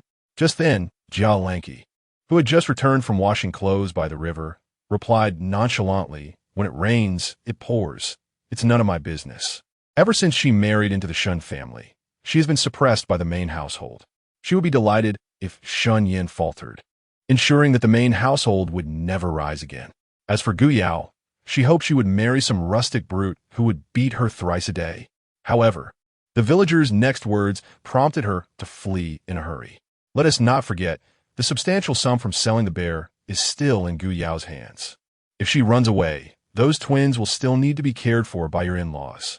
Indeed, her in-laws adored taking on responsibilities, and their favoritism would surely lead them to take in those twins into their grand abode. Ultimately, wouldn't she be the one to care for them? Thus, the money from selling the bear must rightfully belong to her. Gu Yao was disinterested in arguing with these gossips. The subsequent slap in the face would be far more entertaining. Therefore, she not only reveled in her mirth, but deliberately slowed her pace, awaiting her grandparents. Upon seeing Shen Donghua and Lu Guifan hurrying over, she greeted them with a smile. "Grandparents, you arrived just in time. I was about to seek you out. Let's go to the village chief's house together." Lu Guifan, breathless, asked, "Yao Yao, why didn't Tia Yin return with you?" Gu Yao responded, "My husband is staying at Xiantang in town. His leg is quite troublesome." Shen Donghua immediately declared, "I will visit him tomorrow." Gu Yao nodded, saying, "It is ungrateful of us to have you, at your age, worrying about us. I was just about to invite you to accompany us to town tomorrow." Hearing this, both Shen Donghua and Lu Guifan were somewhat perplexed. Gu Yao noticed their confusion and assured them, "I will explain everything once we reach the village chief's house." She then took out 2 mooncakes from her basket and offered them to her grandparents, saying, "These are mooncakes I made. Please have a taste." Looking at the exquisite mooncakes, the elderly couple felt even more puzzled. Yao Yao can actually make mooncakes? However, they were reluctant to eat them. "What are we 2 old folks? Need with such sweet treats? Save them for the twins." Gu Yao replied, "There are plenty at home. There's enough for them." Upon hearing this, the elderly couple ceased their refusals, though they still hesitated to indulge, carefully tucking the mooncakes into their sleeves. In conversation, the 3 individuals arrived at the home of the village head. At that moment, the family had just finished their meal, with the 2 daughters-in-law, Fan Kaiyan and Jean Fangyu, washing the dishes together. Their laughter and chatter created a warm and harmonious atmosphere, making them appear less like sisters-in-law and more akin to siblings. A hint of envy and helplessness flickered in the eyes of Shen Donghua and Lu Guifan. If only their family could share such camaraderie. Uncle Shen, Aunt Shen, called out Zhou Yuanjin, the village head, along with his wife, Li Cihua, pulling the 2 from their musings. Gu Yao quickly chimed in, her voice bright and clear. I brought mooncakes. I made them myself for Uncle, Auntie, and my 2 brothers and sisters-in-law to try. Seeing the exquisitely crafted mooncakes, which were unlike any they had seen before, Li Cuihua inquired with curiosity, Yao Yao, did you really make these? Gu Yao nodded with a smile. We don't have an oven at home, so I made them soft and chewy. The 4 children of the village head, who were of varied ages, immediately turned their attention to the delectable treats. In this era, where every household struggled for basic sustenance, merely having enough to eat was a blessing. The idea of purchasing such luxurious pastries was far-fetched. Even if they had the means, such indulgences would only be afforded during festive occasions. Observing that the eldest child was only as big as her own twins, Gu Yao felt a surge of compassion and promptly offered the mooncakes to them. Although the children's faces were filled with eager anticipation, they were well-mannered enough to wait for the adults to speak before making a request, their eyes shifting between the mooncakes and their grandmother. Seeing this, Li Cuihua had no choice but to nod in approval, though she still chided gently, Child, you should come without bringing anything. Your family is struggling. We cannot afford such extravagance. However, Gu Yao's subsequent words left her utterly astonished. Not only her, but Zhou Yuanjin, Shen Yan, and Lu Guifan were all rendered speechless. Uncle Andy, we have saved up 200 taels of silver and would like to ask you to accompany my husband and me to the Huang family tomorrow. The swift accumulation of their wealth was unexpected. If they were to go to the Huang family themselves, they feared being subject to sudden price hikes. But with the village head's presence, things would be different. His authority commanded respect, and he could rally the entire village's support, despite their internal conflicts. Yet, the most significant aspect was the unexpected Huang, Shen Yan. Tell your grandmother the truth, how much did you sell the bear? Lu Guifan asked with evident concern. The 4 present shared her apprehension. Gu Yao, fully aware of their worries, promptly replied, Grandmother, I sold the bear for 100 taels at the Qingfeng building in Yonglu town. Brother Chu knows about this. As for the other 100 taels, it was from selling a cake recipe to make xiangzai. My husband is aware of this as well, so rest assured, we haven't engaged in any unlawful activities. At this revelation, the astonishment of the 4 was further heightened. While they could accept that the bear sold for 100 taels, the notion that a cake recipe could fetch the same amount was utterly bewildering. Could it be that my xiangzai has been deceived by Gu Yao, and will come back to settle the score later? However, that is a matter for another time. The pressing concern at hand is to secure the release of Shun Changjiang and his wife. Zhou Yuanjin, a man of unwavering integrity and a strong sense of responsibility, has been deeply troubled by the plight of the Shen couple. His relationship with Shun Changjiang is amicable, and the occurrence of such disgraceful events in his village is a blemish on his honor. Therefore, he rose immediately and declared, Since the Shun family has placed their trust in me, I, Zhou Yuanjin, will not let you down. Tomorrow morning, I shall accompany your grandfather to the Huang residence to secure the release of the Changjiang couple. Upon hearing these resolute words, Shen Yan and Lu Guifan regained their composure. Their aged eyes, gradually clouded, tightened around Gu Yao's hand as they expressed their overwhelming excitement, saying, Yao Yao, your grandparents never expected that you would be willing to secure the release of your in-laws. You are truly kind-hearted. You are a blessing to our old Shun family. Upon returning home, when Jia Lanky approached, Lu Guifan unleashed a torrent of reproaches upon her. You spend your days spreading rumors and fabricating stories. If you had a shred of understanding, our family would not be in such disarray. You disgustingly speculate about Yao Yao, yet she still thinks of you, her second aunt. From now on, behave yourself and refrain from meddling in the affairs of the first household. With that, Lu Guifan handed over 2 mooncakes from her sleeve to Yi San and gracefully walked into the house. Shen Yan shot an irked glance at Jia Lanky before following his spouse with equal lightness of step. The thought of Gu Yao having accumulated enough ransom money for their son filled them with uncontainable joy, as if they were living in a dream. Had it not been for Gu Yao's caution against any potential complications, instructing them not to speak of this matter until their parents returned home, they would have surely raised a toast. Well, Perhaps it would be best to wait until their eldest son and daughter-in-law returned before celebrating. Chapter 45. Long nights and many dreams the following day. Zhou Yuanjin, Shen Yan, and Gu Yao set out early in the morning, riding on Chu Dalan's ox cart towards Yanglu town. Meanwhile, under the locust tree, the village women began to gossip once more. Could they be going to the town to retrieve Shen Yan's body? I don't think so. It seems they've reached an agreement and are heading to the county office to reclaim the marriage certificate. TSK. I wonder how the silver is to be divided? If they could leave half for Shen Yan, I would gladly marry him and care for him for life. The other women laughed at Widow Wang's romantic imagination. Come now, even if you were to offer yourself, it still depends on his willingness. Have you not seen how in Rong, the young lady, has been pursuing him daily, yet he hasn't even spared her a glance? TSK, how foolish. Good looks alone won't fill one's stomach. The women conversing were all seasoned matrons, aware of the ways of the world. To them, a man's appearance mattered little as long as he was diligent and industrious. Widow Wang merely smiled in silence. This year, she had witnessed too many men, all of one ilk. Nothing was more reliable than silver. Gu Yao found it perplexing, clutching 50 taels of silver while caring for a crippled and impotent husband. Wasn't she the true winner of life? Not to mention, if anyone offered her 20 or 30 taels, she would certainly serve him like a lord every day. Amidst their banter, she returned home. In her earthen courtyard, the sunlight danced playfully on the ground. An elderly woman with graying hair sat on the threshold, tightly cradling a beautifully chiseled child of about 1 or 2 years. The child, upon spotting Widow Wang, immediately began to clap and cheer. Mama, hoog.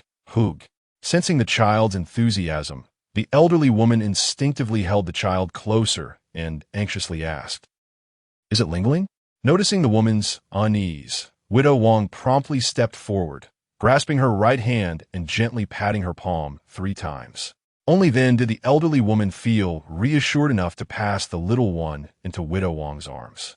This elderly woman was Widow Wang's mother-in-law. Since her husband Wang Deju's untimely death, the old woman had been overcome with grief, falling gravely ill. Upon awakening, she found herself blind and deaf. Perhaps it was for the best. This way, she would not witness the discord in Widow Wang's life. "Mother, it's time for a meal." The child cheered, clapping his hands. Widow Wang affectionately pinched the child's cheek and then handed her mother-in-law a black flatbread, patting her palm gently. "Mother, it's time to eat." Ever since the old woman lost her sight and hearing, she had felt increasingly insecure. It had taken a considerable amount of time for them to establish this silent communication. But remarkably, the old woman needed no such cues for the child. She always sensed the little one's needs before Widow Wang could, caring for him even more attentively than his own mother, truly a marvel. Meanwhile, Gu Yao took Zhou Yuanjin and Shen Yan to visit Shen Yan. She observed that his leg seemed to have reduced in swelling considerably. "Husband, how does your leg feel?" Shen Yan nodded, replying, "It feels much better. Dr. Su has already visited this morning and said we should observe it for another couple of days." Suddenly, he struggled to rise and said, "My lord, Li Zhengbo, it is indeed our fault for troubling you to make such a long journey." Shen Yan hastily pressed him back down, his heart aching as he said, "As long as you all are well, that is sufficient." Observing his once spirited grandson now confined to a bed, he felt a profound sorrow. Shen Yan had once been the most capable individual in Chonglu village, and, at that time, who did not envy the Shun family. Their brick and tile houses were erected one after another, and matchmakers nearly wore out their welcome at their doorstep. Yet now, the prospect of amputation loomed ominously. His heart was heavy with unease. Zhou Yuanjin also sighed. He had watched Shen Yan grow up. He was an exceptional lad, possessing both grace and talent. Once bright and talkative, alas, one could only lament that destiny often seems to conspire against the gifted. Gu Yao, however, was not so sentimental. She changed into a set of men's clothing in the adjoining room, carefully affixing a small mustache to her face. She filled a basin with spiritual spring water and reminded Shen Yan, "Remember to apply a cold compress. Fearing that the night may bring unexpected dreams, we shall depart first." Shen Yan regarded her for a moment before nodding. "Thank you, my lord and Li Zhengbo." as they came to redeem a person. They approached the grand entrance of the Huang residence. The imposing doors, painted a deep crimson, were adorned with carvings of auspicious clouds, and a gilded plaque bearing the name Huang Fu hung above. Flanking the entrance stood majestic lions, lending an air of authority. Zhou Yuanjin presented a name card, and, after a while, a middle-aged man clad in splendid attire emerged. It was Huang Fu, the steward of the Huang family.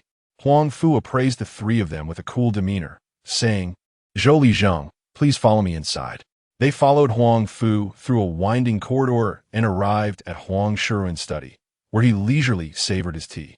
Upon their entrance, he merely lifted his gaze slightly, not bothering to rise in greeting. "Zhou Li Zheng, have you brought the ransom money for Shen Changjiang and his wife?"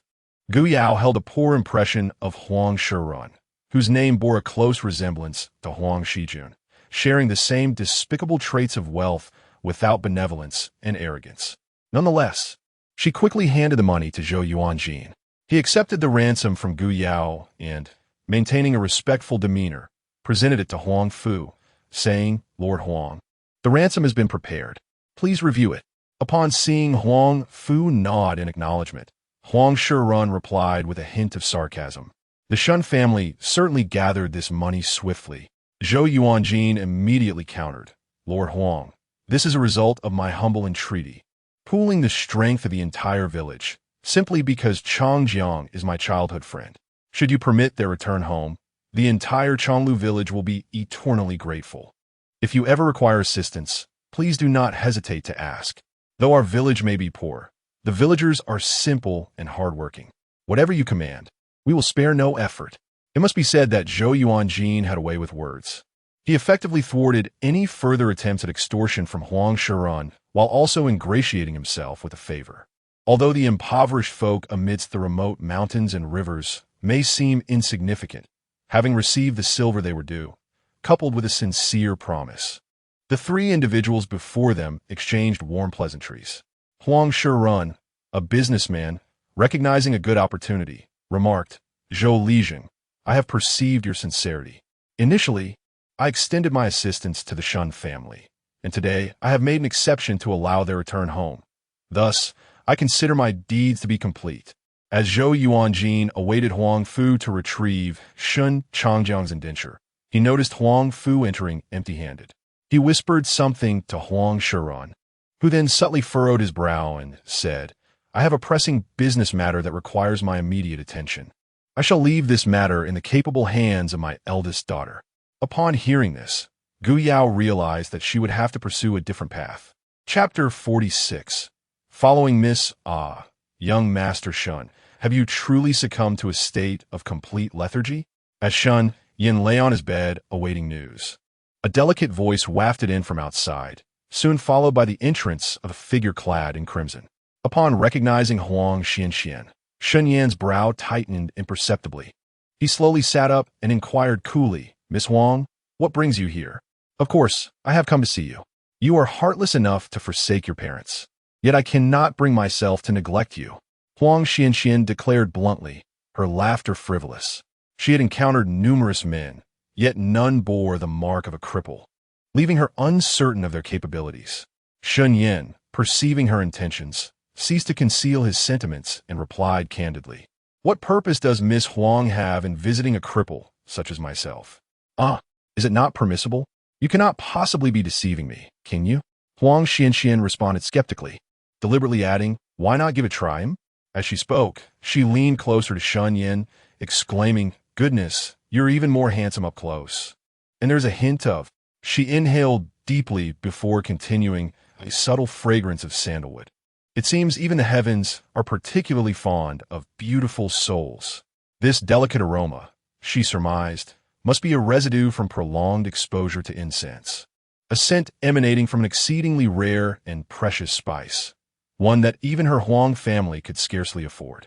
Thus, she naturally assumed it was the innate fragrance of a handsome man. She had never encountered such a refined and enduring scent from any previous suitor, and her fondness for him deepened. Such a captivating figure lounging on a bed, infused with incense, was simply exquisite. She was determined to possess this man. Yet, while she found the fragrance delightful, it caused Shen Yan considerable discomfort. The scent wafting from her prompted an instinctive aversion, and he firmly pushed her away, asserting, "Miss Huang, propriety dictates that we maintain our distance. Please uphold your dignity." Observing his naive demeanor, Huang Xianxian could not help but chuckle. "Maintain my dignity? Ha ha ha. Young Master Shen, why the resistance? You must recognize that our Huang family is the wealthiest in Yanglu town. To earn a moment of my affection is a dream cherished by many men." Shen Yan replied with a cold laugh. "Miss Huang, state your demands clearly. What must I do to secure the release of my parent from your estate?" Huang Xuanchuan's arrival signified that matters with Gu Yao had not gone as planned. Their gravest fears had materialized. She gazed contentedly at Shen Yan's exquisite visage, and, with a breathy tone, proclaimed, "You shall follow this lady until I tire of you." Shen Yan chuckled lightly, revealing his swollen right leg beneath the covers, and remarked coolly, "Miss Huang, you jest. I am but a frail shell of a man, soon to lose a limb. I fear I may offend your sensibilities." Casting a glance at his unsightly limb, Huang Xuanchuan's eyes momentarily flickered with disdain. However, upon returning her gaze to his face, she could not suppress a laugh, saying, "Since young Master Shen fears to offend my eyes, you must strive all the harder to please me. If you perform well, I assure you, I shall favor you alone in the future." Upon finishing her words, she reached out to touch Shen Yan's face, only to have him evade her. "Miss Huang, I cannot acquiesce to your request. Please leave." Huang Xuanchuan's hand remained suspended in midair, her smile unwavering yet imbued with deeper implications. "Young Master Shen, your abrupt refusal shows no consideration for our parents, who are servants in the Huang residence. Their fate hinges entirely on your word." At this, Shen Yan's expression turned noticeably colder. "What is it that Miss Huang wishes to convey?" Huang Xuanchuan's lips curled into a self-satisfied smile as she snapped her fingers, and several servants ushered in Zhang Guoxiu. "Do not be agitated, young Master Shen. I merely wish for you to meet your mother. What I say or do next is entirely contingent upon you." Miss Huang's treatment of an elderly woman is indeed a masterstroke. Shen Yan's voice was low and hoarse. Upon seeing her son being coerced, Zhang Guoxiu's temper flared, causing her to forget her station. "You wretched girl, always adorned in gaudy attire, yearning to cling to any gentleman you see. With your character, how could you ever aspire to my son, who possesses such noble bearing? You are utterly unworthy." Huang Xuanchuan's countenance darkened, stunned that a mere servant would dare to insult her so harshly. She immediately commanded her attendants. "You insolent woman, how dare you disrespect me? Gulme, strike her." Hu Irma had long desired to strike this shrew, believing that these two servants had caught the eye of his lady and thus sought to ingratiate himself with them. Yet, they rebuffed his advances, responding with scorn. Now, things had taken a turn. It seemed he might finally get his chance to retaliate. However, just as he approached, he was unexpectedly flung away by a powerful force. Shen Yan had stepped in front of Zhang Guoxiu, but due to the exertion, he stumbled and fell to the ground, sweat beading on his forehead from the pain. Nevertheless, he reassured Zhang Guoxiu, "Mother, do not be afraid." He then looked up at Huang Xianxian and declared, "If you wish to strike, direct your efforts at me." Huang Xianxian smiled. "How could I bear to harm you?" She then composed herself and commanded, "Bring that servant here and strike her." After that, she turned to Shen Yan, enunciating each word with emphasis. "Until you agree." With that, she leisurely settled into a chair nearby. Hu Irma, struggling to rise, felt pain coursing through him. Yet he feigned bravado. The cripple should step aside. It is only right for our young lady to discipline her own servant, even if the king himself were to intervene. In ancient times, servants were mere possessions, belonging to their masters and subject to their whims. At this moment, Zhang Guoxiu recalled her true identity, fearing that her predicament might implicate her son. Her voice trembled with sorrow as she spoke. "Ian, your leg, it is all because of me. Do not concern yourself with me any longer. Focus on living a good life with Yao Yao, raising the second and third children to adulthood. If you are alive, I shall have no regrets in this life. I would willingly be a caretaker forever." However, Shen Yan could not bear to disregard her. He extended his long arm, retrieving a dagger hidden beneath his pillow, declaring, "Today, if anyone dares to harm my mother, I shall slay them." This was a weapon left for him by Gu Yao for protection. Huang Xianxian, witnessing such a spirited young man for the first time, felt an even greater admiration. "Oh my, Master Shen, you are indeed a man of indomitable spirit. Even with a crippled leg, you exhibit such bravery. Yet, do not rely solely on brute force. Do not forget that your father is still within our Huang residence. At my command, he could easily meet his demise. This is something even a child of 3 understands. Even if we were to execute him, it would not be deemed unlawful. It seems I must disappoint Miss Huang."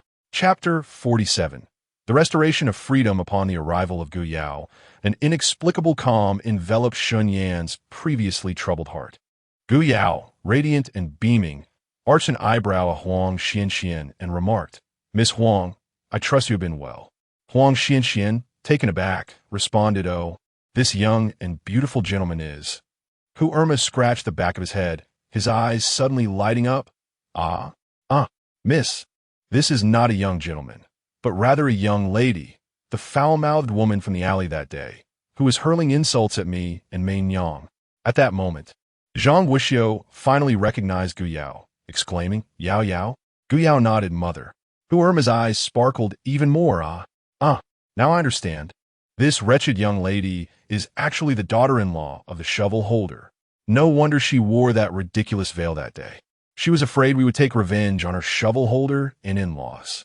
"Miss, shall we settle both old grievances and new ones today?" His keen perception was no accident.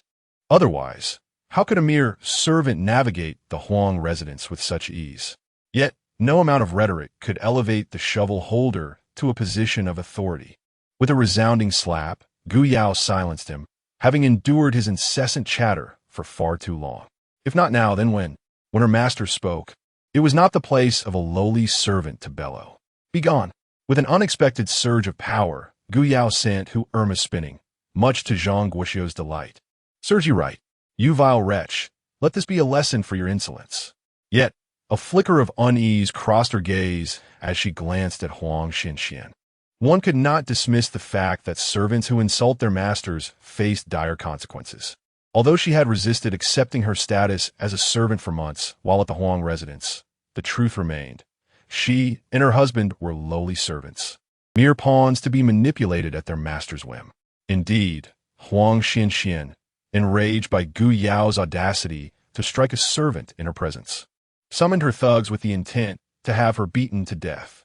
She contemplated whether it would be better to end her life rather than let her son be implicated. However, she suddenly heard a voice declaring, "Let us see who dares." It was the voice of their village chief, followed by the sight of her father-in-law, Shen Donghua, the eldest son of the Chu family, Chu Chongjing, and her husband, Shen Chongjiang, who approached her, embracing her tightly and choking out, "My dear wife, you have suffered, but it is all behind us now. We are free." With those words, tears streamed down the face of the once youthful middle-aged man, a testament to the countless days and nights he had longed to hear the sweet promise of freedom. No, he did not wait long. It was that he and his wife could never adapt to the life of servitude. They could endure poverty, illness, and toil, but they could never bear the shackles of the heart. Zhang Guoxiu was bewildered. "What are you saying, old man?" Shen Donghua, wiping away his tears, said, "Zhang Guoxiu, you are free now. Soon you will be able to return home." He had thought they would leave empty-handed today, believing that his eldest son and daughter-in-law would never have the hope of returning home again. It was Gu Yao. She truly was the lucky star of the old Shen family, a fortuitous wife. The village head, Zhou Yuanjin, solemnly remarked, "It has not been easy, sister-in-law. You and Chongjiang are free now. Your daughter-in-law Gu Yao has redeemed you, and you will no longer suffer under the Huang family's oppression." After speaking, he turned to Huang Xianxian. Huang Xianxian clearly could not believe it. "Impossible? How could this be? Father clearly promised me. How could this happen? You must be lying." "I don't believe it, I must tell you. Any servant who dares to escape will be executed." Gu Yao raised an eyebrow and replied, "Miss Huang, instead of wasting time doubting here, why not return to the manor and inquire? Then you will know whether it is execution or if you will merely watch us with gritted teeth and wide eyes. Village head Zhou Yuanjin began to usher people away. All right, Miss Huang, please return. If you continue to create trouble, the people of Chonglu village are not to be trifled with. Upon hearing this, Chu Daolong immediately assumed a combative stance. Zhang Guoxiu had cried enough by then. She wiped her nose, stood up boldly, and pushed Huang Xianxian out. Miss Huang, safe travels. No need for a send-off. She proudly patted her trembling hands. Oh dear, she had truly grown. She could even confront their lady now. Ah, how exhilarating. She was now free. Just thinking about it felt surreal. Could it be a dream? The sudden joy and sorrow caused her to faint. This was too much to bear. Chu Daolong hurried to the front courtyard to summon Dr. Su. Fortunately, after examining her, Dr. Su said it was merely due to excessive excitement and hunger. A bit of sugar water and some rest would resolve it. However, when he examined Shen Yan's leg, his expression darkened, and his tone grew grave. I have discovered that you are too eager for amputation. Since you cannot control your leg, I shall amputate it for you now, to spare it from further suffering alongside you. After many years in practice, he had never encountered someone so reckless with their own body. The leg was swollen to such an extent, yet he continued to exert himself. Gu Yao said, Dr. Su, could you temporarily seal my husband's leg using silver needles? She could no longer bear to see the suffering his leg endured alongside Shen Yan. Dr. Su nodded, acknowledging the situation. It must be this way. His leg is remarkably resilient. Despite enduring such torment, it continues to oscillate between swelling and deflation. I am perplexed. If it can subside once more, and if external forces are applied to restrain its movement, perhaps there is still hope. He does not comprehend, but Shen Yan and Gu Yao do. It is the efficacy of the spirit's spring water. However miraculous the spirit's spring water may be, it cannot withstand relentless abuse. It will ultimately render him immobile. Fortunately, Xin Changjiang and Zhang Guoxiu have returned, allowing his parents to attend to his daily needs. Thus, Gu Yao and Dr. Su reached a cheerful consensus. As Dr. Su completed the acupuncture on Shen Yan's leg, Xin Changjiang stepped forward to express his gratitude. Thank you, Dr. Su, for once again rescuing my son. Dr. Su turned, scrutinizing him for a considerable moment before exclaiming in astonishment. It is truly you? Chapter 48. How did you do it? It turns out that the couple who came to Su Antong to purchase ginseng before the year's end was none other than the Shen Changjiang couple. And the child on the brink of death was Shen Yan. That ginseng, initially valued at no less than 100 taels of silver, was all but unattainable for the Shen couple, who possessed only 90 taels, an amount accumulated from selling their house, land, and years of savings. Dr. Su, with a compassionate heart, ultimately sold that ginseng to the Shen couple for 90 taels, shedding tears as he did so.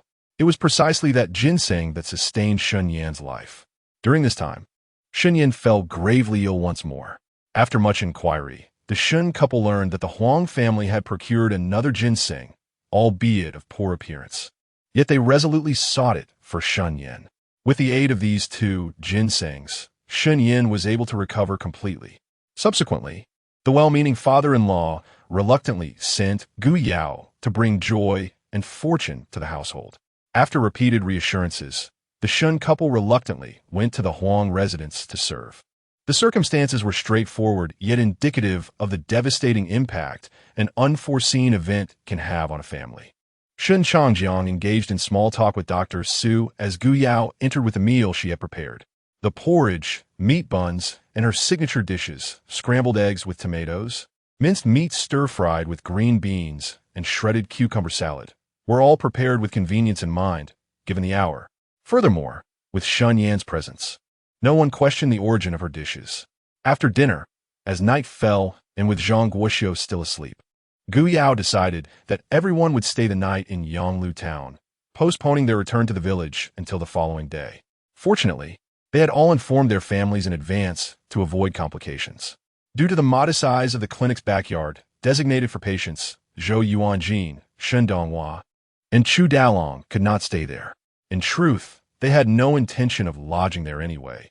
The cost was prohibitive at 100 won per day. Even Shen Changjiang intended to carry Zhang Guoxiu away, as his elderly wife was well. Why not stay in an affordable inn? Gu Yao understood their frugal mindset, shaped by poverty, and felt fortunate to still have over 20 taels in her possession, which allowed her to persuade Shen Changjiang to stay. Father, with mother in a coma, let us not disturb her. Staying for one night is harmless. I still have some silver, she insisted. Subsequently, she handed Shen Donghua a couple of strings of copper coins, saying, Grandfather, you've worked hard today, and so have Uncle Liring and Brother Chu, who have been running around all day. Please find a decent inn for them to rest well tonight, and there is no need to rise early in the morning. Shen Donghua hurriedly pushed the money back, assuring her, rest assured, Grandfather will manage. You've worked hard today, as well. Make sure to rest early. The more he observed this considerate and capable daughter-in-law, the more he appreciated her presence. Not only had his eldest grandson gradually recovered, but even his son and daughter-in-law were now free from their burdens. In just 3 short months, this was a transformation he had never dared to dream of. He yearned to share the delightful news with his wife immediately. Yet as darkness enveloped the sky, he hesitated, fearing that joy might turn into sorrow. Thus, he resolved to endure another sleepless night.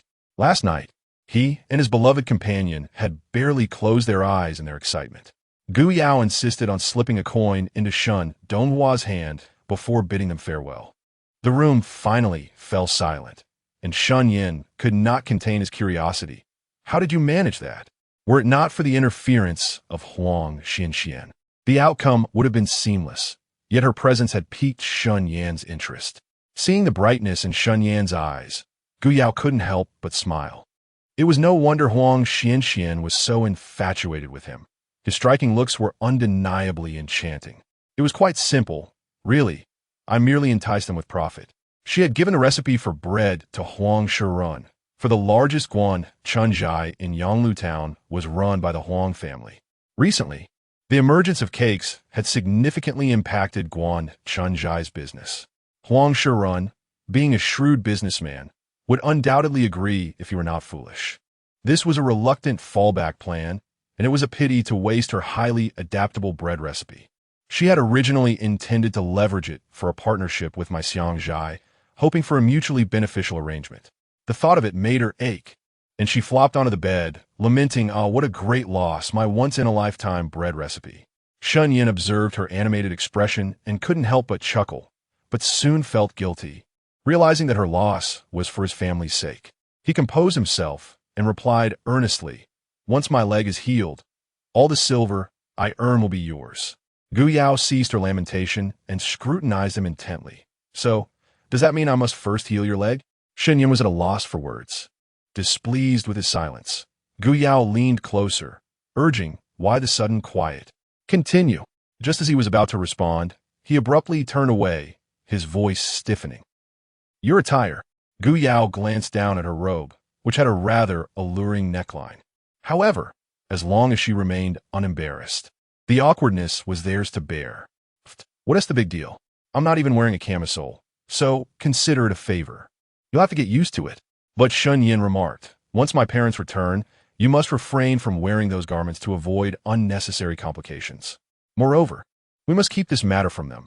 I fear they might struggle to accept it and let their imaginations run wild." Of course, Gu Yao wouldn't disclose anything. Had it not been for his meticulous nature, she wouldn't have confided in him at all. She understood the principle that a gentleman is innocent, yet possessing a treasure can lead to trouble. Therefore, she refrained from further teasing and replied earnestly, "Yes, I understand." Satisfied with her confirmation, Shen Yan turned to cover her with a quilt, softly saying, "You've worked hard today. Rest early." On a sweltering summer day, Gu Yao found herself reluctant to cover up with a blanket. However, the alluring scent of sandalwood wafting from it lulled her into a peaceful slumber. In her dreams, she felt as though she were floating in a crystalline spring, refreshing and fragrant, drawing her irresistibly closer. Upon awakening the following day, she discovered that she was tightly embracing someone, unconsciously treating this person as her very own polar bear. Chapter 49. A trial sale gazing at the individual nearly squeezed off the bed by her presence. Gu Yao felt a twinge of guilt. "I apologize. I was in such a sleepy haze that I mistook you for a giant white creature." After uttering this, she promptly rose, casting a glance at his right leg, relieved that it was on the outer side. Shen Yan's gaze lingered on his left arm, which had fallen numb under her weight, his brows knitting slightly. A giant white creature? Having already slipped into her spatial realm to change her attire, Gu Yao called out, "You take your time putting on your clothes. I will wash up and summon your father to assist you shortly." Due to the elasticity of time within her space, by the time Shen Yan finished dressing, Gu Yao had already exited. Soon, Shen Changjiang entered the room. He had been waiting outside, anticipating that his son might require assistance in the morning. Upon realizing the necessity for help, Zhang Guoxiu appeared somewhat reluctant. "Yao Yao, your husband has an injured leg.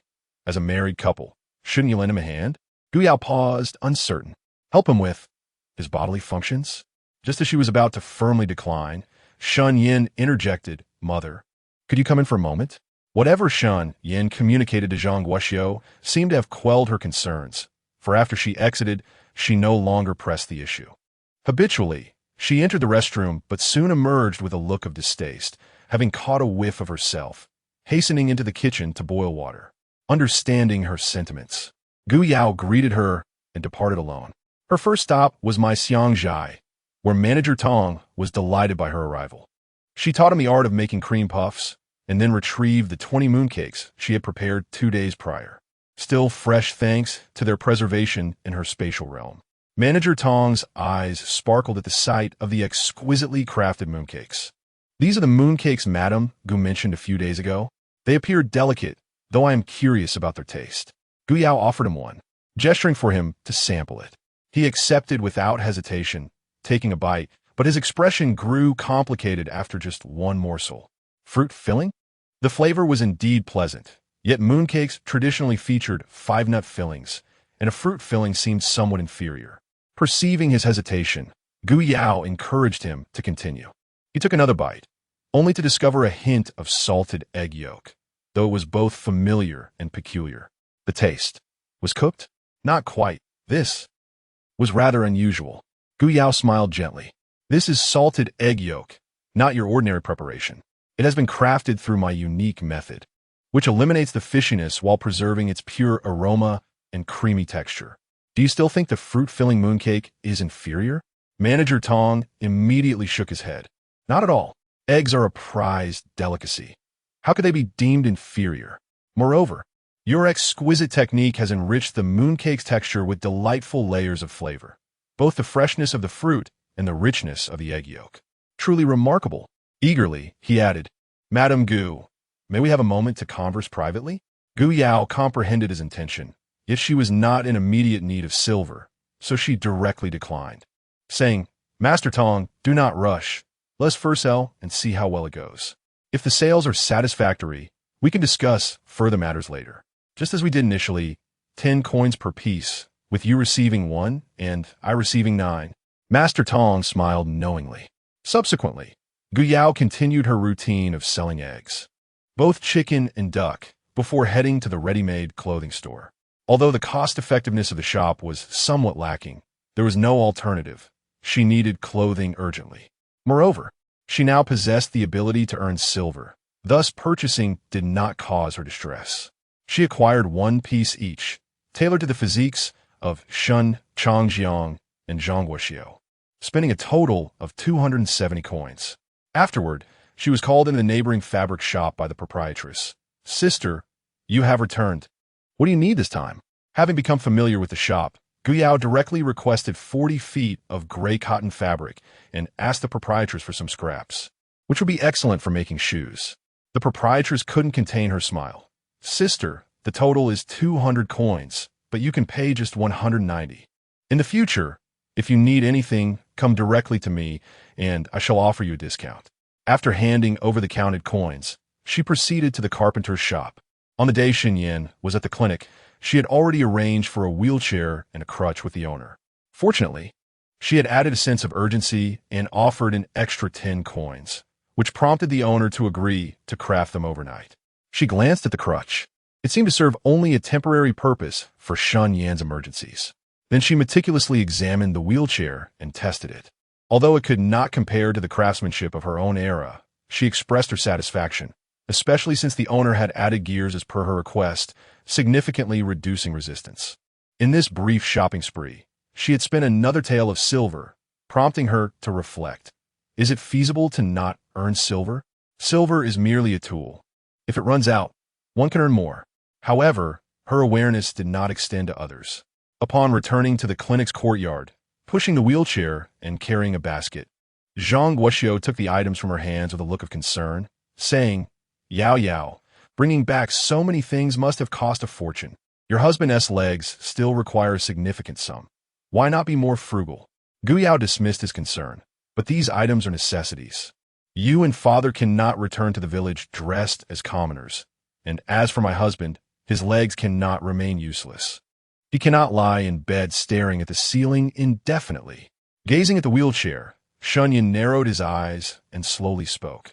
Mother, quickly change your clothes. We shall be heading home shortly.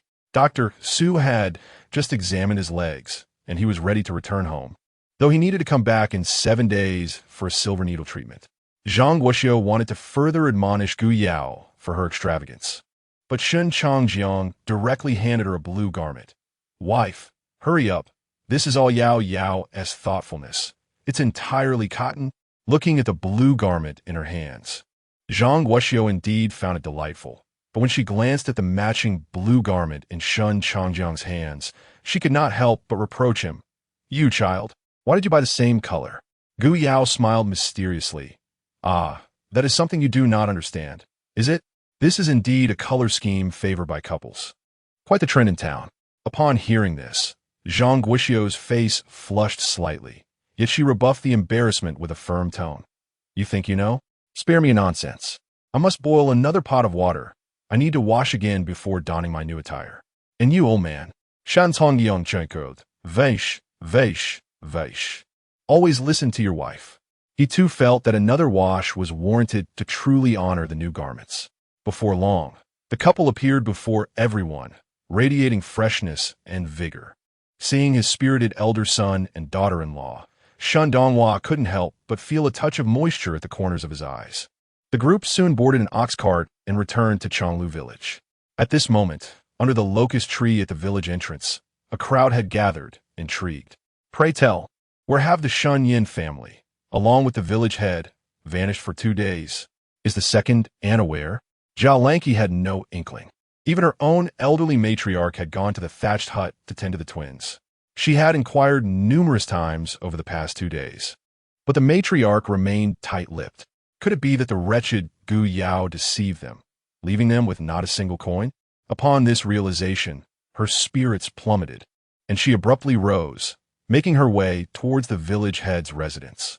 If the matriarch wouldn't speak, surely Li Cuihua would.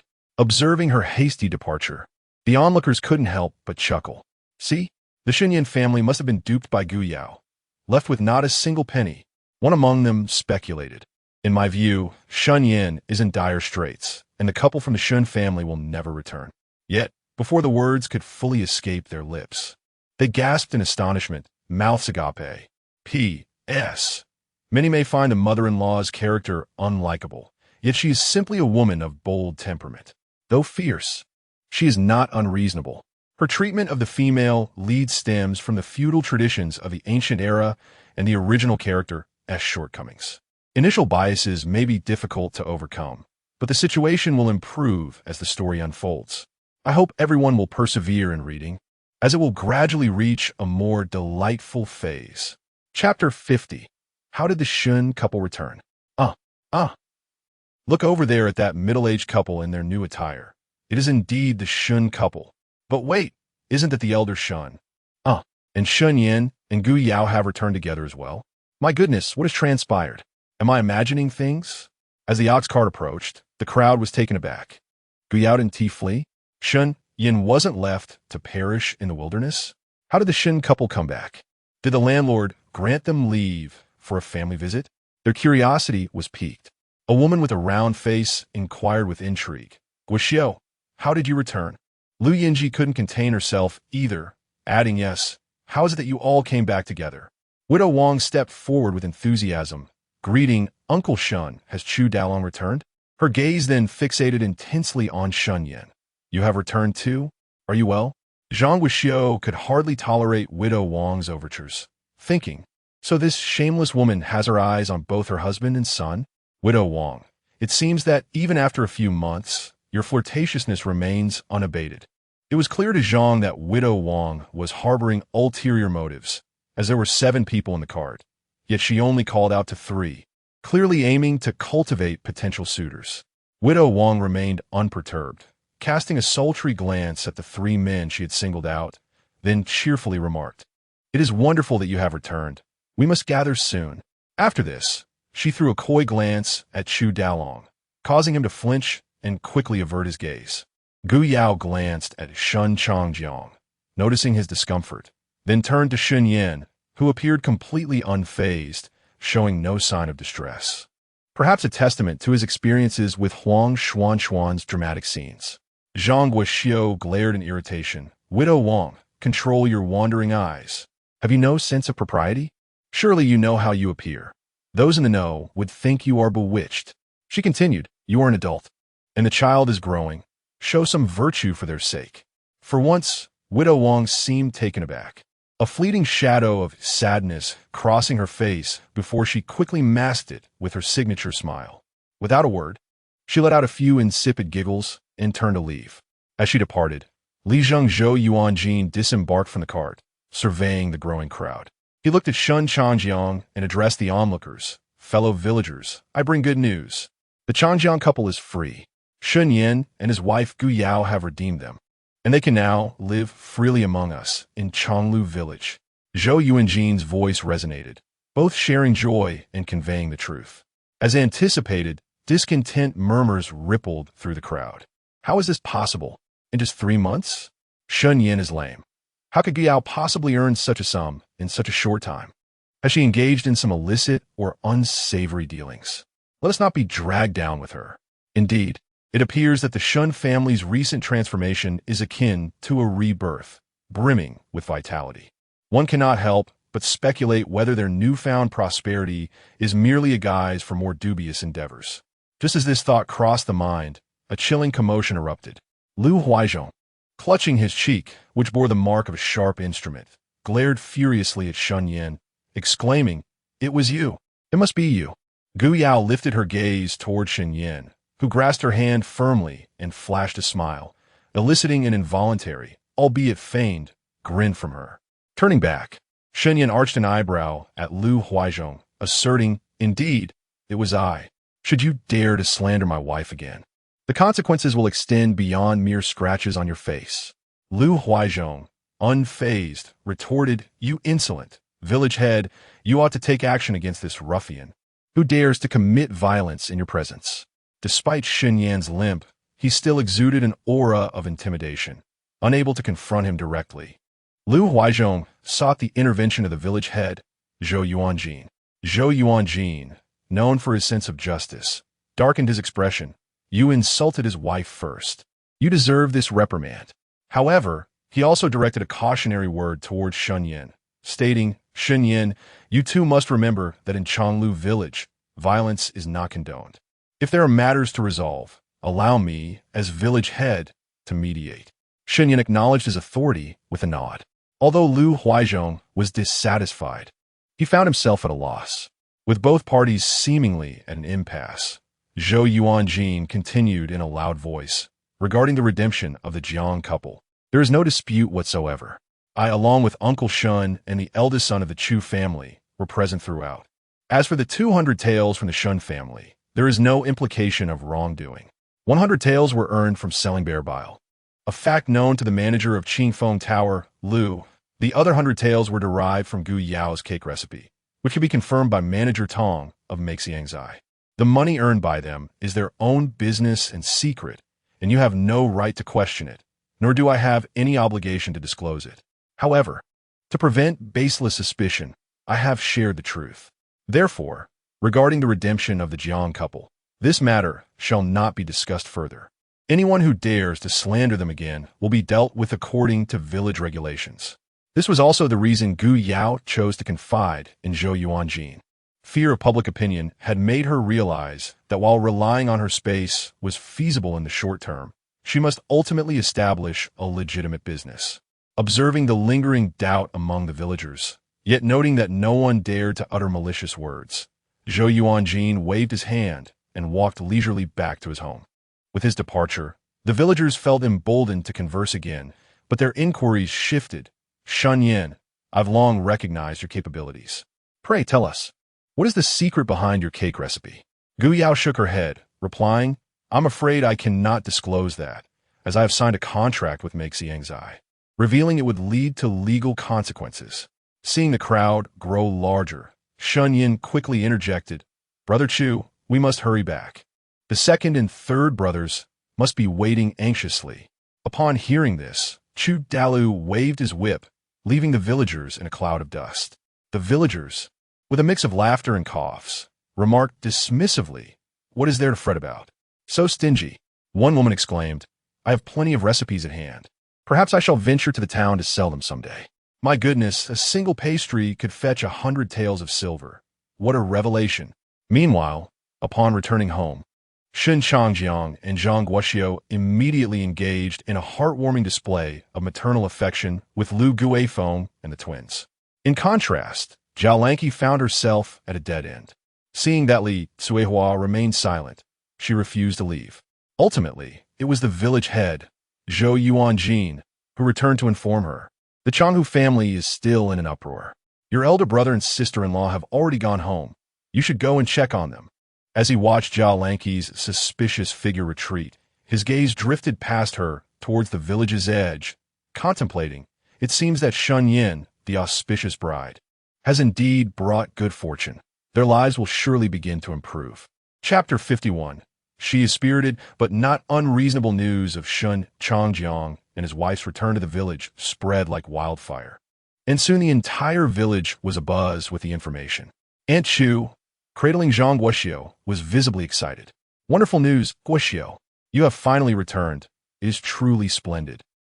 As she spoke, she handed Zhang Guoxiu a handful of copper coins. Although Zhang Guoxiu was aware that Aunt Chu's family faced their own hardships and initially hesitated to accept her money, she ultimately relented, recognizing it as a celebration of her newfound freedom. Despite having 2 sons, Aunt Chu's life was far from easy. She became a widow in her youth and diligently raised her 2 sons alone. After much effort, she had finally married off her eldest, but her younger son, Chu Changza, now 21, was still unmarried, a considerable age for a young man in ancient times, while his peers had already established their families. Some even had children capable of foraging for wild vegetables. Chu Changza had delayed his own prospects to help his elder brother save money for marriage.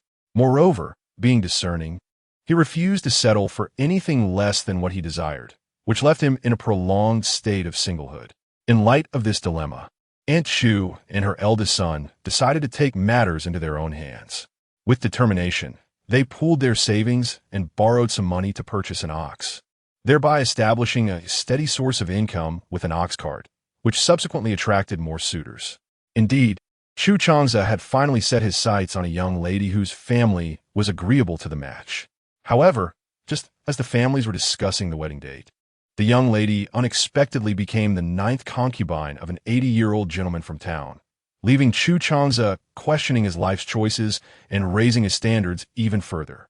As they conversed, Chu Changza arrived, seeking to see Shen Yan. Upon his entrance, Aunt Chu felt a wave of concern but refrained from addressing her worries in his presence. She discreetly pulled Zhang Guoxiu aside, her face clouded with anxiety. Guoxiu, your return is fortuitous. Your spirited nature and worldly experience could assist my second son in finding a suitable match. Zhang Guoxiu readily agreed, having watched Chu Changza grow up and maintaining a good relationship with the family. At that moment, Shen Chang's family also arrived, presenting a handful of copper coins as a gesture of goodwill. Aunt Chu regarded their 2 daughters with interest but quickly dismissed the idea. Noting their youth, the eldest was only 15. To her surprise, Wen Yang's family appeared as well, contributing another handful of copper coins, which perplexed and embarrassed Zhang Guoxiu. Wen Yang's family was nearly as impoverished as her own, and given their infrequent interactions, Zhang Guoxiu felt it inappropriate to accept money from a widow and her orphan child. Aunt Chu, however, had some insight into the situation and quietly explained it must be due to your Yao seeking her help with clothing and baskets. Upon hearing this, Zhang Guoxiu felt a mix of frustration and disappointment. That reckless child, even in our dire circumstances, she seeks assistance from others for garments and custom baskets, as if she wants everyone to know our family is left with nothing but our integrity. Upon noticing the elevation in her voice, Aunt Chu quickly tugged at her, cautioning her to lower her volume lest they attract the attention of Madame Wen. Furthermore, she remarked that she perceived Yao as a capable and imaginative child. It should not be forgotten that their return, along with Chang Jiang, was largely due to the efforts of his daughter-in-law. Zhang Guoxiu, reflecting on this, could not suppress a sigh. Perhaps it was merely luck, just a single recipe for pastries. She had previously been indulgent and lazy, and it seemed a mere stroke of serendipity. There would be no second chance. She resolved that the following day, she and her husband Chang Jiang would seek employment in the town. Dr. Su from Anfu Hall had mentioned that there was still hope for her son Ian's leg, and regardless of the cost, they were determined to pursue treatment. As for Yao, she ought to remain diligent and focus on managing the household. However, before she could finish her thoughts, Gu Yao approached them. "Sister Lu, you're here. I was just about to come find you. I still need several outfits made." Upon hearing this, Zhang Guoxiu felt her heart sink. "Child, you truly are a handful. Your mother has returned. Why trouble Madame Wen? Allow your mother to make them for you." Madame Wen, feeling somewhat awkward, pretended to smooth her hair and handed over the 4 outfits she had prepared for the twins. Yao, listen to your mother. Her sewing skills surpass mine. These are the outfits for your twins. Have a look." At the mention of new clothes, Jia Maqian, who had been engrossed in his bun, immediately set it down and rushed over. "Sister, I want to wear new clothes." During the days that Gu Yao was away, he had almost succumbed to the urge to return home, yet he couldn't bear to leave the twins behind, sharing in the joys of fruit picking, wild vegetable gathering, and egg hunting. Although tiring, he cherished the genuine companionship of friends over the indifferent concern of his father and the evident favoritism his mother displayed towards him and his cousin. In comparison, he preferred his current life, seeing how, in just a few days, the once rosy-cheeked boy had transformed into a charcoal-like figure. Gu Yao's heart softened. She gently caressed his little head and said softly, "All right, I will prepare new clothes for you, and later, we'll have a grand feast." Upon hearing this, Jiao Maqian leapt in excitement. La, sister is the best. New clothes and a feast." The twins were equally delighted, but they would be even happier if their elder brother's leg could heal. Zhang Guoxiu felt inclined to pour cold water on the situation. A feast? Yet Gu Yao, in her presence, began to boast about their bamboo baskets with Lu Tiniu. Indeed, Tiniu is becoming increasingly skilled. These bamboo baskets are quite impressive. Over the past 3 days, Tiniu had crafted 10 bamboo baskets, and Gu Yao paid him 81, while Madame Wen received 61. Upon receiving their payments, both instinctively glanced at Zhang Guoxiu. Her temper flared once more. What was this? Could she demand a refund? She was fierce, but not unreasonable. The amounts were fair. She cleared her throat. "Thank you all for visiting us. Today, please stay and share a meal." At first, no one was willing to stay for the meal, but eventually, it was Zhang Guoxiu's explosive temper that compelled them to remain. However, as they partook of the steamed rice accompanied by minced meat stir-fried with soybeans, scrambled eggs with tomatoes, cold cucumber strips, and vinegar stir-fried potato shreds, a sense of calm was swiftly replaced with fervor among the group. Notably, Lu Yanzi and Lu Tiniu were moved to tears by the exquisite flavors. Indeed, it was simply too delectable. Just then, an exceedingly jarring voice echoed from outside. "Oh, look, big brother and sister-in-law have truly returned." Chapter 52. Has Gu Yao's paramour arrived? Upon seeing the couple, Shen Changhu and his wife, Zhang Guoxiu could hardly contain her irritation. "Look at what my sister-in-law is saying. How could there be any doubt?" Jialan Cui still found it hard to believe. "Have you truly redeemed yourselves? Did Yao's cake recipe really sell for 100 taels? I seriously suspect that the owner of my Xiangjai is either foolishly affluent or has an affair with Gu Yao. Otherwise, How could a mere recipe command such a price? Gazing at the child dining closely beside Gu Yao, Jia Lan Shui felt she had uncovered the truth. This child, with delicate skin, was in no way comparable to the children from their village. Yao Yao, is this child from the Tong family? Gu Yao glanced at Jia Mo Qian, who immediately chimed in. Who is that old man's son? My dad. Realizing his slip of the tongue, he quickly corrected himself. Oh, I don't remember. Anyway, my dad doesn't have a surname Tong. He's not the owner of Tong's shop. If I were to recognize my sister as my mother, she would cook for me, make new clothes, and treat me well. From now on, she would be my mother. As he spoke, he affectionately leaned closer to Gu Yao, only to be shoved away by Shen Yan. Stop spouting nonsense. She cannot be your mother, only your sister. Jia Mo Qian stuck out his tongue at him. Come on, brother-in-law, don't be angry. I was just joking. Shen Yan shook his head. Food can be eaten indiscriminately, but words must not be spoken carelessly. You must not say such things again. With a pout, Jia Mo Qian finally conceded, oh, I got it. Gu Yao found the whole situation amusing. She patted Jia Mo Qian's head. All right, let us eat. To Jia Lan Shui's eyes, their affectionate interaction was undeniable evidence. I told you, if there were no hidden dealings, how could a single recipe sell for 100 taels? Gu Yao, you can no longer deny it. It is evident that you have an unspeakable relationship with the owner of my Xiangjai, and look, you even brought the child along. As soon as she uttered these words, the atmosphere fell into silence. Shen Yan's expression darkened, and before he could react, a figure darted out ahead of him, his mother, Zhang Guoxiu, with one hand on her hip and the other pointing an accusatory finger at Jia Lan Shui. She exclaimed, Jia Lan Shui, look at that foul mouth of yours. It stinks worse than the village latrine. My Yao Yao is a pure and innocent girl. How could she be associated with the sordid matters you suggest? You're the one with a dirty heart, seeing filth in everyone else, aren't you? Though her daughter-in-law was indeed lacking, Zhang Guoxiu felt it was her prerogative to chastise. No one else had the right to slander her family. Jia Lan Kui, not one to back down, retorted sharply, oh, Zhang Guoxiu, everyone in the village knows what kind of person your Yao Yao is. Otherwise, why would she marry your lame Shen Yan? How could someone so lazy and deceitful suddenly come into wealth? It's plain as day what is going on for a girl. Gu Yao wished to join the fray, but she realized in front of Zhang Guoxiu, she was nothing more than a small fry. She was born in the harmonious land of Huagua, never one to engage in quarrels. Yet Zhang Guoxiu possessed a silver tongue, adept at hurling insults with an unmatched flair. Bah, spare me your nonsensical drivel. This is a classic case of sour grapes. My Yao Yao earns her money through sheer talent.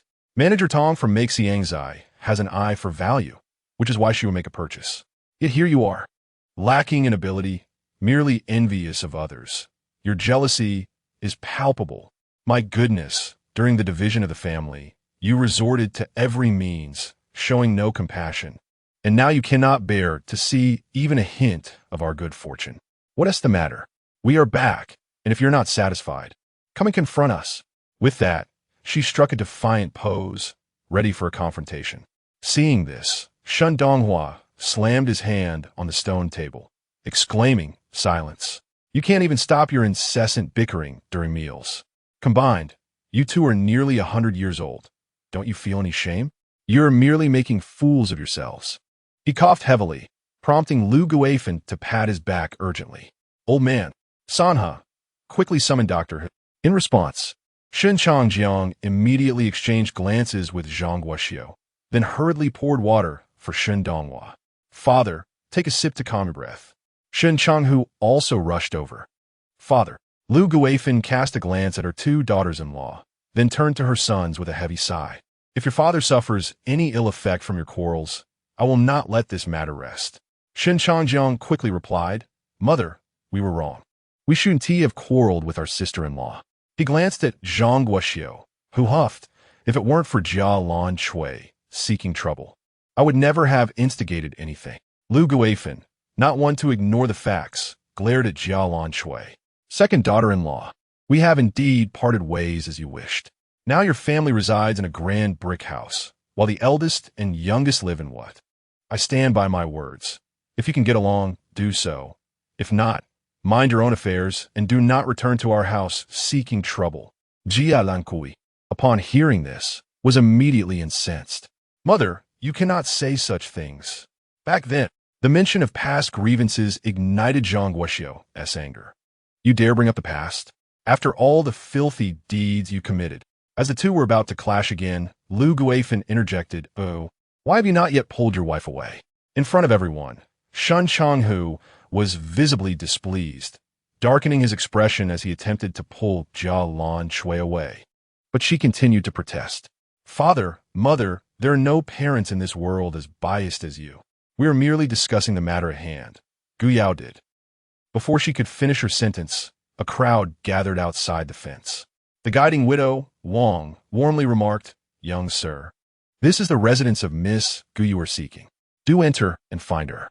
Upon seeing the unfamiliar gentleman, Jia Lan Shui's eyes sparkled with excitement. "Mother, did I not tell you? Look, has Miss Gu's suitor arrived?" The very mention of this caused Shi Tu to nearly stumble in shock. "Dear madam, please refrain from such talk. I am merely a humble servant from my Xiangzhai, here to deliver a message from Manager Tong." "Oh dear, you frightened him. He hasn't even proposed," yet not only did Jia Lan Shui's eyes gleam brighter, but even widow Wang grew increasingly intrigued. "Oh young man, do regale us with the message from Manager Tong. Is it something to be whispered? Come, share it quietly with your sister. I shall entertain you." As she spoke, she reached out to touch him. Shi Tu, overwhelmed by the situation, was left bewildered, pondering the absurdity of it all. "Whisper what?" "Miss Gu, Manager Tong has sent me to inform you that you must bring at least 50 mooncakes tomorrow." Upon seeing Gu Yao nod in acknowledgement, he hastily scrambled away. "Oh dear, I was merely here to convey a message, and yet it felt as though I was on the verge of losing my virtue. What kind of people reside in this village? I shall never return." Chapter 53. The Struggles of Business Mooncakes? What mooncakes? Jia Lan Shui was utterly bewildered when suddenly her eyes brightened, turning towards Gu Yao. "Could this possibly be a secret code between you and the proprietor of my Xiangzhai?" Unbeknownst to her, Aunt Chu and the Shun family were well aware of the situation. Grandfather Shan Donghua and Lu Guifan were even more informed.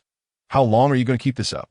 That night, Ersan and the others devoured the mooncakes that Yao Yao made and were clamoring for more. "She possesses that talent. Why do you still doubt it? Yahoo! Quickly take your crazed wife away." At this moment, Shun Chang, who felt utterly humiliated, he rose forcefully, dragging the skeptical Jia Lan Shui away. Yet, as they passed the fence gate, someone unexpectedly touched him. He turned to see the enchanting widow Wang smiling at him, narrowing his eyes as he quickened his pace. Upon returning home, Shun Chang, who tossed Jia Lan Shui onto the bed and sternly exclaimed, "Foolish! Why cling to the trivial matters concerning the Shun family? What is it to you whether they have conflicts with the town's Tang proprietor? Don't pretend you're unaware. You simply cannot bear to see the first family living comfortably." Jia Lan Shui landed painfully on the bed, grimacing in discomfort. "What now? You speak as if you desire the first family to thrive. Since you are so noble and selfless, prioritizing familial bonds, why didn't you rally the family to save Shen Yan when he was in such dire straits? Instead, you hid behind me like a coward. So, I am to be the villain here?" Jia Lan Shui could not tolerate Shen Chang, whose hypocritical demeanor, any longer. Shen Chang, who, of course, held no desire for the first family to prosper over his own. He merely believed Jia Lan Shui should not air their grievances before him and his parents, putting him in a difficult position. Impatiently, he retorted, "So your temper has grown, hasn't it? You dare to confront your own husband so skillfully. Do not forget, I am the head of this household. If you speak back again, I shall give you a slap across the face." Upon hearing this, Jia Lan Shui immediately bristled, raising her chin defiantly towards Shun Changhu. "You heartless wretch! Ever since I married you, I have toiled tirelessly without complaint, even bearing you 3 fine sons. Not only do you fail to utter a word of gratitude, but now you threaten to strike me. Come on, let me see you do it." Her heart ached. She had devoted herself to the well-being of this family, only to be met with such ingratitude. Shen Chang, who had intended to intimidate her, but upon witnessing Jia Lan Shui's audacity, he raised his arm as if to strike her. Just then, The voice of Sanju came from outside. Mother, why is dinner not ready yet? I'm hungry. I want to eat meat. Hearing this, Zhao Lanshui provocatively looked at Shen Changhu. Go ahead, strike me. With a child outside, Shen Changhu could not bring himself to act on his impulse. However, he found Zhao Lanshui's demeanor thoroughly repulsive. With a cold snort, he slammed the door and left. Having nowhere to go, he lingered by the back wall of his home, where he unexpectedly encountered an exceptionally radiant beauty. The widow Wang gazed at him with tender eyes, beckoning him with a subtle gesture, and he found himself inexplicably following her. After carefully counting out 20 coins, she cautiously tucked them into her sleeve, then washed her hands meticulously 3 times before proceeding to the adjacent room. She pressed against the tiger's mouth of Wang Posey and said, Mother, I shall summon Hu Longzhong to prescribe some medicine for you. Afterward, she intended to pinch the little one's cheek, but as soon as she made contact, she quickly withdrew her hand, for little Bao had uttered, Uncle. A flicker of panic flashed in her eyes, and she instinctively glanced at Wang Posey, who was cradling the child. Noticing no change in her expression, she forced a smile and said, Good Bao, once your mother has more silver, I shall buy you sweets. Would you like that?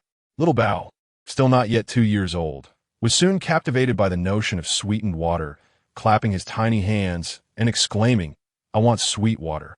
Observing the extraordinary clarity and brightness in his eyes, the widow Wang smiled gently and took her leave. Her business was not flourishing. The men in the village were tightly managed by their wives, leaving her to target only a few who slipped through the cracks.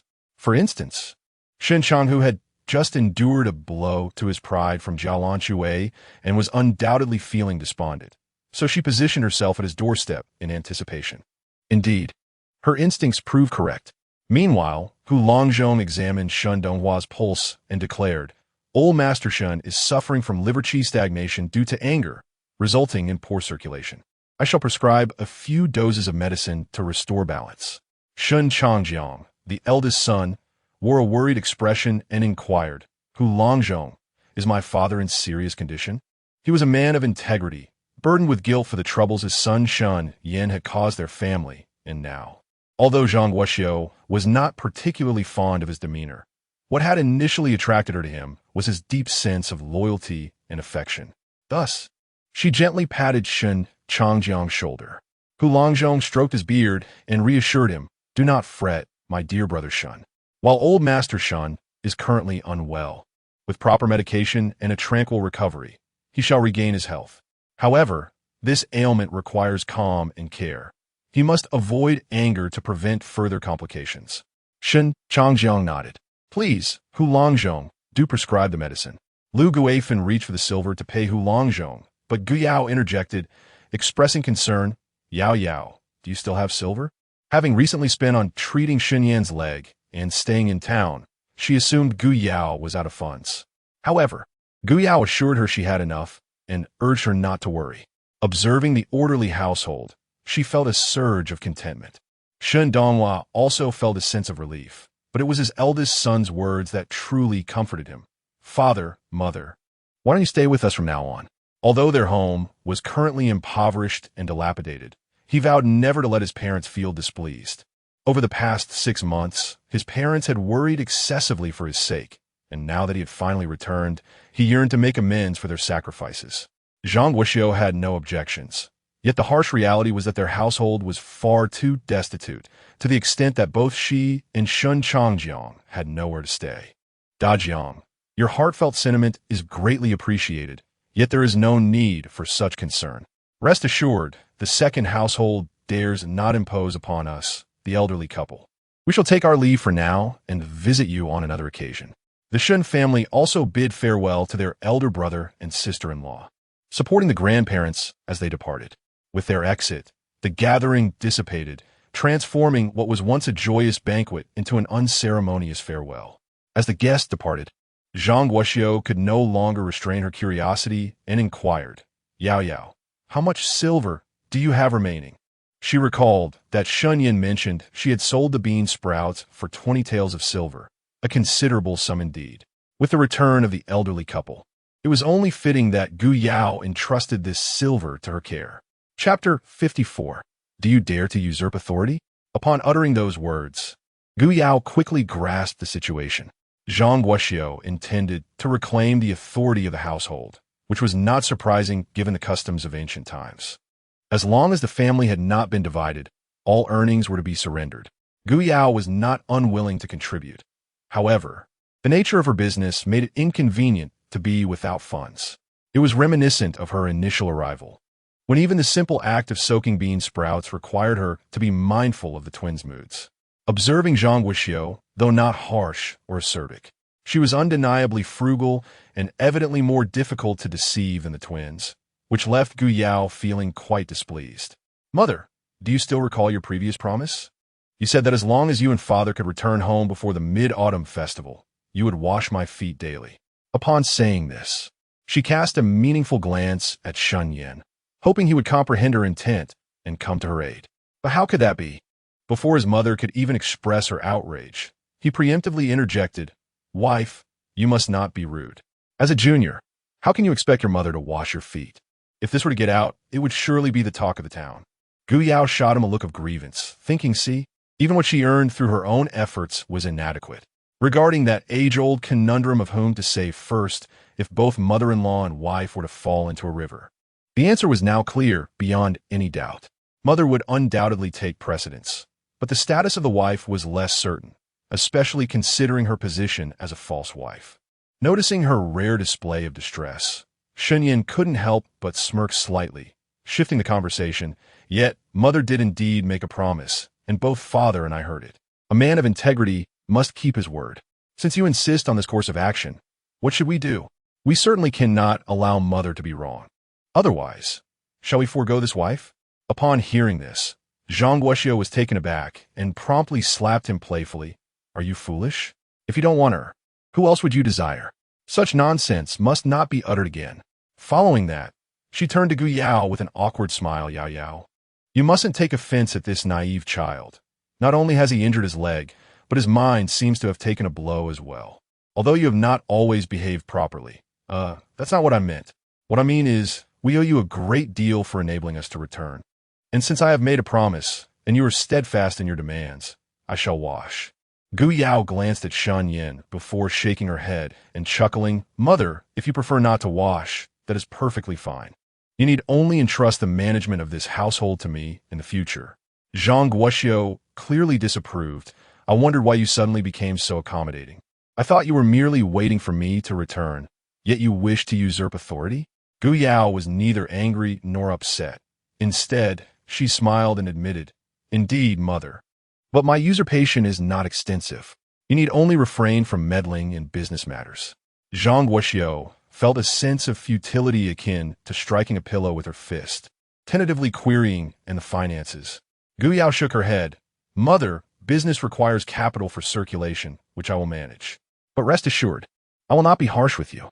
Although Gu Yao's actions contravened tradition, Shen Changjiang perceived her as a thoughtful and capable individual, holding her in high esteem. The essential point was that the 20 taels of silver were rightfully earned by Gu Yao herself. However, he refrained from advising his wife and instead chose to assist with the children in tidying up the dishes. While he hesitated, Shen Yan was more forthright.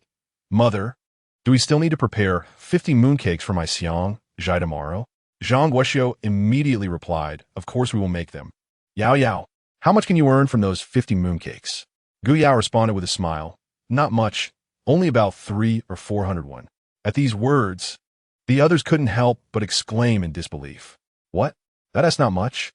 300 to 400 won for 50 mooncakes is undoubtedly a substantial profit." Yet, Gu Yao informed them, "It will be even less in the future, as my Xiang Zhai will surely approach me for collaboration, and by then, it might only be half." The group concurred that even half would still be a significant profit. Zhang Guoxiu, intrigued, asked in Yao Yao, "Will you teach me how to make mooncakes? With work at home, who would go to the town for hard labor?" Seeing that the matter was settled, Gu Yao readily agreed, "Of course." However, Zhang Guoxiu remained somewhat apprehensive. But Yao Yao, managing a household is no easy task, especially when it comes to safeguarding silver. "Have you hidden those 20 taels properly? You cannot carelessly place them anywhere, especially not in a mouse hole. Show me a glimpse of it." Her intentions were purely out of concern, Yet her words abruptly silenced the courtyard. What? Mother mentioned that sister-in-law has how much silver? 20 taels? The twins immediately abandoned their dishwashing, shaking off their hands as they rushed over. Sister-in-law, do we truly have that much silver? Wasn't it 5 taels? Eldest brother had claimed that his family possessed 5 taels, but that could easily be more. They felt they could never exhaust it, although the expenses for their brother's leg would be separate. Realizing she could no longer evade the inquiry, Gu Yao decided to let them see it for reassurance and stood up to fetch the silver from her room. Shen Yan, witnessing her playful smile before she departed, couldn't help but chuckle. With Gu Yao possessing a space, who could possibly conceal silver more securely than her? He understood that Gu Yao was not genuinely concerned about the silver. Otherwise, she would not have been so quick to redeem her parents. What she valued was the convenience of future endeavors. Gu Yao maintained the pretense quite well, spending a full tea session in her room before emerging with 2 large ingots of silver, 2 pieces of broken silver, and a heap of copper coins. The twins were momentarily taken aback. Mother, how did their family suddenly acquire so much silver? Jiao Maqian scratched his nose. Is this all? Is that really necessary? It was evident that the twins lacked his worldly experience. Zhang Guoxiu, though knowledgeable, was still taken by surprise, her heart swelling with delight as she touched the gleaming ingots. Dear husband, we must also put in the effort. We cannot let Yao Yao bear all the burden alone. We must together save money for our Yan's leg treatment. As long as her Yan's leg can heal, she will have no more worries. Shen Changjiang became invigorated, and even the speed at which his subordinates washed the dishes notably quickened. Although the silver paid for their redemption was substantial, it remained intangible to them. The 22 taels of silver before them felt palpably real. Gu Yao observed their newfound sense of security and finally retracted 2 large ingots. Yet she pushed 2 pieces of broken silver towards Zhang Guoxiu. Mother, I frequently engage in business in town, so please take these 2 taels of silver. I entrust all household matters to you and father. Zhang Guoxiu immediately donned a beaming smile, exclaiming, My child, why do you give so much? The household only requires a modest sum for daily necessities. You ought to keep it. Gu Yao insisted on her offer, and only after Shen Yan intervened did she relent. However, her gaze towards Gu Yao softened considerably, acknowledging that this daughter-in-law was indeed capable and generous with her silver. Chapter 55. Taking half the profit the following day. As Gu Yao arrived at Maixiang Zhai to deliver mooncakes, Manager Tong was reporting the business status of Maixiang Zhai to a young gentleman clad in blue in a private room. Through the window, he caught sight of a familiar face, prompting the blue-clad gentleman to close the account book in his hands and inquire, Is it true that you purchased the cake recipe from that young woman outside for 100 taels of silver? Manager Tong quickly followed his gaze outside and, upon recognizing Gu Yao, bowed respectfully, replying, Indeed, master, while it was quite an investment, the subsequent profits are assuredly substantial. If it weren't for Guan Chunzhai unexpectedly introducing a pastry known as bread, I firmly believe that, given time, Maixiang Zhai could undoubtedly become the premier pastry shop in Yonglu town. Such is the play of fate. Although the emergence of bread had indeed impacted their cake sales, both bread and cake possessed their unique merits, complementing each other. Currently, both establishments were enjoying equal shares of the market. However, he could not fathom from where Guan Chunzhai had acquired such an adaptable bread recipe. While he remained in the dark, the blue-clad gentleman was not. A sly smile spread across his lips as he remarked, This young woman is quite remarkable. First, she sold you the cake recipe, then she sold a comparable bread recipe to Guan Chunzhai. Now, her egg yolk mooncakes are set to compete with both our establishments. Indeed, after Manager Tong settled the payment for the 20 mooncakes from the previous day, he attempted to buy the egg yolk recipe outright, only to be met with a firm refusal from Gu Yao. Miss Gu, this is a once-in-a-lifetime opportunity. It's merely an egg yolk recipe. Consider it, and we can negotiate the price. If you have reservations, you may certainly visit Guan Chunzhai. We will undoubtedly offer a better price. His words did pique Gu Yao's interest, yet she reiterated, Manager Tong may have misunderstood my intentions. I do not intend to sell the egg yolk recipe at all. Since you're interested in my egg yolk mooncakes, Let us engage in a proper discussion. Manager Tong listened intently. The blue-clad gentleman in the private room closed his fan, eager to discern the depths of this young woman's cunning. Having earned 120 taels from Qingfeng Tower and another 100 taels from Xiangjai, he found her quite intriguing. In his years navigating the business world, he had never encountered anyone quite like her, save for himself. After all, if he were unremarkable, how could he manage so many establishments at such a young age? With these thoughts in mind, he gently resumed fanning himself. Meanwhile, Gu Yao began to speak. Though mooncakes are merely seasonal delicacies, the cultural heritage of the Mid-Autumn Festival, spanning millennia, ensures that as long as life isn't too difficult, the people of our Yin nation are eager to partake. Thus, a single season can yield profits sufficient for an entire year. Hearing this, Manager Tong was taken aback. Had the rural young woman's knowledge expanded to such remarkable breadth? Was Gu Yao intending to raise the price? The blue-clad gentleman, however, chuckled. Was it truly the incompetence of his two subordinates? Or was this young lady simply adept at manipulation? How could Manager Tong find himself at such a disadvantage so swiftly? Manager Tong? Please do speak. Thus, I intend to showcase our diverse array of mooncakes to their fullest potential, ensuring that our mooncakes become an indispensable delicacy for the Mid-Autumn Festival. In her discourse, Gu Yao presented an exquisite bamboo basket before Manager Tong. Upon receiving it and unveiling its contents, his eyes widened in astonishment at the sight of 8 meticulously arranged pastries. Gu Yao, self-sufficient, retrieved 2 5-nut mooncakes from behind the counter and placed them inside, beaming with satisfaction at the sight of the filled basket. The 2 central mooncakes were filled with salted egg yolk, a notably enticing feature, while they were surrounded by 2 peach egg yolk mooncakes, 2 red bean egg yolk mooncakes, 2 pumpkin egg yolk mooncakes, and 2 5-nut mooncakes. Eating mooncakes during the Mid-Autumn Festival symbolizes reunion, while the number 10 signifies completeness and perfection, both imbued with auspicious meanings. What does Manager Tong think of this exquisite box of mooncakes? Gazing at the splendid array, it took him a moment to regain his composure, finally exclaiming, "Marvelous! It is both innovative and likely to enhance our sales. But how should we price this box?" Gu Yao slyly replied, 99 will suffice. Indeed, upon hearing this, Manager Tong immediately furrowed his brow, muttering only 99. Yet, before he could finish, he promptly corrected himself. Splendid. 99 is nearly the same as 100. 99 is perfect. This arrangement allows customers to purchase a variety of flavors, with the basket being a delightful bargain, while also enabling the seller to offer more sets. The two then continued their discussions regarding collaboration. After Gu Yao departed, the young man in blue gazed at the box of mooncakes on the table and couldn't help but smile. If she takes half the profits, 31. What if I sell this box for 201? He summoned a servant.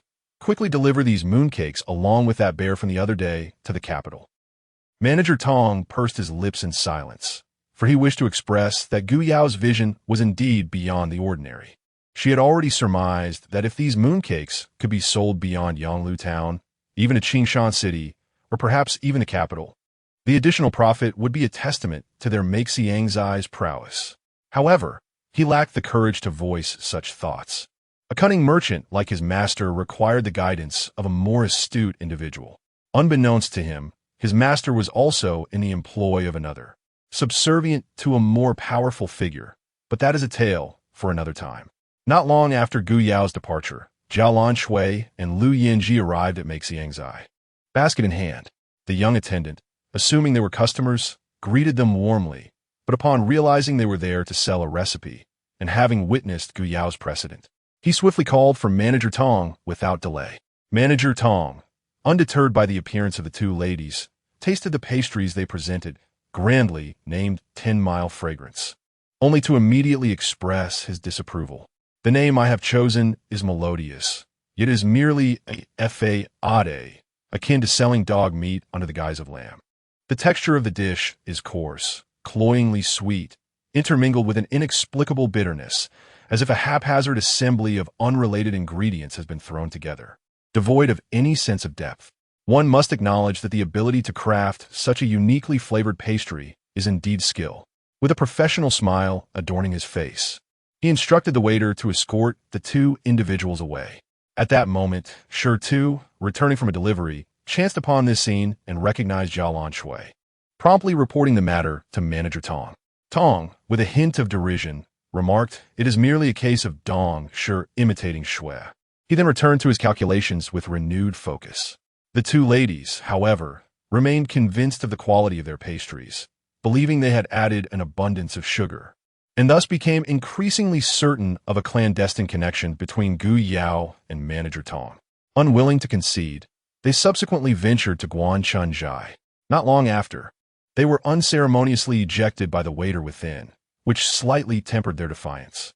Meanwhile, Gu Yao, as was her custom, traversed the streets hawking her eggs twice before returning home. Upon her arrival, a throng of people immediately converged upon her. Gazing into Shen Yan's rarely inquisitive dark eyes, she felt a wave of trepidation wash over her. Alas, she had forgotten the task he had entrusted to her. Chapter 56. The remarkable husband she chose to disregard Shen Yan, and with a radiant smile, presented each of the three most adorable children with a lollipop. The packaging had been removed, and the plastic sticks replaced with small bamboo skewers, emphasizing her carefulness. Jiao Maqian and Shun Sun immediately received them with gleaming eyes. Shun Mu, tilting his head earnestly, began to boast, "Sister-in-law, I, along with the third brother and Baozi, went peach-picking again today and gathered nearly half a basket." Gu Yao affectionately ruffled his hair and said, "Yes, our little Mu is the sweetest."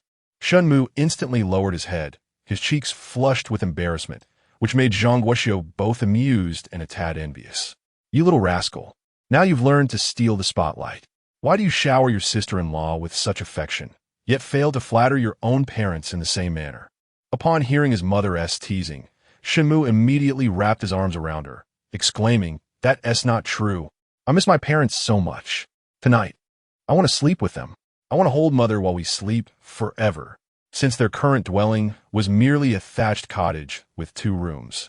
Last night, Shun Changjiang and his wife had slept in the twins' room. The bed in the twins' room was small, making it cramped for 3. Thus, Shun Changjiang and his wife had actually slept on the floor. Originally, Gu Yao had suggested Zhang Guoxiu sleep in their room, but Zhang Guoxiu adamantly refused, not wanting to disturb the newlyweds, stating she would just fetch a bedding board the next day. Gu Yao chose not to argue further, knowing that if Zhang Guoxiu did indeed stay, it would not be as convenient for her to come and go. She contemplated the need to build a house soon, feeling that the thatched cottage bore too much of a rustic charm and could hardly withstand the test of a storm. After enjoying a rare moment of maternal affection with Shan Mu, Zhang Guoxiu pushed him away, saying, "All right, go enjoy your candy." She was not truly envious of Gu Yao. Shen Mu's actions indicated that he genuinely accepted his sister-in-law, showing that Gu Yao treated her family well, which delighted her. She eagerly grasped Gu Yao's hand, her eyes sparkling. "Yao, how are the mooncakes? Are they selling well?" As soon as she spoke, Shun Changjiang paused his work, looking over with keen interest. The often overlooked Shun Yan lifted his gaze once more. Sensing his attention, Gu Yao chose to continue ignoring him and replied to Zhang Guoxiu, "Mother, my Xiangjai has requested that I temporarily deliver 100 mooncakes each day, and they will handle the subsequent processing and baking themselves, so the profits will be split 50-50. 50-50? That means," just as Zhang Guoxiu began to count the costs on her fingers, Shen Yan interjected, "Mother, we can earn 3-1 for each mooncake." Zhang Guoxiu's eyes widened in realization, and she exclaimed, 100 a day? That means we could earn over 300 daily. She was about to calculate how many days remained until the Mid-Autumn Festival, pondering how long this business could last and how much silver they might ultimately earn. However, Gu Yao did not give her the chance, continuing, "But that's not all. Manager Tong has asked me to quickly send over 100 box mooncakes, and fearing we might lack funds, he even provided me with an advance." "Box mooncakes? What are those? How much did he give?" Zhang Guoxiu transformed into a veritable fountain of knowledge, while Shun Changjiang, though somewhat unclear, found himself intrigued enough to set aside his work and join in the conversation, thinking he could continue his tasks later on the straw mat. This was certainly a far cry from the days spent as a servant in the Huang residence. The curious twins gathered around, only to be shooed away by their mother. Off you go, little ones. Your chatter will spoil the fun. With his legs crossed and a piece of candy in hand, Jiao Maqian burst into laughter. Serves you right. Being a child, yet lacking the wisdom of one. How fitting. Shen Sun immediately retorted, as if you're not a child yourself. Jiao Maqian laughed even louder. I'm not. Otherwise, I wouldn't have journeyed alone with Gu Yao from Yonglu town to this Chonglu village, although returning on my own is not an option, and I have no desire to go back anyway. Despite its poverty, this household was generous with food, and each member treated him as one of their own, giving him a sense of belonging. Shen Mu inquired, So how old are you this year? Jiao Maqian replied, 8. The twins chimed in unison, commanding him to help wash peaches, pumpkins, and beans for the mooncake filling. Gu Yao glanced at the 3 children and, filled with satisfaction, responded to Zhang Guoxiu, We received 10 taels of silver. Zhang Guoxiu gasped in astonishment. 10 taels? What about the boxed mooncakes? How much do you think we could earn from 100 boxes? Is it better to sell them individually or as sets? Gu Yao was at a loss for words. But fortunately, Shen Yan spoke up to clarify. Mother, the boxed mooncakes come with 10 mooncakes arranged in a basket for sale. While individual sales might be preferable, the collective quantity promotes consumption. So overall, we earn more from the sets, approximately 30 won per box. Just yesterday, he was unaware of Gu Yao's purpose in having Lu Tiniu craft that large basket, but upon seeing her take even a single mooncake to town this morning, the realization dawned upon him. He wondered how far off his calculations were. He looked towards Gu Yao, realizing that not only were they not off, but they were indeed identical. Gu Yao admired him, pondering how such a sharp mind could exist. Her gaze sparkled with admiration. Shen Yan felt his heart race under her scrutiny. Finally, unable to bear the tension, he was about to speak when Gu Yao remarked, Husband, you are impressive. From now on, the task of calculating our silver will be entrusted to you. Your mind is sharper than a calculator. Zhang Guoxiu interjected. What silver are we calculating? Shen Yan quickly understood. Are you considering recruiting more people to weave the bamboo baskets? Gu Yao glanced at Zhang Guoxiu before nodding. I've done the math. Given Tiniu's pace, one person can only craft 5 bamboo baskets in a day. At this rate, it would take an eternity to fulfill the 100-box sets requested by Manager Tong. Shen Yan concurred. Mooncakes are a seasonal delicacy. We cannot afford delays. Your reasoning is sound. Allow me to recommend a few individuals. While Gu Yao already had candidates in mind, she earnestly replied to Shen Yan. Yes, please share your thoughts. Chapter 57. Seeking villagers to weave baskets. What Shen Yan articulated resonated perfectly with Gu Yao's thoughts. It pertained to the family that had assisted in venturing deep into the mountains to find Shen Yan. At this time, the agricultural labor had yet to commence in earnest, leaving everyone idling at home, eager to find a task to engage in. The matter of weaving baskets provided a timely opportunity for them to reciprocate. In this era, employment was scarce. In the countryside, beyond tilling the land, one could only venture into the mountains to forage for wild vegetables or gather firewood. While there were jobs available in the town, they were laborious and yielded meager earnings.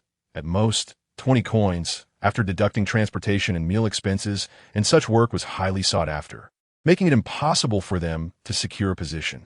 Thus, during their leisure hours away from the fields, they often gathered beneath the locust tree at the village entrance to gossip. Gu Yao first visited Sister Wen's household. Upon entering the courtyard, she spotted Lu Tiniu diligently weaving bamboo baskets. Noticing her arrival, Lu Tiniu promptly set aside his work to greet her, saying, Sister Shun, you have come. Observing Gu Yao's gaze upon the bamboo baskets, he quickly added, Sister Shun, I assure you, I will complete the remaining 10 and deliver them to you tonight.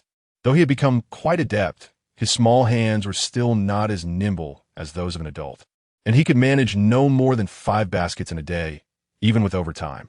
Nevertheless, he felt exceedingly satisfied. 5 baskets amounted to 40 coins, surpassing the combined earnings of his mother and sister. Even if the count dwindled to 25 coins, he would consider it a stroke of fortune from the heavens for Gu Yao to have bestowed upon him such an opportunity. He feared the loss of this work. Gu Yao's purpose in coming was precisely to convey this message. After all, she had initially sought Lu Tiniu for the basket weaving, but he could no longer meet her demands. While it was her prerogative to find others, she deemed it necessary to inform Lu Tiniu. She held great affection for this earnest child.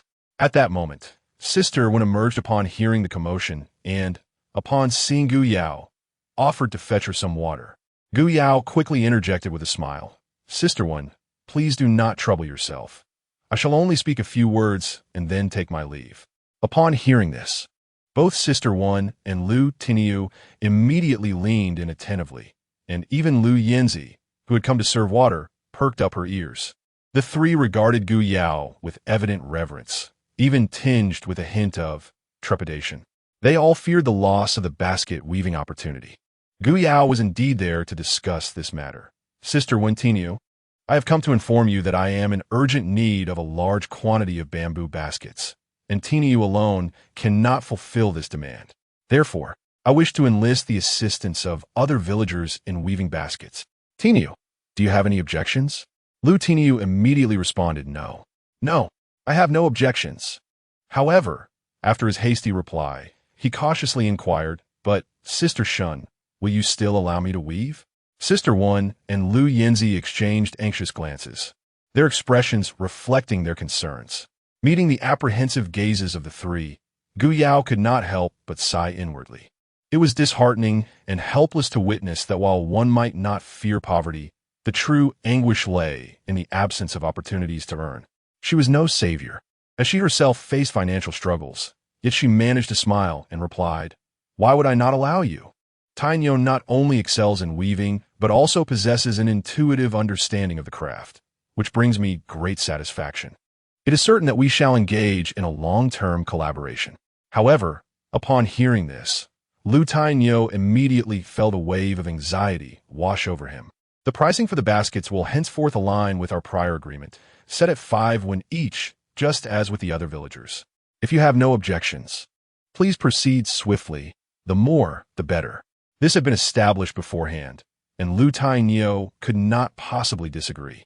He nodded vigorously, exclaiming, No, absolutely no objections. I will endeavor even harder to create baskets for Sister Shen. At that moment, Wen Yang suddenly felt discomfort in her chest and was unable to suppress a fit of coughing. Alarmed, Lu Yanzi and Lu Tainyo rushed to summon Dr. Hu, but she managed to halt her coughing fit, her face flushed and troubled. I apologize for causing Yao Yao concern. It was just a bit of choking.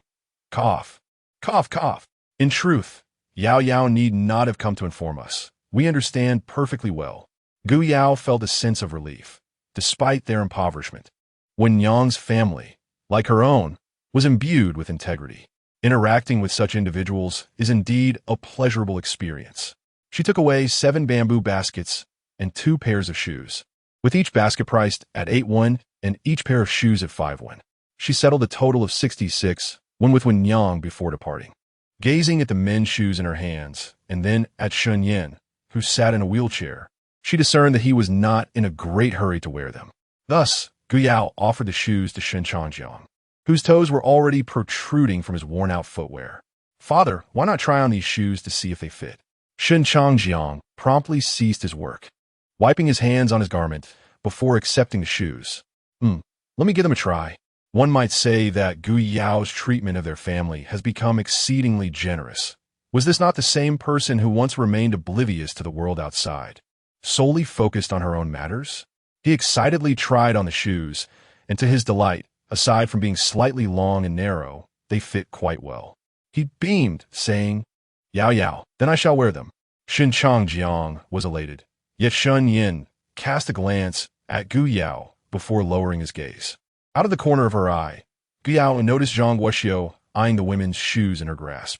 She glanced down at her own well-worn shoes and, with some reluctance, extended the shoes to Zhang Guoxiu. Mother, would you like to try them on as well? Zhang Guoxiu's eyes lit up, but upon noticing Gu Yao's mismatched shoes, she scoffed. It's obvious they are too small. Why would I try them on? You should keep them for yourself. I'm not like some people who lack self-awareness, unable to discern the size of the shoes made for their own son. Just look at how long and tight they are. Yet they insist they fit. It's truly laughable.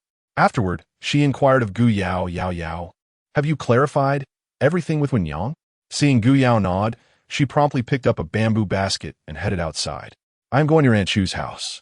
Yao, you should visit the village head's home, and as for that person with ill-fitting shoes, hurry to your third brother's house.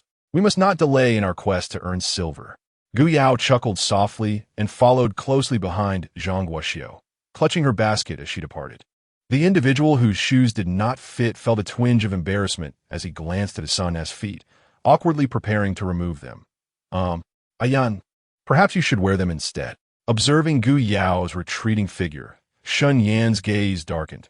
No need. The shoes will stretch with wear. They are better suited for my father. I have no need for shoes.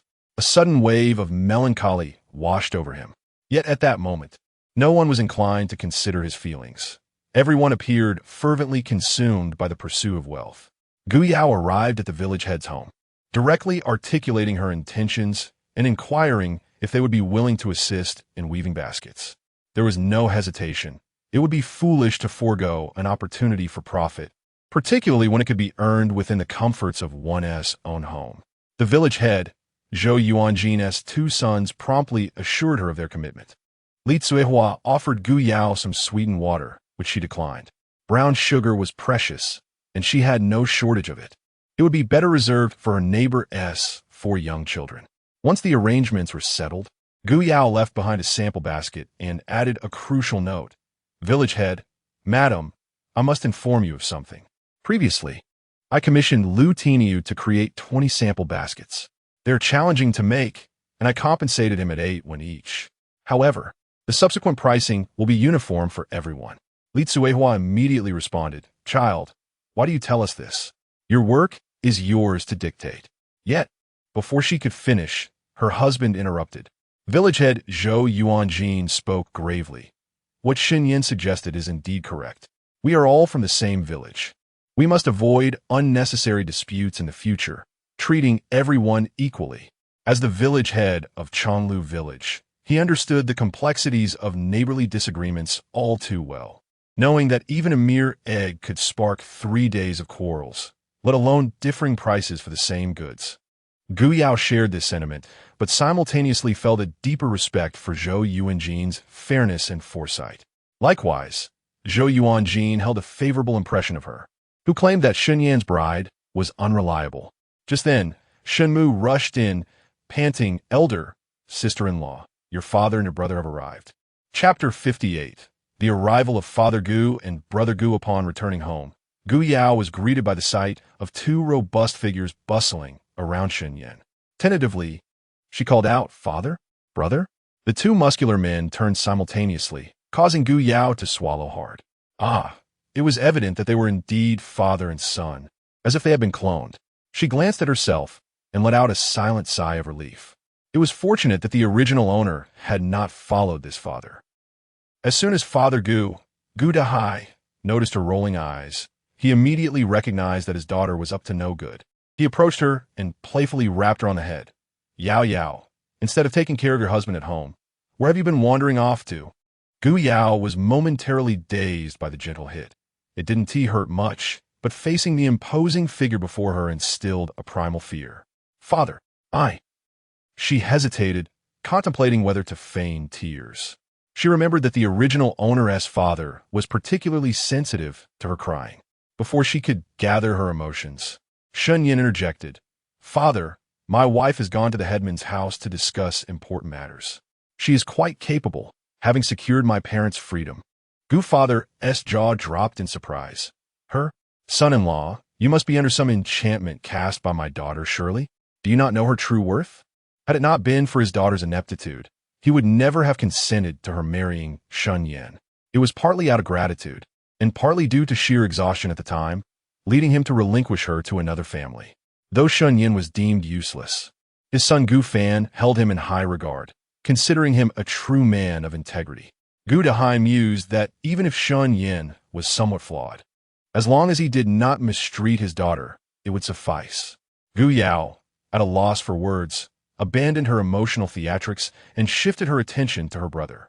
Fan, have your injuries healed? Although Gu Fan had been shielded from a fatal blow by Shen Yan, he had received 2 cuts. She recalled that during that chaotic time, the original family had been in disarray, in a life-threatening situation. The original owner had prioritized seeking out a handsome man over her family's well-being, demonstrating an undeniable lack of responsibility. Despite his fierce appearance, Gu Dahai was, in fact, a father who dotes upon his daughter unconditionally. Even then, he had refrained from striking her. With this thought, Gu Yao felt a surge of confidence. Although Gu Fan shared a similar robust appearance with their father, their temperaments were worlds apart. Gu Fan beamed at her with innocence. "Sister, I'm all better now. We couldn't wait to come see you as soon as we heard that brother-in-law's parents had returned. How are you faring at brother-in-law's home?" Upon hearing this, Gu Dahai scoffed. "I see your sister seems to have grown a bit taller, and her demeanor appears livelier. How could she possibly be doing poorly? I told you, the son-in-law I found for you is undoubtedly a fine match. Once his leg heals and he can support this family, he will be far superior to those frail, useless fellows." Although in this era, there exists a profound reverence for scholarship, Gu Fu harbors a disdain for the frail and delicate Xie Huan, primarily due to his manipulation of his daughter's affections. Ethical principles seem to have been devoured by dogs. Gu Yao understood her father's insinuation, and Shen Yan was also aware. He cast a glance at Gu Yao and, noting her unperturbed expression, slowly spoke. "Father, it is all in the past. My wife is currently in good health." Gu Fu's interest was piqued. "Oh, son-in-law, do share how she is faring so well. And regarding the matter of redeeming your father-in-law, how did you manage that?" His curiosity was insatiable. Gu Yao, feeling somewhat embarrassed by the praise directed at her, decided to take her leave. "Father, brother, husband, you may converse at your leisure. I shall go prepare mooncakes." Before departing, she winked at Shen Yan, signaling him to temper his remarks. Shen Yan raised an eyebrow in acknowledgement.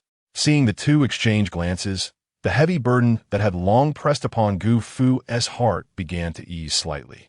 He inquired with astonishment, "Son-in-law, my daughter can indeed craft mooncakes, such exquisite delicacies? How was I unaware of this?" His curiosity was further ignited. Shen Yan's eyes flickered momentarily before he began to narrate the tale. Eventually, after Shen Yan's voice grew hoarse from speaking, Gu Fu continued to bombard him with questions until the return of Shen Changjiang and his wife prompted him to extend his congratulations to them instead. Upon noticing the 2 bulging bags of rice in the courtyard, Shen Changjiang and his wife expressed, "Father-in-law, your visit is more than welcome. But why bring such a bounty of rice? What a considerable expense. This puts us in quite an awkward position." As the elders engaged in pleasantries, Shen Yan swiftly maneuvered his wheelchair back to their quarters. Inside, Gu Yao was diligently preparing salted egg yolks, the crucial technique for mooncake making. In a gentleman's world, one bears no guilt, yet possessing beauty may invite envy. The gaps in their fence were too wide. Thus Gu Yao chose to create the salted egg yolks indoors. As Gu Yao crafted new yolks, Shen Yan meticulously retrieved the previously prepared ones, washing them clean in water. Regarding the matter of the buns, do consider inquiring with Manager Tong tomorrow, lest you stir up unnecessary trouble. Shen Yan could not help but remind her. Feeling a twinge of guilt, Gu Yao promptly nodded earnestly. "Rest assured, I shall not forget again." Shen Yan possessed an uncanny perceptiveness. The previous day, when Jiao Maqian had casually mentioned it, he had immediately urged Gu Yao to inquire with Manager Tong. Little did they know, it was already too late. At dusk, 2 constables unexpectedly arrived in the village. Alongside them, a young gentleman clad in fine attire appeared, as well as the village head, prompting the villagers to gather. It was indeed the first time constables had come to their remote village, a place where not even a bird would dare to defecate. Chapter 59. The disappearance of the bun. The constable brandished his knife and stepped forward, posing a question. "Is this the residence of Shen Yan?" Shen Yan nodded affirmatively. "Have you forcibly detained this child and subjected him to harsh treatment?" Everyone leaned in to examine the portrait in the constable's hand. Gu Yao recognized it was the bun and immediately shook her head. "My lord, could this be a misunderstanding? This child was saved by us on the road." Yet before she could finish, she was sharply interrupted by Yuan Lin, a young gentleman clad in opulent attire beside the constable. "My lord, you see, this woman has confessed. It was she who abducted my cousin, causing my aunt to fall gravely ill. I implore you to seek justice for the Jia family." He feigned righteous indignation. It showed no concern for the bun, which left Gu Yao apprehensive, suspecting him of ill intentions. Shen Yan cast a cold glance at the young gentleman before addressing the twins. "Amu, Xian, go fetch the bun." Upon hearing this, the twins dashed out. One must wonder, how could the bun take so long by the river fetching water? Gu Fan, noticing the situation, hurriedly followed them outside. Shen Yan, maintaining his composure, surveyed the surroundings before speaking to the constable. Whether this child is being held against his will or has chosen to stay will be revealed once he returns.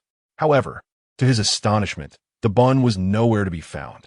Breathless, Shen Xian rushed back, exclaiming, "This is terrible. The bun is missing. Gudigo and Ergo are searching for him by the river." Upon hearing this, the village chief immediately rallied the villagers to search as well. Shen Changjiang and Gu Fu also joined the quest.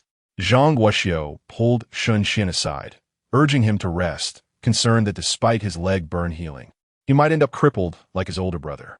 Gu Yao wished to join the search, but was abruptly halted by Bai Yuanlin. "What?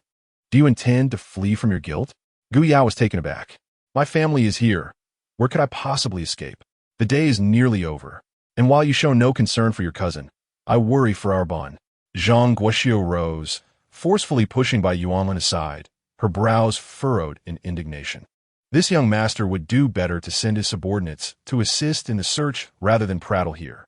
Her spittle sprayed across Bai Yuanlin's face, causing him to recoil in disgust. "What a coarse woman!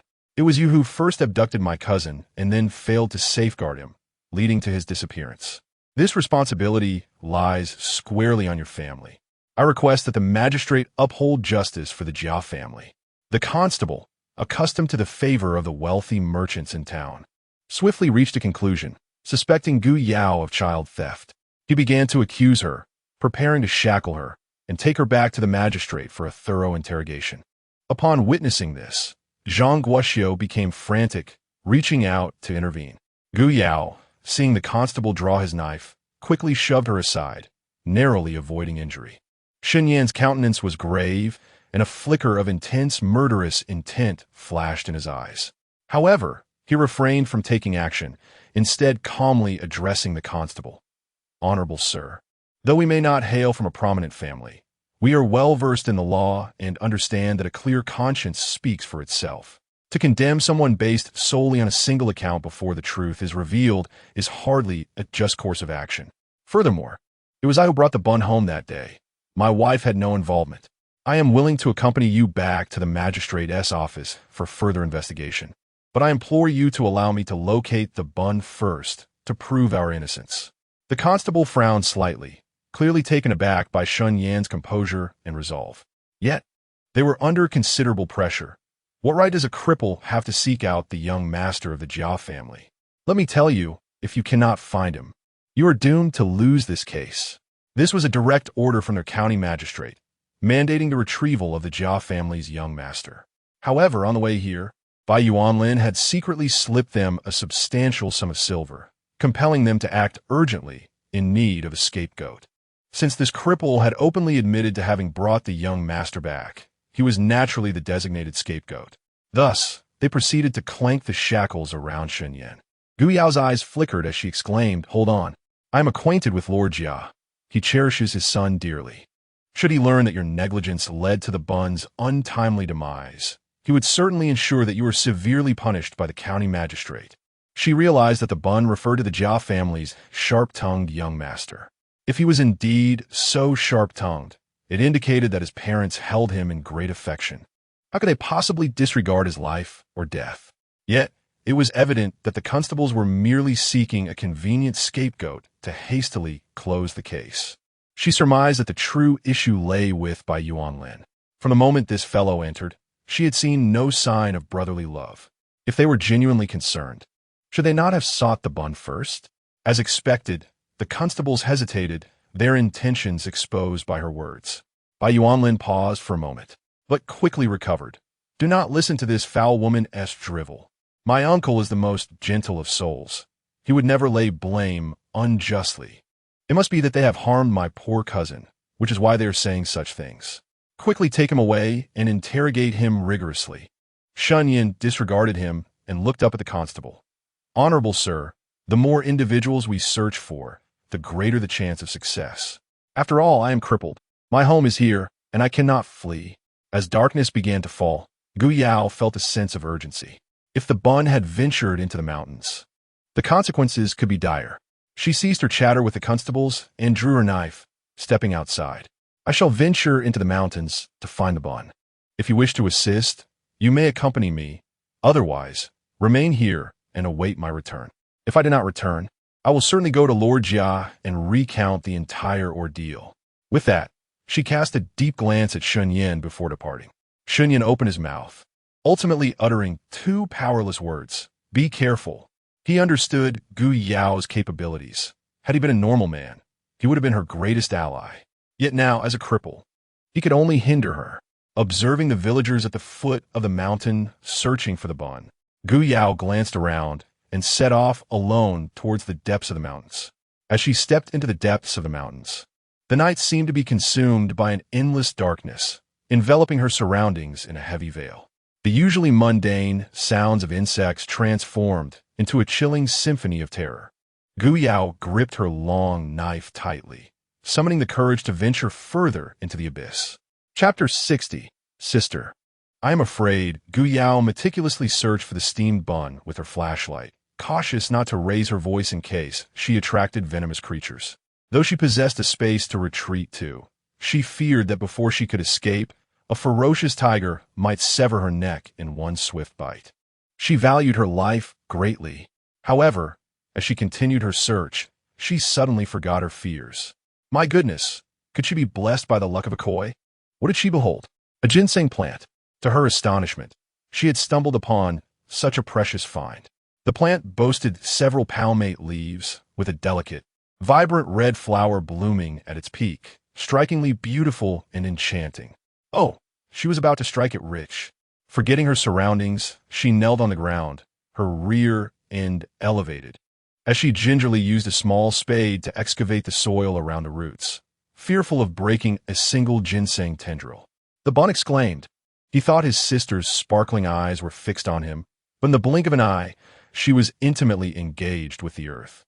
He dare not shout, for a large snake lay merely 10 feet away, its gaze fixed menacingly upon him. The sight of its elongated, pointed tongue sent shivers down his spine as he cowered behind a rock, trembling. Sister the snake, alerted by the noise, flicked its tongue, producing a hissing sound.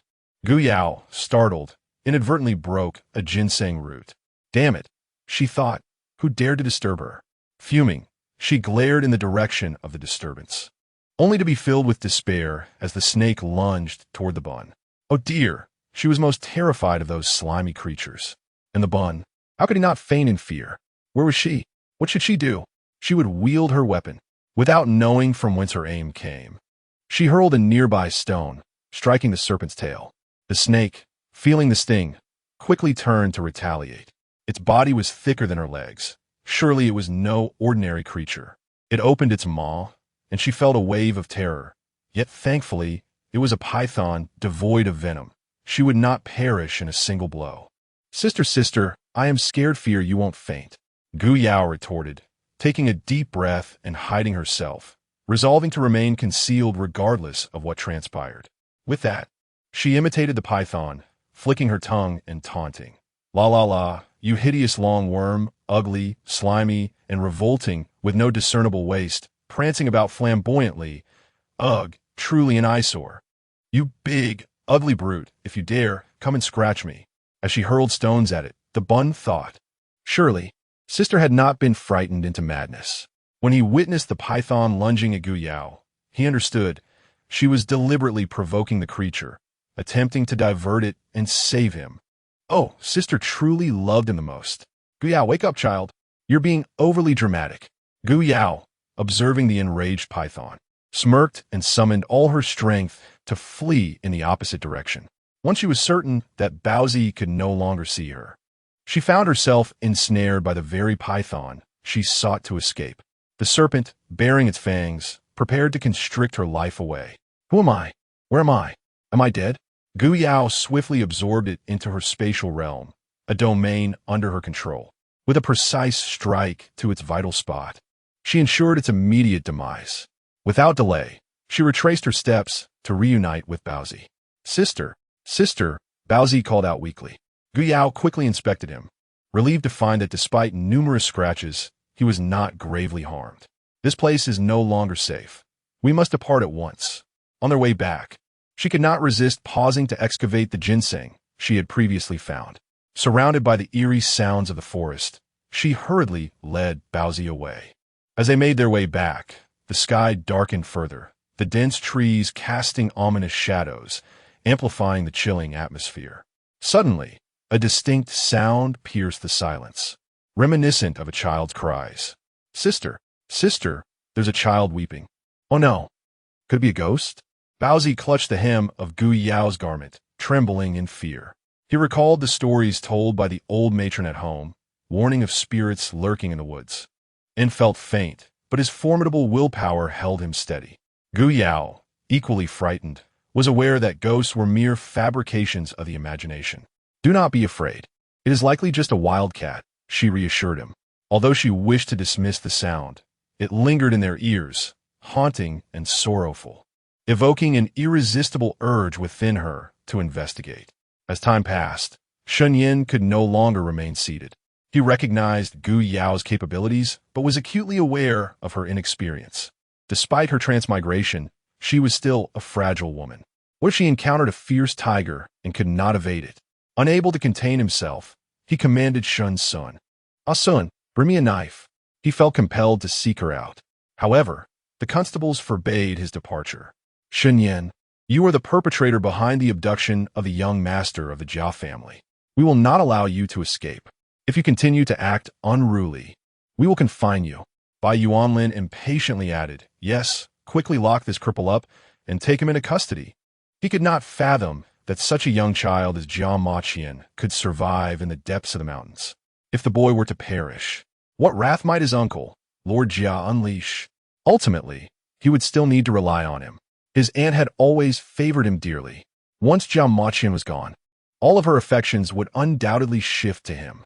Zhang Guoxiu promptly positioned himself in front of Shen Yan, refusing to allow them to restrain him. The authorities were no benevolent entities. Anyone who entered their grasp would surely be stripped of their dignity. The constables, taken aback by the audacity of the troublesome citizen obstructing their investigation, drew their swords once more. At that moment, Shen Yan's gaze turned icy, and just as he was about to take action, the voice of Widow Wang rang out from outside.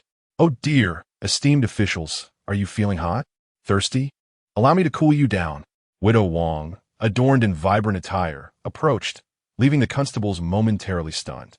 She offered water to the two officials, saying, "Gentlemen, please do not take offense at us humble commoners. This fellow here fell off a cliff last year, not only breaking his leg, but also damaging his wits. So do refrain from angering a fool and an old woman." She continued, "How refreshing is this water, and there's even better to come." As Widow Wang fed the constables, her subordinates were not idle. She exchanged a glance with Zhang Guoxiu, who snapped back to reality and promptly urged Shen Yan to move. Shen Sun hastily followed suit, though his eyes remained fixed on Widow Wang's peculiar antics. Just as Shen Yan was about to exit, Widow Wang suddenly cried out, "Ah, which shameless woman dares to disrupt the officials in their duties?" The constables kicked Widow Wang aside and strode toward the door, preparing to place the shackles on Shen Yan. At that moment, several torches appeared in their direction. It was the village chief, Shun Changjiang, and Gu's father returning along with. Chapter 61. Reluctance for the bun. As Shen Yan perceived Gu Yao amidst the throng, an instinctive urge compelled him to rise in her greeting. Yet, his right leg lay immobile, a mere ornament. He had forgotten that Dr. Su and Gu Yao, wary of his attempting to use the leg, had already sealed it with silver needles, rendering it indeed a mere prop. His gaze remained fixated on that delicate figure clad in pink until she approached and smiled sweetly at him, allowing his taut heart to finally ease. "Sir, this young master has been reunited with the bun. Let us confront the matter directly and ascertain whether he was forcibly detained by my family or chose to remain willingly," declared Zhang Wuxiu with unwavering confidence as she drew the bun closer. Upon encountering the unharmed Jia Maqian, Bai Yuanlin momentarily stood stunned, a flicker of reluctance gleaming in his eyes. However, he swiftly masked his emotions and rushed to embrace Jia Maqian, exclaiming, "Qian, it truly is you. You're safe. How wonderful. You have no idea how worried your uncle and aunt have been. Come, return home with your cousin." Zhang Guoxiu obstructed their departure, asserting, "You have not sought clarification and yet have assaulted my family," locking them away. "We must clarify this matter today, and you shall apologize to my family." She turned to the bun speak. Unexpectedly, as Jia Maqian was tugged back and forth, his already precarious consciousness succumbed completely. He cast a fleeting glance at Gu Yao before his eyes rolled back, rendering him insensible. Gu Yao exclaimed, "You didn't faint upon witnessing that enormous python, yet now you succumb? Are you jesting with me?" This provided Bai Yuanlin an opportunity. "I knew your family harbored ill intentions. Look, you have reduced my cousin to unconsciousness, a pack of ruffians. Sir, please escort us away swiftly." Upon finding the child, the constable, influenced by Bai Yuanlin's words, hastily retracted the shackles and once more brandished his blade, declaring, "Step aside. Anyone who dares obstruct the officials shall face dire consequences." Zhou Yuanjin, the village head, stepped forward and clasped his hand. "Sir, allow me a moment. When this child was found, the Shun family had reported the matter to me. How has it transformed into a case of detention as claimed by this young master? And what are the alleged maltreatment? This child has been in the company of the Shun twins, sharing meals, lodging, and companionship. This is well known in our Chonglu village. We are a community of simple folk, and such a dishonor is not one we wish to bear.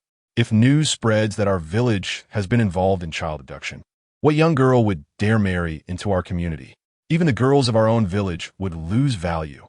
Upon hearing this, the villagers who had returned to find the child quickly banded together in solidarity. "Indeed, we must receive a satisfactory explanation for Chonglu village." Among them, Gu's father and Gu Fan raised their voices the loudest. The two imposing figures, especially Gu Fan with a large python draped over his shoulder, effectively commanded the scene. Fearing an uprising from the populace, the constable glanced at Bai Yuanlin, who begrudgingly could only grit his teeth and concede, "Very well, let today this affair be set aside. Consider it a mere verbal misstep on my part, shall we?" With that, the constable prepared to depart. But Gu Yao stopped him, saying, "Sir, please hold on. Since the bun was entrusted to you by me, to ensure absolute safety, let us have Dr. Hu examine it before you leave." Bai Yuanlin immediately raised his voice. "Are you attempting to extort money from us?" Gu Yao shook her head. "Not at all. I fear we may be entangled in a murder case." Although she spoke without malice, Bai Yuanlin visibly trembled at her words, glancing towards the constable, who looked skyward, assuring him that the money would be returned upon their return. The twins were on the verge of tears. Sister-in-law, could something truly be amiss with the bun? Despite the bun's numerous flaws, he was not a bad person. Today, he even joined them in confronting Sin Xuanzi and Han Hua, and they had grown quite fond of him. They fervently hoped nothing would happen to him. Gu Yao reassured them, "Not at all." She speculated that the bun was merely startled. Indeed, after a thorough examination, Dr. Hu confirmed, "Rest assured, this child is not in serious danger. He is merely frightened and perhaps a bit fatigued. A good night's rest and a few doses of calming herbal medicine will restore him to his former self." Only then did Gu Yao exhale deeply, allowing them to leave. "I entrusted the bun to you unharmed. Should any issues arise in the future, do not seek us out." After speaking, she cast a lingering glance at the bun, feeling a pang of reluctance after spending some time together. But there was no other option, as his family had come for him. At least she knew where he lived. She could visit him whenever she wished. The twins, unable to suppress their sobs, lamented their impending separation, uncertain if they would ever meet again. Zhang Guoxiu embraced the two, while Shen Changjiang bowed to the villagers, saying, "Thank you all for your assistance in finding the bun today. Should you ever require my help in the future, I shall spare no effort." The village chief waved his hand dismissively. "We are all from the same village. It is only right that we help one another." With that, he turned and departed. As he left, the villagers similarly waved and began to disperse. Widow Wang dusted off her clothes, casting a lingering gaze at Shen Yan before swishing toward the man lagging behind in the crowd. Watching her retreating figure, Zhang Guoxiu muttered, "What kind of mischief is this?" Shen Yan's eyes darkened, and he remained silent. Shen Sun, however, was astonished, unable to tear his gaze away as he peeked out from Zhang Guoxiu's embrace, fixated on the two heading towards the back mountain. Zhang Guoxiu playfully flicked him on the forehead. "Look at the trouble Widow Wang is causing. She's leading my third son astray. I wonder how that poor little Bao will manage growing up with such a mother. How will he ever lead a respectable life?" She truly harbored concerns for little Bao, wondering how he ended up with such a mother. Gu Yao sighed, both for her fondness for the bun and her sympathy for little Bao. But the next moment, she had no time for sorrow. Fan, could you please take that large snake away? It's obstructing the yard and is quite unsettling." Gu Fan chuckled. Who was it that gallantly dragged the snake's tail down from the mountain just now? At that moment, in the presence of her brother-in-law, she covered her mouth, pretending to be fearful. He merely spoke, but what truly irked her was his imitation of Gu Yao's gestures, performing a delicate hand gesture. Instinctively glancing at the smiling Shen Yan, Gu Yao felt a surge of irritation. "How can I be as disgusting as you? Retract that gesture." Gu's father kicked Gu Fan lightly, reprimanding him for his lack of decorum. Then, without hesitation, he playfully flicked Gu Yao on the forehead, saying, Yao, you must not venture into the mountains alone again." The siblings immediately fell silent, observing his unusually obedient daughter. Gu's father couldn't help but recall the words of the wandering monk from the past. The monk had proclaimed that his daughter possessed an extraordinary fate, but her 3 souls and 7 spirits had yet to converge. Once her spirits were aligned, she would soar like a phoenix in the skies. With this thought, he eagerly anticipated returning home to share this joyous revelation with his wife, who had long been troubled about their daughter. He pulled Gu Yao aside and fished a piece of silver from his pocket, handing it to her. Yao, money should be spent wisely. Do not squander it on that pretty boy. Focus on building a life with your husband. Don't be deceived by his current lameness. Once he recovers, you might find yourself unworthy of him." In one breath, Gu Yao felt touched, and in the next, she couldn't help but chuckle. Unworthy of him. Casting another glance at Shen Yan, she mused that, indeed, in terms of appearance, she felt somewhat inadequate. Yet it wasn't just a matter of superficial charm. He possessed an unparalleled allure that was utterly captivating, and she found herself humbled by it. Feeling one way internally was one matter, but vocalizing it was another. "Father, what are you saying? How can you bolster another's confidence while diminishing your own? When he grows old, will he be the one to care for you? It will still be up to me and Fan to honor you. Take the silver back. Our family is not affluent. I am capable of working for myself now. We do not lack for money."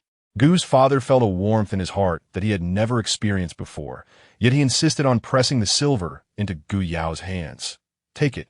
No amount of earnings can fill the void in your household." With that, he called out to Gu Fan, "Hurry home. Your mother will be worried." Shen Changjiang and Zhang Guoxiu felt quite embarrassed, exclaiming, "In-law, please don't leave yet. The meal is almost ready." Gu Yao glanced at the night sky and smiled, saying, "No worries. I will bring more gifts when I visit my parents in a couple of days." Chapter 62. A delightful discovery as the Shun family gathered around the table for dinner. A faint whimper emerged from a corner, reminiscent of a forlorn child, evoking deep sympathy. Shun Sun, nostalgic for the delectable steamed buns, immediately perked up his ears. Could it be the buns have returned? He swiftly rose and dashed to the door, only to find it empty, leaving him momentarily disheartened. Yet, his gloom dissipated within 3 seconds as Gu Yao revealed a furry creature from her basket, and his face instantly lit up. "Oh dear, how could I have forgotten this little one? Is it hungry?" he exclaimed, his excitement palpable. "A puppy. Sister-in-law, where did you find this little dog?" Shen Mu, equally astonished, stood up. He had always cherished dogs, having admired one that once belonged to the local hunter, renowned for its ferocity, which left the village children envious. Gu Yao ladled a bowl of porridge, discreetly mixing in a piece of sausage before she began to speak. "I found it on the way back from the mountains. It looked so pitiful that I decided to bring it home. The small dog curled up on the ground, trembling, its frail body shivering from pain and hunger. Its hind leg was injured, wrapped in dried blood and grass, and as it gazed around in fear, it emitted soft whimpers that tugged at the twins' hearts. The twins immediately abandoned their meal. One fetched water to wash the dog, while the other applied burn ointment. Gu Yao found a scrap of cloth and gently bandaged its injury. Zhang Guoxiu watched, torn between sympathy and exasperation. "Ah, Sun, do you still want your leg? You're wasting precious burn ointment on it." Shen Sun quickly replied, "Mother, my leg is perfectly fine now. This puppy is so pitiable. Save the ointment. It won't expire," Zhang Guoxiu retorted. Shen Sun then turned to Gu Yao. You even prepared a special meal for it?" He noticed Gu Yao feeding the puppy small chunks of what was likely meat, and the dog happily devoured it after sniffing, for dogs have an innate love for meat. Gu Yao shrugged off the concern. "Since there is no meat in our dishes, I had to give it a little separately. It's weak and needs to recover." Zhang Guoxiu chuckled in disbelief. "Recover? You have a good heart, but we can hardly afford meat ourselves, let alone feed it to a dog. Just so you know, we can't keep a dog. Once its leg is healed, it must return from whence it came.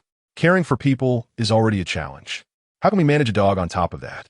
They recalled the hunter's dog from the village, which had been a hunting companion, until it tragically met its end at the hands of a bear. Upon hearing this, the twins immediately pleaded with their mother. "Mother, this little dog is so unfortunate. Let us keep it. We'll eat less and share our food with it. Please, we beg you." Gu Yao chimed in with a smile. "Mother, since the twins are so fond of it, let us keep it.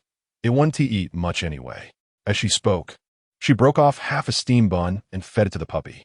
Zhang Guoxiu's eyes widened in disbelief. "This little creature consumes as much as a person. What will happen when it grows larger?" I ask you, Yao Yao, what is going on? For every word I say, you counter with 3. Who is truly the matriarch here? Look at which daughter-in-law dares to confront her mother-in-law like that. Gu Yao found it amusing. "Mother, how is this considered a confrontation?" Yet, before she could finish her words, she was interrupted by Shen Yan, who had been quietly eating. "Mother, since the twins adore this dog, let us keep it. It will accompany them on the mountains to gather fruits, giving us peace of mind." Upon hearing this, Shen Changjiang quickly chimed in. "Wife, let us eat. After the meal, we still have mooncakes to prepare." The twins eagerly added, "Mother, we want tea sleep tonight. We want to make mooncakes with you." Zhang Guoxiu had little to say in response, merely huffing. "You two are still growing. You must sleep before the hour of the pig. Yao Yao, let us work hard tonight and get the 100 mooncakes from Manager Tong done." Without needing to be told, Gu Yao was already aware of the plan, nodding in agreement. All right. By the next morning, not only had they produced 100 loose mooncakes, but they also crafted some box sets. Just in time, Chu Erlang, Shen Hua, and Zhou Weiming arrived with their baskets. Due to the time spent searching for buns the previous night, they didn't bring many. Chu Erlang delivered 4. Shen Hua 3, and Zhou Weiming's family, being larger, brought 6. Adding to this were the 10 from Lu Tinio last night, making a total of 23. Gu Yao settled their accounts and hurriedly packed the baskets. Noticing the dark circles under her eyes, Shen Yan, who also bore similar signs, said, "You should rest. I will pack. I'll take them to Manager Tong later." Zhang Guoxiu, while packing the baskets, interjected, "Where are you going for with your legs in such condition? Let your father go. He can sell that big snake as well." Shen Changjiang immediately offered, "I'll go. You all can catch up on sleep this morning." In truth, had it not been for the unexpected incident with the buns the previous day, their family could easily produce around 200 mooncakes in a day without any pressure, which meant they could effortlessly earn 600 daily. What a celestial life! Just thinking about it filled them with hope. Having endured the despair of those days spent cleaning up after the animals, Shen Changjiang was now brimming with enthusiasm. Gu Yao recognized her father-in-law's capabilities and her mother-in-law's stubbornness that concealed a soft heart, so she refrained from being overly assertive. "Then it's up to you. Father, by the way, please bring back 50 gene of white flour, 20 gene of red beans, and 2 gene of sugar." After saying this, she reached for the silver to give to Shen Changjiang. Zhang Guoxiu immediately stopped her. "No need for silver. Selling that snake will yield enough. Gu Yao considered this, and, after finishing the mooncakes, washed up briefly before retreating to her room to sleep. When she awoke, the sun was already high in the sky. As she opened her eyes, she met Shen Yan's deep gaze. She smiled brightly and playfully slapped him on the shoulder.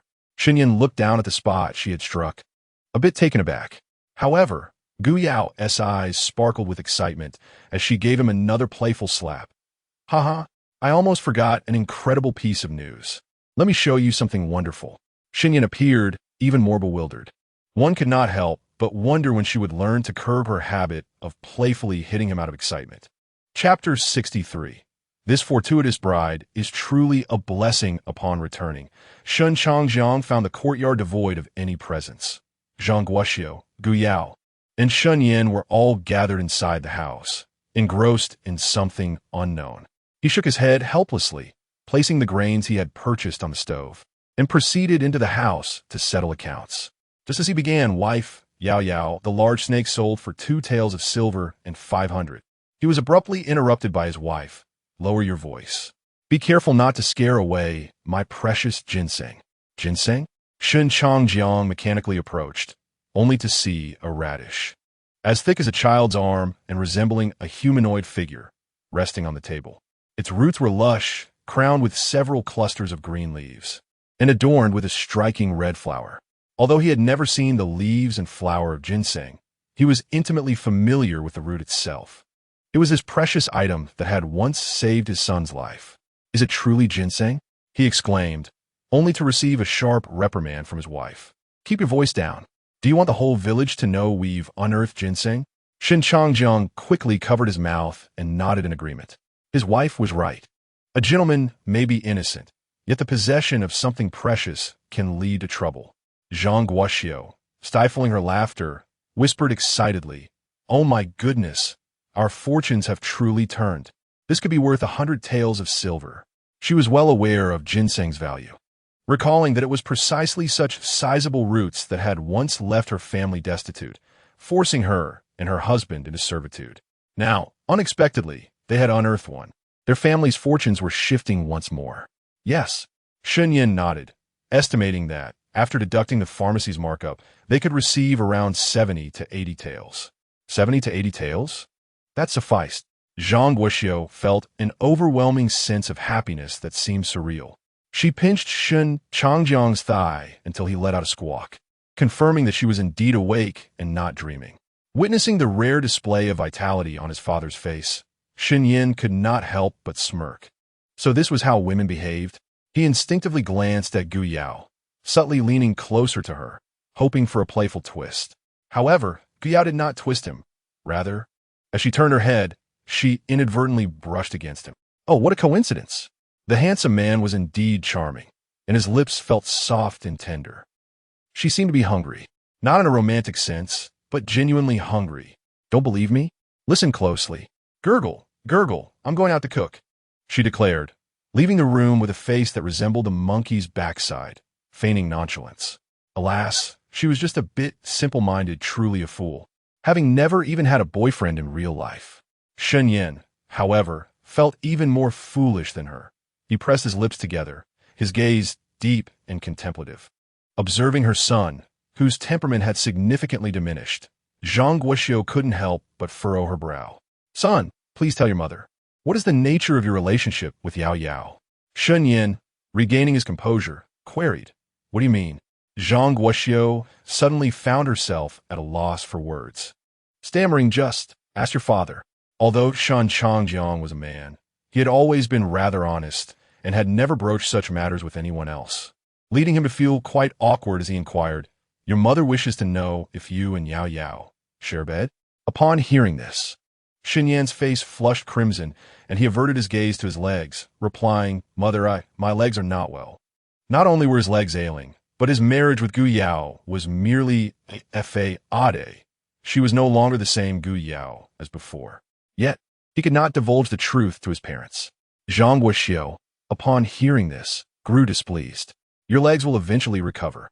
Furthermore, if your legs are not well, it shouldn't hinder. Shen Yan's face deepened in shade. Outside the door, Gu Yao's cheeks also flushed. She had merely come to ask Shen Yan for assistance in lighting a fire. It was curious that her firewood supplier had yet to return at this hour. Noticing Shen Yan's silence, Zhang Guoxiu's concern heightened. Son, I understand you have sustained an injury, which may cause some difficulties, but the process is not the point. The outcome is what truly matters. Shen Yan felt as if his face would bleed from embarrassment. He cleared his throat, maneuvered his wheelchair, and opened the door. Mother, I shall go help my wife with the fire. Was it impolite for Gu Yao to turn and leave at that moment? Suddenly, she had an idea and pushed Shen Yan toward the stove. Yes, the fire. I've been trying to light it for quite some time. How had Zhang Guoxiu ended up in such a conversation with a man with a leg impairment? Moreover, what did she mean by stating that the process was unimportant? Had it even begun? No, it had already concluded. One could only wonder how awkward the situation had become. Watching the two depart, Zhang Guoxiu sighed. Old man, do you think our son is truly capable? Shen Changjiang sighed in response. You really ought not to bring up such topics on a day meant for celebration.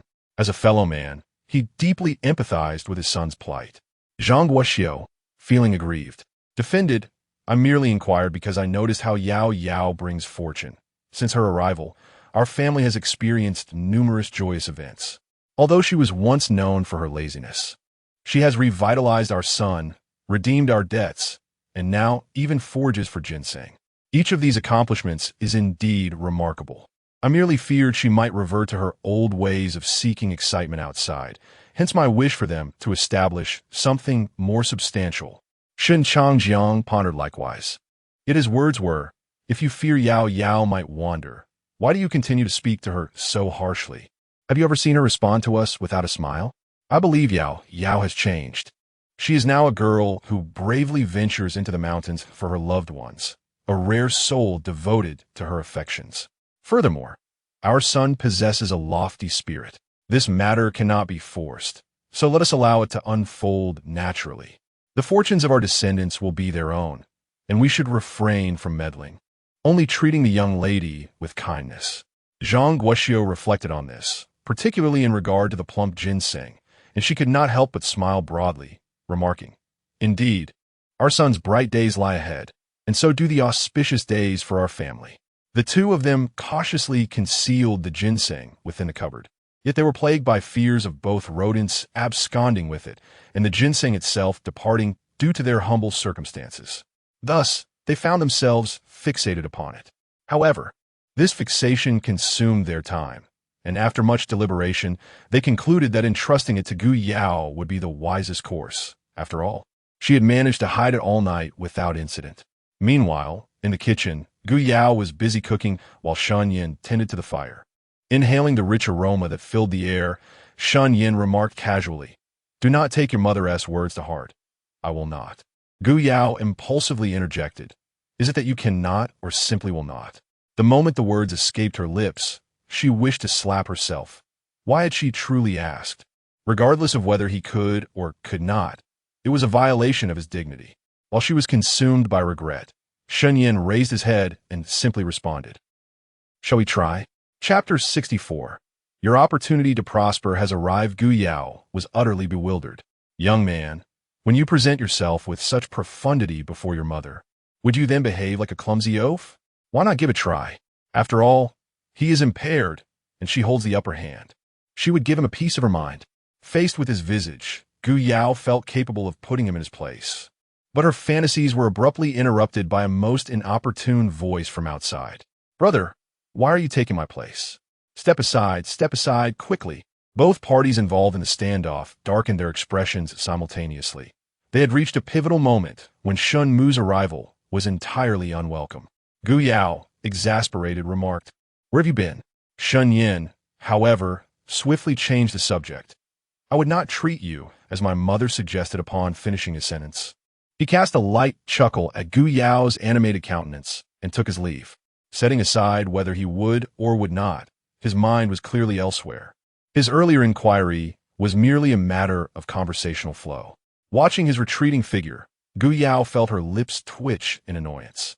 You certainly have your charms, but that is irrelevant if you lack capability. After their meal, the group chose not to dwell on Shen Yan's abilities any further. They immersed themselves in the pursuit of their mooncake enterprise, and for the next 2 days, no further incidents transpired until they reached the third day. It was the day Shen Yan would undergo the silver needle treatment for his legs, and they had also completed 100 sets of mooncake boxes. Due to the large quantity they brought, particularly with Shen Yan occupying a wheelchair, Gu Yao decided to hire a cart from the Chu family. However, before they could reach my Xiangjai, they were stopped by the attendant from Guan Chunjai. "Miss Gu, our manager requests your presence." Gu Yao had a fair idea of what was afoot. It was either about the bread or the egg yolk mooncakes. Thus, she nodded to Shen Yan before entering the private room of Guan Chunjai. The manager had been waiting there, a smile gracing his face. "Miss Gu, you truly are a remarkable talent. Not only have you mastered bread and cake making, but you have also developed the egg yolk mooncake. You have garnered the admiration of everyone at Guan Chunjai. I have invited you here today, firstly to express our respect and admiration, and secondly, to discuss a potential collaboration." Feigning a sigh, Gu Yao replied, "It is a pity, but I have already sold both the cakes and the egg yolk mooncakes to my Xiangjai. I fear my hands are tied." The manager's brow furrowed slightly. "I have already inquired and found that you have not sold the egg yolk mooncakes to my Xiangjai. Why not consider a partnership with us at Guan Chunjai? We could offer you a better deal. You must be aware of our capabilities." With that, he produced 2 silver notes and placed them on the table. "Miss Gu, think it over. With these 200 taels, you would secure a lifetime free from financial worries." Gu Yao felt a stirring of temptation, yet she sighed deeply once more, alas. "I have already signed a contract with my Xiangjai stipulating that the egg yolk mooncakes are exclusively for them. Should I breach this contract, I would owe 1,000 taels in compensation. Perhaps you could provide me with that sum, and I would be willing to reconsider our collaboration." She spoke with such sincerity that the shopkeeper could not discern any flaw in her words. The shopkeeper chuckled, saying, "Regarding this matter, Miss Gu need not worry. You may sell me the egg yolk recipe without concern. My Xiangjai would not dare to take any action against you. Our master is quite familiar with the authorities." Gu Yao sneered inwardly, thinking that it was probably they who would not dare to act against her, but rather they would be at her mercy when the time came. If she were to sell this egg yolk recipe to Guan Chunjai, it would certainly offend my Xiangjai. However, if she refrained from selling, it would anger the Huang family. Weighing the 2 evils, she decided to choose the lesser one, for she had already offended the Huang family and had no fear of deepening that enmity. Yet, she maintained a facade of trepidation, stating, "I am but a humble woman, quite timid indeed. Perhaps it would be better for you to invite the shopkeeper of my Xiangjai to discuss this matter together.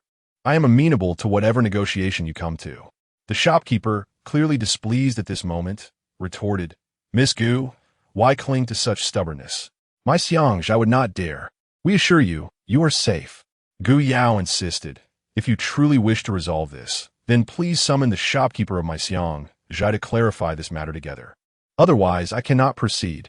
With that, she rose and departed. At that moment, Huang Fu emerged from the inner chamber, his gaze profound. "Humph. She clearly does not regard our Huang family with any respect." At the same time, Shen Yan was about to enter to seek Gu Yao when he saw her coming out and headed toward my Xiangjai. Shopkeeper Tong, upon seeing Gu Yao, was quite elated and warmly approached her, saying, "Madam Gu, you have finally come. If you had delayed any longer, I would have had to seek you out myself." Gu Yao smiled and inquired, "What is the matter?" Shopkeeper Tong led her and Shen Yan to an elegant room and directly stated, "Madam Gu, the opportunity for profit has arrived. I sent a set of boxed mooncakes to my friends in the capital, and they have sold remarkably well, with an order for 10,000 boxes.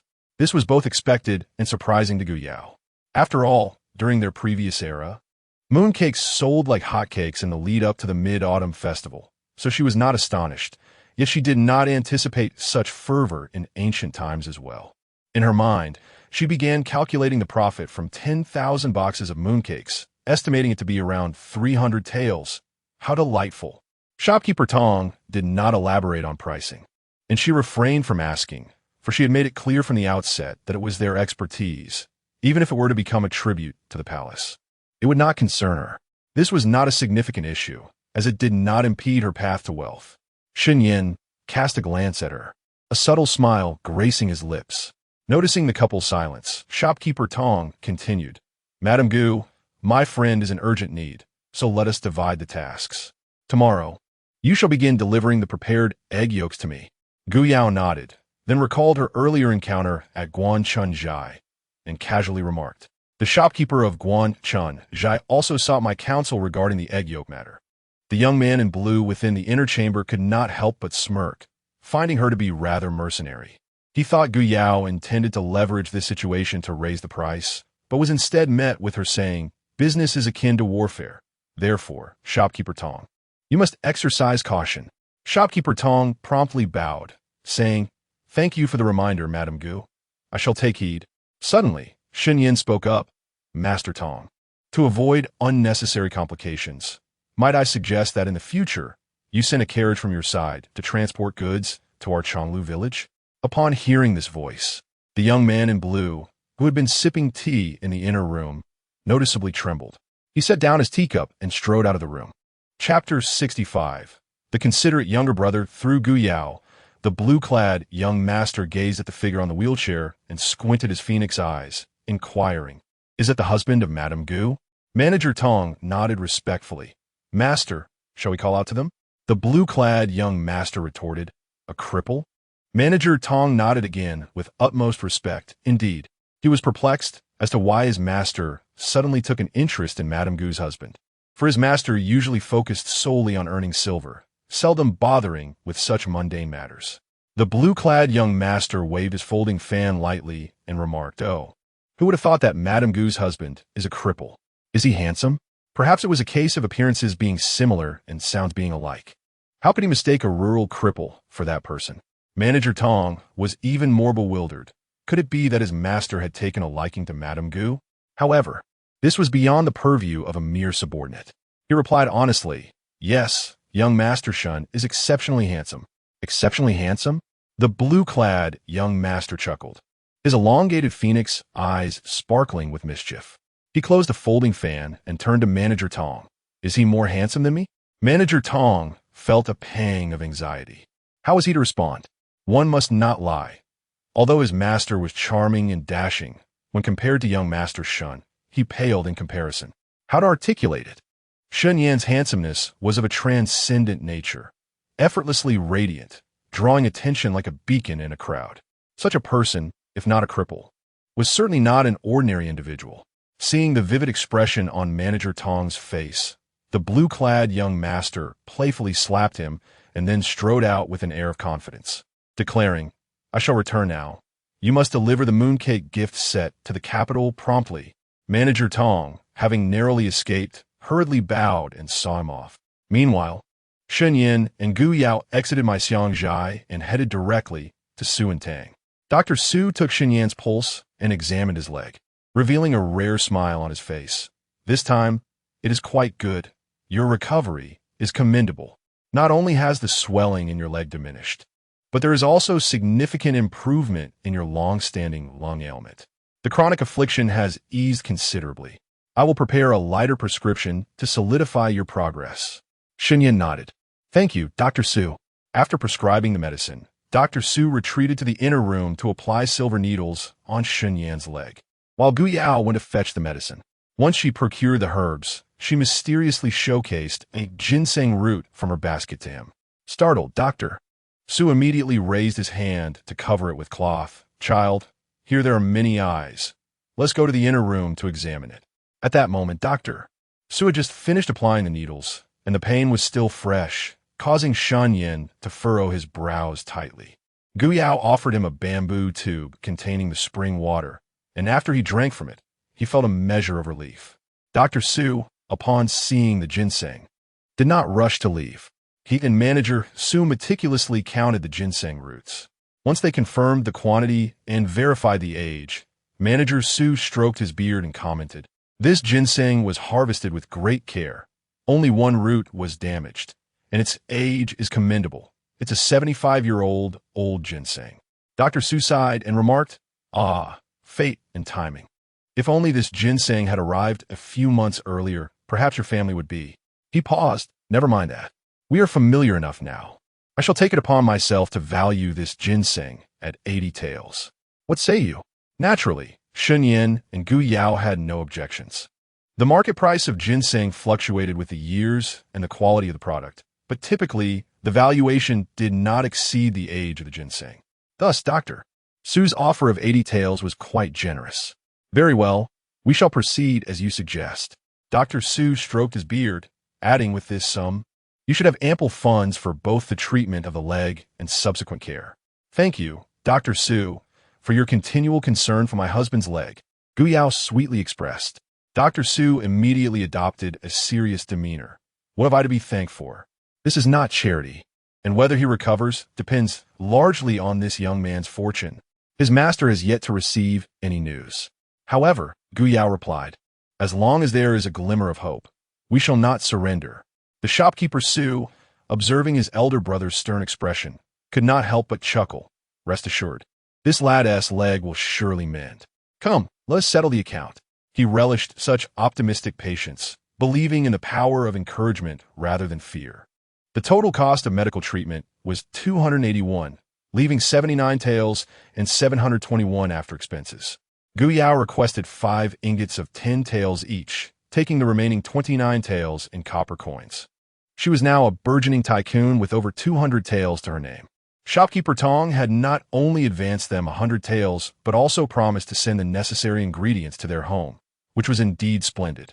Collaborating with such straightforward individuals was a delight. She merely needed to ramp up production of baskets and mooncakes.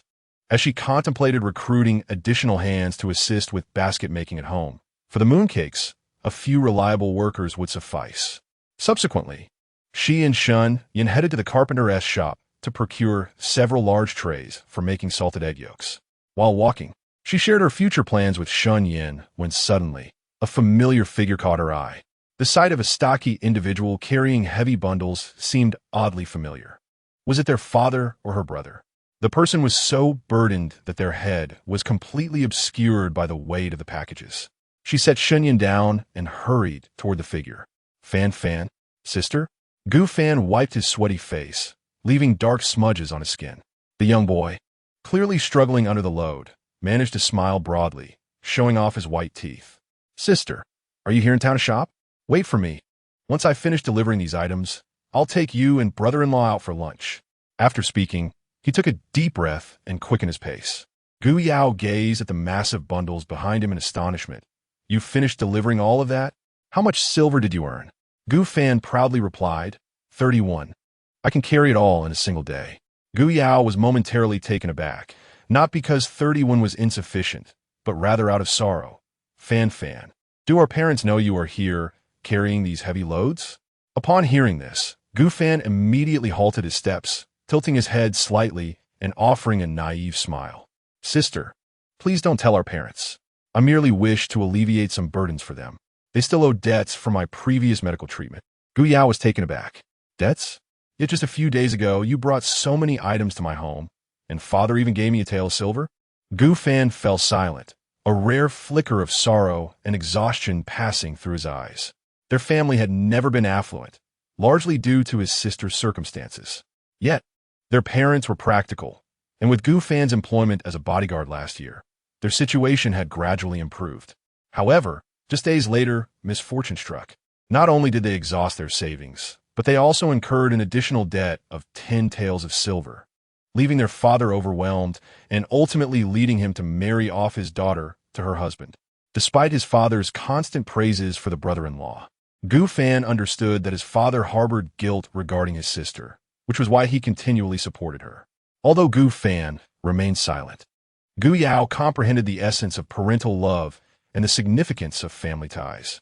Having lost her parents at a young age in her previous life, she resolved never to leave the Shen family, no matter the hardships. She believed that as long as the family remained together, no obstacle was insurmountable. She pushed aside the cumbersome bundles on Gu Fan's shoulders. Stop this. If you continue like this, you'll be riddled with ailments in old age, and no amount of silver will cure you. Gu Fan bent to retrieve the heavy packages. I can't. I've already made a deal. If I carry these to completion, I'll receive 31. This is something many would fight to obtain. Gu Yao was insistent, but Shen Yan interjected first. Fan, heed your sister. Although he was her brother-in-law, Gu Fan was quite inclined to follow Shen Yan's counsel. In the past, while at the escort agency, he had been Shen Yan's shadow, and after being saved by him, Gu Fan regarded Shen Yan as a second father. Thus, hearing his words placed him in a difficult position. Brother-in-law. But that's 31. Just as Gu Yao was about to offer to cover the sum, she caught sight of a familiar figure ahead, her eyes sparkling with sudden inspiration. I have a plan. Just wait here. With that, she dashed forward. Shen Yan looked up and was surprised to see. Xihu Ayan. Chapter 66. The Obligation of Repaying Debts. Ah, Brother Huayan. Gu Yao rushed towards the frail figure. But this time, the man was not alone. A beautifully dressed and charming woman accompanied him. Xia Huayan walked alongside the lady, sharing soft smiles, indicating a close relationship. Gu Yao pondered whether she was a wealthy new acquaintance from town. Oh, wasn't that Huang Xian? However, she dismissed such thoughts, who had little bearing on her. Navigating through the bustling crowd, she greeted them enthusiastically. Upon spotting her, Xia Huayan's expression darkened instantly, and he whispered something to the lady before swiftly approaching her, firmly attempting to pull her away. Brother Huayan, you're hurting me. Please don't pull me. Who is that woman? Is she your new flame? Didn't you promise to break up with her? Gu Yao deliberately raised her voice in a complaint. At that moment, Gu Fan could no longer contain himself. He threw down his heavy bag and, with clenched fists, prepared to confront them. Shen Yan, with a serious gaze, interjected, Fan. No. Gu Fan, seething with rage, retorted, Brother-in-law, don't be angry. It must be that pretty boy who seduced my sister. I'll make him pay. Witnessing the public display of intimacy between the two, Gu Fan's anger surged. Their blatant disregard for propriety before his brother-in-law made him question how reckless they must be in private. Their father had assured their mother that his sister had truly changed. What a farce. He felt utterly embarrassed. Moreover, what about his brother-in-law? When angered, he was uncontainable. Even Chu Dalong's attempts to restrain him proved futile, yet Shen Yan managed to hold him back. Despite Gu Fan's imposing physique, he was no match for Shen Yan's strength. With a single hand, Shen Yan rendered him immobile, sternly delivering his ultimatum. If you do not heed my words, you may no longer call me brother-in-law. With that, he released Gu Fan and turned his wheelchair away, refusing to look at either Gu Fan or Gu Yao again. Upon hearing this, Gu Fan panicked, Brother-in-law, please don't be angry. I was just too infuriated. Noticing Shen Yan's indifference, he shot a resentful glance at the pretty boy, huffed in frustration, and redirected his anger into strength, resuming his task of carrying the heavy bag. Chu Dalong glanced over at Gu Yao, equally incensed. He felt a deep sense of injustice for Shen Yan, but was powerless to intervene. One was a humble farmer, the other a highly esteemed scholar. There was no comparison. While it was understandable that Gu Yao had feelings for someone else, she ought not to engage in such conduct while bearing Shen Yan's name. Yet, since the parties involved remained silent, what could he, an outsider, possibly say? Thus, he transformed his sympathy into support and assisted Gu Fan with the burdensome bag. The more they carried, the lighter their troubles seemed to become.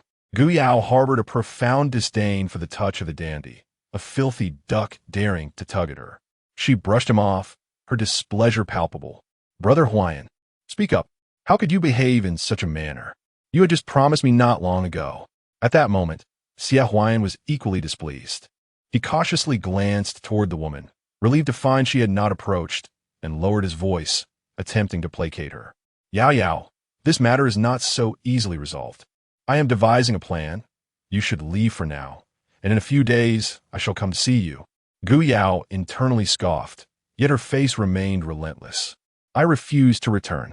My heart is wholly devoted to Brother Huayan, and I cannot bear to witness you frolicking with other women.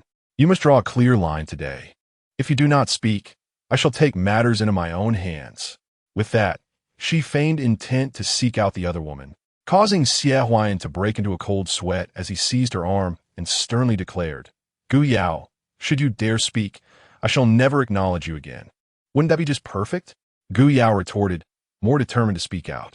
Just then, the woman approached. Huayan, who is this? Is this how you conduct yourself in public? Pulling and tugging? Hearing her voice, Xia Huayan was once again drenched in cold sweat. He swiftly pushed Gu Yao away and explained to the woman, Jiao Jiao, do not misunderstand. This is merely a silly girl from our village. She is not right in the head. Let's depart. He then hastily attempted to lead Huang Jiao away, casting a warning glare at Gu Yao. Unfazed, Gu Yao continued in line with Xie Huayan's words, Brother Huayan, do not be anxious. Do you remember the 9 taels of silver you borrowed from my family? My mother said we urgently need it back, and she specifically sent me to inquire when you might be able to return it. Xie Huayan was taken aback. Stop your nonsense. When did I ever borrow 9 taels of silver from your family? A faint smile graced Gu Yao's lips as she calmly produced a scroll of paper from her sleeve, unfurling it delicately. Today, Xie Huayan borrows 9 taels of silver from Gu Yao for the purpose of purchasing books. This document stands as proof. Brother Huayan, look here, in black and white, with your very own signature. It is all quite clear.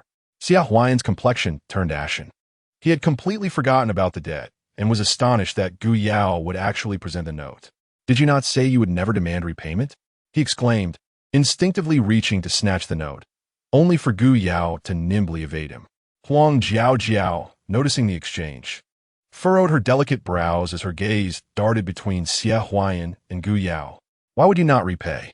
Huayan, could it be that you and this silly girl share some hidden secret? Xie Huayan quickly clarified, how could that be? My heart is solely devoted to Jiao. I am the only scholar in our village, and this silly girl's family looks up to me. It was agreed that it would be a free sponsorship, and now how could I possibly repay? He sought to pull Gu Yao aside to mollify her, but Huang Jiao pursued them closely, leaving him at his wit's end. Gu Yao exploded in frustration. Silly girl. Silly girl. You are indeed a great fool. We admire you so much. It is only natural to repay debts. Hurry and return my money. Xie Huayan, lacking funds, would never be able to repay Gu Yao even if he had the means. However, in the presence of Huang Jiao, he could not speak openly about it. Thus, he resorted to a delaying tactic. Gu Yao, I assure you that I will not default on this debt. Please allow me a few more days, and I will certainly return the principal along with the interest. If you find it difficult to explain to your mother, I shall accompany you back and personally inform her. He mused that on the journey, he might not be able to resist the temptation of the Navi girl.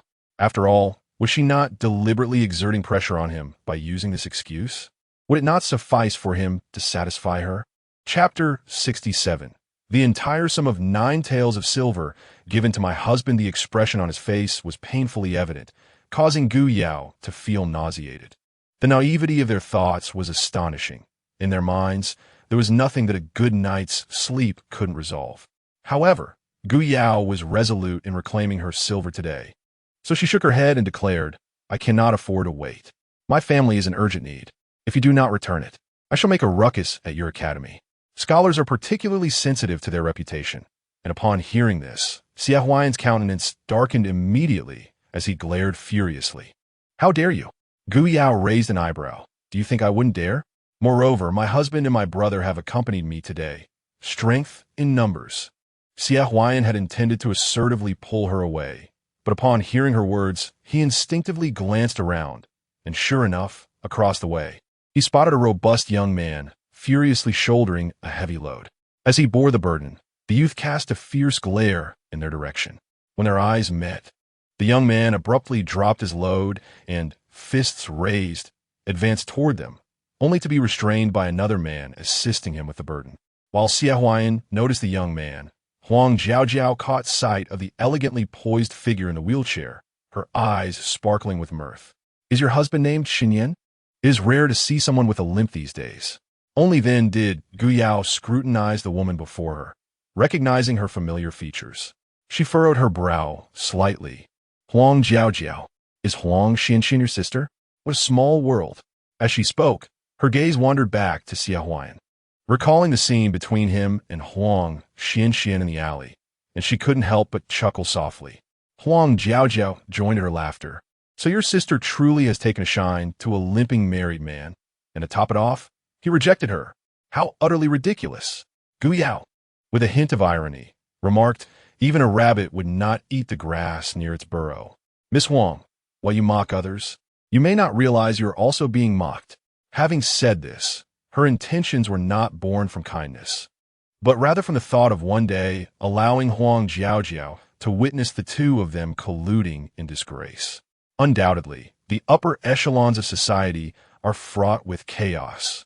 Huang Jiaojiao's expression grew serious, her brows knitting together. What do you mean? Take it literally. Ponder it yourself. Gu Yao retorted, then turned her attention back to Xie Huayan. Provoking him, is it still not time? Shall I make a scene at the academy now? Xie Huayan's face fluctuated between green and yellow. He desperately signaled to Gu Yao, but she remained unyielding. Previously enamored to the point of obsession, how could she now show him no mercy? He had hinted at his intentions, and she still desired more? Was she truly expecting him to part ways with Huang Jiaojiao? Did she even have the right? She should perhaps take a moment to assess herself. What could she possibly offer that would rival Huang Jiaojiao? In the past, he had deceived her for years, believing her to possess some charm and naivety. But now it was clear she was unworthy, an ungrateful wretch, attempting to use a mere 9 taels of silver to sever his ties with Huang Jiaojiao. Was nothing short of delusional. Merely 9 taels of silver? He fixed his gaze intently on Gu Yao and asked Gu Yao, "Do you truly wish to push this matter to such an extreme? Will you not grant me even a moment of respite? I once stated that I could accompany you home and personally explain everything to your parents." He was still offering her a chance. As long as she continued to provide him with silver, he would let bygones be bygones. However, Gu Yao firmly rejected this. There was no need, not now. Seeing Gu Yao's steadfastness, Xie Huayan reluctantly retrieved 5 taels of silver from his sleeve, which was the very sum Huang Xianxian had given him that day. He had shamelessly engaged with her in the streets only to obtain this meager amount. Reflecting on this, he felt that it was indeed easier to deceive Gu Yao for her money. He narrowed his eyes, lowering his voice to a tone almost pleading. "Yao Yao." This elicited goosebumps all over Gu Yao, while Huang Jiaojiao seethed with indignation. "Yao Yao? Oh, it seems you are quite familiar with each other, hailing from the same village.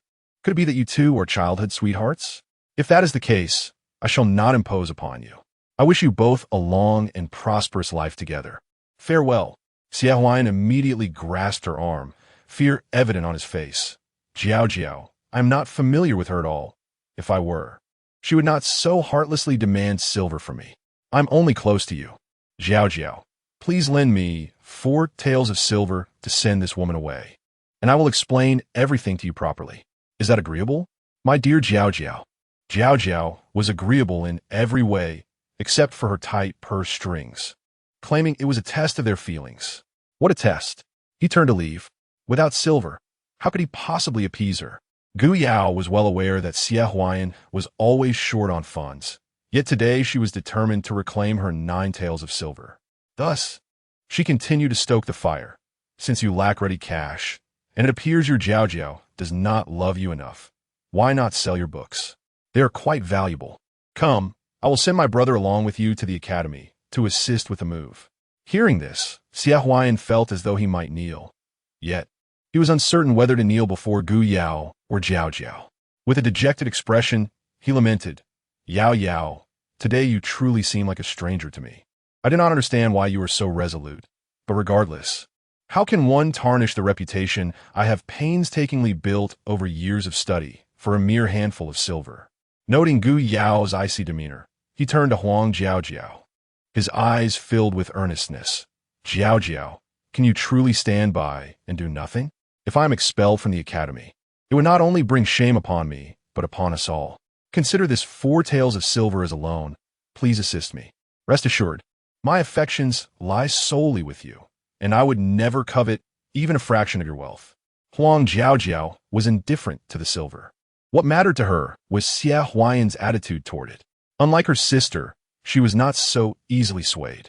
Moreover, her initial attraction to Xie Huayan stemmed not only from his handsome features, but also from his status as a scholar. Should he lose that status, what would remain for her? Thus, she instructed her maid to provide him with 4 taels of silver, specifically reminding him to write an IOU, emphasizing that it must be repaid. Xie Huayan felt an overwhelming sense of embarrassment, yet he had to maintain an expression of gratitude. Gu Yao, on the other hand, returned home joyfully with 9 taels of silver in her possession. As she walked with a light-hearted step, Shen Yan turned his wheelchair and inquired, "Is it done?" Gu Yao responded with a smile, "Successfully accomplished." Afterward, she briskly approached Gu Fan, saying, Fan, why are you still carrying that heavy load? I provided you with this sum. Let's go." Gu Fan, still fuming, was reluctant to engage with her, but did not wish to scold her in front of others. So, wiping the sweat from his brow, he retorted angrily, "Humph, what's wrong with carrying a heavy load? At least I live my life with integrity. Unlike certain individuals whose behavior is questionable. Step aside, do not hinder my pursuit of silver." After uttering this, he glared not only at his sister, but also at his brother-in-law, with a mix of frustration and pity. Wasn't the brother-in-law once a spirited man? What had happened? Had his pride vanished along with his leg? Sporting a wild mane reminiscent of the vast Hulumber grasslands, he unexpectedly suggested, "Why not today, my dear? Let us return to your family home. I will procure some items, and you can explain matters to Fan." His gaze lingered on Gu Yao, tinged with a hint of melancholy.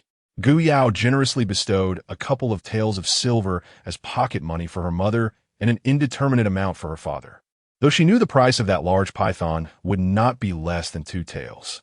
Yet, she had not given any to him. He too required funds for his own endeavors.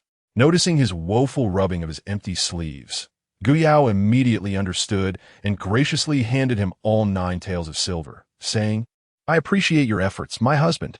It must be said that while both sought silver, Shen Yan's approach was evidently more aligned with her desires. This realization brought her genuine joy in earning money. Observing his brother-in-law receive the substantial sum with a smile, Gu Fan found himself questioning life. He was not alone in his contemplation. Chu Daolong was also seriously considering seeking out a wealthy woman. Goodness, 9 taels of silver at once. He was genuinely impressed. However, he lacked the courage, fearing his wife's wrath. Meanwhile, from a distance, Xia Huayan felt a twinge of discomfort witnessing Gu Yao hand over the 9 taels of silver he had unwittingly lost her husband. Chapter 68. To Xiaozhou village, Gu Yao remained silent, refraining from explaining anything to Gu Fan. What was there to clarify? Those matters were not her doing. She was merely reclaiming the silver on behalf of the original owner, positioning herself as a benefactor. However, it seemed that Gu Fan had no interest in her explanations. Not only did he disregard her words, but he also insisted on transporting the heavy sacks, proclaiming that a man who does not keep his word is no gentleman. Well, that was a fair point. What could she do but assist in the labor? Ultimately, it was Shen Yan who returned with goods, and with the help of Chu Daolong, the 3 of them managed to finish the task just before noon. Gu Fan, not lacking in social awareness, immediately counted out 10 coins from the 30 he received to offer to Chu Daolong. However, Chu Daolong felt awkward accepting such a gesture. Being younger, Gu Fan was somewhat accommodating, and he decided to give all 30 coins to Gu Yao, since she was from the same village and could handle it herself. Gu Yao then counted out 20 coins and handed a total of 50 to Chu Daolong, saying, "Brother Chu, please take us to Xiaozhou village once more." Chu Daolong agreed, but remarked that they had been given too much money, as the fare to Chonglu village was only 25 coins, and a detour to Xiaozhou village would not require such an amount. Nevertheless, Gu Yao insisted firmly, pushing the coins into his hands and declaring, "Take it. We shall likely return home very late today." Seeing her resolve, Chu Daolong said no more and drove the ox cart towards Xiaozhou village. It was only when they boarded the cart that Gu Fan noticed it was filled to the brim with goods, and he was taken aback, exclaiming, "Brother-in-law, are you not staying?" Not to be outdone, their parents echoed the same sentiment upon seeing the abundance. "Yao Yao, are you not staying? Why bring back so many things? This is excessive. Just go through the motions and return them shortly." In the presence of their neighbors, having their daughter return with such a bounty brought them pride, yet they were acutely aware of her struggles. Thus, after saving face, they would quietly return the items later. Gu Yao laughed, responding, "Father, mother, the items are already here. How could we possibly take them back?"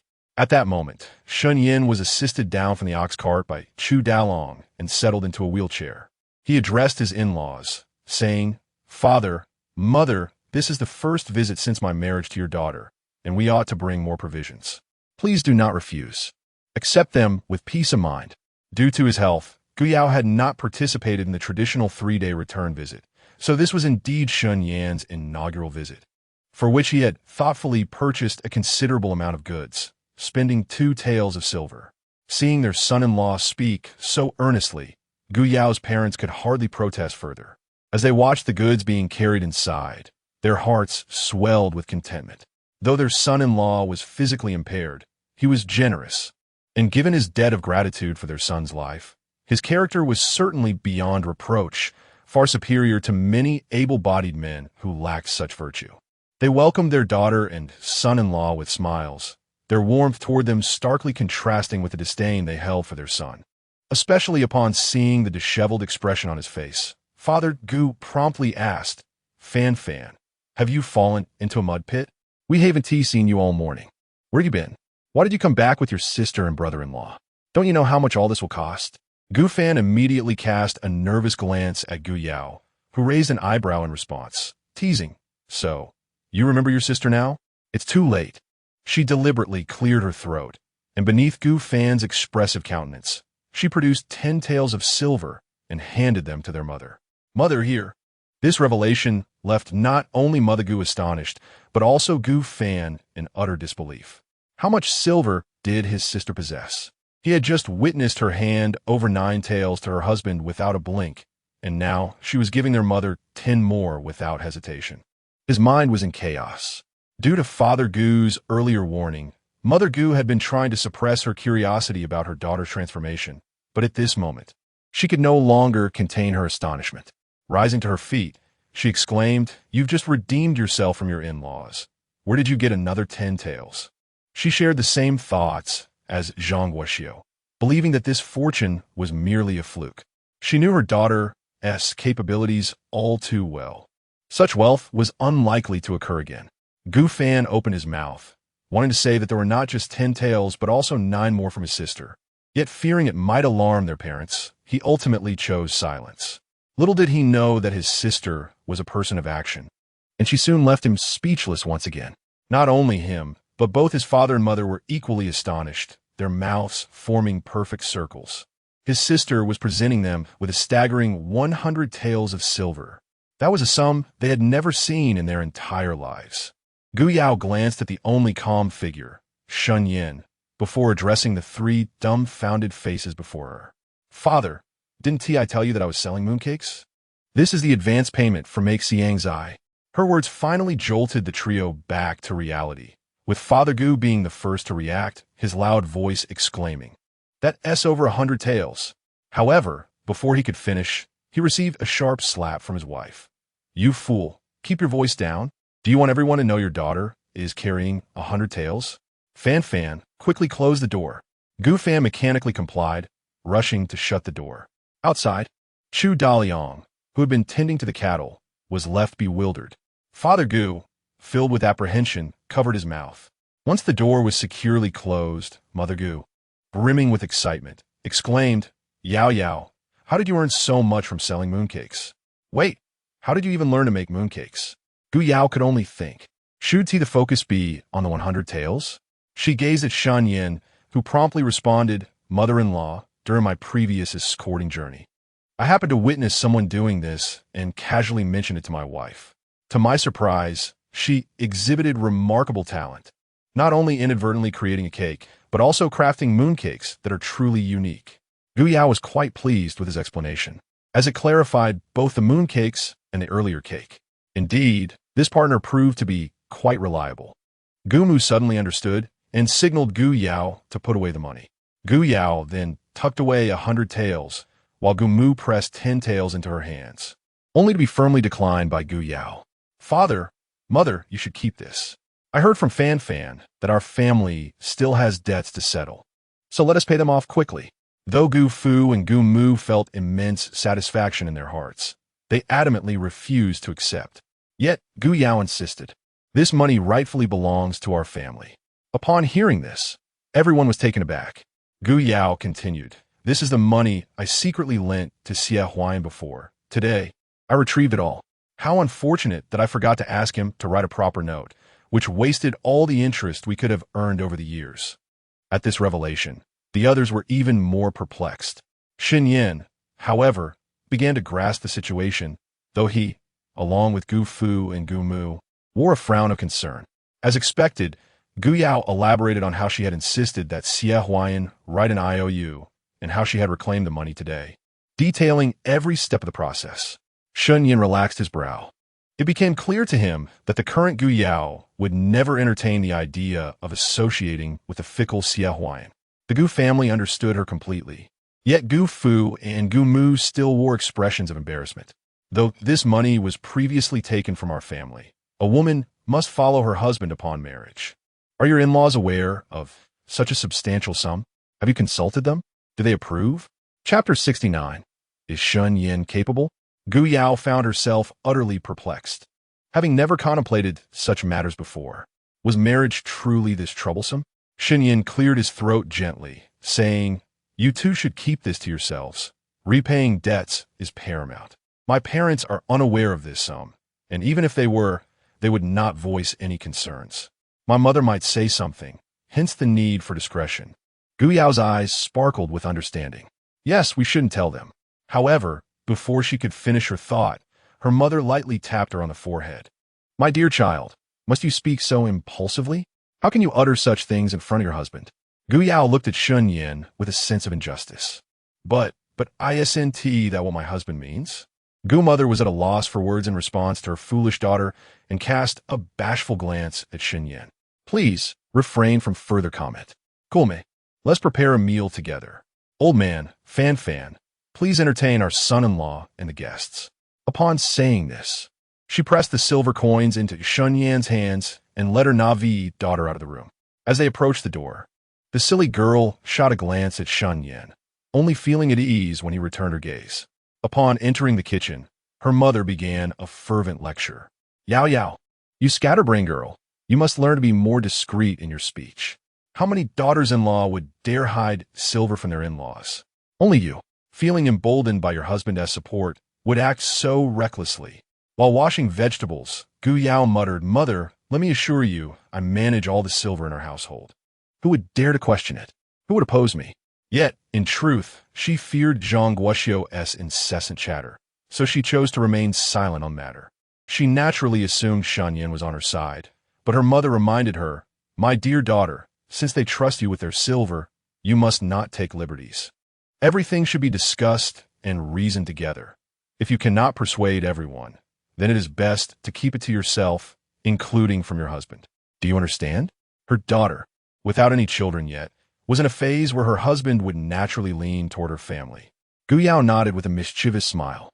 "Mother, I understand. Next time, I'll secretly honor you and father." Although it was her first encounter with her original mother's family, a sense of warmth enveloped her. Perhaps it was the bond of kinship, the unconditional love from her parents, or her own yearning for familial affection. Regardless, she felt an overwhelming sense of familiarity and no discomfort whatsoever. Seeing her daughter so sensible, Gu mother couldn't help but smile. Yet, after her amusement, she feigned a stern expression. "I do not mean for you to be wary of your in-laws. They genuinely care for you, and you must reciprocate that sincerity.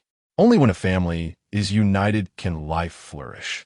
However, for trivial matters, such as kind-hearted lies, they should be told when necessary. Do not presume upon your husband's affection to behave indiscreetly in the future." Gu Yao pouted. "How's he indulging me? I feel as though I am the one pampering him." After all, her thoughts often swayed with her emotions. Observing her demeanor, Gu mother earnestly remarked, "Is your husband not indulgent towards you? Which man would willingly conspire with his wife to conceal matters regarding his parents? The son-in-law may feel inadequate. Thus he treats you with exceptional kindness. Therefore, Yao, it is essential to reciprocate this kindness, for he has bestowed upon our family a life-saving grace." At this juncture, Mother Gu abruptly shifted the conversation. Yao, regarding the son-in-law, is he competent in that regard?" Although she harbored reservations about her husband compelling their daughter to marry into the Shun family, the situation being as it is, they are simple farmers. As long as no significant discrepancies arise, divorce must not be considered. Hence, she hoped her daughter would quickly bear children with her husband. Once children are born, the couple would truly unite in heart and purpose. Gu Yao touched her nose, replying, "Mother, everyone keeps asking about Shen Yan's abilities. How am I to know?" Observing her daughter's discomfort, Mother Gu sighed. "Ah, Yao Yao, it is your father and I who have wronged you. If you cannot endure and wish to divorce, we shall speak to your in-laws on your behalf and take on the role of the villain." Gu Yao was taken aback. "Mother, what are you saying? Why discuss divorce? I have never considered it." Hearing this, Mother Gu finally felt a sense of relief. In truth, she did not wish for her daughter to divorce. After all, one must remember kindness and repay it. Furthermore, aside from his disability, her son-in-law was otherwise a commendable man. Thus, she rephrased her thoughts. "My dear daughter, sometimes a man's capabilities do not hinder the ability to have children. The process is not paramount. It is the outcome that matters. Once a woman has her own child, she will no longer dwell on the intricacies of romantic relations." Gazing at her daughter's bewildered expression, she felt compelled to ask, "My dear daughter, you understand what I mean, right?" Gu Yao firmly affirmed and returned to her cooking. Did she merely understand? This was the second time she had encountered such crude dialogue. Are all the women here so unrefined? She felt an urge to strike someone, yet there was no one to confront. She resolved to inquire further with Shen Yan that evening. He was the root of the matter, and she could not bear this burden alone. While she endured her mother's admonitions, Shen Yan was entirely composed. He placed 10 taels of silver into Father Gu's hands. "Please, accept this silver and use it to settle your debts promptly." Father Gu insisted on refusing, but Shen Yan continued to persuade him. "Father-in-law, I implore you to accept this gesture of goodwill. In my family's time of hardship, you not only sent your daughter to bring joy, but also provided 5 taels of life-saving silver. It is far easier to offer assistance when times are good, yet true kindness shines brightest in adversity. I shall forever remember the immense grace bestowed upon me by you and mother-in-law. This 10 taels of silver is not merely a small contribution toward the family's debts, but also a token of my gratitude to you both. Though I am physically impaired, my heart possesses a sense of propriety. This silver is rightfully earned by your daughter, and you need not be concerned. Moreover, this is a task entrusted to me by my wife just moments ago. If you refuse to accept it, how shall I find my peace?" His tone, although gentle, carried an unmistakable resolve and helplessness, particularly in his final words, which resonated with both Gu Fu and Gu Fan as they were men themselves. Acceptance was imperative.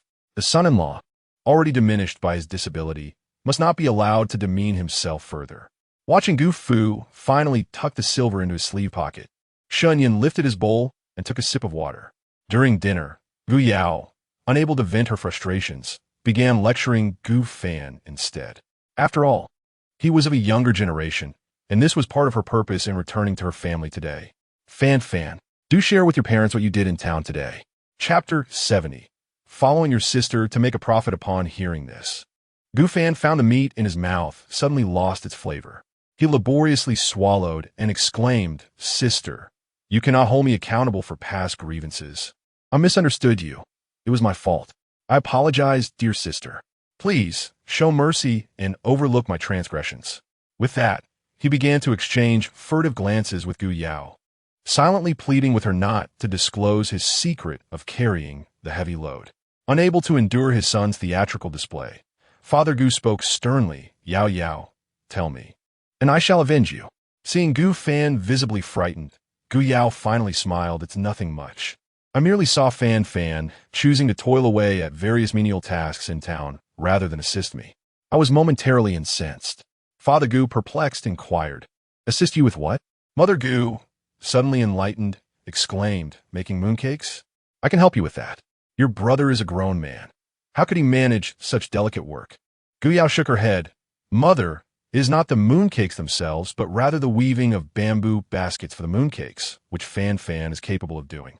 Having said that, she rose and retrieved several samples from her backpack. Gu Fan examined them closely and immediately pledged, "Sister, leave it to me. After dinner, I shall venture into the mountains to gather bamboo for you. How many do you require?" Exchanging glances with Shen Yan, Gu Yao replied with a smile, "The more, the better. Such a grand enterprise," exclaimed Father Gu, Mother Gu, and Gu Fan in unison. However, upon recalling that Gu Yao had already received a deposit of 100 taels of silver, They understood it must indeed be quite substantial. Thus, the three no longer inquired further, assuring her they would produce an abundance to deliver. Fan, I offer our villagers a price of 5 won each. Sister, I do not want money. The farming tasks have not yet commenced. I am free and have little to occupy my time. I shall make them for you. Father Gu and Mother Gu quickly chimed in. Yao, let this lad assist you. It will save him from wandering about like a mud monkey all day. Their daughter had already provided them with 10 taels of silver, and they felt it inappropriate to request more. They thought mooncakes were seasonal delicacies. And before the farming season became hectic, the entire family would pitch in to help their daughter. Gu Yao shared this sentiment, recognizing that now was the opportune moment to find help. But in about half a month, once the farming began in earnest, it would be much harder to gather assistance. Thus, she aimed to complete this batch of work within the next fortnight. During their journey, she and Shen Yan had already strategized, realizing that relying solely on the villagers would not suffice, which is why she sought help from her family. Yet evidently, her family had not considered the situation from this perspective. Father, Mother, Fan, please allow me to finish. I offer our villagers a price of 5 won each. But for you, I shall charge 8 won each. However, she was once again interrupted. No, that is excessive. Let remain at 5 won each. Goodness gracious, at 5 won, producing 5 in a day would yield 25 won. If it were 8 won, that would amount to 40 won daily. What an exorbitant sum. No. Gu Yao was amused. Even if we earn 40 won a day, with both my father and Fan working, we can at most manage 80 won a day. How much silver would that be in half a month? Mooncakes are a seasonal delicacy. Hence we should maximize their profits whenever possible. After that, she deliberately turned to Gu Fan and said, Fan, what do you think? I offer you 8 won. Is it merely a simple request for you to earn an additional 3 won? Expand your horizons. The Gu family had spent their lives toiling in the fields. Lacking such grand aspirations, they merely hoped their daughter would care for them, bringing in an extra few taels of silver over the fortnight. However, under the expectant gaze of their daughter, both Gu father and Gu mother inquired, Yao, can we collaborate with families we are on good terms with? Gu Yao was pleased. Yes, but the price for them can only be 5 won each. Apart from our family, we must standardize the price for outsiders to 5 won each. Shen Yan advised Gu Fan. You could emulate your sister and profit from the price difference. Earning 3 won from one basket accumulates significantly with 10, 100, or even 1,000 baskets. This is far more lucrative than weaving them yourself. Enlightened by his words, Gu Fan smacked his thigh and exclaimed, Oh, how could I have missed that? No wonder sister and brother-in-law are making money. Gu father and Gu mother understood as well.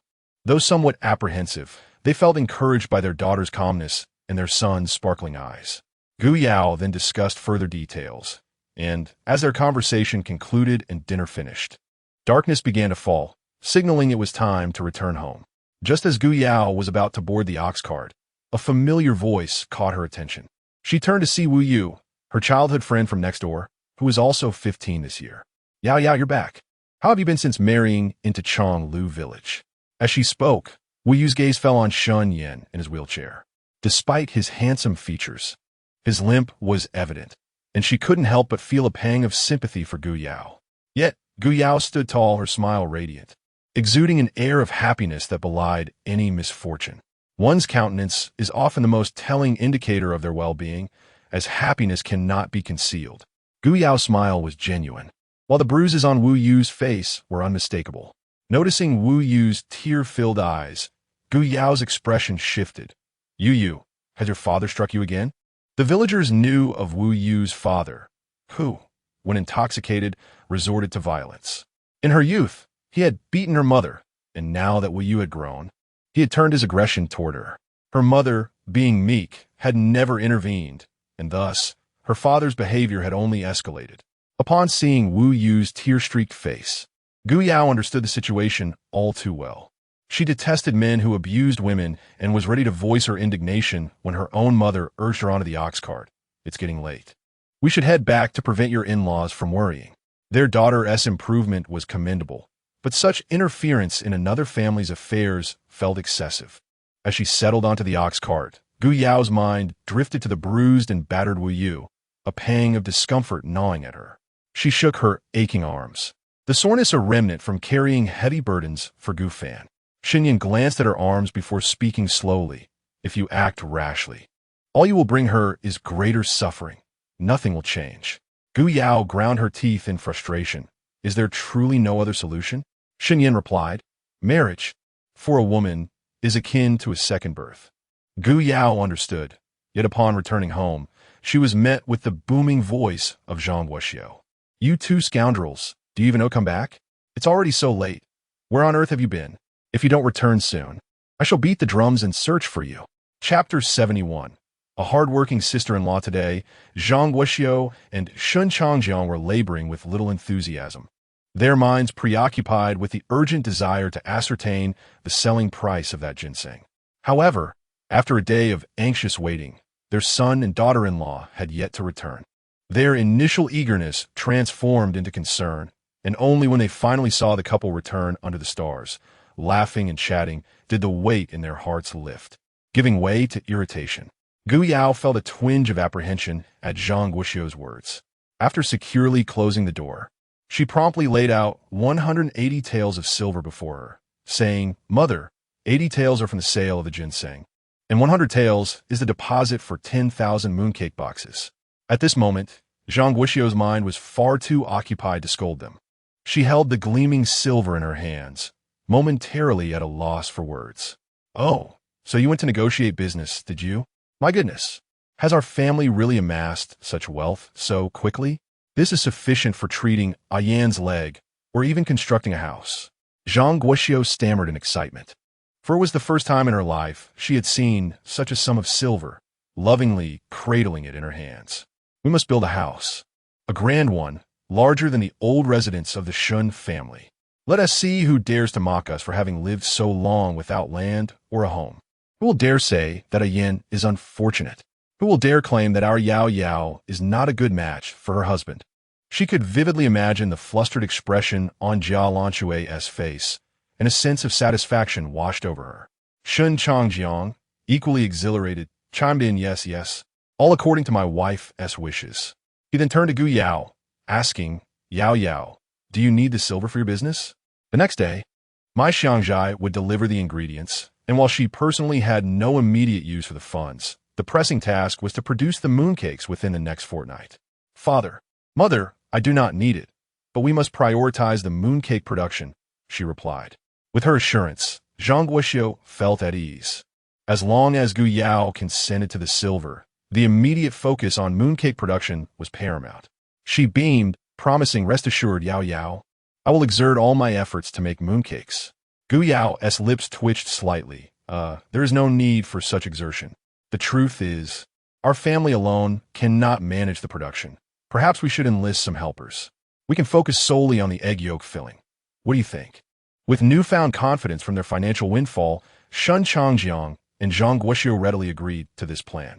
Shen Yan then added, while we lack the time to build a house now, Father could seek the village head to purchase the land deed, including the plot behind our courtyard for future endeavors like raising chickens and growing vegetables. Currently, they resided in a thatched cottage that was merely a vacant property belonging to the village. Although the village head had permitted them to stay, it was not theirs to claim and could be reclaimed at any moment. However, securing the land deed would grant them permanent ownership. Moreover, during this era, acquiring land was far less expensive than constructing a house. It was estimated that both plots could be purchased for merely 10 taels of silver. Zhang Guoxiu did not desire to purchase this plot of land.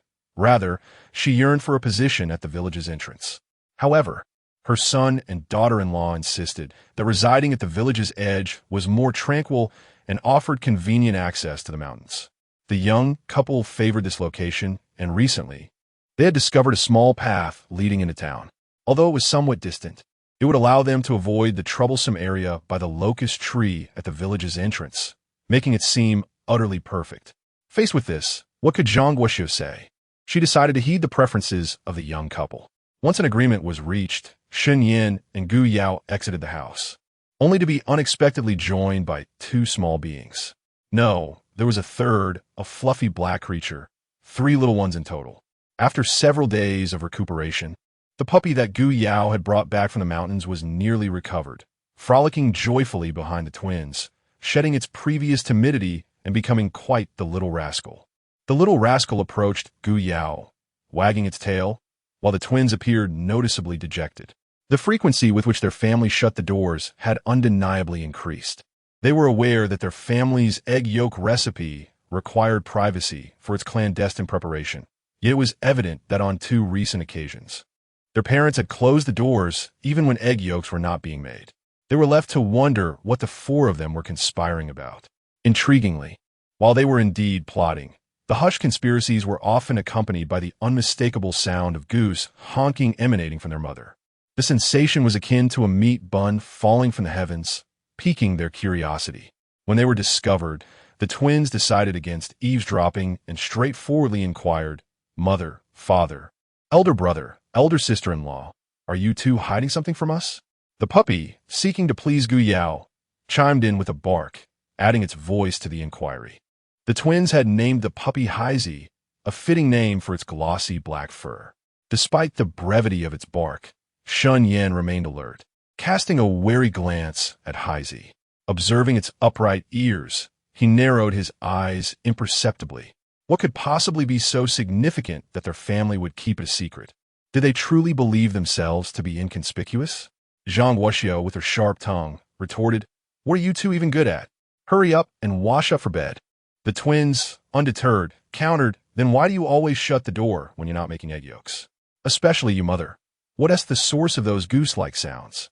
At the mention of the honking, Haizi's eyes sparkled, and it mimicked the noise quite accurately. Gu Yao chuckled as she patted its head, exclaiming, "Our Haizi is certainly a quick learner." The twins beamed with pride, declaring, "We taught it." Zhang Wuxiu, her temper flaring, grabbed a stick, ready to strike. But Gu Yao intervened, saying, "Enough, mother, it's getting late. You and father should rest. Starting tomorrow, we shall all be quite busy."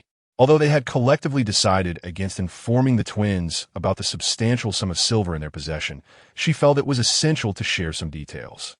For instance, previously, Shen Yan had deceived the twins by claiming that she had sold a recipe for bean sprouts for 5 taels of silver. The twins, only 7 years old, were at an age where boasting was second nature, yet it was clear that they had been remarkably discreet, especially since Shan Mu had even helped her conceal the recipe for the bean sprouts. Thus, Gu Yao turned to the twins and remarked, "It is nothing of great consequence. Our family has received a substantial order for mooncakes, which will yield a profit of 20 taels of silver. They say that wealth should not be flaunted, and we refrain from sharing this with you 2, fearing your loose tongues." Zhang Wuxiu let out a long sigh of relief and called for her husband to prepare bathwater. Observing the twins, who appeared utterly astonished, Shen Changjiang found it amusing, though he refrained from laughter and promptly joined his wife in the task of heating the water. Shen Yan also found the situation humorous, noting that Gu Yao had been even more frugal, reducing the figure tenfold. He cleared his throat softly and turned his wheelchair back into the house. Meanwhile, the twins in unison covered their mouths tightly, exclaiming, "Achoo! Haha! Do we truly have so much silver? 20 taels. Our elder sister has worked hard. Tomorrow, we shall strive even harder to gather peaches from the mountains." Gu Yao also found it amusing, but felt an inexplicable pang of sadness. The children of this era seemed far too mature. She gently patted the twins' heads and retrieved 21 from her sleeve, offering it to them. The twins were taken aback, hesitating to accept. "Take it. This is merely an oversight on your elder sister's part. She had promised you both this long ago. You 2 not only ease our burdens, but have also contributed significantly to our mooncake business. However, starting tomorrow, you need not venture into the mountains to gather peaches. Instead, assist your elder brother in collecting the baskets." Although the twins now regarded her with deep respect and no longer required her to win them over with money, Gu Yao fully embraced her role as their elder sister. She believed that financial resources could instill confidence and wished for the twins to learn about financial management from a young age. Yet, upon entering the house and catching sight of a certain half-clad individual, she completely forgot her role. Chapter 72. Can it always be you? Within the confines of the room, Shen Yan was wiping his upper body, his bare skin glistening under the moonlight. The sight of his well-defined, muscular physique captivated her. He was lean yet robust, with every contour perfectly sculpted, even the subtle lines of his abdomen revealing hints of muscle. Gu Yao's gaze inadvertently drifted downward as she stammered. "Why are you bathing in front of me?" Shen Yan, though somewhat embarrassed, masked his discomfort with a composed facade. "Father urged me to wash quickly, so I went ahead." "You should join me," he suggested. He was aware that Gu Yao typically bathed in the space they shared. The wooden tub she had purchased remained unused, now repurposed for his use. It was rather small for him, thus he opted for a half-wash routine, cleansing his upper body before soaking the lower half. Gu Yao's eyes sparkled with intrigue, and she promptly withdrew her gaze, vanishing from sight. Shen Yan, accustomed to such scenarios, shook his head and proceeded to remove his lower garments, carefully lowering himself into the tub. Suddenly, a stream of water cascaded from above, accompanied by a melodious voice, "Spirit spring water, enjoy your soak." Instinctively, Shen Yan reached for something to cover himself, but noticing that his right side had significantly improved in appearance due to the spring water, he decided against it and replied with a deep, "All right." Meanwhile, in the space, Gu Yao awaited his next move, and to her delight, he was indeed indulging in the soak. She felt an overwhelming urge to shout, "That backside belongs to someone." Yet, her intentions were not malicious. She merely wished to satisfy her curiosity regarding his capabilities. Was it too much to ask for a glimpse? However, as she began to drift into slumber, Shen Yan remained submerged for what felt like an eternity. Frustrated, she contemplated confronting him later. In truth, Shen Yan had already tended to himself promptly, fearing Gu Yao might catch him in a compromising situation and label him as lewd. Yet, it was Gu Yao who appeared with slightly mischievous intentions, surprising him as she unexpectedly leapt onto the bed beside him. Caught off guard, he found himself pinned beneath her, their bodies pressed closely together, their lips meeting in an unexpected collision. Unlike their previous fleeting kiss, this encounter left them both momentarily bewildered. Gu Yao's eyes widened in disbelief as she gazed into his deep, dark orbs, which seemed even larger than her own. He was undeniably handsome, strikingly so, with chiseled features and a captivating intensity. At that moment, the slight furrow in his brow, tinged with astonishment, only added to his enigmatic allure. Shen Yan, equally astonished and unaccustomed to such closeness, felt a rush of warmth at the softness of her lips and the unique fragrance that was distinctly hers. The sensation proved overwhelming for a young man unaccustomed to such stimulation, igniting a flicker of frustration within him. Ultimately, unable to withstand the intensity of the moment, he instinctively pushed her away. Gu Yao initially intended to offer an apology, as she typically transitioned from her bed into the space. Today, however, her abrupt disappearance was merely to conveniently observe someone bathing. She had anticipated that upon emerging from the space, she would gracefully bounce onto the bed, but despite her efforts, she found herself in an awkward predicament. Yet at this moment, her embarrassment had transformed into indignation. No, to be precise, it morphed into a feeling of humiliation. How could it be that a radiant young girl in her prime was dismissed by a limping man? Was she truly deemed undesirable? Wait a moment. While the limp was indeed real, the other accusation seemed unfounded. It appeared there was a hint of discomfort. No, rather a significant discomfort. Yet, as her desires were realized, she suddenly ceased to be angry and instead erupted into laughter. Shen Yan, bewildered, awkwardly cleaned himself, struggled to shift, and covered himself with a blanket, grumbling. "What are you laughing at?" Observing the constipated expression on his face, Gu Yao stifled her laughter and retorted, "I didn't do it on purpose. Why did you push me so forcefully?" With that, she shook her arms, uncertain whether the soreness stemmed from his push or from carrying the heavy load. Either way, she certainly felt some discomfort. Shen Yan was surprised by his own strength and sat up, inadvertently brushing against her. Gu Yao assumed he was lost in nostalgia and was ready to retaliate with a forceful strike, only to realize he merely touched her arm. "It seems you've been carrying heavy burdens today. Let me knead your muscles, or you will be sore for the next few days." He recalled that she had been shaking her arms since their return from the village. Gu Yao acknowledged his thoughtful gesture, feeling comforted.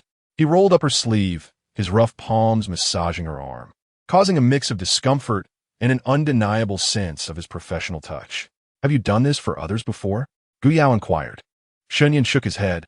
"I don't remember." She dismissed the thought, quietly relishing his skilled massage, and asked, "What do you wish to do once your leg heals?" Shen Yan replied, "I haven't thought about it, but I suppose I will follow the same path as before." Gu Yao continued, "When that time comes, will you be like an eagle soaring through the skies, attracting a flock of admirers? Will you consider marrying a bride and having children? We should set some ground rules." However, before she could finish, Shen Yan impulsively exclaimed, "Why can't it always be you?" At that moment, his gaze fell upon her, and accustomed to seeing his own reflection, he found Gu Yao under the moonlight to be extraordinarily captivating, especially her bright black eyes, sparkling like a universe filled with stars, ensnaring anyone who dared to gaze upon them. As the saying goes, the more one looks at a beauty, the more entranced one becomes. Gu Yao felt the same. With a gentle smile, she teased, "Are you suggesting that we should have children?" Shen Yan, for reasons unknown, found himself nodding in agreement. He leaned closer, and Gu Yao, believing he was genuinely eager to discuss having children, pondered whether she should refuse or simply refuse. As a result, the unremarkable woman closed her eyes first, only to hear the man softly whispering in her ear, "Sleep well. Rest assured, I shall not touch you until your legs are healed." Gu Yao was taken aback, promptly pushing him away before turning to embrace her beloved Dabai and drifting off to sleep. "How comforting it is to have my Dabai!" Gazing at the creature nestled in her arms, Shen Yan felt a sense of relief. Yet he couldn't shake off the feeling of annoyance. Chapter 73. Shall we give this relationship a try? The following day, Gu Yao inadvertently awoke naturally. It must be said that Zhang Guoxiu was truly efficient. The courtyard was already bustling with organized activity. She had invited the village head's wife, Li Suihua, along with her two daughters-in-law, Fan Kaiyan and Jin Fangyu, Shun Chana's wife, Family Fong, their eldest daughter, Shenhua, Aunt Shu, her daughter-in-law, Shueping, and Wenyang to assist. The remuneration was prearranged the previous night, with a rate of 25 won for 4 hours of work a day, with the option to volunteer for extra time at 3 won for half an hour. Making mooncakes was not arduous, did not require leaving the village, and offered generous pay, making this task undeniably appealing. Everyone was eager to join, and they had all hurried over once they had entrusted their children to their husbands. Shen Changjiang was also quite capable. Before dawn, he had constructed a sunshade in his courtyard. With only 2 thatched cottages, accommodating so many people necessitated outdoor work. He had even set up a screen in the courtyard for partitioning, sanitation, and privacy, achieving multiple objectives with one effort. Upon seeing Gu Yao rise, Zhang Guoxiu, unusually enthusiastic, "Approach her. Yao Yao. Yin mentioned you were tired last night. Why not sleep a little longer? The food is warming in the pot. I can bring it to you in the room." The others, having been through similar situations, immediately understood upon hearing this. They exchanged knowing glances with Gu Yao before resuming their tasks. Gu Yao, feeling somewhat embarrassed, searched for the instigator and, after a while, spotted him right before her eyes. Why does he seem even more handsome today? Bathed in the morning light, he appeared to be enveloped in a soft golden glow. His ponytail was tied higher than usual, giving him a particularly sharp and striking look. He was clad in a newly made, yet unworn, azure garment, the vibrant color transforming his usual composed demeanor, making him embody the essence of a 19-year-old, exuding youth and a carefree spirit, akin to a young man stepping out of springtime painting. However, when he spoke, his deep voice shattered this youthful impression. "My dear, let us return indoors." Under the weight of so many gazes, Gu Yao felt a bit awkward. She offered a slight smile to the crowd before retreating into the room. As the golden couple entered, the onlookers could not help but chuckle. Their affection was evident. After all, one could see why their lives were flourishing. As the old saying goes, a prosperous home thrives on a harmonious couple, and harmony begets success in all endeavors.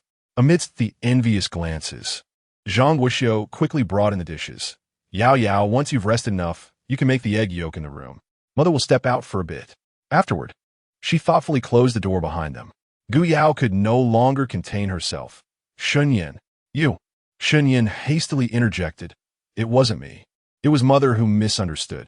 His mother had intended to wake Gu Yao, and he had merely mentioned that she was tired, leading his parents to naturally conclude that she had been exhausted the previous night, in that particular manner. Was it his fault? Reflecting on Shen Yan, Gu Yao initially considered him not to be that kind of person. However, she quickly shook her head, recalling how he had even confessed to wanting to have children with her last night, although they did not act upon it. She had already categorized him as someone whose mind was similarly filled with thoughts of vibrant mango hues. In the past, she had truly believed him to be a monk with few desires. So, who was he trying to charm with his spirited appearance today? She was not oblivious to his little schemes. Gu Yao did not eat, having already consumed milk in her space. As she voiced her grievances about Shen Yan, she began to prepare egg yolks. Shen Yan, sitting beside her, cracked eggs and, after a moment's hesitation, gently spoke. I did not think too much. I merely felt that today's weather's pleasant. A new day brings new beginnings. Noticing Gu Yao's furrowed brow, he sensed the inadequacy of his rationale and quickly shifted his approach. I wanted to ask, what are your plans for the future? He was not a frivolous person. After their conversation yesterday, where he had admitted to wanting children with her, it felt necessary to clarify their relationship. Gu Yao tightened her brows further. To earn money and live comfortably. She had no grand ambitions. Shen Yan, equally pensive, elaborated. What I mean is, between us, Gu Yao replied in confusion. Is what it is, right? Do you think our current situation is unsatisfactory? Or do you wish to take things further? Could it be that this fellow, who had spoken so candidly, now wished to have children again? It was not entirely out of the question. After all, she was neither averse to marriage nor to children, and having a plump, lovely child resembling him would indeed be delightful. Her expression was unmistakably clear, reminiscent of when she first encountered Xie Huayan. Previously, Shen Yan had found her distasteful, yet now he could not help but find it amusing. He was foolish, and she was even more so. He realized that if he did not directly inquire, no matter how inadvertently they might conceive a child, their relationship would not progress. For Shen Yan, having children represented the most intimate bond imaginable. Although he was physically impaired, he held firm to his principles. He would not engage in such acts with any woman without genuine intent. Taking a deep breath, he softly asked, What I mean is, do you wish to be my wife or merely a partner? Gu Yao responded instinctively. Can it be both? Shen Yan's eyes brightened. So you intend to stay forever? Gu Yao replied nonchalantly. If I wanted to leave, I couldn't. Since I'm here, I might as well make the best of it. The light in Shen Yan's eyes dimmed gradually as he murmured to himself. So being my wife is not your true desire, merely a choice born of necessity. He sighed deeply, pondering what he, a cripple, was truly seeking. That Gu Yao could wholeheartedly support him in maintaining their household was already a blessing from fate. Yet he found himself yearning for dreams that were unattainable. Why should he? Simply because of his disability? Ultimately, it was he who was unworthy. Observing the boy's injured expression, Gu Yao earnestly reflected on her words, pondering which remark might have inadvertently wounded the delicate sensibilities of the handsome youth. Suddenly, her eyes sparkled with excitement. Ha ha, have you truly developed feelings for me? How admirable, despite your physical limitations. It seems that mere procreation is insufficient. It must also be the kind born of mutual affection. This is certainly 100 times more commendable than those base men who find compatibility with anyone they encounter. Shen Yan was momentarily taken aback, his throat constricting as he struggled to swallow a lump of apprehension. Faced with Gu Yao's candid inquiry, he found himself at a loss for words. Should he nod in agreement or remain silent? His mind raced with confusion until Gu Yao pressed further. Shall we consider dating? Shen Yan, perplexed, responded, What does dating entail? Gu Yao pondered for a moment before articulating her thoughts. It simply means that both parties find each other agreeable and wish to deepen their understanding of one another, aspiring to establish a more profound relationship. In our context, we refer to this as love. After a period of romance, if both remain steadfast in their intentions, it leads to marriage. Though Shen Yan grasped the concept to some extent, he was still somewhat bewildered. Nevertheless, it mattered little. He heard Gu Yao express that she found him likable and was willing to explore a deeper connection together, and that was sufficient for him. He lifted his chin slightly, a smile unconsciously gracing his lips as he whispered, "All right, let us give it a try." Seeing the handsome youth's eyes alight with joy, Gu Yao couldn't help but smile in return. "Then let us indeed give it a try." Chapter 74. Does your legs being well have anything to do with wanting children? When Zhang Guoxiu entered, she was greeted by the sight of her son gazing at his wife with a look of utter disdain, which elicited an involuntary smile from her. Finally, her son had revealed the genuine smile that once radiated from his heart. It was truly a rare occurrence. What kind of person was her son in the past? A young man so exceptional that he could not be found in 10 villages. Not only was he handsome, but he also had the means to earn a living. It was no exaggeration to say that matchmakers coming to propose could have trampled her doorstep, yet her son remained indifferent to such romantic pursuits. Otherwise, her eldest grandson would already be running around. However, good things come to those who wait. Regardless of the past, she was quite satisfied with her daughter-in-law now. Most importantly, her son was happy, which was all that mattered. Now that this couple had finally reached a fruitful conclusion, she anticipated the arrival of a plump grandson soon. Despite her desire to maintain a cheerful atmosphere, she couldn't help but notice the untouched food on the table, prompting her to exclaim in her booming voice, "Yao Yao, why aren't you eating breakfast? You're so thin. If you don't take care of yourself, how will you bear us a healthy, chubby grandson in the future?" Gu Yao Yao felt a mix of exasperation and amusement, casting a reproachful glance at Shen Yan. Understanding immediately, Shen Yan responded, "Mother, my wife won't go hungry. Furthermore, we won't be having children until my legs are well." Zhang Guoxiu was not pleased. What does your legs being well have to do with wanting children? Besides, what if your legs never recover? Will you abstain from having children for a lifetime? A flicker of disappointment crossed Shen Yan's eyes, but he resolutely replied, "Mother, this matter is not for you to concern yourself with. I know what I'm doing." He would never allow Gu Yao Yao to suffer. She deserved the very best. Zhang Guoxiu wanted to argue further, but recalled her husband's counsel, and, fearing to upset her son, ultimately let the matter drop with a huff. Humph. Indeed, a son grows up and no longer listens to his mother, and left. Gu Yao Yao touched her nose and said, "Do you want to go out and check?" Shen Yan shook his head. "It's fine. If we don't clarify this today, they will continue to hold on to their hopes. It's better to address everything at once. My parents are reasonable people, and they'll come to understand. It's just, I feel like I put you in a difficult position." Gu Yao Yao quickly shook her head. "I'm not in a difficult position at all. I actually think this is quite good.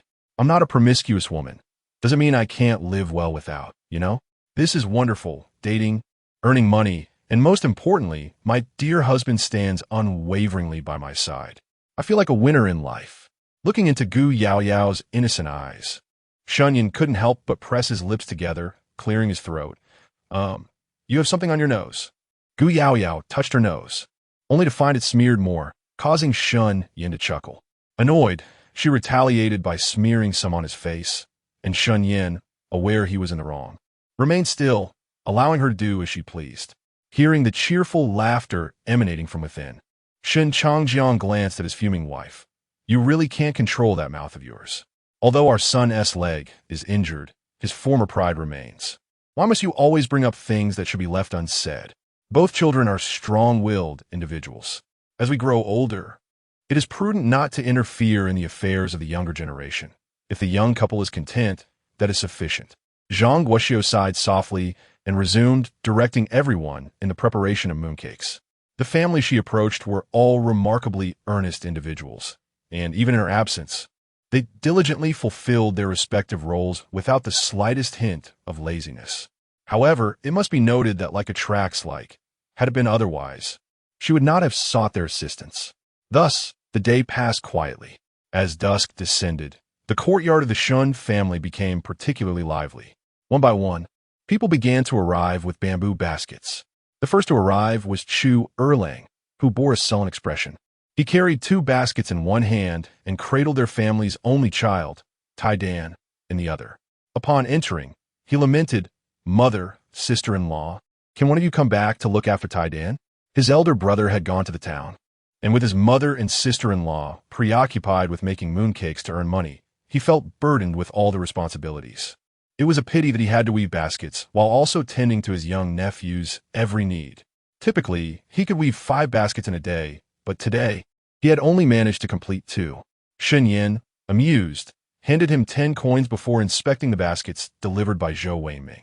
Zhou's household comprised 3 men, and since his children were not only self-sufficient but also able to assist with some tasks, he had brought a total of 20 baskets.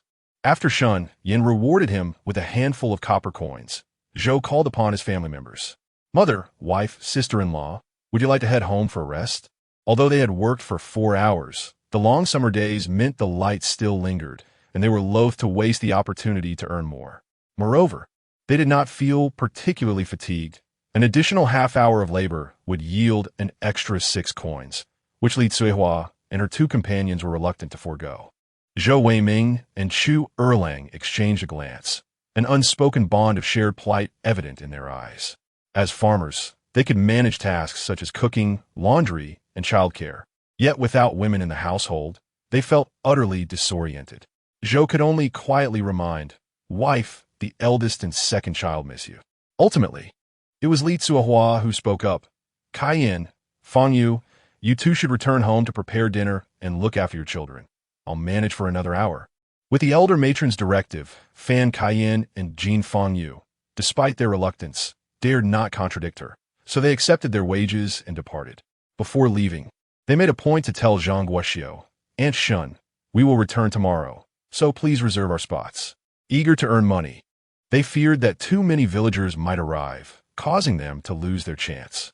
Zhang Guoxiu responded with a smile, "When it comes to making mooncakes, I only trust our 4 families. I won't replace anyone." Her words effectively secured the commitment of the 4 households, leaving them with smiles and a renewed vigor for their work.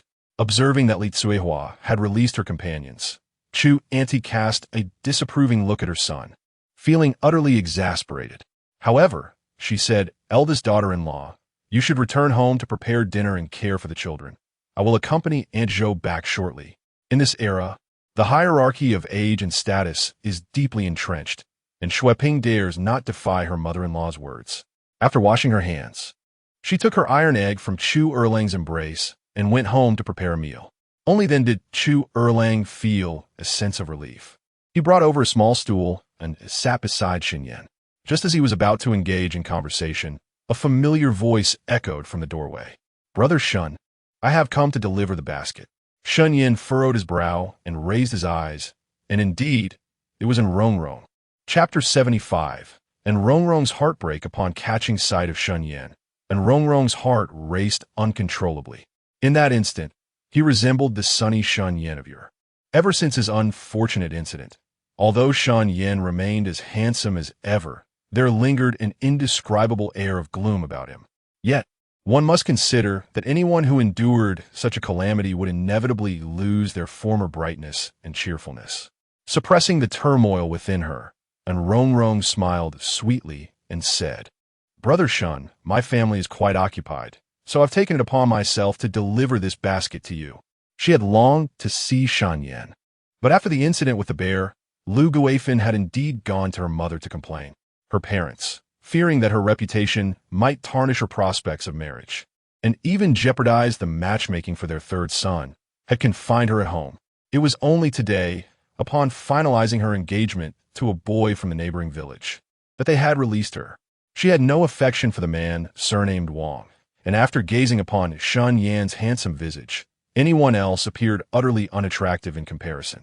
Particularly after witnessing the rare, enchanting smile that graced his lips moments ago, she felt a pang of regret.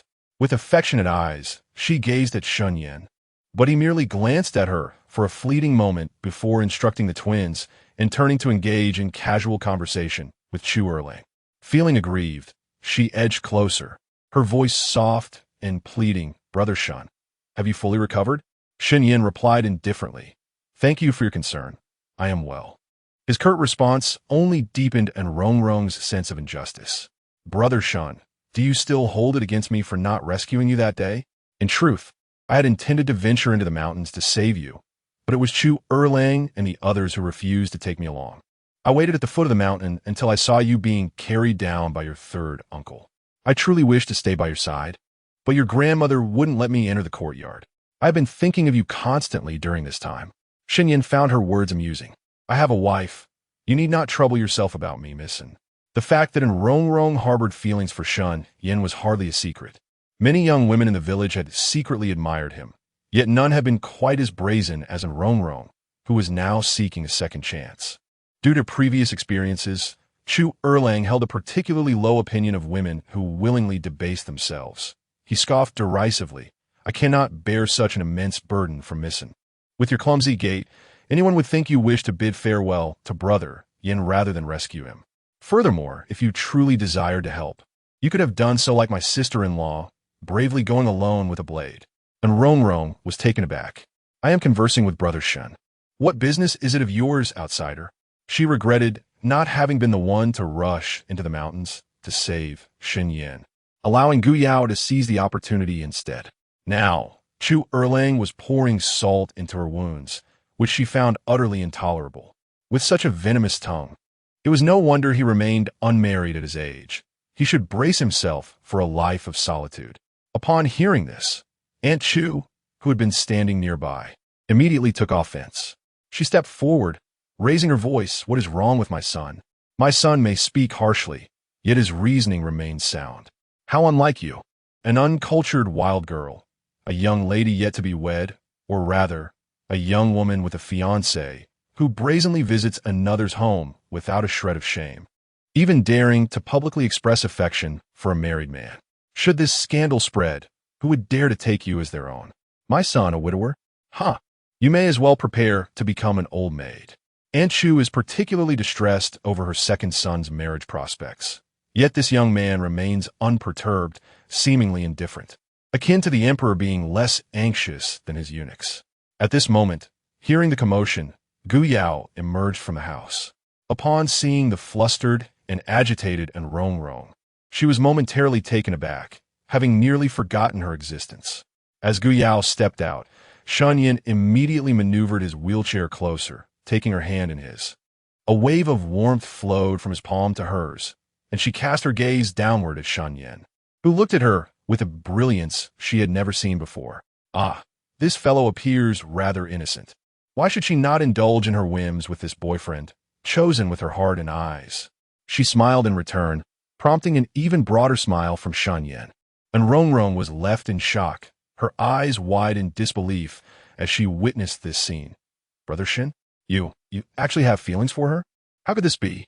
Previously, Shen Yan had been so carefree and unrestrained that even as matchmakers nearly trampled his doorstep, he had never shown interest in any maiden. She had thought him to be a man of profound depth, unburdened by the trivialities of romantic entanglements, or perhaps akin to a noble flower on a snow-capped peak, beyond the reach of ordinary women. Yet now, he held Gu Yao as hand with such ease, his eyes filled with an affection she had never witnessed before. This sudden turn of events struck Undaunted like a thunderbolt, nearly causing her to falter. No, how could one repay a life-saving grace with the gift of oneself? Even if you're now disabled, you should not be enamored with someone like her. Yet before she could finish her thought, she was sharply interrupted. Missin, I advise you to tread carefully with your words. My wife and I are already united in marriage. If I do not cherish her, who else would I favor? Furthermore, matters of the heart are not for outsiders to meddle in, especially not for one like you. Please, take your leave. Still grappling with her disbelief, and Rongrong longed to inquire why Shen Yan was attracted to Gu Yao. What merit did she possess? But Zhang Guoxiu offered her no opportunity for such inquiries, as she and Aunt Chu each took Undaunted by an arm and led her back to confront her parents. Aunt Chu lamented that Undaunted had wounded her son's pride, while Zhang Guoxiu asserted that Undaunted had disregarded her duties as a woman, resolutely intent on disrupting the union between her son and daughter-in-law. Both women insisted that the family provide a satisfactory explanation, or else they would raise a ruckus about the matter. An's father and mother were equally distressed over their daughter, fearing that the Wang family would learn of the broken engagement, which could jeopardize their son Sanlang's prospects. Ultimately, they promised the two women that within 3 days, their daughter would be married off to the neighboring Wang family. Only then did Zhang Guoxiu and Aunt Shu relent, cheerfully assuring they would contribute to the wedding expenses. Once the two departed, An's father, unable to contain his frustration, slapped his daughter. Shen Yan is a cripple. Why are you so fixated on him? Beauty alone cannot sustain you. You will behave yourself over the next few days, or I will sever ties with you. Upon hearing this, An Rong collapsed to the ground, covering her face as she wept in profound despair. Although An's mother felt a pang of sympathy for her daughter, she could not overlook her erratic behavior and resolutely stated, "Do not eat dinner tonight.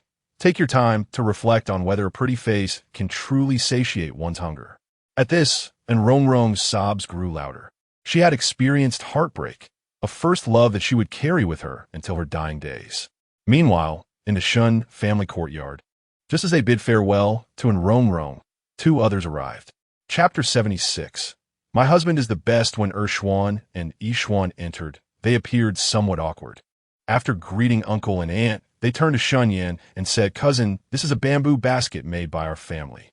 Shen Yan, unfazed, gestured for the twins to assess the basket. Shen Mu, still holding a grudge from their last encounter, deliberately chose a subpar one, casting a furtive glance at his elder brother, who remained silent. Seeing only one basket deemed unsatisfactory, Xuan and Yixuan breathed a sigh of relief and quickly assured, "We will take it back and refine it properly. We will bring it back tomorrow." Noticing the genuine expressions on their faces, Shen Yan narrowed his eyes and slowly produced 60 coins, handing them to the twins. Upon receiving the heavy copper coins, the twins finally revealed a semblance of relieved smiles, albeit tinged with a hint of shame. Their mother had warned them that uncle's family would likely seize this opportunity to make things difficult for them, while their grandparents assured them that as long as they dedicated themselves to their work and maintained a sincere attitude, the eldest family would not trouble them. Thankfully, they heeded their grandparents' advice. After accepting the money, the twins appeared somewhat hesitant. Shen Yan inquired softly, "Is there something on your mind?" Xuan bit his lip before responding, "Cousin. That day, I did not genuinely intend to hit Shen Mu. I merely wished to take the poop-scooping stick from him." Yixuan, still haunted by the memory, rubbed his face. He had not struck Shen Mu, but had received a scratch from Shen Yan instead. Shen Yan maintained his calm demeanor. "Had it not been for that, we would not have accepted your basket. Now, go home and heed your grandparents' words." With that, Xuan and Yixuan finally exhaled in relief and returned home. Truth be told, they still harbored a certain fear of their cousin. They had never been able to best him in a confrontation, and the feeling was rather disheartening. Shen Changjiang patted Shen Yan's shoulder with a sense of satisfaction. Their parents had always hoped for a harmonious family, and both father and son were striving towards that goal. Unbeknownst to him, Shen Yan was indifferent to such matters. He merely felt relieved for Xuan and Yixuan's fate. Gu Yao shared Shen Yan's sentiments. She remembered how Xuan and Yixuan had brought Hu Longzhong just in time during their last encounter. Yet, that thought was fleeting as she suddenly recalled something significant and promptly urged Shen Yan back into the house. Chu Erlang wore a mischievous grin and remarked, "Sister-in-law, is this appropriate? I haven't finished my conversation with the Yin. I was hoping to sneak in a back door and join you in making mooncakes." The act of making mooncakes was of little consequence. What mattered was that he no longer wished to stay home and watch the children. Gu Yao waved her hand. "No need to worry. Please stay. Join me and my husband for a drink tonight. I have some excellent wine." Chu Erlang, initially intending to return home, found himself settling back, and upon hearing of the wine, now that Shen Yan's family was thriving, he saw no reason to pass up the opportunity. In this moment, Gu Yao pressed Shen Yan against the door, saying, "My dear husband, I have suddenly conceived an idea." Suddenly, their faces drew so near that the soft fuzz on each could be distinctly observed. Shen Yan felt somewhat uneasy, particularly as the warmth of her breath brushed against his nose, leaving him in a dizzying state. He swallowed hard and slightly turned away, murmuring, "Yes, go on." Gu Yao adjusted his face, her expression earnest as she inquired, "What do you think of Brother Chu and Ye?" Under the intensity of Gu Yao's gaze, Shen Yan paused for a moment, Yet he replied truthfully, "There's no chance." Gu Yao was puzzled. Why are you so adamant in declaring there's no chance? The sunny boy and the delicate little lamb should surely be a perfect match. Shen Yan found it hard to articulate, yet he firmly believed there was no hope. Brother Chu might be better suited for a girl from a simple background, someone cheerful and bright. Gu Yao was reluctant to accept this. Yi's parents may be a bit too strict, but the two villages are quite distant, so it shouldn't be a problem. As for the sunny disposition you mentioned, Yi was quite lively in her childhood, much more so than I am. Perhaps Gu Yao had been in this body for so long that she felt the original owner's past had seamlessly merged with her own. What I mean is, Yi's character is far superior to the original S. She is a homely type. Upon finishing her statement, she fixed her gaze on Shen Yan without blinking. The intensity made Shen Yan feel an irresistible urge to kiss her, yet he managed to restrain himself. Taking a deep breath, he sighed. I'll ask him about it when we drink later. He then raised an eyebrow at her. So, where's the wine? He was well aware that Gu Yao possessed all manner of delightful things. And as expected, her eyes twinkled as she presented him with a delicate white porcelain bottle, exclaiming, "Yes, indeed. Fine quality. Drink up." Afterward, she leaned forward and planted a kiss on him. Shen Yan was momentarily stunned until Gu Yao's voice brought him back to reality. "You're the best, my dear husband. I'll go prepare some appetizers for you." Watching her joyful figure retreat, Shen Yan touched his lips, feeling the heat where she had kissed him, and he suddenly perceived a future brimming with promise. By the time Gu Yao finished cooking, dusk had begun to settle in. Li Cuihua, Wen Yang, Family Fong, and Shunhua had completed their tasks as well. Gu Yao settled their accounts, noting that they had worked an additional hour and a half today, totaling 34 won for each person. Shunhua, being the youngest and unable to contain her excitement, jumped with disbelief upon receiving her payment. "Mother, uncle, aunt, cousin, sister-in-law, look at me. I've done so well to earn this much money, 34 won, more than what father earns. I must tell him." She joyfully bounced, completely unrestrained, embodying the adage that too much joy can lead to sorrow. In a moment of distraction, she stumbled, nearly falling to the ground, but fortunately, she was caught just in time by Chu Erlang. Family Fong was drenched in cold sweat as she hastily pulled her daughter back, gently tapping her forehead. "Look at you, my child, at such an age still so reckless. You are less composed than your younger sister. Quickly, express your gratitude to your second brother, Chu." Shunhua cast a grateful glance at Chu Erlang, her cheeks involuntarily flushing with a rosy hue. Embarrassed, she lowered her head and murmured, "Thank you, second brother Chu. I was so delighted that I didn't pay attention to where I was stepping." Seeing that all was well, the crowd began to disperse. However, Zhang Guixiu's eyes sparkled with delight as she approached, patting Shunhua's shoulder. "Oh, our Hua has truly grown up. Not only can she earn money now, but she also knows how to feel shy. Wouldn't you agree, Erling?" She had been keeping in mind the matter her close friend had entrusted her with, and it seemed that fate had now intervened. Gu Yao could not help but silently give a thumbs up, impressed by her mother-in-law's shrewdness. Had she just been outmaneuvered? With resentment, she cast a glance towards Shen Yan. Shen Yan, meanwhile, was gazing up at the stars. Chapter 77. Enough. Be quiet now.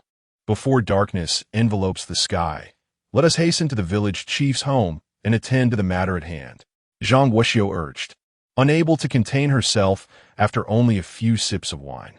"Can we not wait until tomorrow?" Shen Changjiang breathed in the aroma of the wine, feeling reluctant to leave. Zhang Guixiu, having finished her meal, wiped her mouth and insisted, "A taste is sufficient. We must go now. Your father can barely read, and Ian should accompany us." Upon hearing this, Chu Erlang immediately rose to leave, yet his gaze lingered on the bowl of wine, pondering the exquisite fragrance it exuded. Shen Yan was about to suggest postponing their visit until the morrow, but Gu Yao preempted him, declaring, "Mother, I will accompany father." Zhang Guixiu widened her eyes in surprise. "You can read?" Gu Yao nodded resolutely indeed. Zhang Guixiu was taken aback. Goodness gracious, what kind of treasure have my in-laws sent me? A daughter-in-law who can read? She resolved to properly express her gratitude to her in-laws on another occasion. It was no wonder she reacted so strongly. In their village, most people toiled in the fields, merely managing to fill their stomachs, with little chance for extra funds to pursue education, especially for daughters. Shen Yan added, "Mother, I have taught my wife, but she can only recognize characters for now and cannot write yet. However, that is sufficient as long as she can comprehend." Guyao nodded vigorously, "Yes. It was taught by my husband. Let us go, father." As they departed, she deliberately winked at Shen Yan. He scratched his nose and replied, Mother, I still need to drink with Brother Chu for a while. You needn't worry about us. Please take your rest." Zhang Guixiu pondered for a moment. "If you have the time, do teach our second and third sons some arithmetic. Watching her twins struggle with basic calculations troubles me. As I am concerned, our mooncake business may incur further losses." With that, she busied herself with household chores. Once she was gone, the two young men felt free to relax. Chu Erlang smacked his lips, savoring the wine's aroma. "Ian, my friend, you truly have an extraordinary wife. She can manage a business, read, possesses culinary skills, has a pleasant disposition, and as for her appearance." He chose to ignore Shen Yan's face, continuing, "In our village, your wife's beauty is certainly unparalleled. Most importantly, her heart and eyes are entirely devoted to you, a stark contrast to how she used to be. Pray tell, how did you manage to win her over?" Hearing praises of his wife, Shen Yan's face beamed with pride, yet his smile faltered. "You ought to stop gazing at another man's wife. With such thoughts, you should be more concerned with your own affairs." Chu Erlang clicked his tongue in jest. "Oh, come now, I'm only treating you as my own brother, so I'm not being shy about it. Is it really necessary for you to be so jealous?" Shen Yan took a gulp of wine. "Absolutely." Chu Erlang rolled his eyes in exasperation. "Humph. As if no one else has such a situation. When I return home, I shall have my mother find me a wife." Shen Yan's eyes flickered as he poured a bowl of wine for him, and he spoke slowly. "We are all bound by the constraints of blind marriages, especially since you're not young anymore. It is best to settle for someone suitable and not be overly selective." Chu Erlang chuckled. "So now that you are happily married, you disregard your brother's fate? Wasn't it you who once declared with such arrogance that you would never settle for a blind marriage, insisting that you would only wed the woman of your heart?" Through Shen Yan, Chu Erlang suddenly found himself momentarily lost in thought. Back then, Shen Yan was the universally acknowledged model child of their village, possessing an impeccable appearance and the ability to earn money. He radiated an air of carefree brightness, embodying youthful exuberance and boundless dreams for the future. He had proclaimed, "In this life, I, Shen Yan, will never accept a blind marriage or live a life of compromise. The woman I wish to marry must be one with whom I can share both the beauty of the world and the trials of life." In those days, his eyes sparkled with a brilliant light, dazzling yet clear and simple, unlike the current Shen Yan, whose gaze was as profound as an unfathomable abyss. Yet, as fate would have it, though it had worn him down, it had also bestowed upon him the finest gifts. The once unreliable wife, meant to bring joy, had indeed become what he had once envisioned, a companion with whom he could share both the beauty of the world and the storms of life. Shen Yan had forgotten all that Chu Erlang had said, but it mattered little. Everyone has had their moments of youthful folly. He recalled the task his wife had assigned him and chuckled softly. "How could I neglect you? Tomorrow, will you take your family's ox cart to our little village?" This aligned perfectly with Chu Erlang's desires. Whether or not he could manage the ox cart was trivial, but the key was that he absolutely could not remain at home tending to his large nephew any longer. Tomorrow, he would drive the ox cart while his elder brother stayed at home to weave baskets and care for the child. Fair enough, as the saying goes. Whoever's child should be cared for by them. Seeing Chu Erlang nod in agreement, Shen Yan said no more and focused on drinking. When Gu Yao and Shen Changjiang returned, proudly clutching the deed to their house, they were greeted by the sight of the two men in a drunken stupor. Shen Changjiang, gazing at the empty bowl, slapped his thigh in mild frustration. "These two rascals, they didn't leave me even a drop." Men do relish their drink. However, women are often averse to drunkenness. Hearing the commotion, Zhang Guixiu set down the half-washed clothes and hurried over, asking old man Yao Yao what happened. Upon receiving their nods, she cast a disapproving glance at the two inebriated youths. Old man helped Chu Erlang home. Yao Yao, assist your husband back to the house. Afterward, she began to grumble as she tidied up the dishes. Gu Yao felt it was of little consequence. After all, this drinking gathering had been her idea. Could she truly rebuke herself? Once inside, Gu Yao exerted her strength to push the drunken man onto the kong, a traditional heated bed, planning to wash up and retire for the night. However, she found the inebriated man sitting up, half opening his eyes as he mumbled, "I need a bath before I can sleep." Gu Yao dismissively replied, "Be good, you've exerted yourself little. Missing a day of washing one tea hurt. Now, off to sleep." After speaking, she intended to enter the space for a wash, but Shen Yan grasped her hand, preventing her from leaving. "No, it's uncomfortable not to bathe." Gu Yao pouted, "Why are you so troublesome? Given the circumstances, why bother with a bath? Just close your eyes and sleep." Shen Yan refused to shut his eyes, instead holding her hand and gazing at her. "Wife, you're fierce, not helping me bathe." Seeing his pitiful expression, akin to a wronged woman, Gu Yao felt somewhat bewildered. Was this the true nature revealed by drunkenness? If an ordinary man wore such a white lotus expression, Gu Yao would certainly feel nauseated, but a beauty was different. In that moment, she discovered the joy of being an emperor. "Your Majesty, Shen Beauty's chest aches. Only a gentle caress will alleviate it." Gu Yao intended to caress Shen Beauty. Oh no, she meant to bathe him. "You sit in the tub. Let us have a simple shower today, shall we?" Shen Yan looked at his legs, appearing dejected. "I can't move." Gu Yao frowned.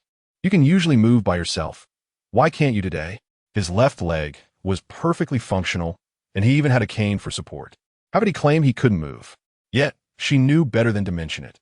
Once she did, Shen Beauty would adopt a sorrowful expression.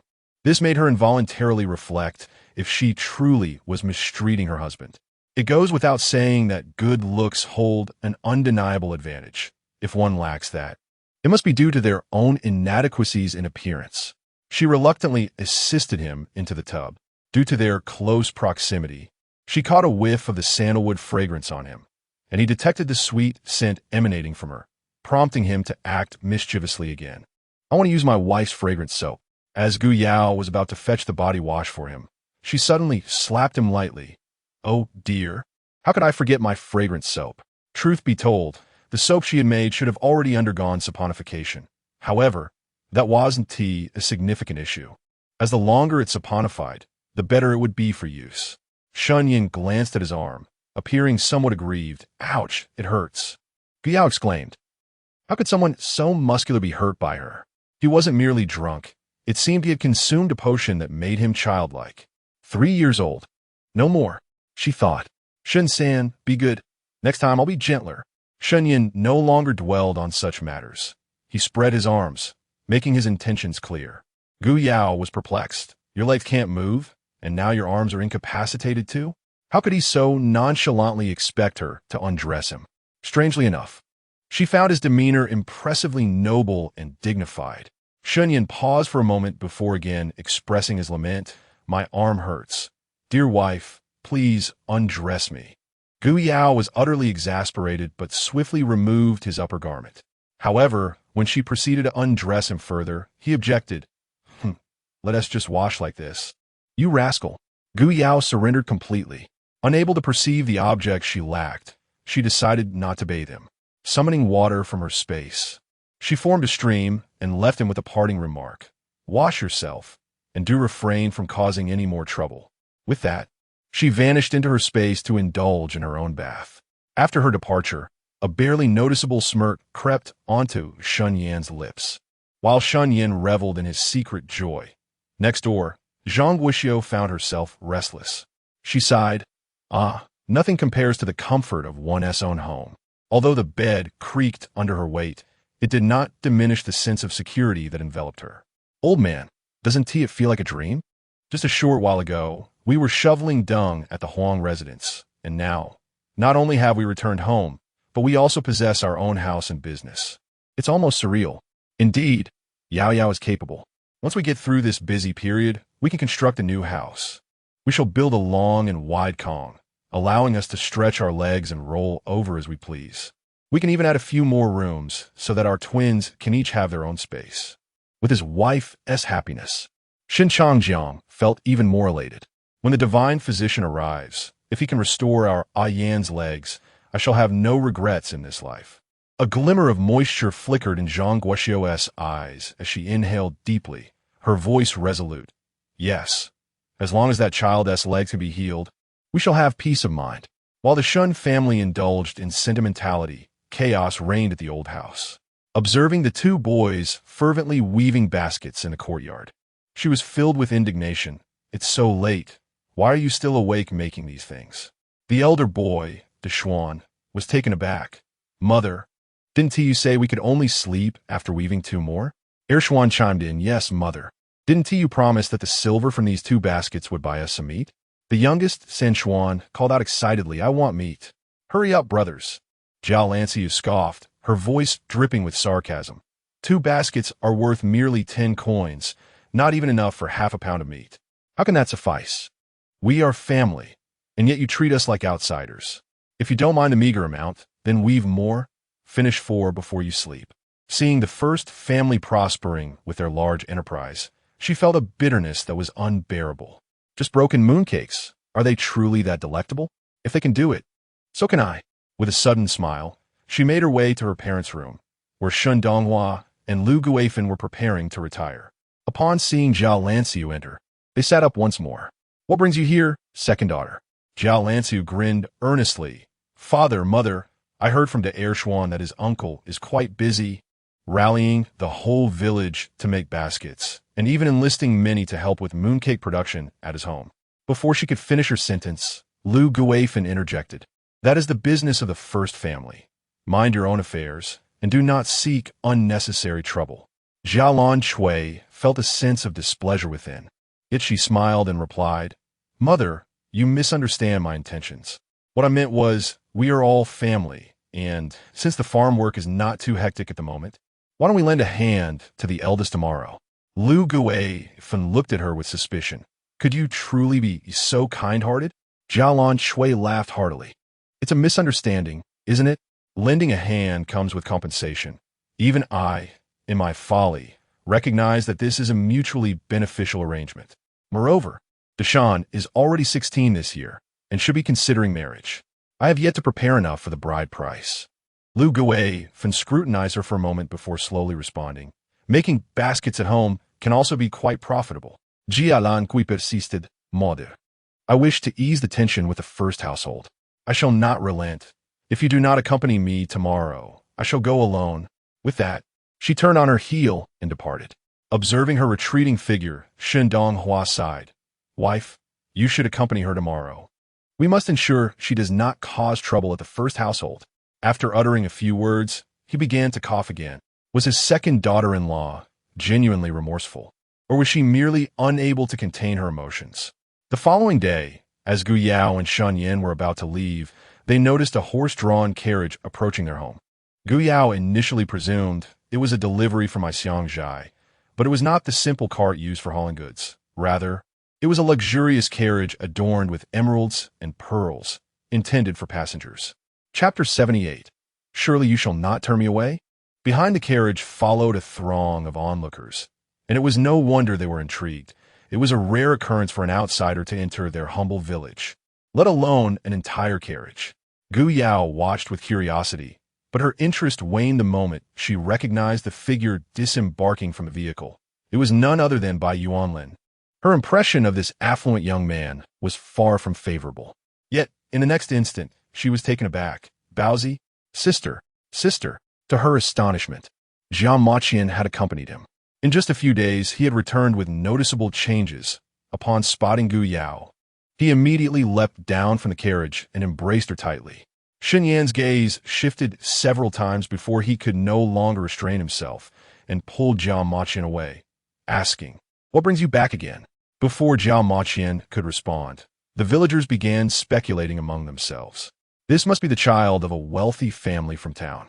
I suppose he has come to express his gratitude? Indeed, Shen Yan and his wife saved his life. Surely he must bring a token of appreciation, perhaps 100 or 80 taels. This time, Shen Yan's family will surely prosper. How can you say such a thing? The money is rightfully theirs. After all, Last time they were ungrateful and even suspected him of kidnapping their child. In my opinion, even 100 or 80 taels wouldn't suffice. Guyao, however, was indifferent to the notion of a gift. She had initially been unaware of Baozi's true identity. She glanced at the carriage, noting that no one else had emerged, and thus understood the situation was not as it seemed. Her gaze returned to Baozi, who attempted to approach her once more, only to be restrained by Shen Yan. Baozi then called out, "Sister, my parents are profoundly grateful for your assistance in saving me. They intended to visit you the following day with a token of thanks, but they were called away on urgent business and have yet to return. I felt quite bored at home, so I came back. Sister, brother-in-law, you wouldn't turn me away, would you?" The crowd collectively scoffed. His reasoning was rather feeble. If he did not wish to express gratitude, why concoct such elaborate excuses? The term avaricious resonated more profoundly in their minds. Just like the Huang family, who once exploited Shen Changjiang and his wife, demanding 200 taels for a ginseng that was worth barely 100. Indeed, it was the impoverished common folk who remained the most genuine.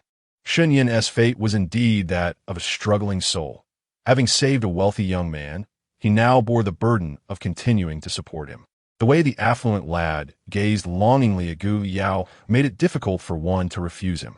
Gu Yao felt somewhat conflicted. She had a fondness for Baozi, and her household could easily accommodate one more mouth to feed. However, now that she was aware of his noble lineage and his parents' apparent lack of understanding, she hesitated and glanced towards Bai Yuanlin. Yet, before she could voice her thoughts, Baozi darted away. "Second brother, third brother, Baozi, Baozi." Upon seeing Zhang Guoxiu emerge with the twins, Shen Yan released Baozi, who then shot out like an arrow, engaging in an exaggerated display of brotherly affection with the twins. No, there was also a hint of wolfish companionship. Currently, Haizi is exceptionally spirited, having only met Jiao Maqian once. However, under the influence of the twins, Haizi warmly welcomes him, leaping onto him with his forelimbs, almost lifting his hind legs off the ground, embracing him around the waist. Jiao Maqian, feeling at ease, hugs Haizi while instructing the servants to carry his belongings inside. "Sister, I will move my things in first." The twins promptly assist. "Mother, elder brother, sister-in-law, we are entering together with Baozi." Gu Yao is left feeling helpless. Bai Yuanlin, witnessing this, deliberately inquires, "Sister-in-law, what were you about to say just now?" Gu Yao merely mutters a response. Zhang Guoxiu, however, is indifferent to such matters. "Our humble straw house is too dilapidated to accommodate your esteemed young master, so please leave." She recalls that Bai Yuanlin is not to be trusted. He had previously insisted on sending her son to the yamen. Bai Yuanlin, shedding his former sharp demeanor, smiled disarmingly. "How could that be? Did my cousin not stay here quite comfortably before?" Zhang Guoxiu retorted. "Before? How dare you mention the past? We treated your cousin with utmost hospitality, yet look at how you have repaid us. You are a band of ungrateful wretches. Though we are poor, we maintain our integrity. When we took in Baozi, we were unaware of his background and sought nothing in return. However, circumstances have changed now that we know what sort of people his family comprises. We shall no longer offer refuge, lest we find ourselves unjustly imprisoned without understanding why." Bai Yuanlin wiped his face, fury boiling within him. Yet he suppressed it, continuing with forced politeness. "There has been a misunderstanding. Our Jia family is known for its benevolence. The previous incident was indeed a misunderstanding, and I have already apologized. Let's move on from this. My uncle left in haste and did not prepare a congratulatory gift, but I have brought something, ensuring my cousin does not go without during his stay." With that, he instructed his servants to unload 3 bags of coarse rice from the carriage. It was perplexing why his uncle had insisted on sending Jiao Maqian to stay with the Shun family without providing any money, yet his aunt had agreed. This was a tremendous opportunity for him. He planned to show filial piety towards his aunt during Jiao Maqian's absence from the Jiao residence, and considering the remote countryside. Mingling with the local peasants daily, Jiao Maqian would ultimately become utterly ineffectual. Moreover, whether Jiao Maqian could return was uncertain. It was indeed a threefold gain. With the addition of the 3 bags of rough rice, even if mixed with stones, it would suffice to quench Jiao Maqian's hunger. His face radiated generosity. These 3 large sacks of coarse rice will not only feed my cousin for a year and a half, but will also serve your entire family for quite some time. While the villagers gathered to witness the spectacle, Zhang Guoxiu was both furious and amused. I lack your meager offerings of coarse rice, so be gone. Take your worthless rice and your foolish cousin, and leave at once. After voicing her frustrations, Zhang Guoxiu returned home, intending to tell Jiao Maqian to leave. However, upon encountering the child's clear, bright eyes, she found herself unable to utter a word. With a deep sigh, she stormed back to summon by Yuanlin, only to find him fleeing faster than a rabbit. In her exasperation, Zhang Guoxiu kicked over a bag of rice, only to grow even angrier upon discovering the stones within. Yao Yao, why didn't you stop him earlier? She demanded, gazing at the unappealing coarse rice. Gu Yao, with a heavy expression, replied, since his family is determined to throw the buns at us, there is little we can do to stop it. For now, let us leave it be. I shall make another trip to the town today and visit the Jiao residence before making any further decisions. Chapter 79. The Gu family earned 429 coins in a day. Gu Yao first boarded Chu Erlang's ox cart to visit her maternal home in Shaozhou village. Initially, she had arranged with Gu Fan to send baskets every other day, but since she wished to act as a matchmaker upon her arrival, she discovered that Wu Yu had gone to town to sell eggs, which felt rather serendipitous. Chu Erlang, upon hearing this, appeared entirely unconcerned, leisurely sitting in the ox cart. Gu Yao's lips twitched slightly. Accepting the situation, she resolved to first ascertain how many baskets they had made before heading to the market in Yanglu town later. At this point, regardless of the outcome, it was imperative that the 2 individuals meet. Upon seeing his sister, Gu Fan promptly set down the bamboo strips in his hands. Astonished, sister, why are you here at this hour? Do we not agree that I would bring it to you in the evening? Afterward, he eagerly pulled his sister closer and exclaimed, Sister, can you guess how many baskets we collected yesterday in total? At that moment, Gu Fu and Gu Mu emerged from the house, noticing the solitary Shen Yan, and promptly called out, Son-in-law, Yao Yao has arrived. How careless of you, not inviting her inside. Gu Fan chuckled sheepishly, scratching his head, before hastily ushering his brother-in-law into the house. However, once inside, he immediately turned to Gu Yao, urging, Sister, come quickly and see. Amused, Gu Yao followed him into the main room, where, as she had anticipated, a substantial number of bamboo baskets filled the space. She casually picked one up for inspection. Gu Fan, with utmost seriousness, reassured her, Sister, do not worry. Father, Mother, and I have meticulously checked each one, and any that did not meet the standard were returned on the spot.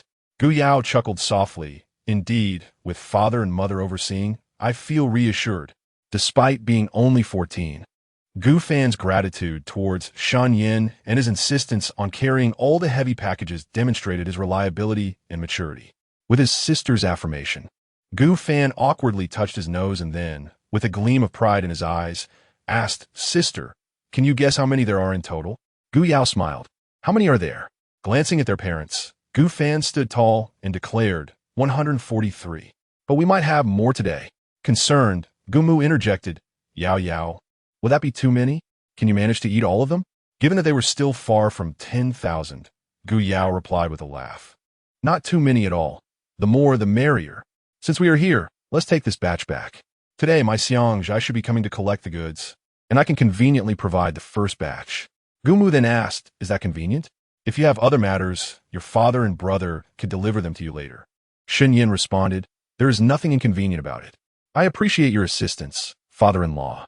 Fan, please load the cart. He then produced a silver tael along with 144 coins, handing them to Gu Mu, mother-in-law, for 143 baskets. The total is 1,144 coins. Please accept it. Gu Yao was taken aback. How'd he calculated that so swiftly? She had intended to discreetly use a calculator later to tally it up. Such single-digit multiplication she could certainly calculate in her head. Yet she simply felt too lazy to do so. She quietly turned her back and calculated with a calculator, while Gu Mu was left astounded. How much is this? I can't quite figure the exact amount, but I recall that our family paid a total of 710 coins. That old man. What is 1,144 minus 715? Upon finishing her statement, she felt as if a social catastrophe had occurred. Oh dear! At her age, how could she have let her true feelings slip out? Gu Fu, who was carrying the baskets, could neither calculate nor hide his embarrassment. What is the point of this? We are merely assisting our daughter and son-in-law. Just collecting back the 710 coins will suffice. They only gave us 10 taels of silver to settle their external debts. How could they possibly demand actual wages? Shen Yan chuckled lightly. Mother-in-law, 1,144 minus 715 equals 429. This is what you are rightfully owed, and you are helping us as well. This is a win-win situation. After saying this, he raised an eyebrow and glanced at Gu Yao, who chuckled in response. Well, since you've spoken so boldly, what more can I say? She thought to herself, ignoring Shen Yan and smiling at Gu Mu. Indeed, mother, if you didn't help me, I would have to seek assistance from others. No one else could match the dedication of our own family. The words from their daughter and son-in-law filled Gu Fu and Gu Mu with warmth. Gu Mu was exceedingly joyful. Good daughter, son-in-law, you are truly thoughtful. As a family, we should support one another. It brings us immense happiness to be of help to you. We shall accept this silver. Gu Fu was equally elated, his arms now laden with more baskets. And his steps quickened, even faster than Gu Fan's. Gu Fan, unwilling to be outdone, quickened his pace as well. With over 100 baskets, they finished the task in no time. Watching the ox cart depart, the three of them felt as if they were in a dream. In just one day, they had earned 429 coins. It was astonishingly unreal. Gazing at the heavy silver in their hands, Gu Fu and Gu Mu felt a deep sense of relief. Our daughter has truly grown and matured who hasn't experienced a rebellious youth. As long as one comes to their senses, it is never too late. Gu Fan chuckled. Father, mother, I too have grown and matured. Gu Fu and Gu Mu snapped back to reality. Indeed, our Fan has grown up. He is soon to marry, and it is time to save for the bride price. Their daughter mentioned that this bamboo basket could last about half a month, and with their daily earnings of half a tael of silver, they could accumulate 7 to 8 taels in 15 days. Oh dear, doesn't that mean we can save enough for Fan's wedding? Just half a month. Such a thought would have been unfathomable in the past. With this realization, Gu Fu and Gu Mu immediately set to work. There could be no delay in earning silver. Gu Fan had yet to recover from the sudden fantasy of an unexpected wife when his father delivered a sharp kick. Time is money. Hurry and weave those baskets. Meanwhile, Gu Yao, upon leaving Xiaozhou village, made her way directly to the market in Yanglu town. She was aware that vendors from neighboring villages typically came here to sell their eggs. However, instead of encountering Wu Yu, she unexpectedly ran into an old acquaintance, Lu Zhao, the dark-skinned youth who once sold vegetables alongside her. He retained his previous naive demeanor, though his eyes seemed to carry a hint of weariness. Yet upon spotting Gu Yao, he rushed towards her with gleaming eyes, exclaiming, Gu Yao. Chapter 80. Farewell to Lu Zhao upon encountering an old friend from her vegetable-selling days. Gu Yao expressed her delight. Lu Zhao, are you still selling vegetables here? Initially, she intended to inform Lu Zhao about selling the sprout recipe to Qingfeng Tower. But in the flurry of events, it slipped her mind. Lu Zhao nodded yes. Why did you suddenly disappear? Oh, have you stopped selling vegetables? Gu Yao replied. I apologize. Some matters arose at home, prompting me to sell the sprout recipe outright to Qingfeng Tower. I had meant to tell you, but I became so preoccupied that I forgot. Lu Zhao was surprised by Gu Yao's explanation, and a shadow that had lingered over him for days began to lift. With a broad grin revealing his 8 prominent teeth, he asked, Is everything all right at your home now? After you stopped coming, and with my grandfather's sudden illness, I only resumed selling a few days ago. I was worried that you might be looking for me. Feeling somewhat bashful, he scratched his head. Shen Yan, unable to bear the situation any longer, wheeled himself forward, took Gu Yao's hand, and chuckled. My dear, are you not going to introduce us? Taken aback by his rough yet warm grip, Gu Yao paused before responding, Oh, right. This is my old friend Lu Zhao. Turning to Lu Zhao, she continued, Lu Zhao, this is my husband Shen Yan. In that moment when their eyes met, Lu Zhao inexplicably felt a chill run down his spine. How could someone so physically impaired exude such a formidable aura?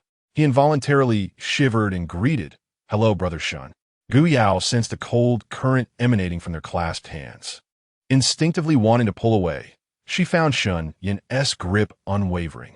She looked down at him and suddenly chuckled softly. Is he asserting his claim?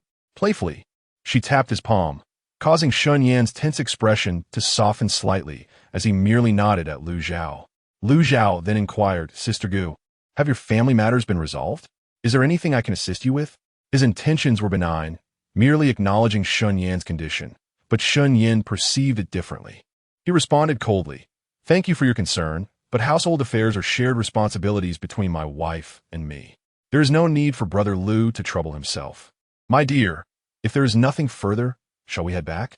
Lu Zhao let out an awkward laugh, feeling somewhat embarrassed as he rubbed his nose. He offered Gu Yao a basket filled with bean sprouts, insisting she accept it, feeling indebted for the earnings she had helped him achieve during their previous collaboration. As they exchanged pleasantries, Gu Yao noticed the scratches on his hands, her gaze landing on the bamboo basket. Her eyes lit up. "Lu Zhao, did you make this basket yourself?" Upon receiving his affirmative nod, Gu Yao's excitement intensified. "I have a very mature cooperation proposal. Let's discuss in detail. Given the population of Chonglu Village and Xiaozhao Village, producing those 10,000 bamboo baskets within half a month would be impossible. However, having previously collaborated successfully with Lu Zhao, she had complete faith in him. She gently pushed Shen Yan inward, saying, "Dear husband, please keep an eye on Lu Zhao's stall for a moment." The moment Lu Zhao heard the word collaboration, his eyes sparkled with excitement. Gu Yao, quick-witted and generous, was undeniably a reliable partner for him. He casually informed Shen Yan, "Brother Shen, the bean cakes are 2 coins each. The small bamboo basket is also 2 coins, while the large one is 5 coins. Much appreciated." With that, he and Gu Yao exchanged knowing glances and headed towards the familiar narrow alley. Shen Yan's expression darkened significantly. He understood the straightforward camaraderie shared between Gu Yao and Lu Zhao, yet he could not tolerate any impropriety on their part. Nearby, a woman selling asparagus chattered incessantly. "What use is such detail? Do you really think it will sell?" She continued, "Hey, young man, you need to shout out." However, before she could finish, a little girl in a yellow dress crouched down to examine the bean cakes, exclaiming, "These bean cakes look delightful. How much do they cost, young man?" Shen Yan's gaze remained fixed on the alley, and he refrained from responding. Ultimately, it was the asparagus seller who informed the girl, 2 coins. "But come take a look at my asparagus. 3 coins for 2 pounds. The little girl promptly declined, saying, "No, I don't like asparagus. I only love bean cakes. Young man, please weigh me 2 pounds. With that, she fixed her unwavering gaze on Shen Yan. This young vendor had a handsome visage and deep-set eyes, making him particularly captivating amidst the bustling marketplace. Especially as he sat in a wheelchair, his disability did not serve as a burden, but rather added an air of resilience and poignant beauty to his presence, rendering him a unique sight that attracted sympathetic and curious glances from passers-by. Under the little girl's steadfast gaze, Shen Yan finally turned to her, handing her 2 portions of bean cakes with a calm expression, stating, "For coins." His voice, deep and resonant, further captivated the girl, who then reluctantly acquired a small basket before departing.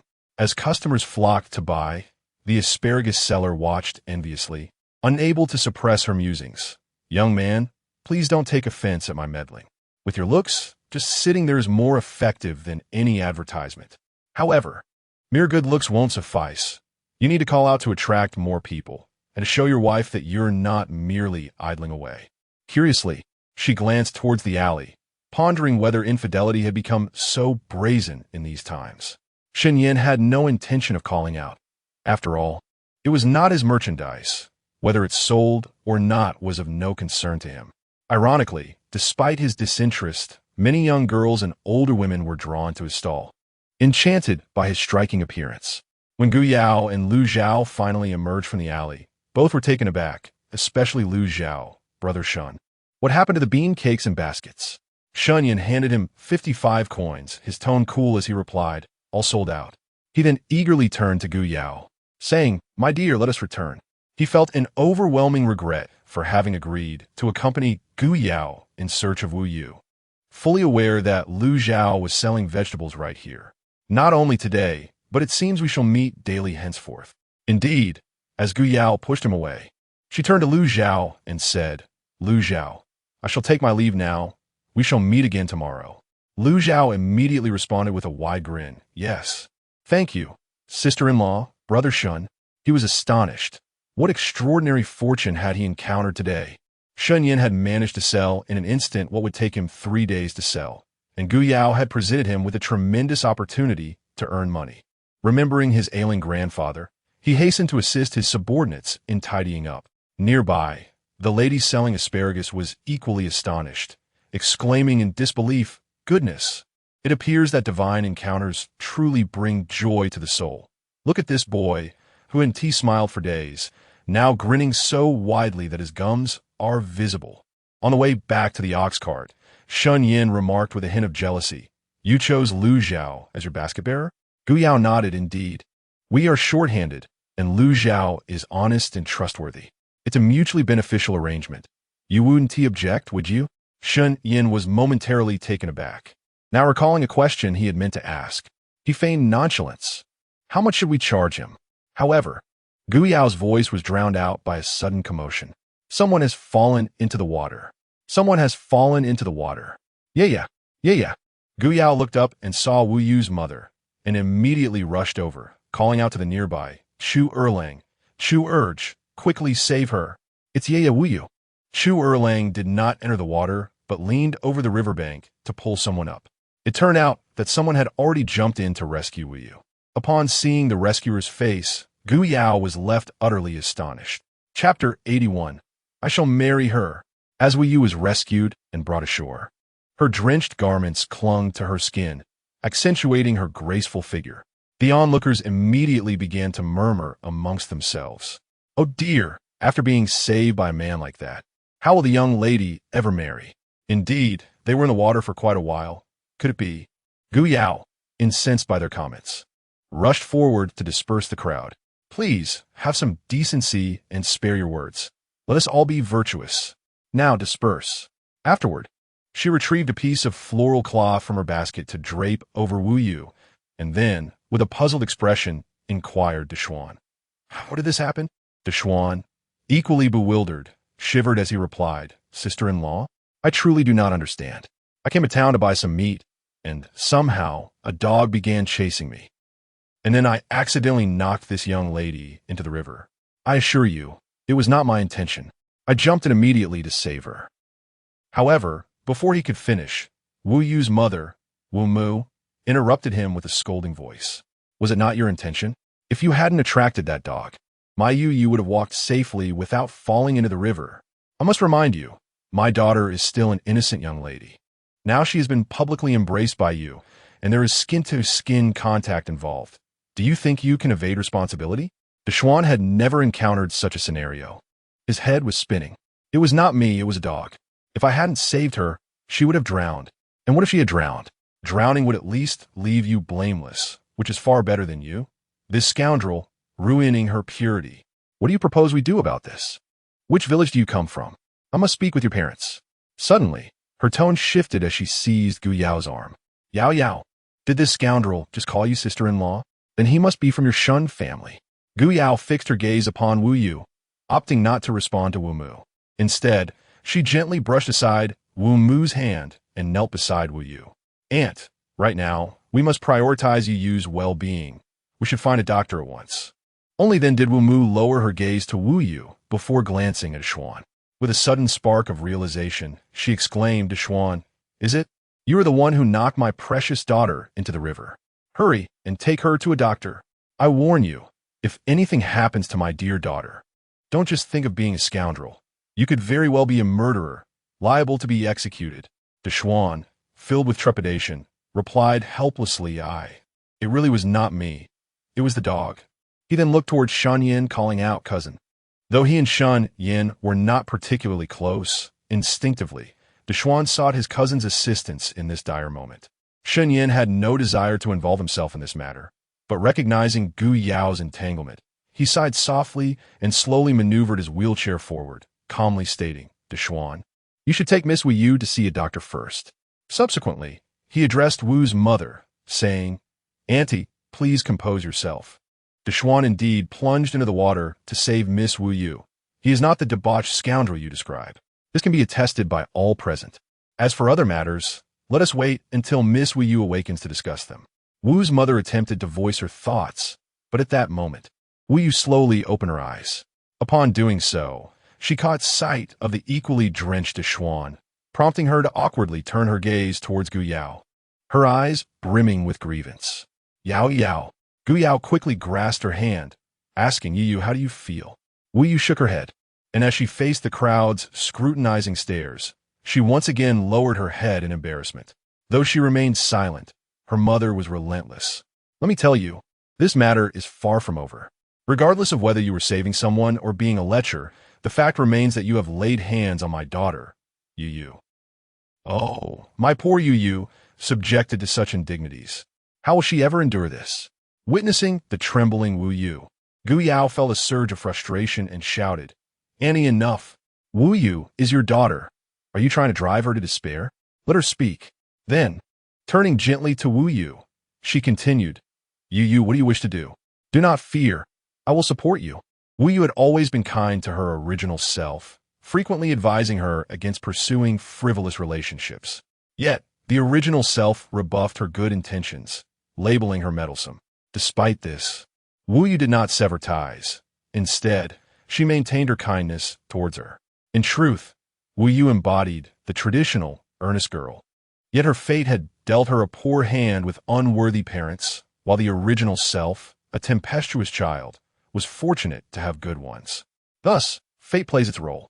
Gazing into Gu Yao's resolute eyes, Wu Yu felt a flicker of hope, but upon glancing at her mother's stern visage, she cast her gaze downward once more. Uncertain of her course, perhaps, she mused, her choice would ultimately prove inconsequential. Gu Yao's promise of support? Yet how could she burden her friend, who herself struggled immensely? Just as Wu's mother, still reeling from Gu Yao's rebuke, resumed her tirade. "What am I to tell my daughter? Deshuan, you speak." Deshuan, brows full turned once more to Shen Yan, who merely replied with indifference. "Given the circumstances, you must make your own decision. In matters such as these, where a gentleman has compromised a lady's honor, the male party holds little ground, and as an outsider, he felt ill-equipped to intervene. He called Gu Yao back, wishing for her to refrain from meddling further, for neither the Wu family nor the Deshuan family was without their own complexities. Deshuan then turned his gaze to Wu's mother and ultimately fixed his attention on the quivering Wu Yu, taking a considerable pause before declaring, "I shall marry her." Chapter 82. Shen Yan's forgetfulness of friendship for the sake of beauty. "Brother, why have you hired so many people to make mooncakes? Since I have nothing to do at home, I would like to offer my assistance as well." Upon seeing Shun Changjiang, Jialan Shui rushed over with extraordinary enthusiasm. Without hesitation, she pushed her way inside. Startled, Shun Changjiang immediately called out, "Child's mother, my second sister-in-law is here." As a man, he found it difficult to refuse Jialan Shui. Upon hearing this, Zhang Guoxiu, who was preparing egg yolks inside, promptly dropped her work and rushed out. With considerable strength, she pushed Jialan Shui back outside the partition, stating, "Jialan Shui, we have enough hands in the family. We do not require newcomers at the moment. Please go back." However, Jialan Shui was unwilling to relent. She had come to learn the craft. Her eyes scanned the individuals making mooncakes within the partition. "Sister-in-law, this is your fault. The juicy water should not flow to outsiders. You invited both the Li Jia family and Wang Yang to help, so there is no reason not to invite my family. Let us not forget, we are family, right, third sister-in-law? Oh, little Hua is here to help as well." In the past, Family Fang and Shun Hua had always been submissive to Jialan Shui, but ever since the division of families, they had become more assertive, especially under the influence of the first branch. At this moment, Family Fang spoke up directly. "Second sister-in-law, this is elder sister-in-law's business. She knows who should or shouldn't be invited. It's not for us to meddle." Seeing Family Fang dare to challenge her, Jialan Shui immediately grew indignant. "I say, Family Fong. You truly enjoy stirring up trouble. So, your family makes money now and has no regard for others' livelihoods? What confidence does a barren household have to speak such cold words? Hearing this, Family Fong was displeased. Second sister-in-law. Whether or not my family is barren has nothing to do with elder sister-in-law's decision to invite us to help with mooncakes. So what if my family is barren? Does that mean we are destined to remain confined to our home? We have all lived for half a lifetime. The future holds uncertainties. So let us all maintain some decency. Her agitation grew, and she stumbled slightly. Having not borne a son for her husband, she felt guilty. But Jia Lan Shui continued to rub salt into her wounds. Observing this, Shen Hua quickly reached out to support her mother. Mother, do not fear. Hua will never marry. I will stay at home to care for you and father for a lifetime. I'm far more reliable than any son. Since childhood, their family had endured much scorn from the second aunt due to their barren status. Even after the division, the second aunt still would not spare them. She glared coldly at Jia Lan Shui. Second aunt, what does it matter how many sons you have? If they are unfilial and incapable, they will merely become leeches in the future. Wang Yang rarely spoke, but this time she interjected, Shun Urseo, it is better to rely on oneself than on others. No one is truly dependable. With a heavy sigh, she reflected deeply, for she had experienced this firsthand. Their family had once lived in bliss, but since her husband had been killed by a bear, they had plunged into despair. Were it not for Gu Yao providing them with work, they would still be struggling to fill their bellies. Chu Aunt, who had a close relationship with Zhang Guoxiu, could no longer hold her tongue. You know what you have done. How can you shamelessly come here seeking work? The fact that someone has been able to collect your family's basket is already a favor to you. Hurry back and do not delay us in our work. Li Tsuehua commanded directly. Enough of your chatter, Jiao Lanchue. Return to your own home.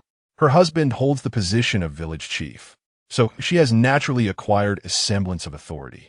Jiao Lanchue was utterly infuriated, as Zhang Guoxiu had hardly uttered a word before she was bombarded with criticism.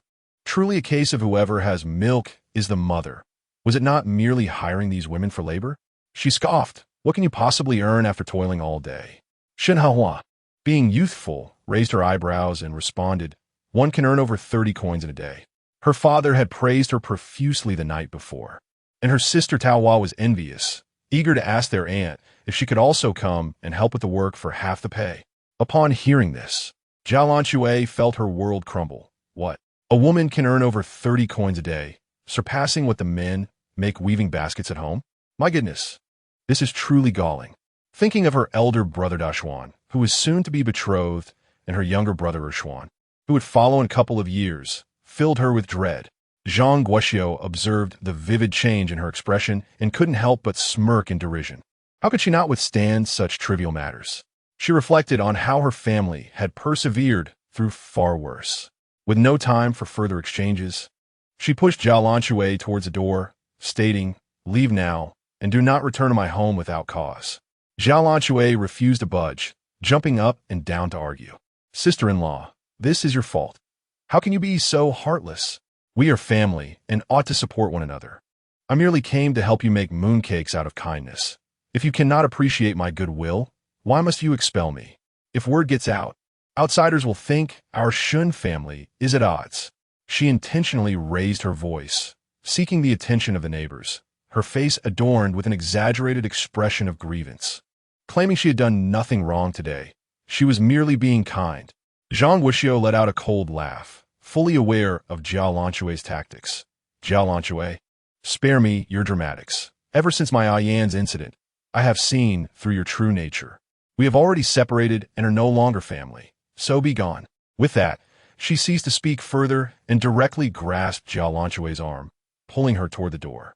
In the distance, Gu Yao, returning in a bullock cart, witnessed this scene and immediately rushed forward, rolling up her sleeve to assist in pushing Jiao Lanchue out.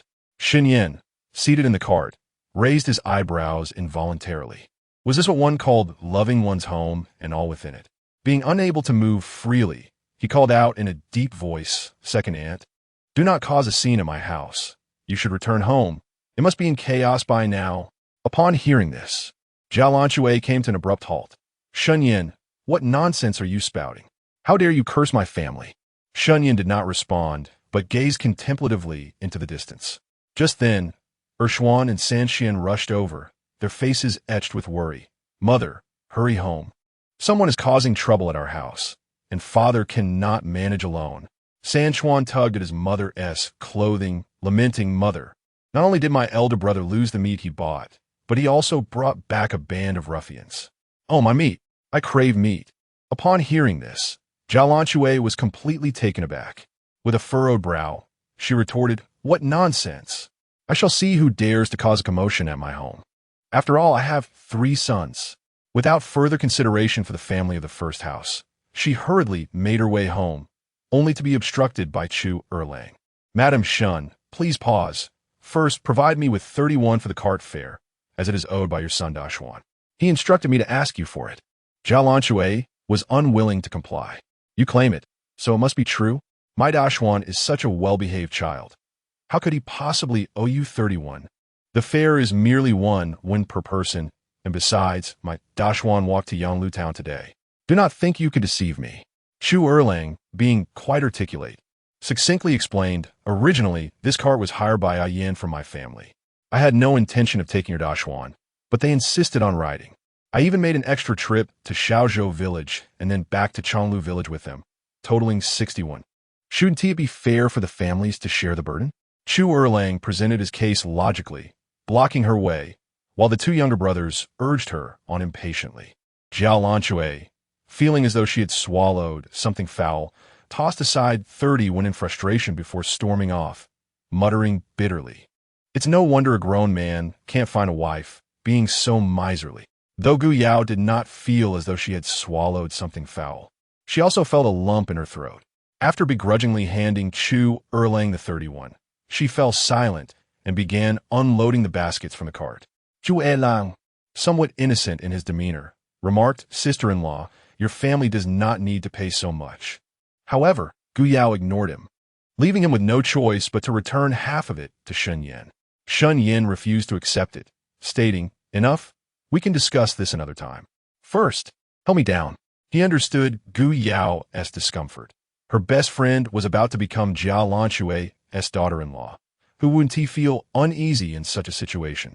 Nevertheless, this was the first time he witnessed Gu Yao displaying emotions, and he found it oddly endearing.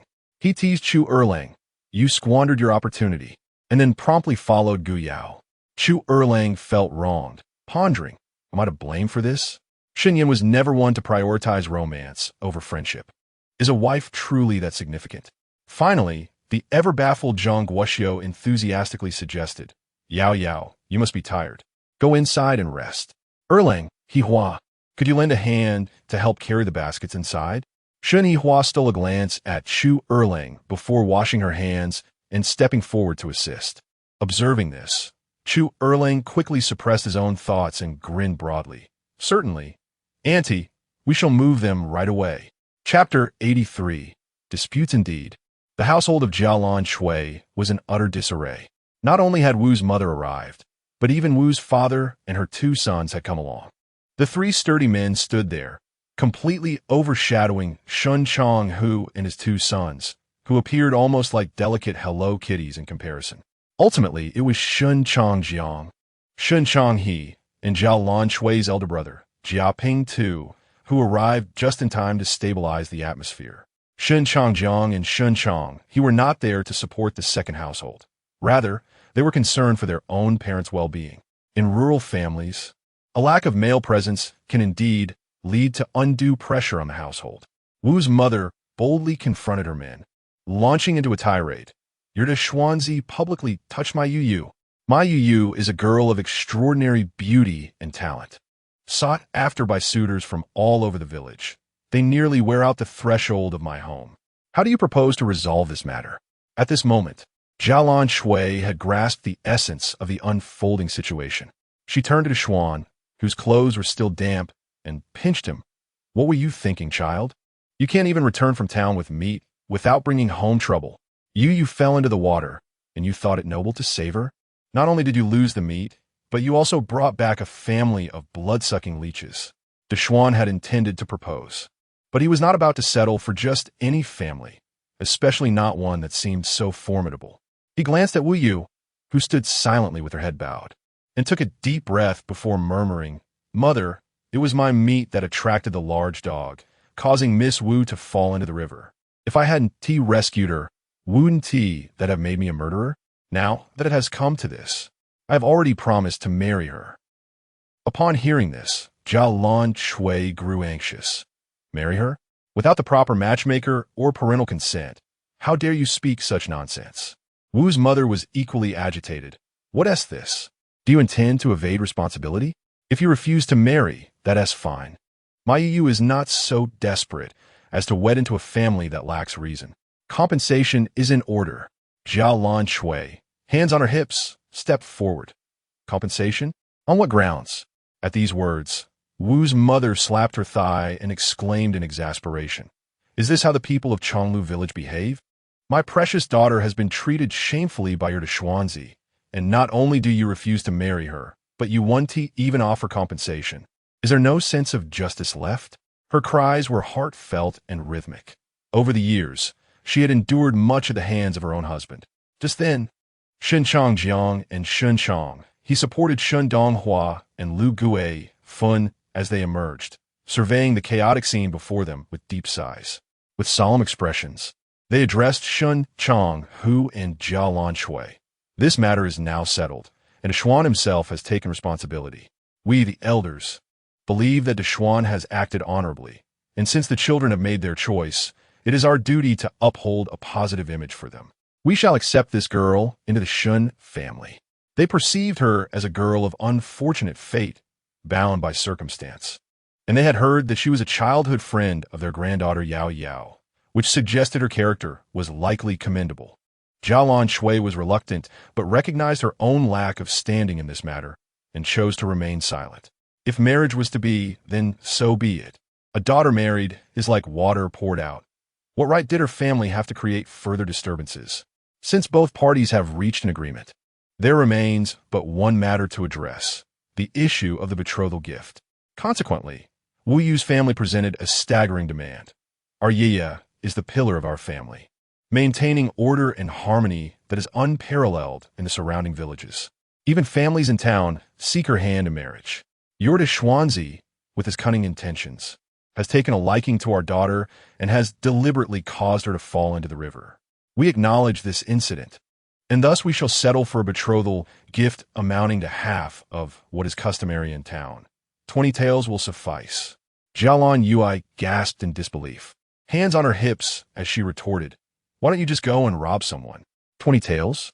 That is enough for my Xuan to marry 4 wives. Get lost, get lost. If you lack sincerity, then be on your way. And as for the girls from your little Zhou village, do I not know their character? My brother's daughter-in-law, Gu Yao, hails from your village and asks for not a single coin. You should take a good look in the mirror." Shen Changjiang was displeased. "Sister-in-law, discuss matters as they are, but do not attack my daughter-in-law." "What's wrong with my daughter-in-law? She is an exceptional young woman. If it weren't for her father's gratitude and sense of duty, could our Yin have found such a remarkable wife? To marry Yao Yao is a blessing our Yin has earned over several lifetimes." Wu's mother, feeling triumphant, chimed in, "Listen, this is what a family head should say. How is it possible that 2 children of the same father can speak so differently? My Yiya is 1,000 times more capable than Yao Yao. If it weren't for this unfortunate incident, your Xuan would never have had this opportunity." Jialan Yui shot a dissatisfied glare at Shen Changjiang.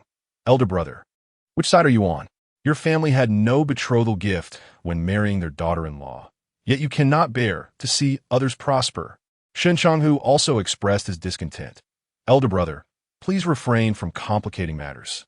It seems that your family, having spent nothing for a daughter-in-law, cannot endure the sight of others' happiness." Shen Changjiang, being a man, found certain comments difficult to voice and was momentarily silenced by the second branch's remarks. At that moment, Gu Yao approached, pushing Shen Yan along. Concerned for Wu Yu, she hurried over, realizing that her own matters were entangled in this situation. She stepped forward and said, "Uncle, Aunt, your words are misguided. The reason my family did not request a betrothal gift initially was due to my husband saving my brother's life. No amount of silver can equate to that. One must know how to be grateful, lest they be deemed even lower than beasts. This decision is not my father's doing. It was my parents' firm choice. After speaking, she cast a fierce glance at the second branch and turned to Wu Yu. Have you truly decided to marry to Xuan? Although Shen Yan had already enlightened her on much of the situation, she could not help but ask once more. Chapter 84. May I have a drink, please? What could you possibly say? She bit her lip, tears streaming down her face in silence. Life at her parental home had been unbearable, and coming to the Shen residence offered little hope for improvement. Yet, having already shared an intimate bond with Deshawn, what options remained for her? If she chose not to marry Deshawn, it was unlikely that any other man would be willing to take her as his wife. Her father would surely beat her to death. Gu Yao interjected, "My family is in need of someone to make mooncakes. You could come and work for us. We can discuss the future later." Upon hearing this, Wu's mother could not restrain herself and began to curse vehemently. "Gu Yao, you cannot even manage your own life. Always entangled with other men. Don't lead my daughter astray." Seated behind Gu Yao, Shen Yan fixed a cold, piercing gaze upon Wu's mother. She trembled under his hawk-like stare, a chilling fear creeping into her heart. She had heard from Gu Fan that this Shen Yan had once slain numerous bandits. Despite his injured leg, he could still easily subdue the burly Gu Fan with a single hand. Her own sons were no match for Gu Fan's size. Wu's mother's harsh words caught in her throat, and she turned her ire away from Gu Yao, directing it instead at her own daughter with fierce glares. Wu Yu's tears flowed more abundantly. Her father, a drunkard, often vented his frustrations on her. She had thought her mother was too frightened to speak out, but it was clear now that her mother cared not at all for her.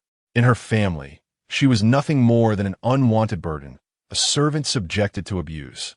In that moment, despair enveloped her.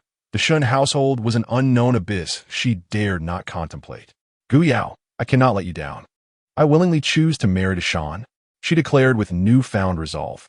Upon hearing this, Shen Yan immediately pulled Gu Yao back. Once they arrived home, Gu Yao appeared somewhat dejected, and Shen Yan offered her a drink. "Here, have some water." "I do not wish to drink." "Then you may drink the water